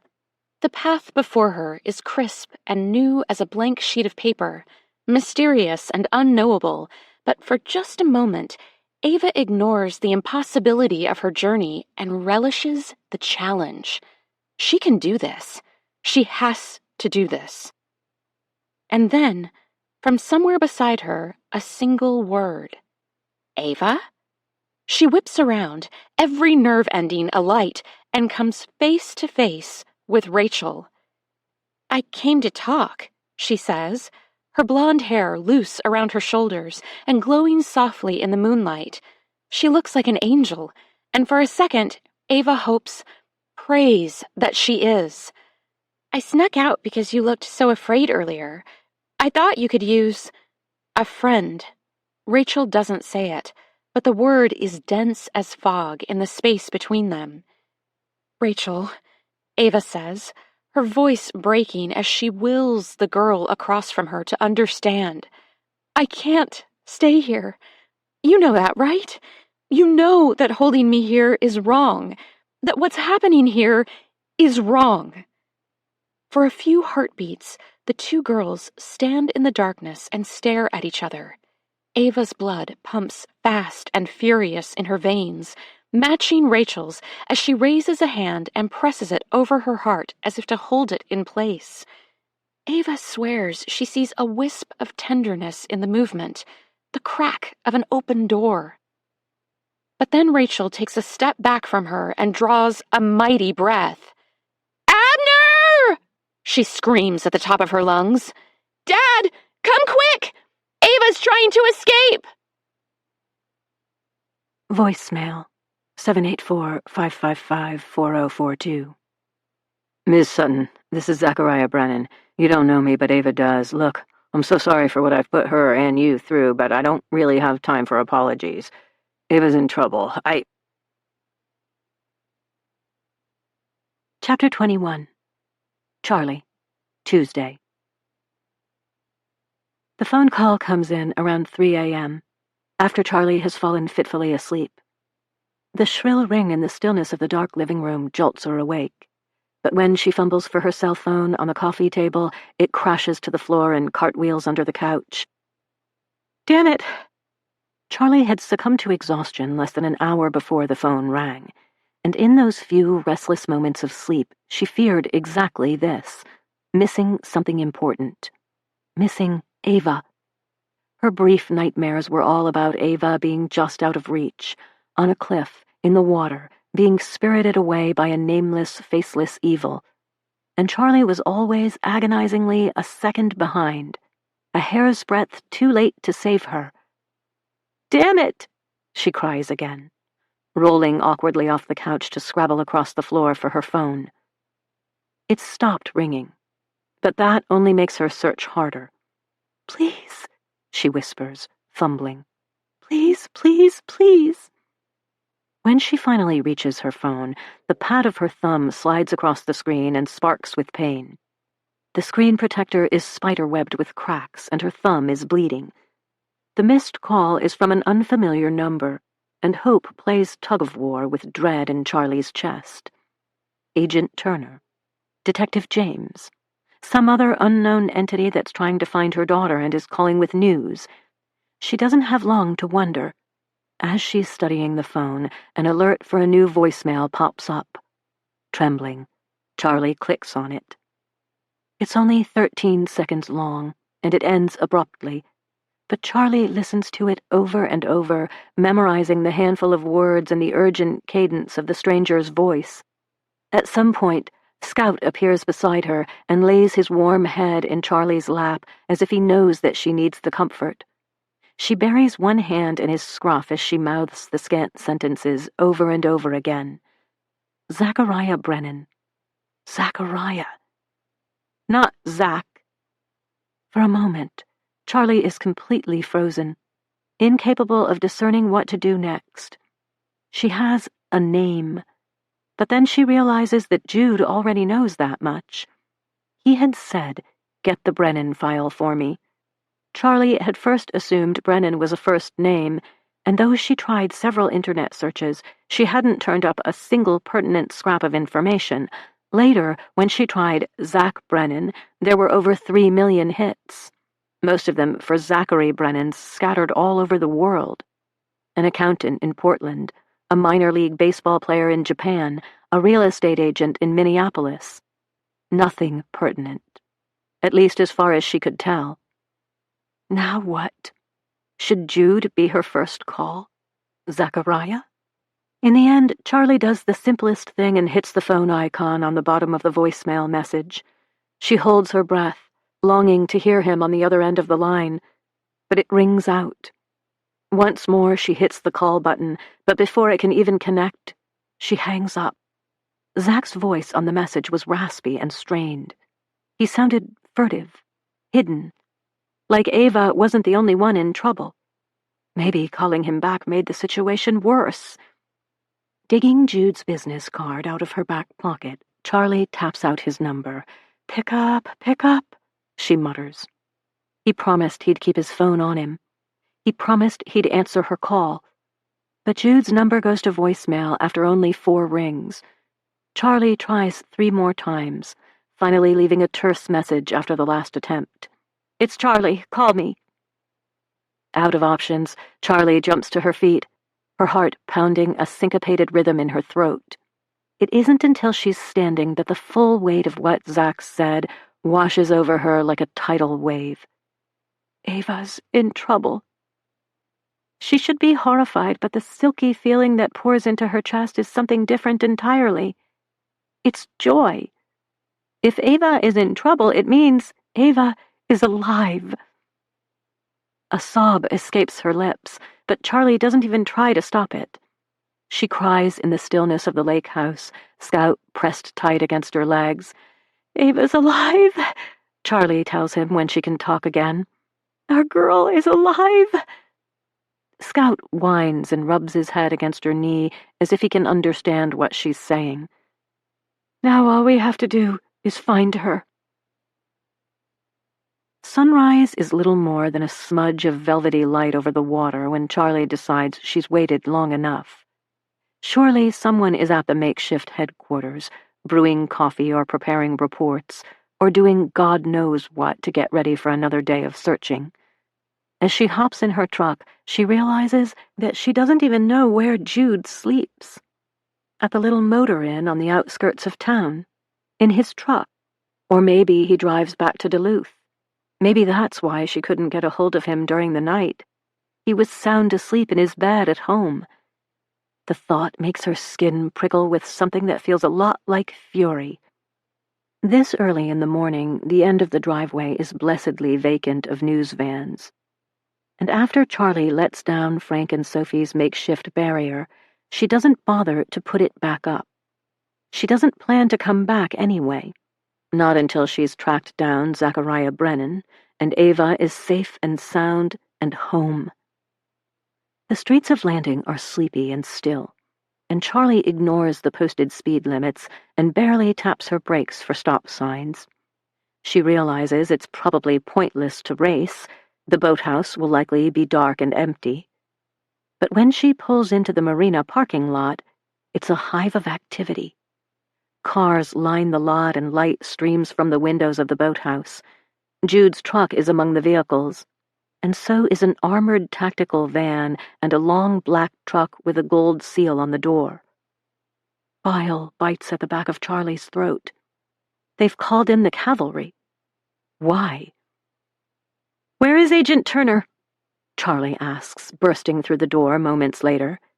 There are people everywhere. It's a hub of determined activity, the atmosphere crisp and purposeful. And before she can take a single step, someone has lightly taken her by the arm. "Excuse me, ma'am, but you're going to have to leave." "It's fine," Jude says, noticing the commotion. He straightens up from where he was bent over a computer and crosses the space between them. "She's with me." Concern carves a line in his smooth forehead, and he tugs her off to the side, away from the door. "What are you doing here? It's barely 7. "You didn't check your voicemail," Charlie blurts. "Zach called. He called me several hours ago, and I tried to call you, but you wouldn't answer. He said that Ava's in trouble." "I need to hear the message." Jude takes off across the room and motions for her to follow. Over his shoulder, he asks, "Was the number blocked? Did you try to call it back?" "I did, once, but he doesn't sound—" Charlie casts around for the right word and lands on "safe. I didn't know if calling back was the right thing to do." "It's okay. You did great." Jude clears a space for her at one of the tables next to a computer, and the same guy with tortoiseshell glasses from yesterday, Dan, she remembers. Charlie wonders if they've all been here all night. Jude says, "I want you to play the message for us." So she does, laying her phone on the table and letting the message run multiple times. Dan records it and taps the number into his computer. Then his fingers are flying over the keys, searching and referencing and working the sort of technological magic that Charlie can only begin to guess at. "Who is this guy?" she asks, sliding her phone back into her jacket pocket and watching Dan out of the corner of her eye. "This Zachariah Brennan." At first, she's afraid Jude won't answer her. He sits back in his chair and runs one hand over his face. She can hear the faint scritch of his 5 o'clock shadow and see the dark half-moons under his eyes. Until this very moment, Agent Jude Turner has been nothing but the picture of professional calm under pressure, composed and imperturbable, expertly aloof. Now, his humanity is showing. It both scares Charlie and comforts her. "Zachariah Brennan is peripheral," Jude says eventually, meeting her gaze. "A secondary character that we would take no notice of if it wasn't for his father." "Okay." Charlie draws out the word, willing him not to stop there. She can tell that he's calculating, trying to decide what to share and what to hold back, so she presses, "What do they have to do with Ava?" "We can't know that yet. But in light of everything we've learned in the last few days, we feel confident that when Ava left the summer moon on Saturday, it was with Zachariah Brennan." "Who's peripheral?" Charlie uses Jude's own word. "You're going to have to give me more than that." "I know." He puts his hand palm up in front of Dan. Without even taking his eyes off the computer screen, the tech grabs a file folder from the far side of the computer and slaps it in the agent's hand. Jude clears a space in front of them and places the folder flat on the table. "Maybe something in here will ring a bell for you." "Desperate times and all that," Dan pipes in. Jude ignores him. "Let's start at the beginning. This is Abner Brennan." He flips open the file and taps his fingertips on an 8x10 glossy at the top of a sheaf of papers. "Look familiar?" Charlie pulls the picture closer. It's an older man in what appears to be a studio portrait. She'd peg him at late 60s, with a head full of white hair and startlingly blue eyes. He has the look of someone who was handsome in his youth and who was still convinced he possessed a certain irresistible charm. He didn't. Something about him made a shudder trip down Charlie's spine. "No," she says. "I don't recognize him." "What about now?" Jude flips the photograph over and begins to lay out a collection of printed newspaper articles. Scanning the headlines, Charlie can see there's one about a book burning and another highlighting a counter-protest. Something about a contentious mine shutdown and a lawsuit against the Bureau of Land Management of Minnesota. Over a dozen articles, and the name Abner Brennan is in every one. "I saw some of these last night," Charlie admits. "I Googled Brennan because you said the name." Abner Brennan has been on the FBI's radar for at least a decade. He became a person of interest when he started inserting himself in community government elections, touting a return-to-values platform with a very aggressive agenda. "Values are good," Charlie says, trying to follow. "Guess it depends on what your values are." Jude flips to another page and scans it as he speaks. Abner Brennan's values are anti-immigrant, anti-LGBTQ, and anti-Semitic. Just to name a few. Dan hops in. Abner Brennan is a domestic radical, but it's much more complex than that. He's a fundamentalist and Reconstructionist with a heavy dose of white nationalism and anti-government rhetoric thrown in. Some people say he's a cult leader.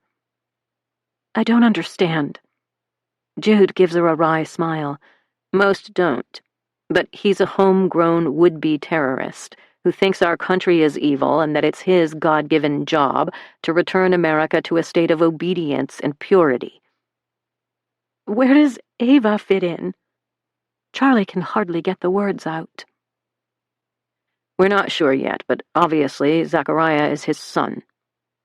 Jude locates another picture and passes it to Ava. Pointing to a young man at the edge of the photograph, he says, "Fifth of 11 children. The 4 older brothers are all married and seem to have taken on roles in their father's empire. Social media, podcasting, public speaking, and the like. Zachariah kind of slipped below the radar. We didn't really know what became of him. And frankly, didn't much care," Dan says.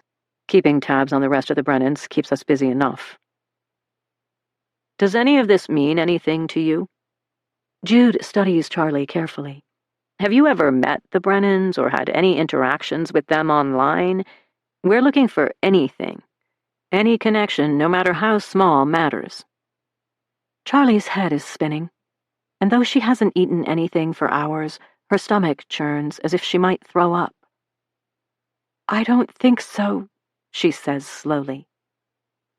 Even on the road, she and Ava weren't isolated from the headlines. They knew about the mass shootings, the protests and counter-protests, the racially motivated violence and political posturing.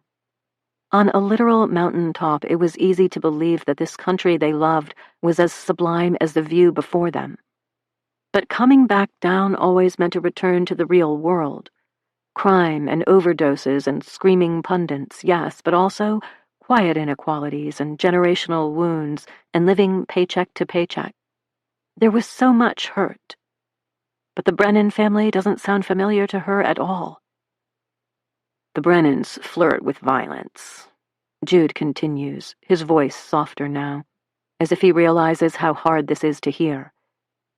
"They're big supporters of extreme gun rights and use a lot of charged language in their propaganda, encouraging their followers to commit acts of violence, but then asserting that they didn't actually mean what they said or wrote. They mean it. Every time." Dan's jaw is a rigid, angry line. "They don't even bother with the subtlety of dog whistles." "Ava wouldn't willingly be a part of anything like this. Did he kidnap her?" Jude sighs, closing the file with a snap. "We don't know, but we recognize Zachariah in the door cam footage from yesterday, and the message you received this morning confirms it. It certainly looks like Zachariah, Zach, is Ava's boyfriend, and that changes everything. Why? Charlie slides to the edge of her chair, imploring Jude and Dan to see things the way she suddenly does. If you know who he is, you know where he lives. Let's go get her.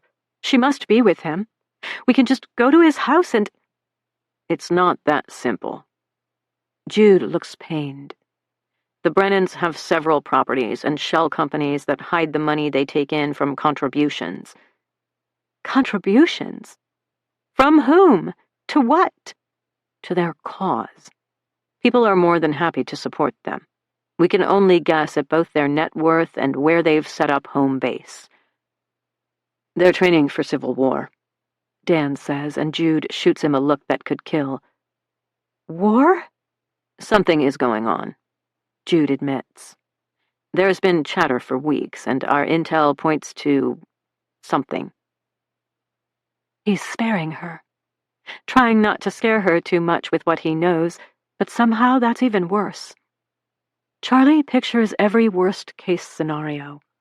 Like what? A bomb? A mass shooting? She asks. A major domestic terrorist event, Dan confirms. Thing is, we're not just facing one threat. Our surveillance suggests we need to find Ava. Jude interrupts, cutting a sharp look Dan's way. Horror rakes across Charlie's heart, leaving deep wounds in its wake. Ava would never, she whispers, trying to make them understand. But Jude is already shaking his head. We don't think Ava is an accomplice, Charlie. We think she's a victim. But if she's associated with Zachariah Brennan in any way, she's in trouble. We have to find her. That's exactly what we're trying to do. Jude scoops up the file and taps the edge against the table authoritatively. We're thankful for your help and for sharing the message. Dan will be able to glean a lot of useful information from it, I'm sure. At this, Dan snorts a laugh and salutes. I'd like to put a temporary tap on your phone so we can listen in if Zachariah calls back. Jude pushes back his chair to stand, and Charlie gets the impression that he's getting ready to dismiss her. A quick phone tap, and she'll be gone. I don't want to get in the way, Charlie says, quickly rising so she can look him in the eye. But you can't just send me home. Not after this, not when I know what I know. Is something happening now? Is that why you... The trill of her phone, which is set to ring just like an old rotary, stops Charlie cold. It's buzzing in her pocket, against her hip, and her trembling hands can't dig it out fast enough. Quiet! Jude shouts, raising his hands and waving frantically at Charlie's phone. The sound in the room stops as cleanly as if a cord has been cut, and in the ensuing hush the ringtone is shrill and insistent. To Charlie, Jude says, Answer it and put it on speakerphone. Lay it face up on the table in front of Dan. She nods, sinking shakily into the chair that he pulls out for her. Then Jude presses a finger to his lips for the rest of the room before giving Charlie a look that says, Now. It's the same number. She knows the second she looks at the caller ID. Hope coils around her, fragile as a plume of smoke, as Charlie taps accent and says, Hello? Is this Ava's mom? It's not the voice they were expecting. It's not a man. Yes, Charlie manages, disappointed. Who's this? It doesn't matter. I shouldn't be calling you, but Ava's in danger. I can't just let her die. I mean, she didn't do anything. Not really. The girl is sniffling softly, crying, Charlie thinks. But that doesn't matter at all. Charlie is hung up on one word, die. It's like a siren is building in her body, a scream that will erupt and echo across the lake. But Jude grabs her by the shoulders and gives her a shake. She meets his gaze, the warm brown intensity of his eyes, and reads what's written there. She clings to him like an anchor in a gale. Be calm, he seems to communicate, and it's okay, and you can do this. You have to do this. So Charlie swallows the unholy shriek and wrestles her terror into submission, Where is she? Charlie croaks. Perhaps she should say thank you or try to get the girl to stay on the line and keep talking. But everything boils down to this one essential question. Where is Ava? Charlie can't think of anything beyond simply this. A long silence stretches thin across the phone line. The girl is still there. She hasn't disconnected the call, but Charlie is petrified that she will. After several taut moments, she opens her mouth to beg the disembodied voice, to argue and bellow and fight. But there's a sudden feverish gasp of air on the other end. And then, in one rushed breath, Bayfront Festival Park in Duluth, but you'd better hurry. Welcome to the Diversity Employment Fair. Duluth is excited to host the region's first ever Diversity Employment Fair designed to provide employers and recruiters with qualified professionals from a variety of experiences and backgrounds. Our mission is to connect businesses with skilled workers who will reflect the communities they serve and provide immeasurable benefits to the organizations they represent. This is a prime opportunity for prospective employees and potential interns to meet with nearly 50 area businesses in a variety of industries, including science, consulting, financial services, technology, nonprofit, manufacturing, healthcare, transportation, and more. Recent high school and college graduates welcome, as well as seniors, women, minorities, persons with disabilities, and members of our LGBTQ and immigrant communities. Join us for this premier opportunity as we seek to enrich our job sector and our region. Note, a variety of food truck and local vendors will ring the park, with businesses and organizations set up in the center. Chapter 22. Ava. Tuesday. Ava is sandwiched between Abner and a paunchy middle-aged man he calls Buzz in the cab of a nondescript white van. Abner is in the driver's seat, Buzz up against the passenger door, and Ava is pressed hip to hip with two men who give her full body chills. The air is close and sickly sweet with the scent of sweat and fear, and the radio is tuned to a fuzzy AM station that alternates between classic country music and a pre-dawn talk show. The host likes the sound of his own voice and laughs uproariously at his own jokes. Not that Ava can make out a single word he's saying over the rumble of her heart. It's drumming so hard and so fast, the beats seem to overlap one another. When Rachel screamed for Abner outside the shed several hours ago, he materialized almost instantly. It was as if he had been waiting in the shadows for just such an event. Was Ava that obvious? Were her intentions so easy to read? At first, Ava had been sure that she'd get away with a slap on the wrist. The spoon would be confiscated, and Rachel would be instructed to be more careful with her charge. Maybe a guard would be stationed outside the shed door. But Abner's slow smile, the way his teeth glowed suddenly bright in the soft moonlight, wasn't kind. It was mercenary. I was willing to give you the benefit of the doubt, Evangeline, but I'm afraid I don't have the time or the patience to reform you. You are now a liability. Abner dipped his chin in a show of paternal disappointment, the universal gesture of, "This is going to hurt me more than it hurts you." Ava doubted that sincerely. "What are you going to do with her?" Rachel asked, her voice hoarse and rimmed with urgency. Never mind, Rachel. Abner dismissed his daughter without so much as a glance in her direction. Ava, come with me.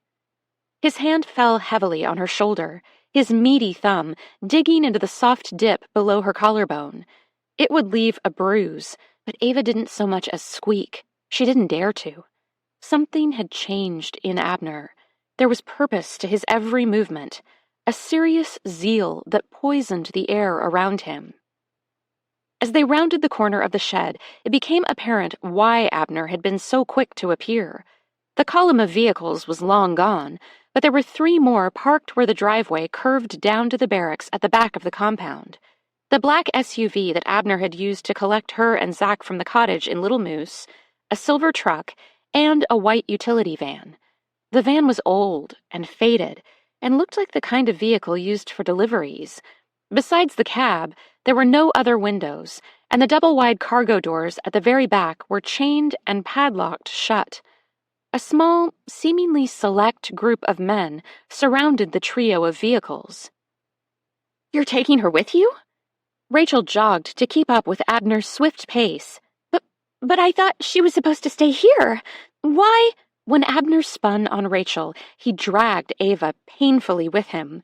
She was left tilted and aching as he clenched her shoulder even tighter, his fingers curled like claws. "How dare you question me?" he said, his tone low and dangerous. "My own daughter." Rachel looked as if she'd been slapped, and Ava flinched, waiting for Abner to raise his hand and follow through. She'd seen him do it before, but from somewhere behind him, one of the men cleared his throat. "Abner, we're late," he said, his voice spectral in the darkness. It was impossible to know who spoke or how Abner would respond to the light rebuke. Ava steeled herself for his rage, but instead, Abner's grip loosened a little. "Go to bed, Rachel," he said, those 4 simple words infused with an absolute power that brooked no argument. Rachel caught Ava's gaze, her eyes desperate and her cheeks glistening in the moonlight. Was she crying? If Ava had felt fear before, it was nothing compared to what overwhelmed her when Rachel spun on her heel and ran back to the house. Her legs gave out entirely, but Abner must have felt her falling because he swept an arm around her waist and then picked her up as if she weighed nothing at all. "She's coming with us?" a man questioned from somewhere behind them, but Abner didn't even bother to answer.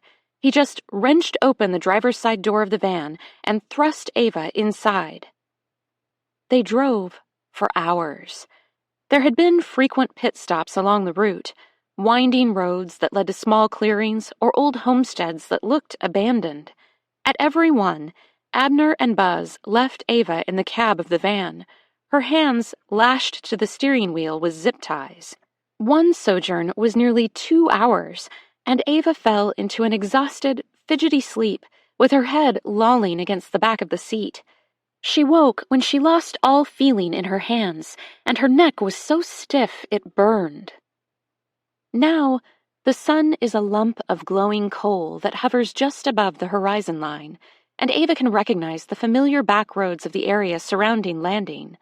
Her proximity to home draws a soft moan from her lips, and Abner shoots her a warning look. He and Buzz have more or less ignored her throughout the entire trip, and Ava suspects it's because they don't want to be reminded of the fact that she's a 17-year-old who doesn't deserve whatever it is they have planned for her. Because it can't be anything good, can it? Abner called her a liability. And what do you do with liabilities? You eliminate them. "Where are you taking me?" Ava finally asks, her voice scratchy.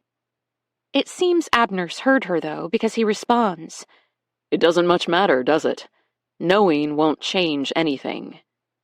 "Abner," Buzz says slowly, looking over Ava's bowed head. "Maybe we could let the kid go. I thought I made myself clear." Although the cab is stuffy, the atmosphere suddenly crackles with ice. It's obvious to Ava that this is the continuation of a conversation that's been going on for some time. It appears as if Buzz has been advocating for her. Why? She sneaks a glance at his face in profile and wonders, is he a father? A grandfather? Maybe he's having second thoughts about harming an innocent teenager. Ava hopes so, but it's clear Abner will hear none of it. The realization extinguishes whatever scrap of hope Ava's been clinging to. Abner is cold and rigid beside her. He will not change his mind. "I just want to know," Ava presses, "if they've already decided that they're going to hurt her, to kill her? Things can't get any worse, so Ava isn't afraid of pushing. She feels hollow, scraped raw, but she says, We're headed south. Toward Duluth? Are we meeting someone there? He glances at her out of the corner of his eye, seemingly impressed by her moxie, by the fact that she dares to even speak to him. It isn't lost on Ava that just hours ago, Abner shut down his own daughter with a few forbidding words. But Rachel cares about his opinion of her. Ava has nothing to lose. I guess you could say we're meeting a lot of people in Duluth, Abner offers, humoring her, and confronting some idolatrous systems that prop up wickedness in our world. Abner, Buzz warns, but the name on his lips is gentle, almost affectionate. She won't understand. Maybe she doesn't need to. Maybe it's enough to know that she is a part of bringing about a new world order. Abner puts his hand just above Ava's knee and gives her thigh a little squeeze through her dirty dress. You, my dear, won't even be a footnote in the history books. But I will know that you were there when the retributive justice rained down. There's something poetic about that. Ava can't help it. She jerks away from him so hard that the van lurches, but there's nowhere for her to go. Buzz is a brick wall on her right side, and Abner is now fuming on her other. His fist snaps out and grabs a handful of her tangled hair, dragging her head close to his. Don't fight me, little girl. Abner's breath is hot and putrid on her cheek. I can make this very, very hard on you. His fist tightens, ripping hair from her scalp until her eyes water, and then he thrusts her away. Buzz is quiet and still on Ava's other side, but he doesn't give her even a glimmer of compassion. He looks pointedly out the window while she wipes silent tears. A half hour from Duluth, Abner makes one last stop. This time he leaves the van running, and when the silver truck and black SUV pull up beside him, he doesn't even bother to close the van door while he talks with the other men. All the engines are running, and Ava can't make out what they're saying, but the occasional word lifts on the breeze and floats into the cab. Digital, delayed, ignition. The men look at their watches while someone stares at the screen of a cell phone and counts down from 5. Then they all press a button at the same time, nod, and walk to the back of the van. There's a long, metallic scrape, and the whole vehicle sways. They've unlocked the padlock and opened the cargo doors for the first time on their entire journey. And as someone riffles around in the hold, Ava realizes that she knows what's back there. Deep down, she's known all along. The clock on the dashboard says 9:29 when they pull off I-35 and turn onto West Railroad Street. Ava knows this area like the back of her hand. The bustle of South Lake Avenue and the inexorable draw of the aerial lift bridge. The beach on the far side of the canal where Charlie and Scout like to wade out far from shore on those rare, scorching summer days. She knows where to get the best ice cream, and she and Charlie once did an Ava Explores event at the outdoor store where over 200 people showed up and crowded every aisle of the quaint space. This is home to Ava, and she feels a sinking, swamp-like dread when Abner drives past the convention center and the road to the aquarium. The traffic is unexpectedly thick, and if Ava cranes her neck, she can see that something is happening at the Bayfront Festival Park. There are hundreds, thousands of people out enjoying the beautiful morning, and the entire area is giving off a joyful, almost celebratory vibe. It's a Tuesday in late May, far too early for a concert or festival, but as Abner continues to roll closer to the venue, a sign comes into view: Duluth Diversity Employment Fair. There are tables and booths arranged around the park and large banners that announce area businesses and prospective employers. Along the perimeter, Ava can see food trucks with long queues, a trailer emblazoned with the bold claim that Beans and Nosh makes the best iced coffee on the North Shore, and a small red tent that is serving up Belgian waffles and maple deer sausage. It looks like the job fair is just getting started, gearing up for a morning of meet and greets with hopeful employees. There are young people, recent college and high school graduates, everywhere. Ava doesn't realize what's happening at first when Abner rolls down his window and says, "Booth 74. to a man wearing a yellow safety vest. The event attendant is holding a clipboard and scanning a list, but Ava can't see his eyes behind the reflective aviators he's wearing. "You're late," the man says, crossing something off. "Better get going. You're halfway around the perimeter to your right." Ava's heart stutters to life, and she draws a breath to say something, to call out, to scream, to do anything. But Buzz takes her by the jaw and wrenches her face toward his. If the look in his eyes isn't enough to silence her, the gun he holds in his lap is. Then the van is easing forward, the man with the clipboard already focusing on his next task. The moment is gone before Ava can harness a single coherent thought. "You got the hat?" Abner asks. "The glasses?" Reaching into the glove compartment, Buzz produces a baseball cap and a pair of oversized sunglasses, as well as a roll of transparent duct tape. They must have improvised back at the compound when Ava became part of the plan. She vaguely remembers things being taken out and put back in, of commotion and activity, but her senses had been muted by raw terror and disbelief. "Yep," Buzz answers Abner unnecessarily. He's already pulling the worn baseball cap down over Ava's forehead. The sunglasses go on crooked, and then he's ripping off a length of the tape. "Please, no!" Ava manages in the second before he slaps it over her mouth, using his thumbs to seal the edges around her cheeks. "The windows are tinted, Ava, but if anyone decides to press their nose to the glass, they'll just see a girl in sunglasses and a baseball cap, taking a moment to herself in the company van." Ava can feel herself begin to hyperventilate beneath the duct tape and the low-slung hat. She can't believe that this is happening, that they're actually going to do this unimaginable thing. When she starts to shake uncontrollably, Buzz draws away from her, cramming himself against the passenger door as if he can't stand to touch someone so close to death.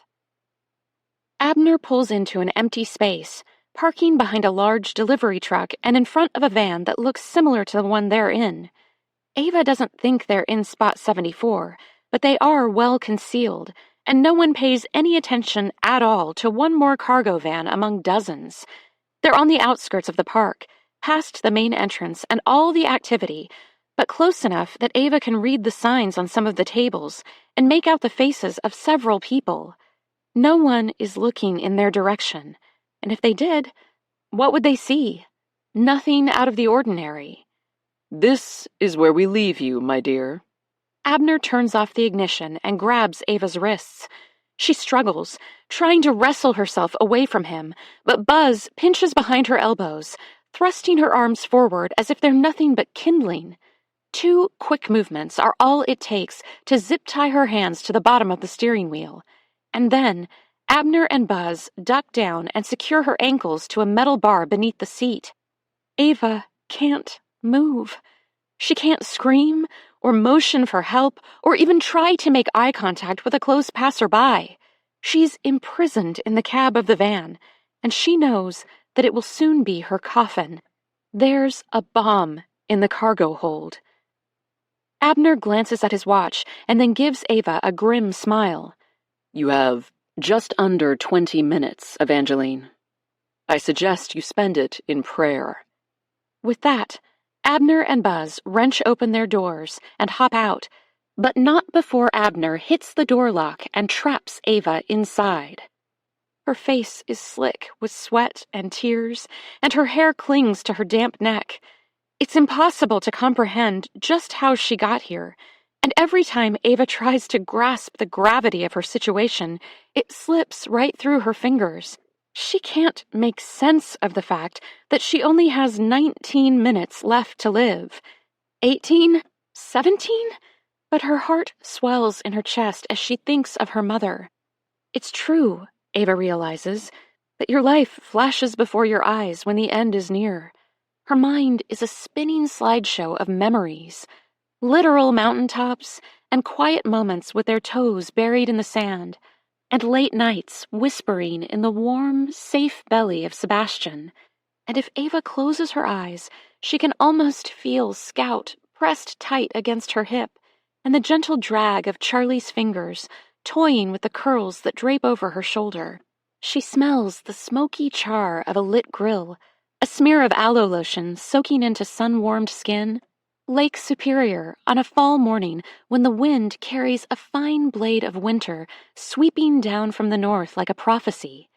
The tang of gasoline from a roadside pump in the desert. The moment when the edge of her spoon cracks the caramelized sugar on a perfect creme brulee. The sound of Frank's low, husky laugh.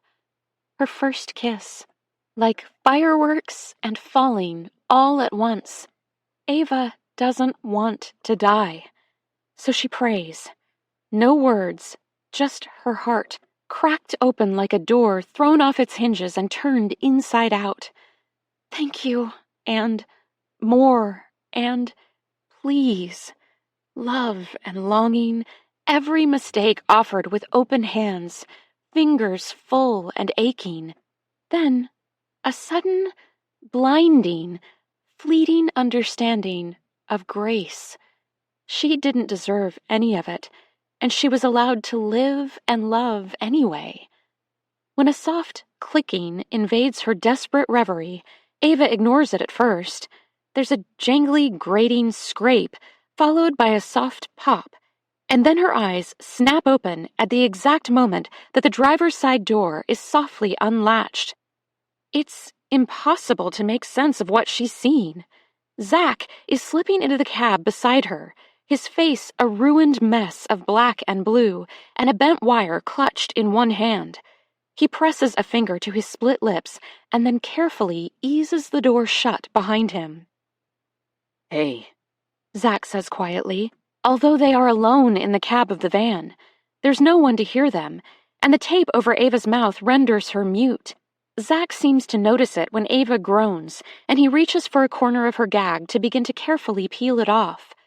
Her eyes must register the agony she feels, because he puts one hand on her shoulder to steady her. Okay, I'm going to do it fast, he warns, and then he rips, immediately covering her mouth with his free hand to stop her from screaming. We have to be quick, he says. What are you doing here? Ava is too shocked to fully register how much danger they're in. How did you find me? How did you know? Rachel, he says simply. When she realized that they were taking you, she came to get me. Rachel? Ava can hardly believe it, but she ratted me out.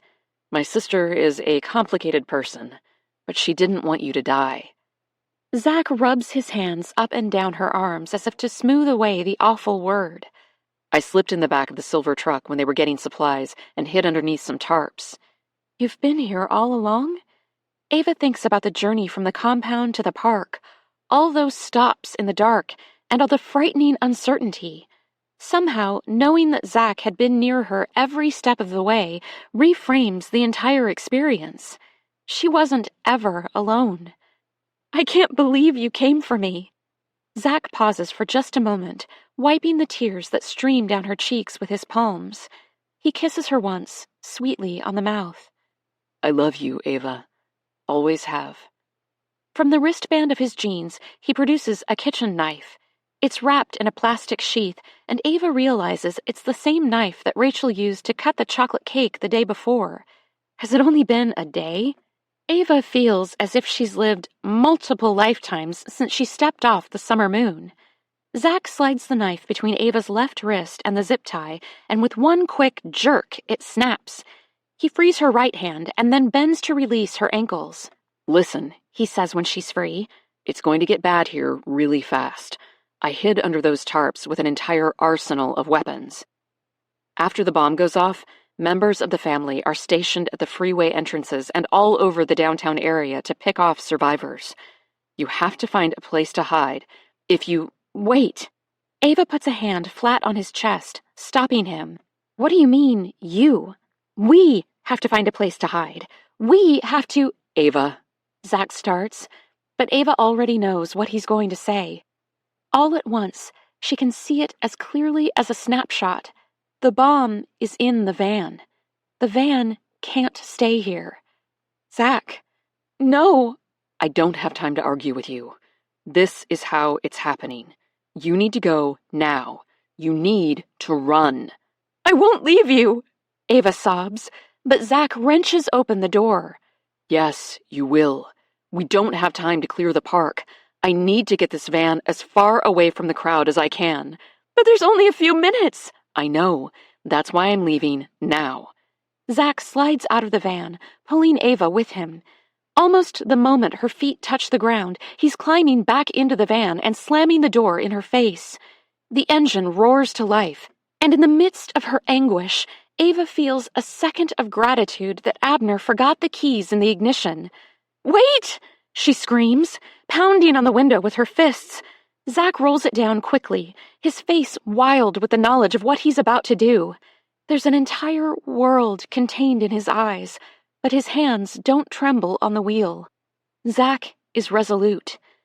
Ava steps on the running board and throws her arms around his neck, squeezing with every last ounce of her strength for a single, frantic heartbeat before Zach drags her arms away and pushes her back to the ground. I love you too, she says.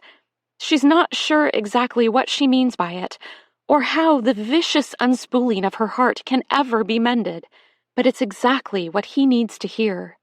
Zach's eyes fill with tears even as he smiles at her, and then he's pulling away. Voicemail. Essay Jude Turner. James, it's Turner. We have a situation developing in Duluth. Possible threat to life from a credible source related to the Evangeline Sutton missing persons case. We're en route from landing, but requesting Duluth PD presence at Bayfront Festival Park immediately. Chapter 23. Charlie and Ava, Tuesday. By the time Charlie pulls off the interstate and turns toward Canal Park, she's lost sight of Agent Turner and the convoy of law enforcement vehicles. The waterfront district is purring with excitement on the cusp of a new season, and already vacationers and sun-loving locals are wandering the streets hand in hand, appreciative of this early taste of summer. It's another abnormally warm day, approaching 70 before 10 a.m., but Charlie hardly registers the light pouring through her windshield or the cheerful, brightly dressed crowds. Instead, she's taking stock of her surroundings. The police cruiser that sits askance on the corner with 2 cops leaning against the doors, the unexpectedly sluggish traffic on a Tuesday morning, and the conspicuous absence of the FBI tactical van. She'd trailed the black truck at a distance for 80-some miles before losing sight of it on the outskirts of Duluth. After the second call from the unknown number, Agent Turner had told Charlie in no uncertain terms to go home and wait. There were phone calls to make and things to do, leads to be followed and places to go, because the woman on the other end of the line appeared to be a credible source with information on a clear and present threat to life. Ava's life. Of course, there was no way in hell that Charlie was going to just go back to the lakeside house and stare at her phone while her daughter was in danger. She swore to herself that she wouldn't get in the way. She would let Jude and his team do what they needed to do. But when the dust settled, she would be there for Ava. Being that girl's mama was what she had been put on this earth to do. I can't prevent you from coming, Jude told her as the room swirled around them. Agents were grabbing gear and car keys, checking guns and securing magazines of extra ammunition in their holsters. And I know you'll probably do the opposite of what I tell you to anyway, but please, Charlotte, for the love of God, stay far away. He must have seen the truth written in her eyes, because he pushed a heavy sigh through his teeth and added, "Be careful. Call me if you see or hear anything." Charlie sat in her car while they rolled out, the entire cavalry heading south toward Duluth and whatever was supposed to happen at Bayfront Festival Park. Then, when the last vehicle had rounded the corner and faded from view, she pulled out of the boathouse parking lot and followed them. Charlie still couldn't get a clear perspective of the whole picture, but the drive to the city was an hour and a half of time to think it out. To turn the situation over again and again like a kaleidoscope catching a ray of sunshine. Just as everything slid into tentative focus, it blurred again, leaving her wrung out and confused. It came down to this. Ava had a secret boyfriend who wasn't the man he claimed to be. And that lie built on a lie landed her in a terrible situation with a very dangerous group of people. So Charlie would be there when everything exploded. She had to be. Now, traffic crawls toward the Duluth Entertainment Convention Center and the Amsoil Arena and then grinds to a stubborn halt. There's not so much as a hint of movement. A few people have opened their windows or even stepped out of their cars, but Charlie can see that the long line of vehicles is going nowhere. Leaving her truck running, she slides out of the cab and walks toward a man who's standing next to his minivan. "What's going on?" she asks. "I'm trying to get my kid to the job fair." He gestures toward a young man about Ava's age in the passenger seat. The boy shrugs, salutes, and turns his attention back to his phone. The man continues, "They've shut down the road. They're trying to turn people around." "Why?" "Beats me." But Charlie is already walking away. Walking and then jogging and suddenly sprinting alongside the idling cars and toward the barrier that's been put up to stop the flow of traffic. There's a police cruiser jackknifed across the road, so Charlie cuts across a grassy ditch and through the arena parking lot. It's full of vehicles and people, but she ignores them all and races across Harbor Drive toward Playfront Park, where Ava used to climb the monkey bars and once knocked out a baby tooth when she fell. She hadn't even cried. The pedestrian thoroughfare into the festival grounds is lined with balloons and crowded with people, and there's happy pop music thumping from a stand of portable speakers. No one seems to know that anything is wrong, that just outside of the park, the police have set up a roadblock to prevent more people from coming in. Charlie swivels as she runs, scanning faces and searching for anything that will give her the tiniest clue about where Ava might be. But nothing seems menacing or even slightly out of the ordinary. It's a gorgeous late spring day, and this multicultural job fair is an obvious, smashing success. All around her, employers are passing out flyers filled with information about their companies, and prospective employees are perusing their fare as if each job opportunity is ripe with potential for a new future, a new life. The press of people is so overwhelming, Charlie wishes she had a bullhorn and a stage. If Ava is here, she likely won't know what to do with a cop or a plainclothes FBI agent. But Charlie is family and safety and home. The sudden sound of an engine revving stands out among all the noise only because it is accompanied by honking. A few quick bleats at first, then whoever is laying on the horn presses it down hard and doesn't let up. It's muffled, a distant annoyance that makes a few people look up and shake their heads. But the honking is not coming from some disgruntled driver stopped at the traffic jam on West Railroad Street. It's coming from inside the park. Charlie knows with a sudden, sickening certainty that she has to find the source of this commotion. The honking echoes around the warren of tables and booths and seems to originate near the frontage road that skirts the festival grounds. Charlie hurries in that direction, even as the crowd around her begins to turn. A woman screams. A short peal of terror that cuts off almost immediately, but then more people begin to shout. All at once, the crowd is moving, a frenzy of fear and uncertainty that rolls like a groundswell across the wide green. It's like watching a storm slowly spin to devastating life. "Run!" someone shouts. "Get out of here!" And then a single chilling word rips through the commotion. Bomb. "There's a bomb! Bomb! Run! It's a bomb!" Men and women are running past her, flying toward the entrance to the park and away from the harbor and the little canal in front of the boat club and resort. Because the festival grounds are shaped like a baseball diamond and surrounded on two sides by the water of the Duluth Harbor Basin, there's only one way for people to run. Toward the road and the traffic jam that they don't know has trapped them here. Charlie's heart stutters to a stop as she realizes that there's nowhere to go, nowhere to run to get away from a bomb? How do you know? Charlie grabs a middle-aged businessman by the lapels of his suit jacket as he tries to rush past. How do you know there's a bomb? He shakes off her hands, panicked, but shouts over his shoulder, There's a girl! He waves one hand in the general direction of the frontage road next to the canal, but Charlie isn't paying attention anymore. There's a girl. A girl. A girl and a white delivery van honking and zipping between trucks and tents and clusters of screaming people. Charlie sprints toward it. In no time, her lungs are burning and her side feels torn open. But Charlie pushes herself harder. She has to make it to that van before whoever is driving it collides with the stage. Because that's where the van is heading, right? To the place where the most people will be gathered.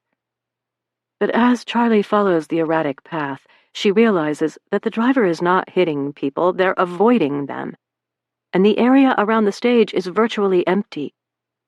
This isn't a concert, and no headliner is setting up to play.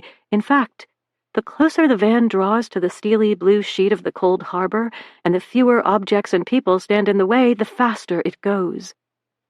Charlie grasps what's happening when it's too late for her to do anything at all. The van speeds down the final stretch of frontage road. There is nowhere to go and no turning back, until it hits the low rim of boulders that form the breakwater around the park. The force of impact doesn't stop the van or even slow it, but sends it careening through the air, a hunk of metal screaming across the spring morning and then slamming into the plain of dark water. Charlie hits the ground before the van has sunk beneath the waves, the truth taking her out at the knees. She blinks at the spot where the lake is quickly devouring the van that she is sure holds her daughter. Her body so numb she feels she may be dying too. In seconds, there's nothing to mark the spot where the van went under except for a frothing of air bubbles. A sob tears free from Charlie's throat, but the keening cry of her shattered heart is swallowed by a moment of pure negative sound, an inhale that warps time for a nanosecond before the harbor magnificently erupts. The plume of white water that blooms from the bay is a savage flower of foam and silt and debris. It's pale and murderous, a cloud of virulence that sprays ice-cold water and dust over Charlie's trembling shoulders. She cowers, tucking her head in her arms as the ensuing boom rips at her eardrums. The air throbs in the aftermath, or maybe it's just Charlie's mutilated heart, trying to keep time in a world where Ava is nothing but mist. Charlie lifts her hands, palms up, and tries to catch her. But even as her fingers close, she knows it's useless. Her daughter, the better half of the legendary Sutton girls, Charlie's beloved little mermaid, her Evangeline Rose, is gone. They believed her. No sooner had Zack pulled away than Ava began to scream, "Bomb! There's a bomb!" She was sobbing, and the manic look in her eyes convinced the people around her so quickly it was as if she had lit a match and was holding the fuse in her hand. "Run!" So they did, and then Zack began to honk the horn, and chaos ensued. Ava's understanding of homemade bombs was limited, to say the least, and she had no idea if Zack's plan, whatever it was, would work, or how far the blast radius would reach if and when the device detonated. But getting as many people as far away as possible seemed like the best, most logical thing to do. Never mind that she felt like she was bleeding out herself, barely able to put one foot in front of the other or gather the breath she needed to shout. While most people followed Ava's horrifying directive, as the crowd thinned before her, she could see that some people were coming toward her. Law enforcement, guns drawn, ran at Ava as quickly as everyone else ran away. It was instinctual for her to put up her hands, a reflex born of too many cop shows and a love for spy movies and police procedurals. So she was unbalanced, arms high overhead when the cargo van hit the breakwater. Ava stopped as if she had been shot, the sound of metal hitting rock, and then just as quickly water tore through her. The titanic splash that followed was shocking, but it was over in mere seconds. a wisp of time that left Ava frozen in place on the trampled grass of the festival grounds. Get down! A black man in plain clothes with his gun drawn grabbed Ava and pushed her to the ground. He covered her with his body. If there's a... His words were obliterated by the blast, and Ava covered her face, her heart ruined by the knowledge of who was driving that van. "He's in there," she said, but it was whispered and useless. It wouldn't change a thing. Now she cowers under the unfamiliar man, cocooned beneath his arms and the warm tent of his body. He smells of sandalwood and sanctuary, and although she doesn't know him, she's suddenly overwhelmingly grateful to be anywhere but on the compound of the gates of Zion. This man is a stranger, but he is familiar in a way that makes her want to lay her head on his shoulder. Mingling with the understanding that Zach is gone is the fragile, budding belief that she is safe. Are you Evangeline Sutton?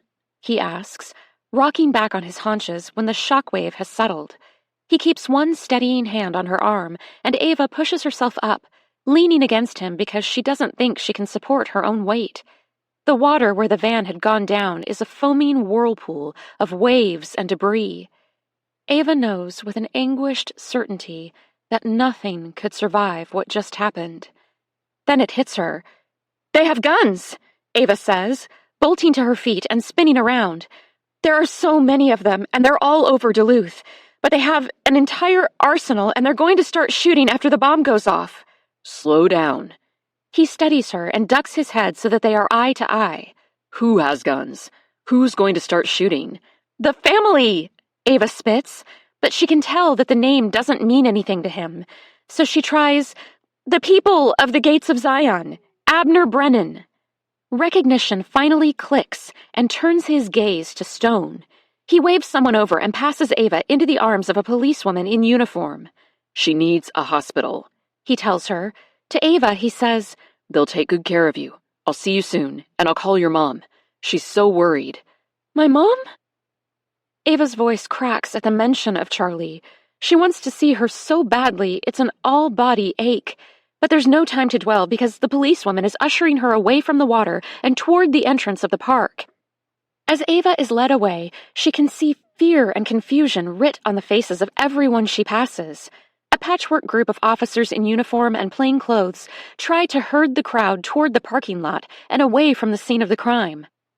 They're a gloriously ragtag collection of humanity, men in three-piece suits and punk teens and worried parents.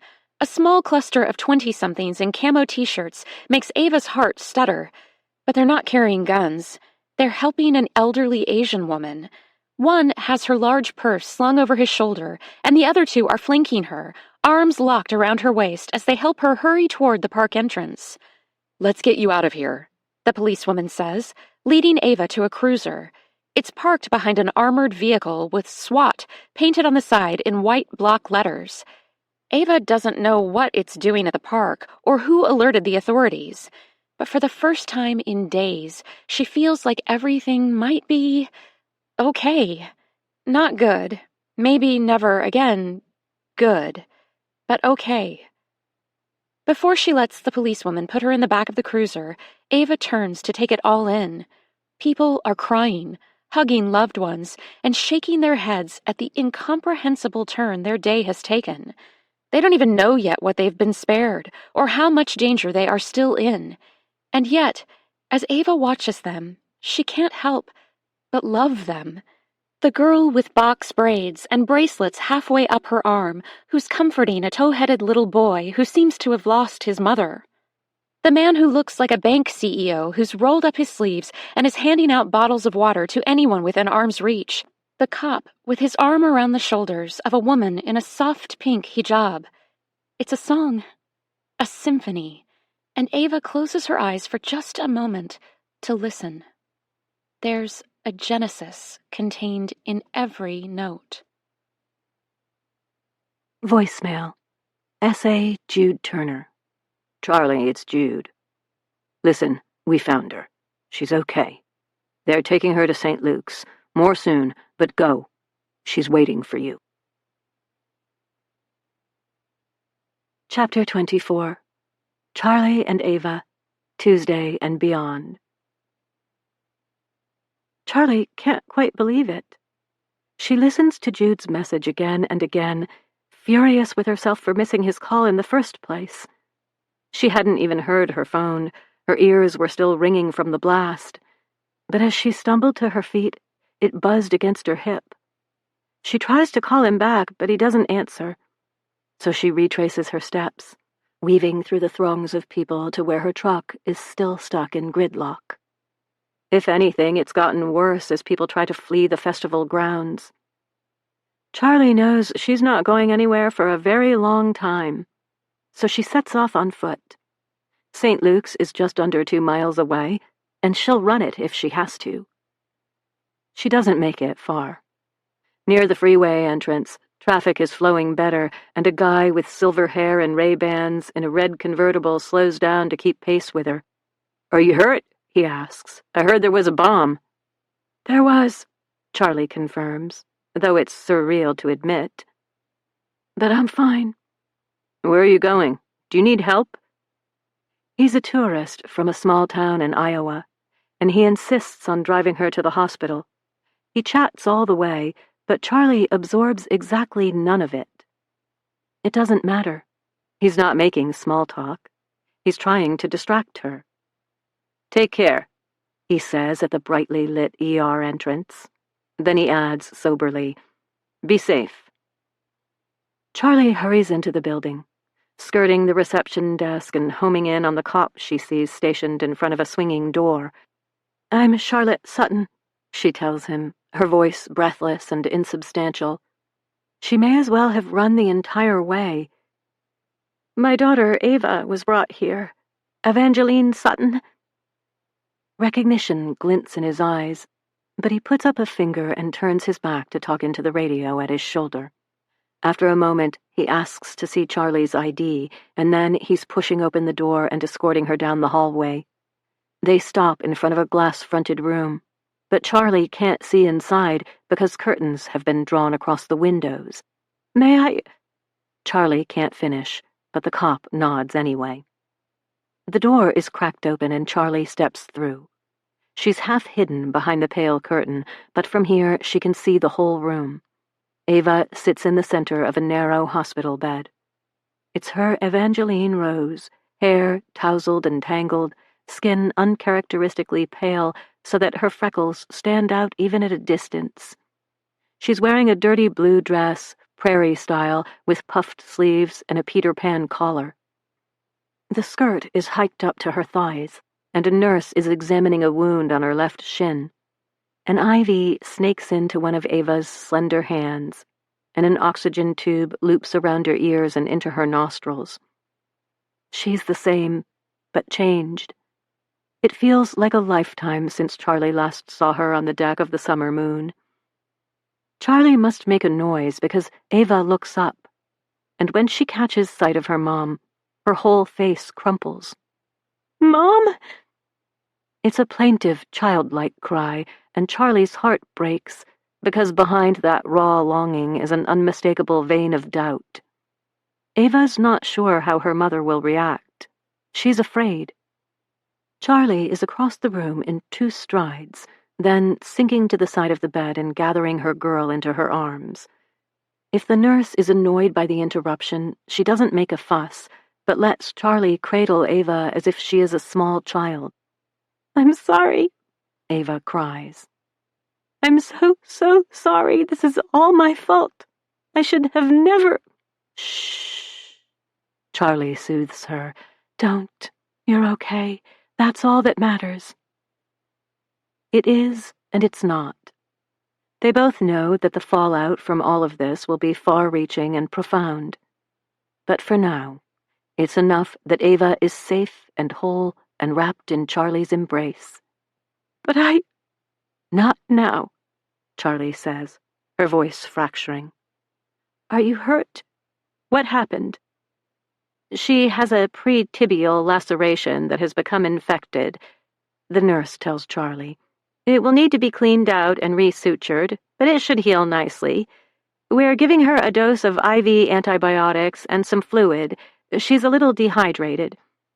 Ava adds, I'm fine. I'll be fine. Charlie sits back and takes Ava's face in her hands, studying each detail. Her lips are dry, her skin raw, there are scratches on her cheeks and neck, and a bruise that's the exact shape and size of a thumb beneath her collarbone. But it's Ava's eyes that ruin Charlie. Her daughter looks tortured, like she's been to hell and back and thoroughly singed in the process. Getting her back is just the beginning, Charlie realizes. A short rap on the door makes them all look up, and Detective James steps into the room. He gives them all a tight, serious smile, then crosses the room to shake Ava's hand.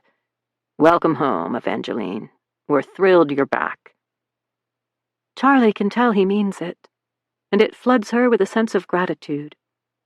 I hate to do this to you right now. I'm sure you just want to catch up with your mom, but I have some questions I need to ask. Anything. Ava sits up straighter, wincing at how the movement strains at her leg. I want to tell you everything I know. She stops abruptly, her eyes going wide. What is it? Charlie reaches for one of Ava's hands, but the girl yanks it away and begins rummaging through the pockets of her dress.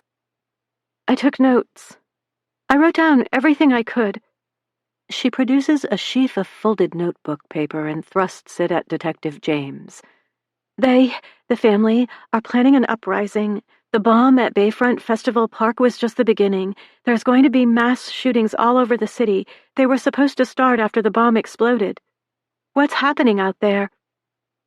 You don't have to worry about that right now, Detective James says, taking the paper from her. His eyes widen as he studies the list. There are makes and models here. Are you telling me that these are the vehicles? Yes. Ava tries to climb out of the bed, but Charlie and the nurse push her back down. Yes, the number beside the description is the number of people in the vehicle. I could be wrong. I couldn't always see directly inside, but I also wrote down what the men looked like when I could, and some partial plates. Thank you, Ava. Detective James interrupts. We have lots more to talk about, but for now, I have to go. You take care of yourself, okay? Get better. We'll talk soon. The officer rushes from the room, and they can hear him shouting into his phone as he runs down the hall. The cop stationed outside pokes his head in to give Ava a thumbs up, then closes the door behind him as if to say, no one is getting through me. Sounds like you're quite the hero, Ava. The nurse lays a hand on Ava's ankle and gives it a gentle squeeze. We're going to have to clean up that leg, but I'll give you a few minutes with your mom first. She slips out quietly, and Charlie and Ava are suddenly alone in the room. The only sound is the beep of the heart monitor and Ava's ragged breath, and then a thin wail escapes from her lips. I'm not a hero, she chokes out. I lied, and I hid things from you, and I ran away. I've never been so scared in my life. I'm so sorry. Evangeline.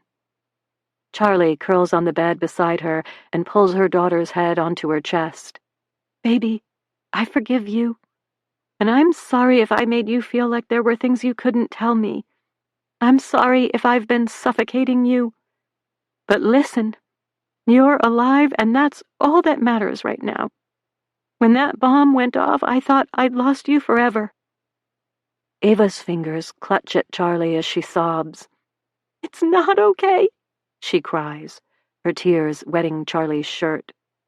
It will never be okay. Charlie doesn't shush her or dissuade her. She holds Ava close and lets her say everything she needs to say. It's a love story and a tragedy, a thriller that Charlie can hardly believe is now a part of their personal history. It's unbelievable and all too possible, a world tipped sideways that needed just the slightest nudge to fall. When it's all over, Ava is wrung out and limp, her body heavy against Charlie's. It reminds Charlie of when Ava was a toddler and she'd fall asleep in her mother's arms. Her weight somehow doubled in the moment before drifting off. The second before she let everything go and allowed herself to be simply, steadfastly held. So Charlie does the only thing she knows to do. She hangs on. Home feels different when Ava steps over the threshold a few days later. Scout is the first one to greet her, but Frank isn't far behind, and Sophie lingers in the doorway between the living room and the kitchen until hugs have been given all around, and Ava motions her over. It's a happy reunion. There are balloons and flowers and a tiered chocolate cake that makes Ava's stomach flip. She realizes that she may never be able to eat chocolate cake again without thinking about everything that happened. For now, she can't stomach a single bite. I need just a few minutes alone with Charlie and Ava, Agent Turner tells Frank and Sophie when small plates of cake and glasses of cold lemonade have been passed around. Of course, Frank says, moving to leave, but Ava stops him with a hand on his arm. Stay, she says, then adds, please? Anything you want. Frank puts his hand over hers and leans in to give her a kiss on the cheek. Let's go out back. I'd like to talk outside if that's okay. Ava begins to move toward the side door without waiting for an answer. It's new, this confidence, her ability to say what she wants and then follow through as if she's allowed to have an opinion. There are chairs on the lawn, Charlie offers. The media can't see us there. There were news vans at the end of the driveway when they arrived at the Morrows Lake House. CNN and Fox and MSNBC, along with local reporters and people who just wanted to catch a glimpse of Ava.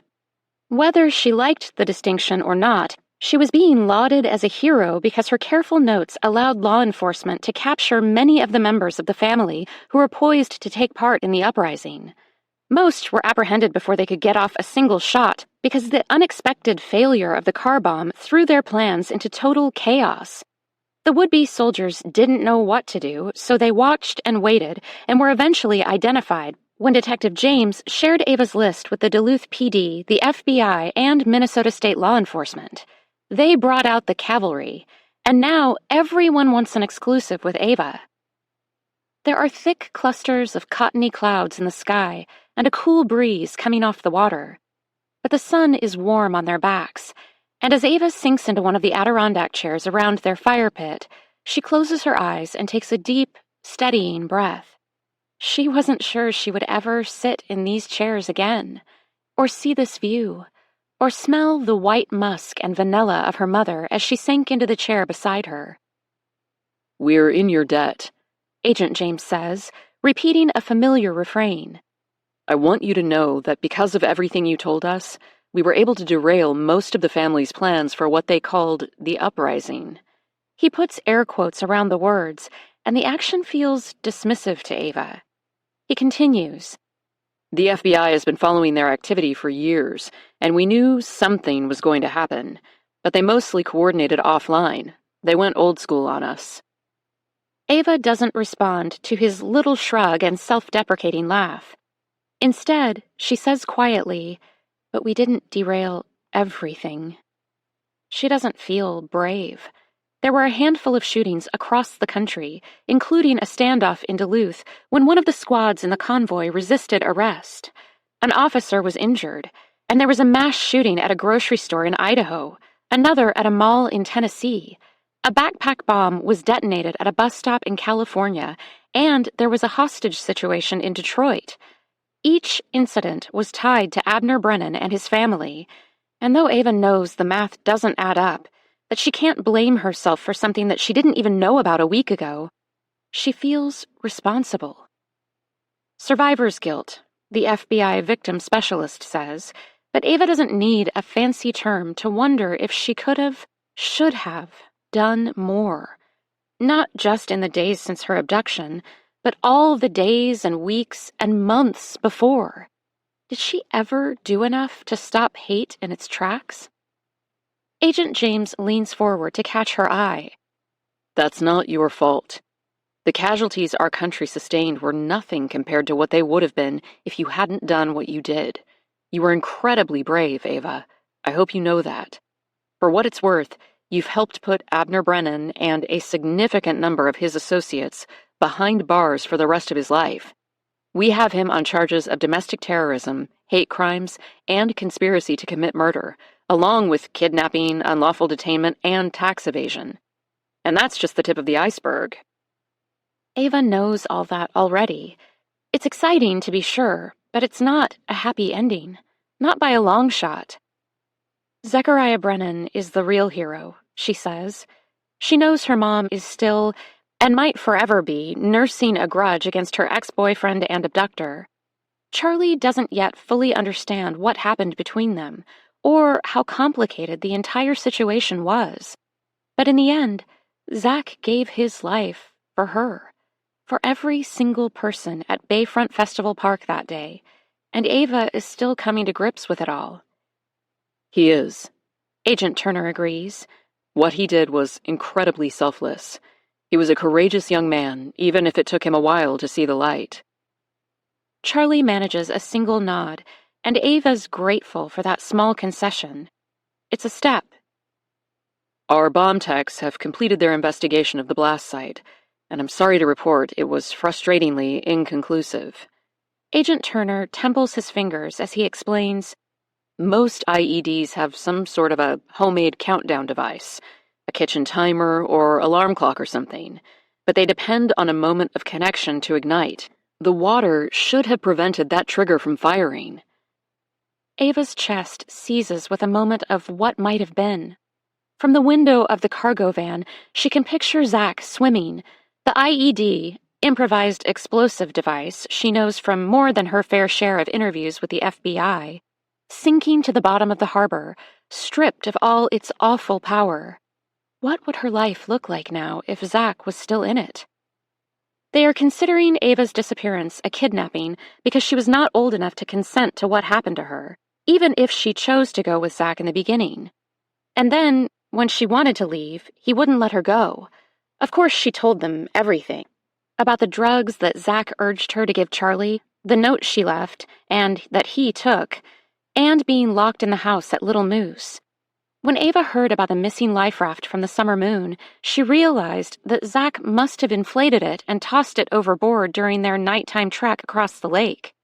To frame Charlie? To make it look like Ava was the victim of an unfortunate accident? None of it looked good for Zach. But didn't his final act erase everything that came before? Couldn't there be forgiveness if he knew what he had done and then quite literally did everything in his power to right it? I'm tired, Mr. James, Ava says, rubbing her aching eyes with her knuckles. Do you need something else from me, or can I go lie down now? Sorry, the agent says, catching Charlie's gaze over Ava's head and giving her an unreadable look. I don't mean to keep you. You've been so helpful in all our conversations, and I just wanted to keep you updated on what we're learning. Ava doesn't tell him that they keep sharing the wrong news.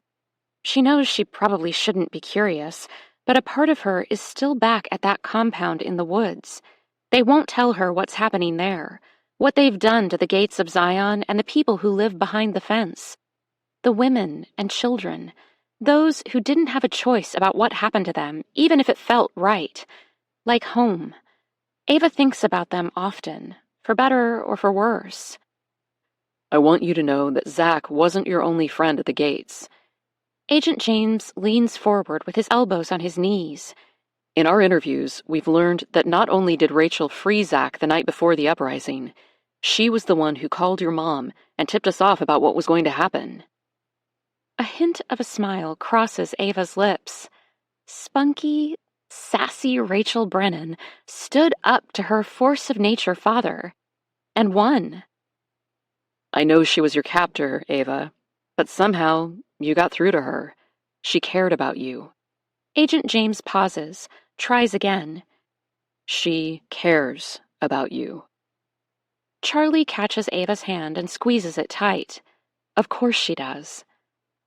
Ava can tell that there are more things her mom would like to say, but she blessedly keeps her mouth shut and pretends to be interested in the little waves that lick the shore. Following her gaze, Ava is suddenly gripped with the need to be in the water. It doesn't matter that the air is cool and the water freezing. She wants to feel it between her toes and lapping up her ankles. Her wound is clean, properly stitched and carefully bandaged. She can't get it wet, but she can stand on the shore. Neither Agent James nor her mother stop her when she stands and walks to the low wall at the edge of the property. Her leg is stiff, and it stings a bit when she lifts it over, but by the time she's sitting on the stacked rocks to take off her shoes, she's forgotten entirely about her wound. The first bite of Lake Superior water is icy and clarifying, a shot of pure, crisp solace that feels like a new beginning. Zach is in the midst of each wave as it bubbles up the shoreline and tumbles over the rocks. But so is she. Ava as a toddler with her toes in the foamy surf, as a preteen draped over a blow-up mattress with her mom on the other side, as a grown woman slicing through the water with a wicked freestyle stroke. But the water that gives life can take it. The love that feels forever can fade. People are messy and broken and achingly beautiful, and life is never quite what it seems. And in this moment, Ava has room for it all, for the new scars that she bears, and the way that they will inevitably, inexorably, heal. For the soft understanding that hope is a haven for every bruised and battered soul. For now, it's all she needs. Epilogue, 3 months later. Charlie and Ava wake to the trill of a red-winged blackbird. It's a happy sound, quick and bright like water dancing over stones. The window by Charlie's head is cracked open, and the cool night air is quickly being replaced by a sticky late summer heat. The moment the sun rises, the earth begins to bake. She had forgotten that. The way the cornfields trap the humidity and the dark soil seems to exhale in the light of a new morning. They'll have to shut the windows and turn on the air conditioning, or Sebastian will be a sauna by mid-morning. Rise and shine, honey. Charlie props herself up on one elbow and reaches to tousle Ava's hair. She's cut it, and it barely grazes her shoulders, a glossy, riotous halo the color of a raven's wing. Charlie curls a strand around her finger and gives a gentle tug. Wakey, wakey. Not yet, Ava murmurs, rolling over and burrowing deeper into her pillow. 5 more minutes. But then she must remember because she sits up, puddling the soft floral sheet around her waist. What day is it? I think you already know. Charlie smiles, spinning out of bed and stretching as her feet touch the trailer floor.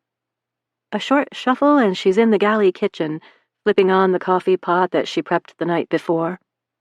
In seconds, Sebastian fills with the aroma of hot coffee. They grabbed muffins from a local grocery store last night, but Charlie feels like making pancakes, so she gathers the milk, flour, and eggs and begins to whisk. I've got breakfast covered, Charlie calls over her shoulder. Take your time. I'll throw batter in the pan when you're ready for it. Thanks, Mom. Ava sticks her head out of the small bathroom and asks, What about a little walk this morning? Y Cave isn't far, and I wouldn't mind exploring a few of those tight squeezes a bit further. But Charlie is already shaking her head. It's over an hour to Iowa City and we need to get you moved in by 3. Then we're supposed to have dinner with Trinity's parents and... Okay. Ava lifts one shoulder, a smile tugging at the side of her mouth. I'll shower. Charlie leaves the pancake batter on the counter and grabs a cup of coffee. She steps out into the misty Iowa morning in nothing but a pair of boxers and a University of Iowa sweatshirt, and sits in one of their faded lawn chairs with her knees pulled up to her chest. It's hard to believe that she's bringing her daughter to college today and then driving away to leave her in the hands of total strangers. But her hesitation is much more than typical new college parent nerves. It's been a hard summer. Lots of counseling and healing and backsliding. From the day she came home, Ava slept with Charlie in the queen-sized bed on the main floor of the lake house, and didn't move back into her own bedroom until mid-July. She moaned sometimes in her sleep, and cried, and there was nothing Charlie could do about it. "Don't wake her," her counselor told Charlie. "Let her subconscious do its job." So she did, and when Ava woke, they talked and fought and worked themselves to the bone, undoing the knots that had been lashed tight around their hearts. They both felt misunderstood. They both found ways to walk a mile in the other's shoes. Ava's acceptance letter from the University of Iowa came the day she was supposed to graduate. Her applications had been delayed because of her late arrival in the public school system. But even though she had been waiting on tenterhooks for news, Ava left the letter unopened on the kitchen table for a week. Charlie wondered which application essay she had used, or if those 50 reflections were just her own personal therapy sessions, an ongoing exercise in self-discovery. There was clearly more work to be done, as Ava was a hollow shell of herself in those early days, twitchy and quiet and scared. But one morning Charlie found the letter opened and spread out on the table, with a single Honeycrisp apple holding down a corner. It was the first step up from rock bottom. "Pancakes?" Ava asks, poking her head out of Sebastian. "Do we have chocolate chips?" They do, and Charlie makes a steaming stack and carries them out to the picnic table. Ava has set out the maple syrup and orange juice, 2 plates beside each other and 2 slender glasses. They eat in silence for a few moments, quieted by melting chocolate and butter-crisp edges and the zest of cold juice, and then Ava asks, "Is Jude coming in the morning?" Charlie nods. "He'll get in late tonight, then we'll pop over before breakfast to say goodbye." Warmth spreads through her limbs like water pouring across a floodplain. Jude is the best, most unexpected surprise from the worst thing that has ever happened to her. He was nothing but poised and professional while the FBI wrapped up all the loose ends. But around the same time that Ava moved out of her bed, Charlie's cell phone began to ding with incoming texts from Jude. They were innocuous at first, bland and forgettable. Then they started really talking, and before Charlie knew it, they were FaceTiming nearly every night. And then Ava prompts, "Remind me where you're heading?" "Colorado." It's a simple answer, because for the first time in years, Charlie doesn't want a crammed itinerary. There's a valley of red stone and rugged canyons tucked away between Colorado Springs and Breckenridge, and she wants nothing more than to stay there for as long as they possibly can. She feels herself blush at the thought of waking up with Jude in the bed at the back of the trailer. She wonders what it says about her that it's not something she's ever imagined before. Charlie and Ava clean up quickly after breakfast, a sense of unanticipated urgency hurrying them along. They've waited 18 years for this day, and though they could never have predicted the path that had taken them to get here, there's joy in each movement as they tear down camp and get Sebastian ready for the road. The sun is streaming through the trees of Makokata Caves State Park, and the dappled light makes the airstream glow like a postcard photo. Normally, Charlie would grab her camera and snap a few pictures, maybe have Ava push back a curtain from inside the trailer so that her graceful hand would be seen at the edge of the frame. But Ava Explores is no more. Surprisingly, letting it go was a bit like unclenching her fists and taking a deep, purifying breath that rolled through every muscle of her aching body. Charlie's lungs expanded, her shoulders relaxed, her pulse slowed. Maybe they would tell their story someday, and maybe Instagram would be the medium they chose. Maybe not. Charlie still had her camera, and Ava still had her words. And maybe there were better ways to share and connect, to remind people to open their eyes and their hearts, to explore the world around them and smile at the people they met, to always take the long way back. Ready? Ava says. And for the first time in months, she's grinning ear to ear, nose scrunched like she's a little girl again. Charlie pulls her close, breathes in the scent of her still damp hair, and tries to memorize the moment. Then she drops a kiss on her daughter's sweet forehead and takes her by the hand. Let's go. Author's Note. I've never written an author's note before because I've never had a reason to. But it feels wrong to send the long way back out into the world without at least a fumbling attempt to share where this all came from and why. When my children were young, we had a pop-up tent trailer that we dragged all across the country. Twice, it went from our home in the Midwest all the way to British Columbia, where half of our family lives. Many more times than that, it stayed closer to home, allowing us to enjoy the Midwest from campgrounds where we made lifelong memories. There is something truly unique about experiencing a place in this neighborly, outdoorsy way. Our kids made friends with strangers, and we spent long, lazy days exploring the exquisite world around us. For most of my life, I've believed two things. One, that we are and always will be better together. And two, that we are all, whether we realize it or not, worthy of love. I still believe those things, but my heart has broken over and over again as I've witnessed, and sadly participated in, the ways that we have been quick to divide into us versus them. To condemn those we disagree with and justify bald hatred of our neighbors near and far, for no reason other than that they believe something different from us.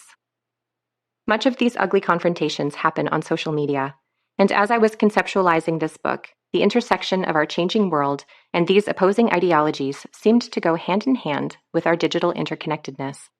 While the family is brooding and plotting, Charlie and Ava are exploring and adventuring and loving it. Of course, their experiences are far from perfect, but they meet kind, generous people along the way and encounter the best the world has to offer. While the family is rallying people to their cause online and stirring up dissension and dissatisfaction, Charlie and Ava are making connections and inviting people to embrace life in the beautiful country they call home. Ava explores and the family represent two sides of the same coin, living in a place that is beautiful and broken. They just choose to see different sides of it. It was my goal in this book to show the humanity of all my characters, to be real and honest in my representation of them and why they believe the things they do. The why of it matters much to me, and I hope that as you read, you may have felt a stirring of empathy for characters you may have wholeheartedly disagreed with. Everything comes from something, and though our past hurts will never justify or excuse hateful actions, knowing may help us understand, at least a little. I wish that everyone could experience a cross-country trek in a trailer and the simple camaraderie of strangers sharing stories around a campfire. Maybe in listening to each other we would, at the very least, be nudged toward kindness. But maybe sharing our stories could accomplish something even greater, the understanding that we belong to each other. I hope you are encouraged to take the time to listen to someone who sees the world differently from you, and look for areas of commonality instead of rushing to vilify. Our world needs good listeners. It needs open hands and open hearts. It needs you. Grace and peace, Nicole.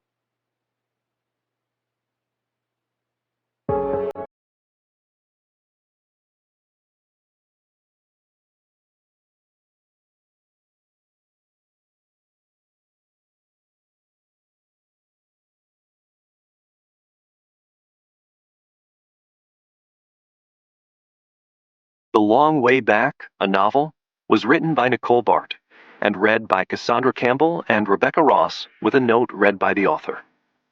Editing and post-production by Common Mode. Paul Fowley, Technical Director. This has been a presentation of Simon & Schuster Audio.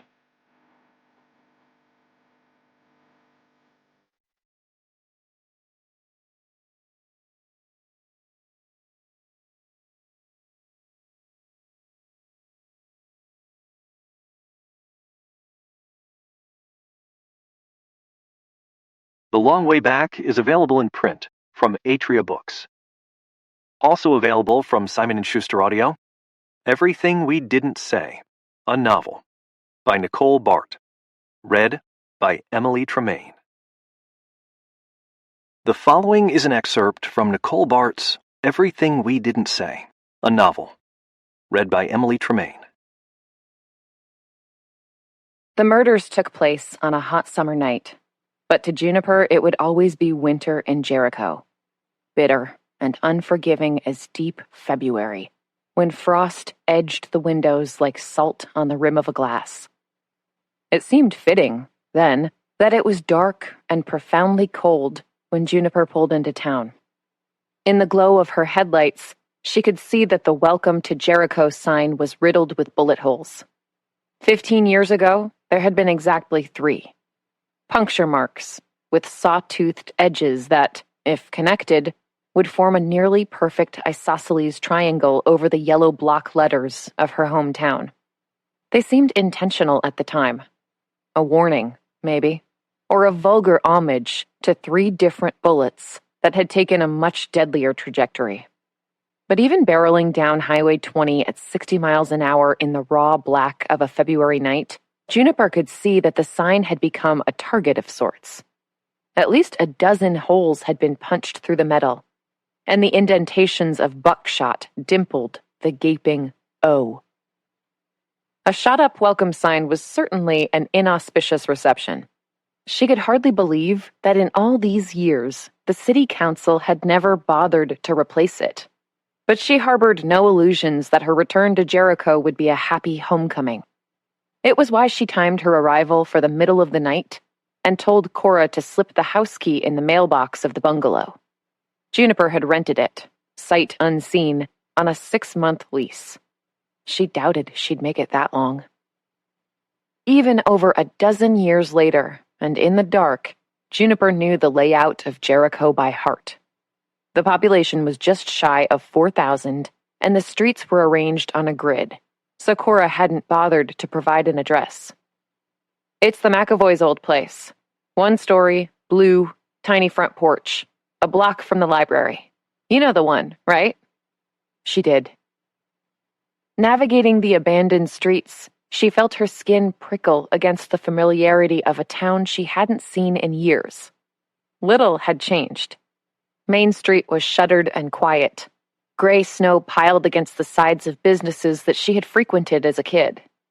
Juniper could almost feel the cracking sidewalks beneath her feet, the slant of concrete where the roots of gnarled trees had bubbled up.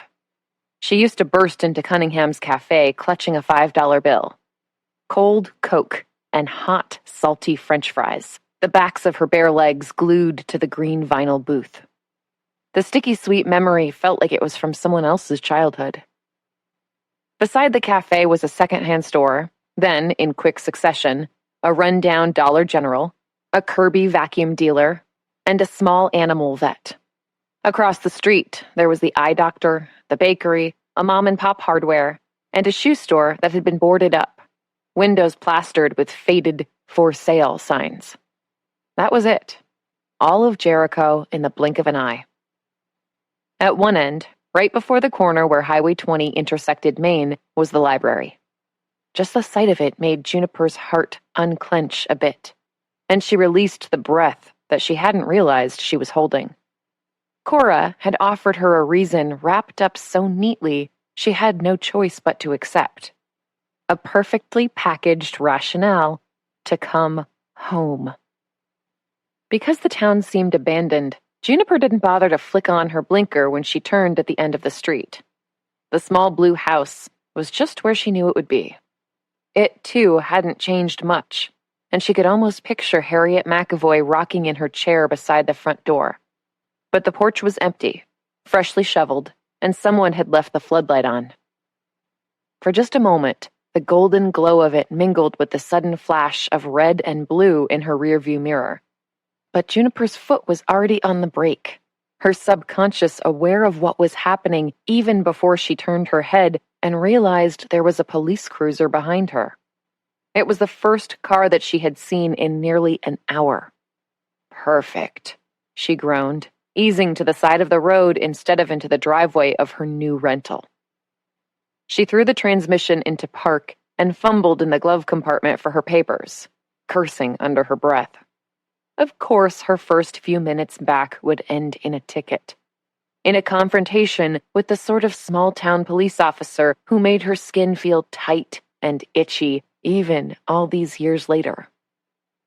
Just as she located the little plastic folder with her papers, a shadow darkened the driver's side window, and gloved knuckles rapped against the glass. He was talking as the window rolled down, but Juniper knew the drill. "License and registration, please." "Sorry, officer," Juniper responded. "Was I speeding? I know I forgot my blinker back there, but no one was around."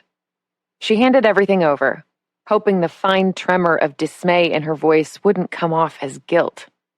She couldn't see anything beyond the officer's waterproof black jacket and the dull glint of his badge.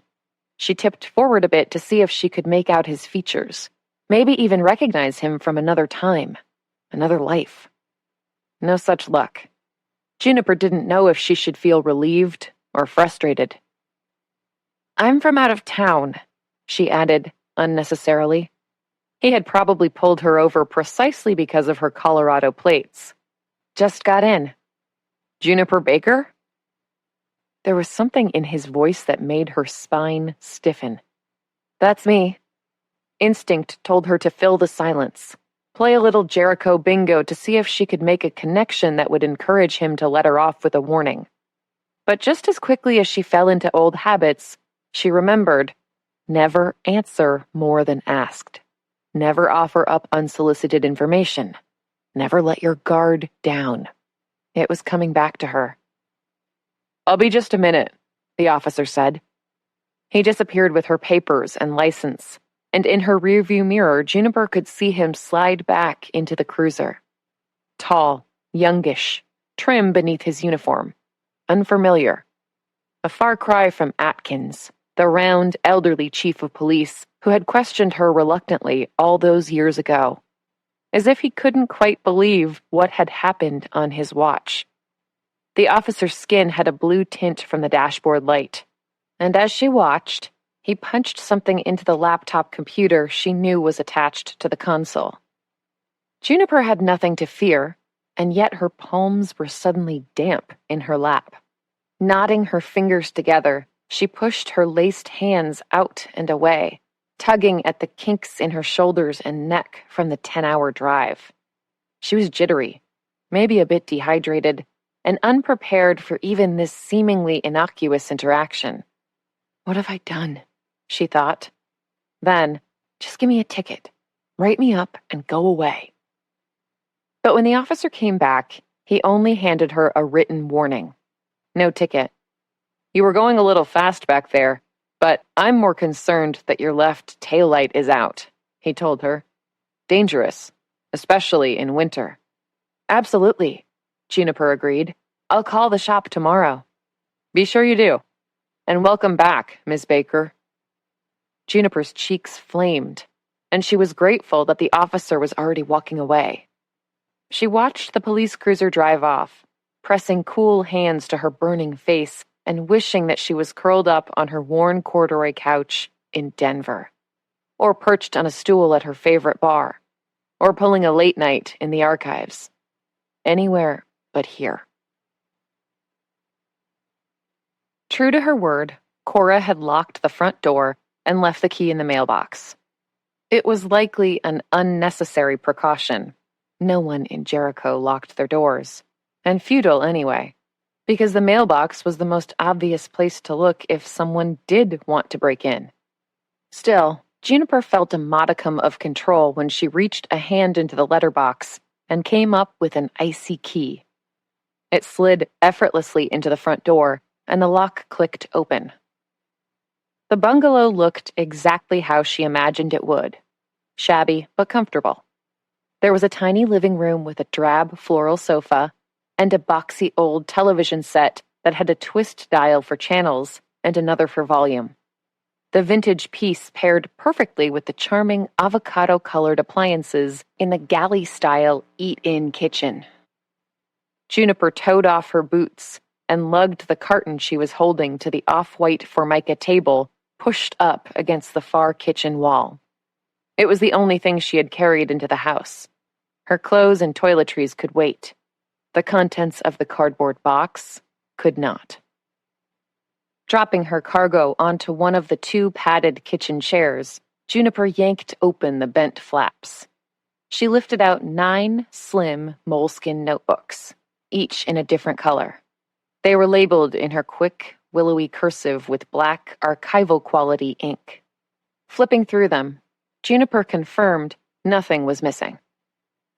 Next were the binders crammed with clear sleeves protecting copies of every single blog post, newspaper, or magazine article, op-ed, and mention of the murders she could find. Juniper had scoured the internet, unearthing microscopic scraps. From a comment about the Murphy murders on an unrelated case to the Facebook profile picture of a coroner who had performed the autopsies. She never did manage to get a hold of the actual reports. At the very bottom of the box were a few pieces of material evidence. A time-softened folder with a handful of glossy photographs that were just beginning to yellow.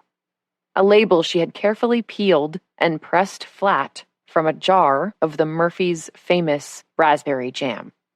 Her high school yearbook. When everything was laid out on the table, Juniper felt the tension melt from her shoulders. It was all there. She knew it was an impressive collection. If she had gone into law enforcement instead of library science, her box would have included forensic reports and interview transcripts too. But this was enough. It would have to be.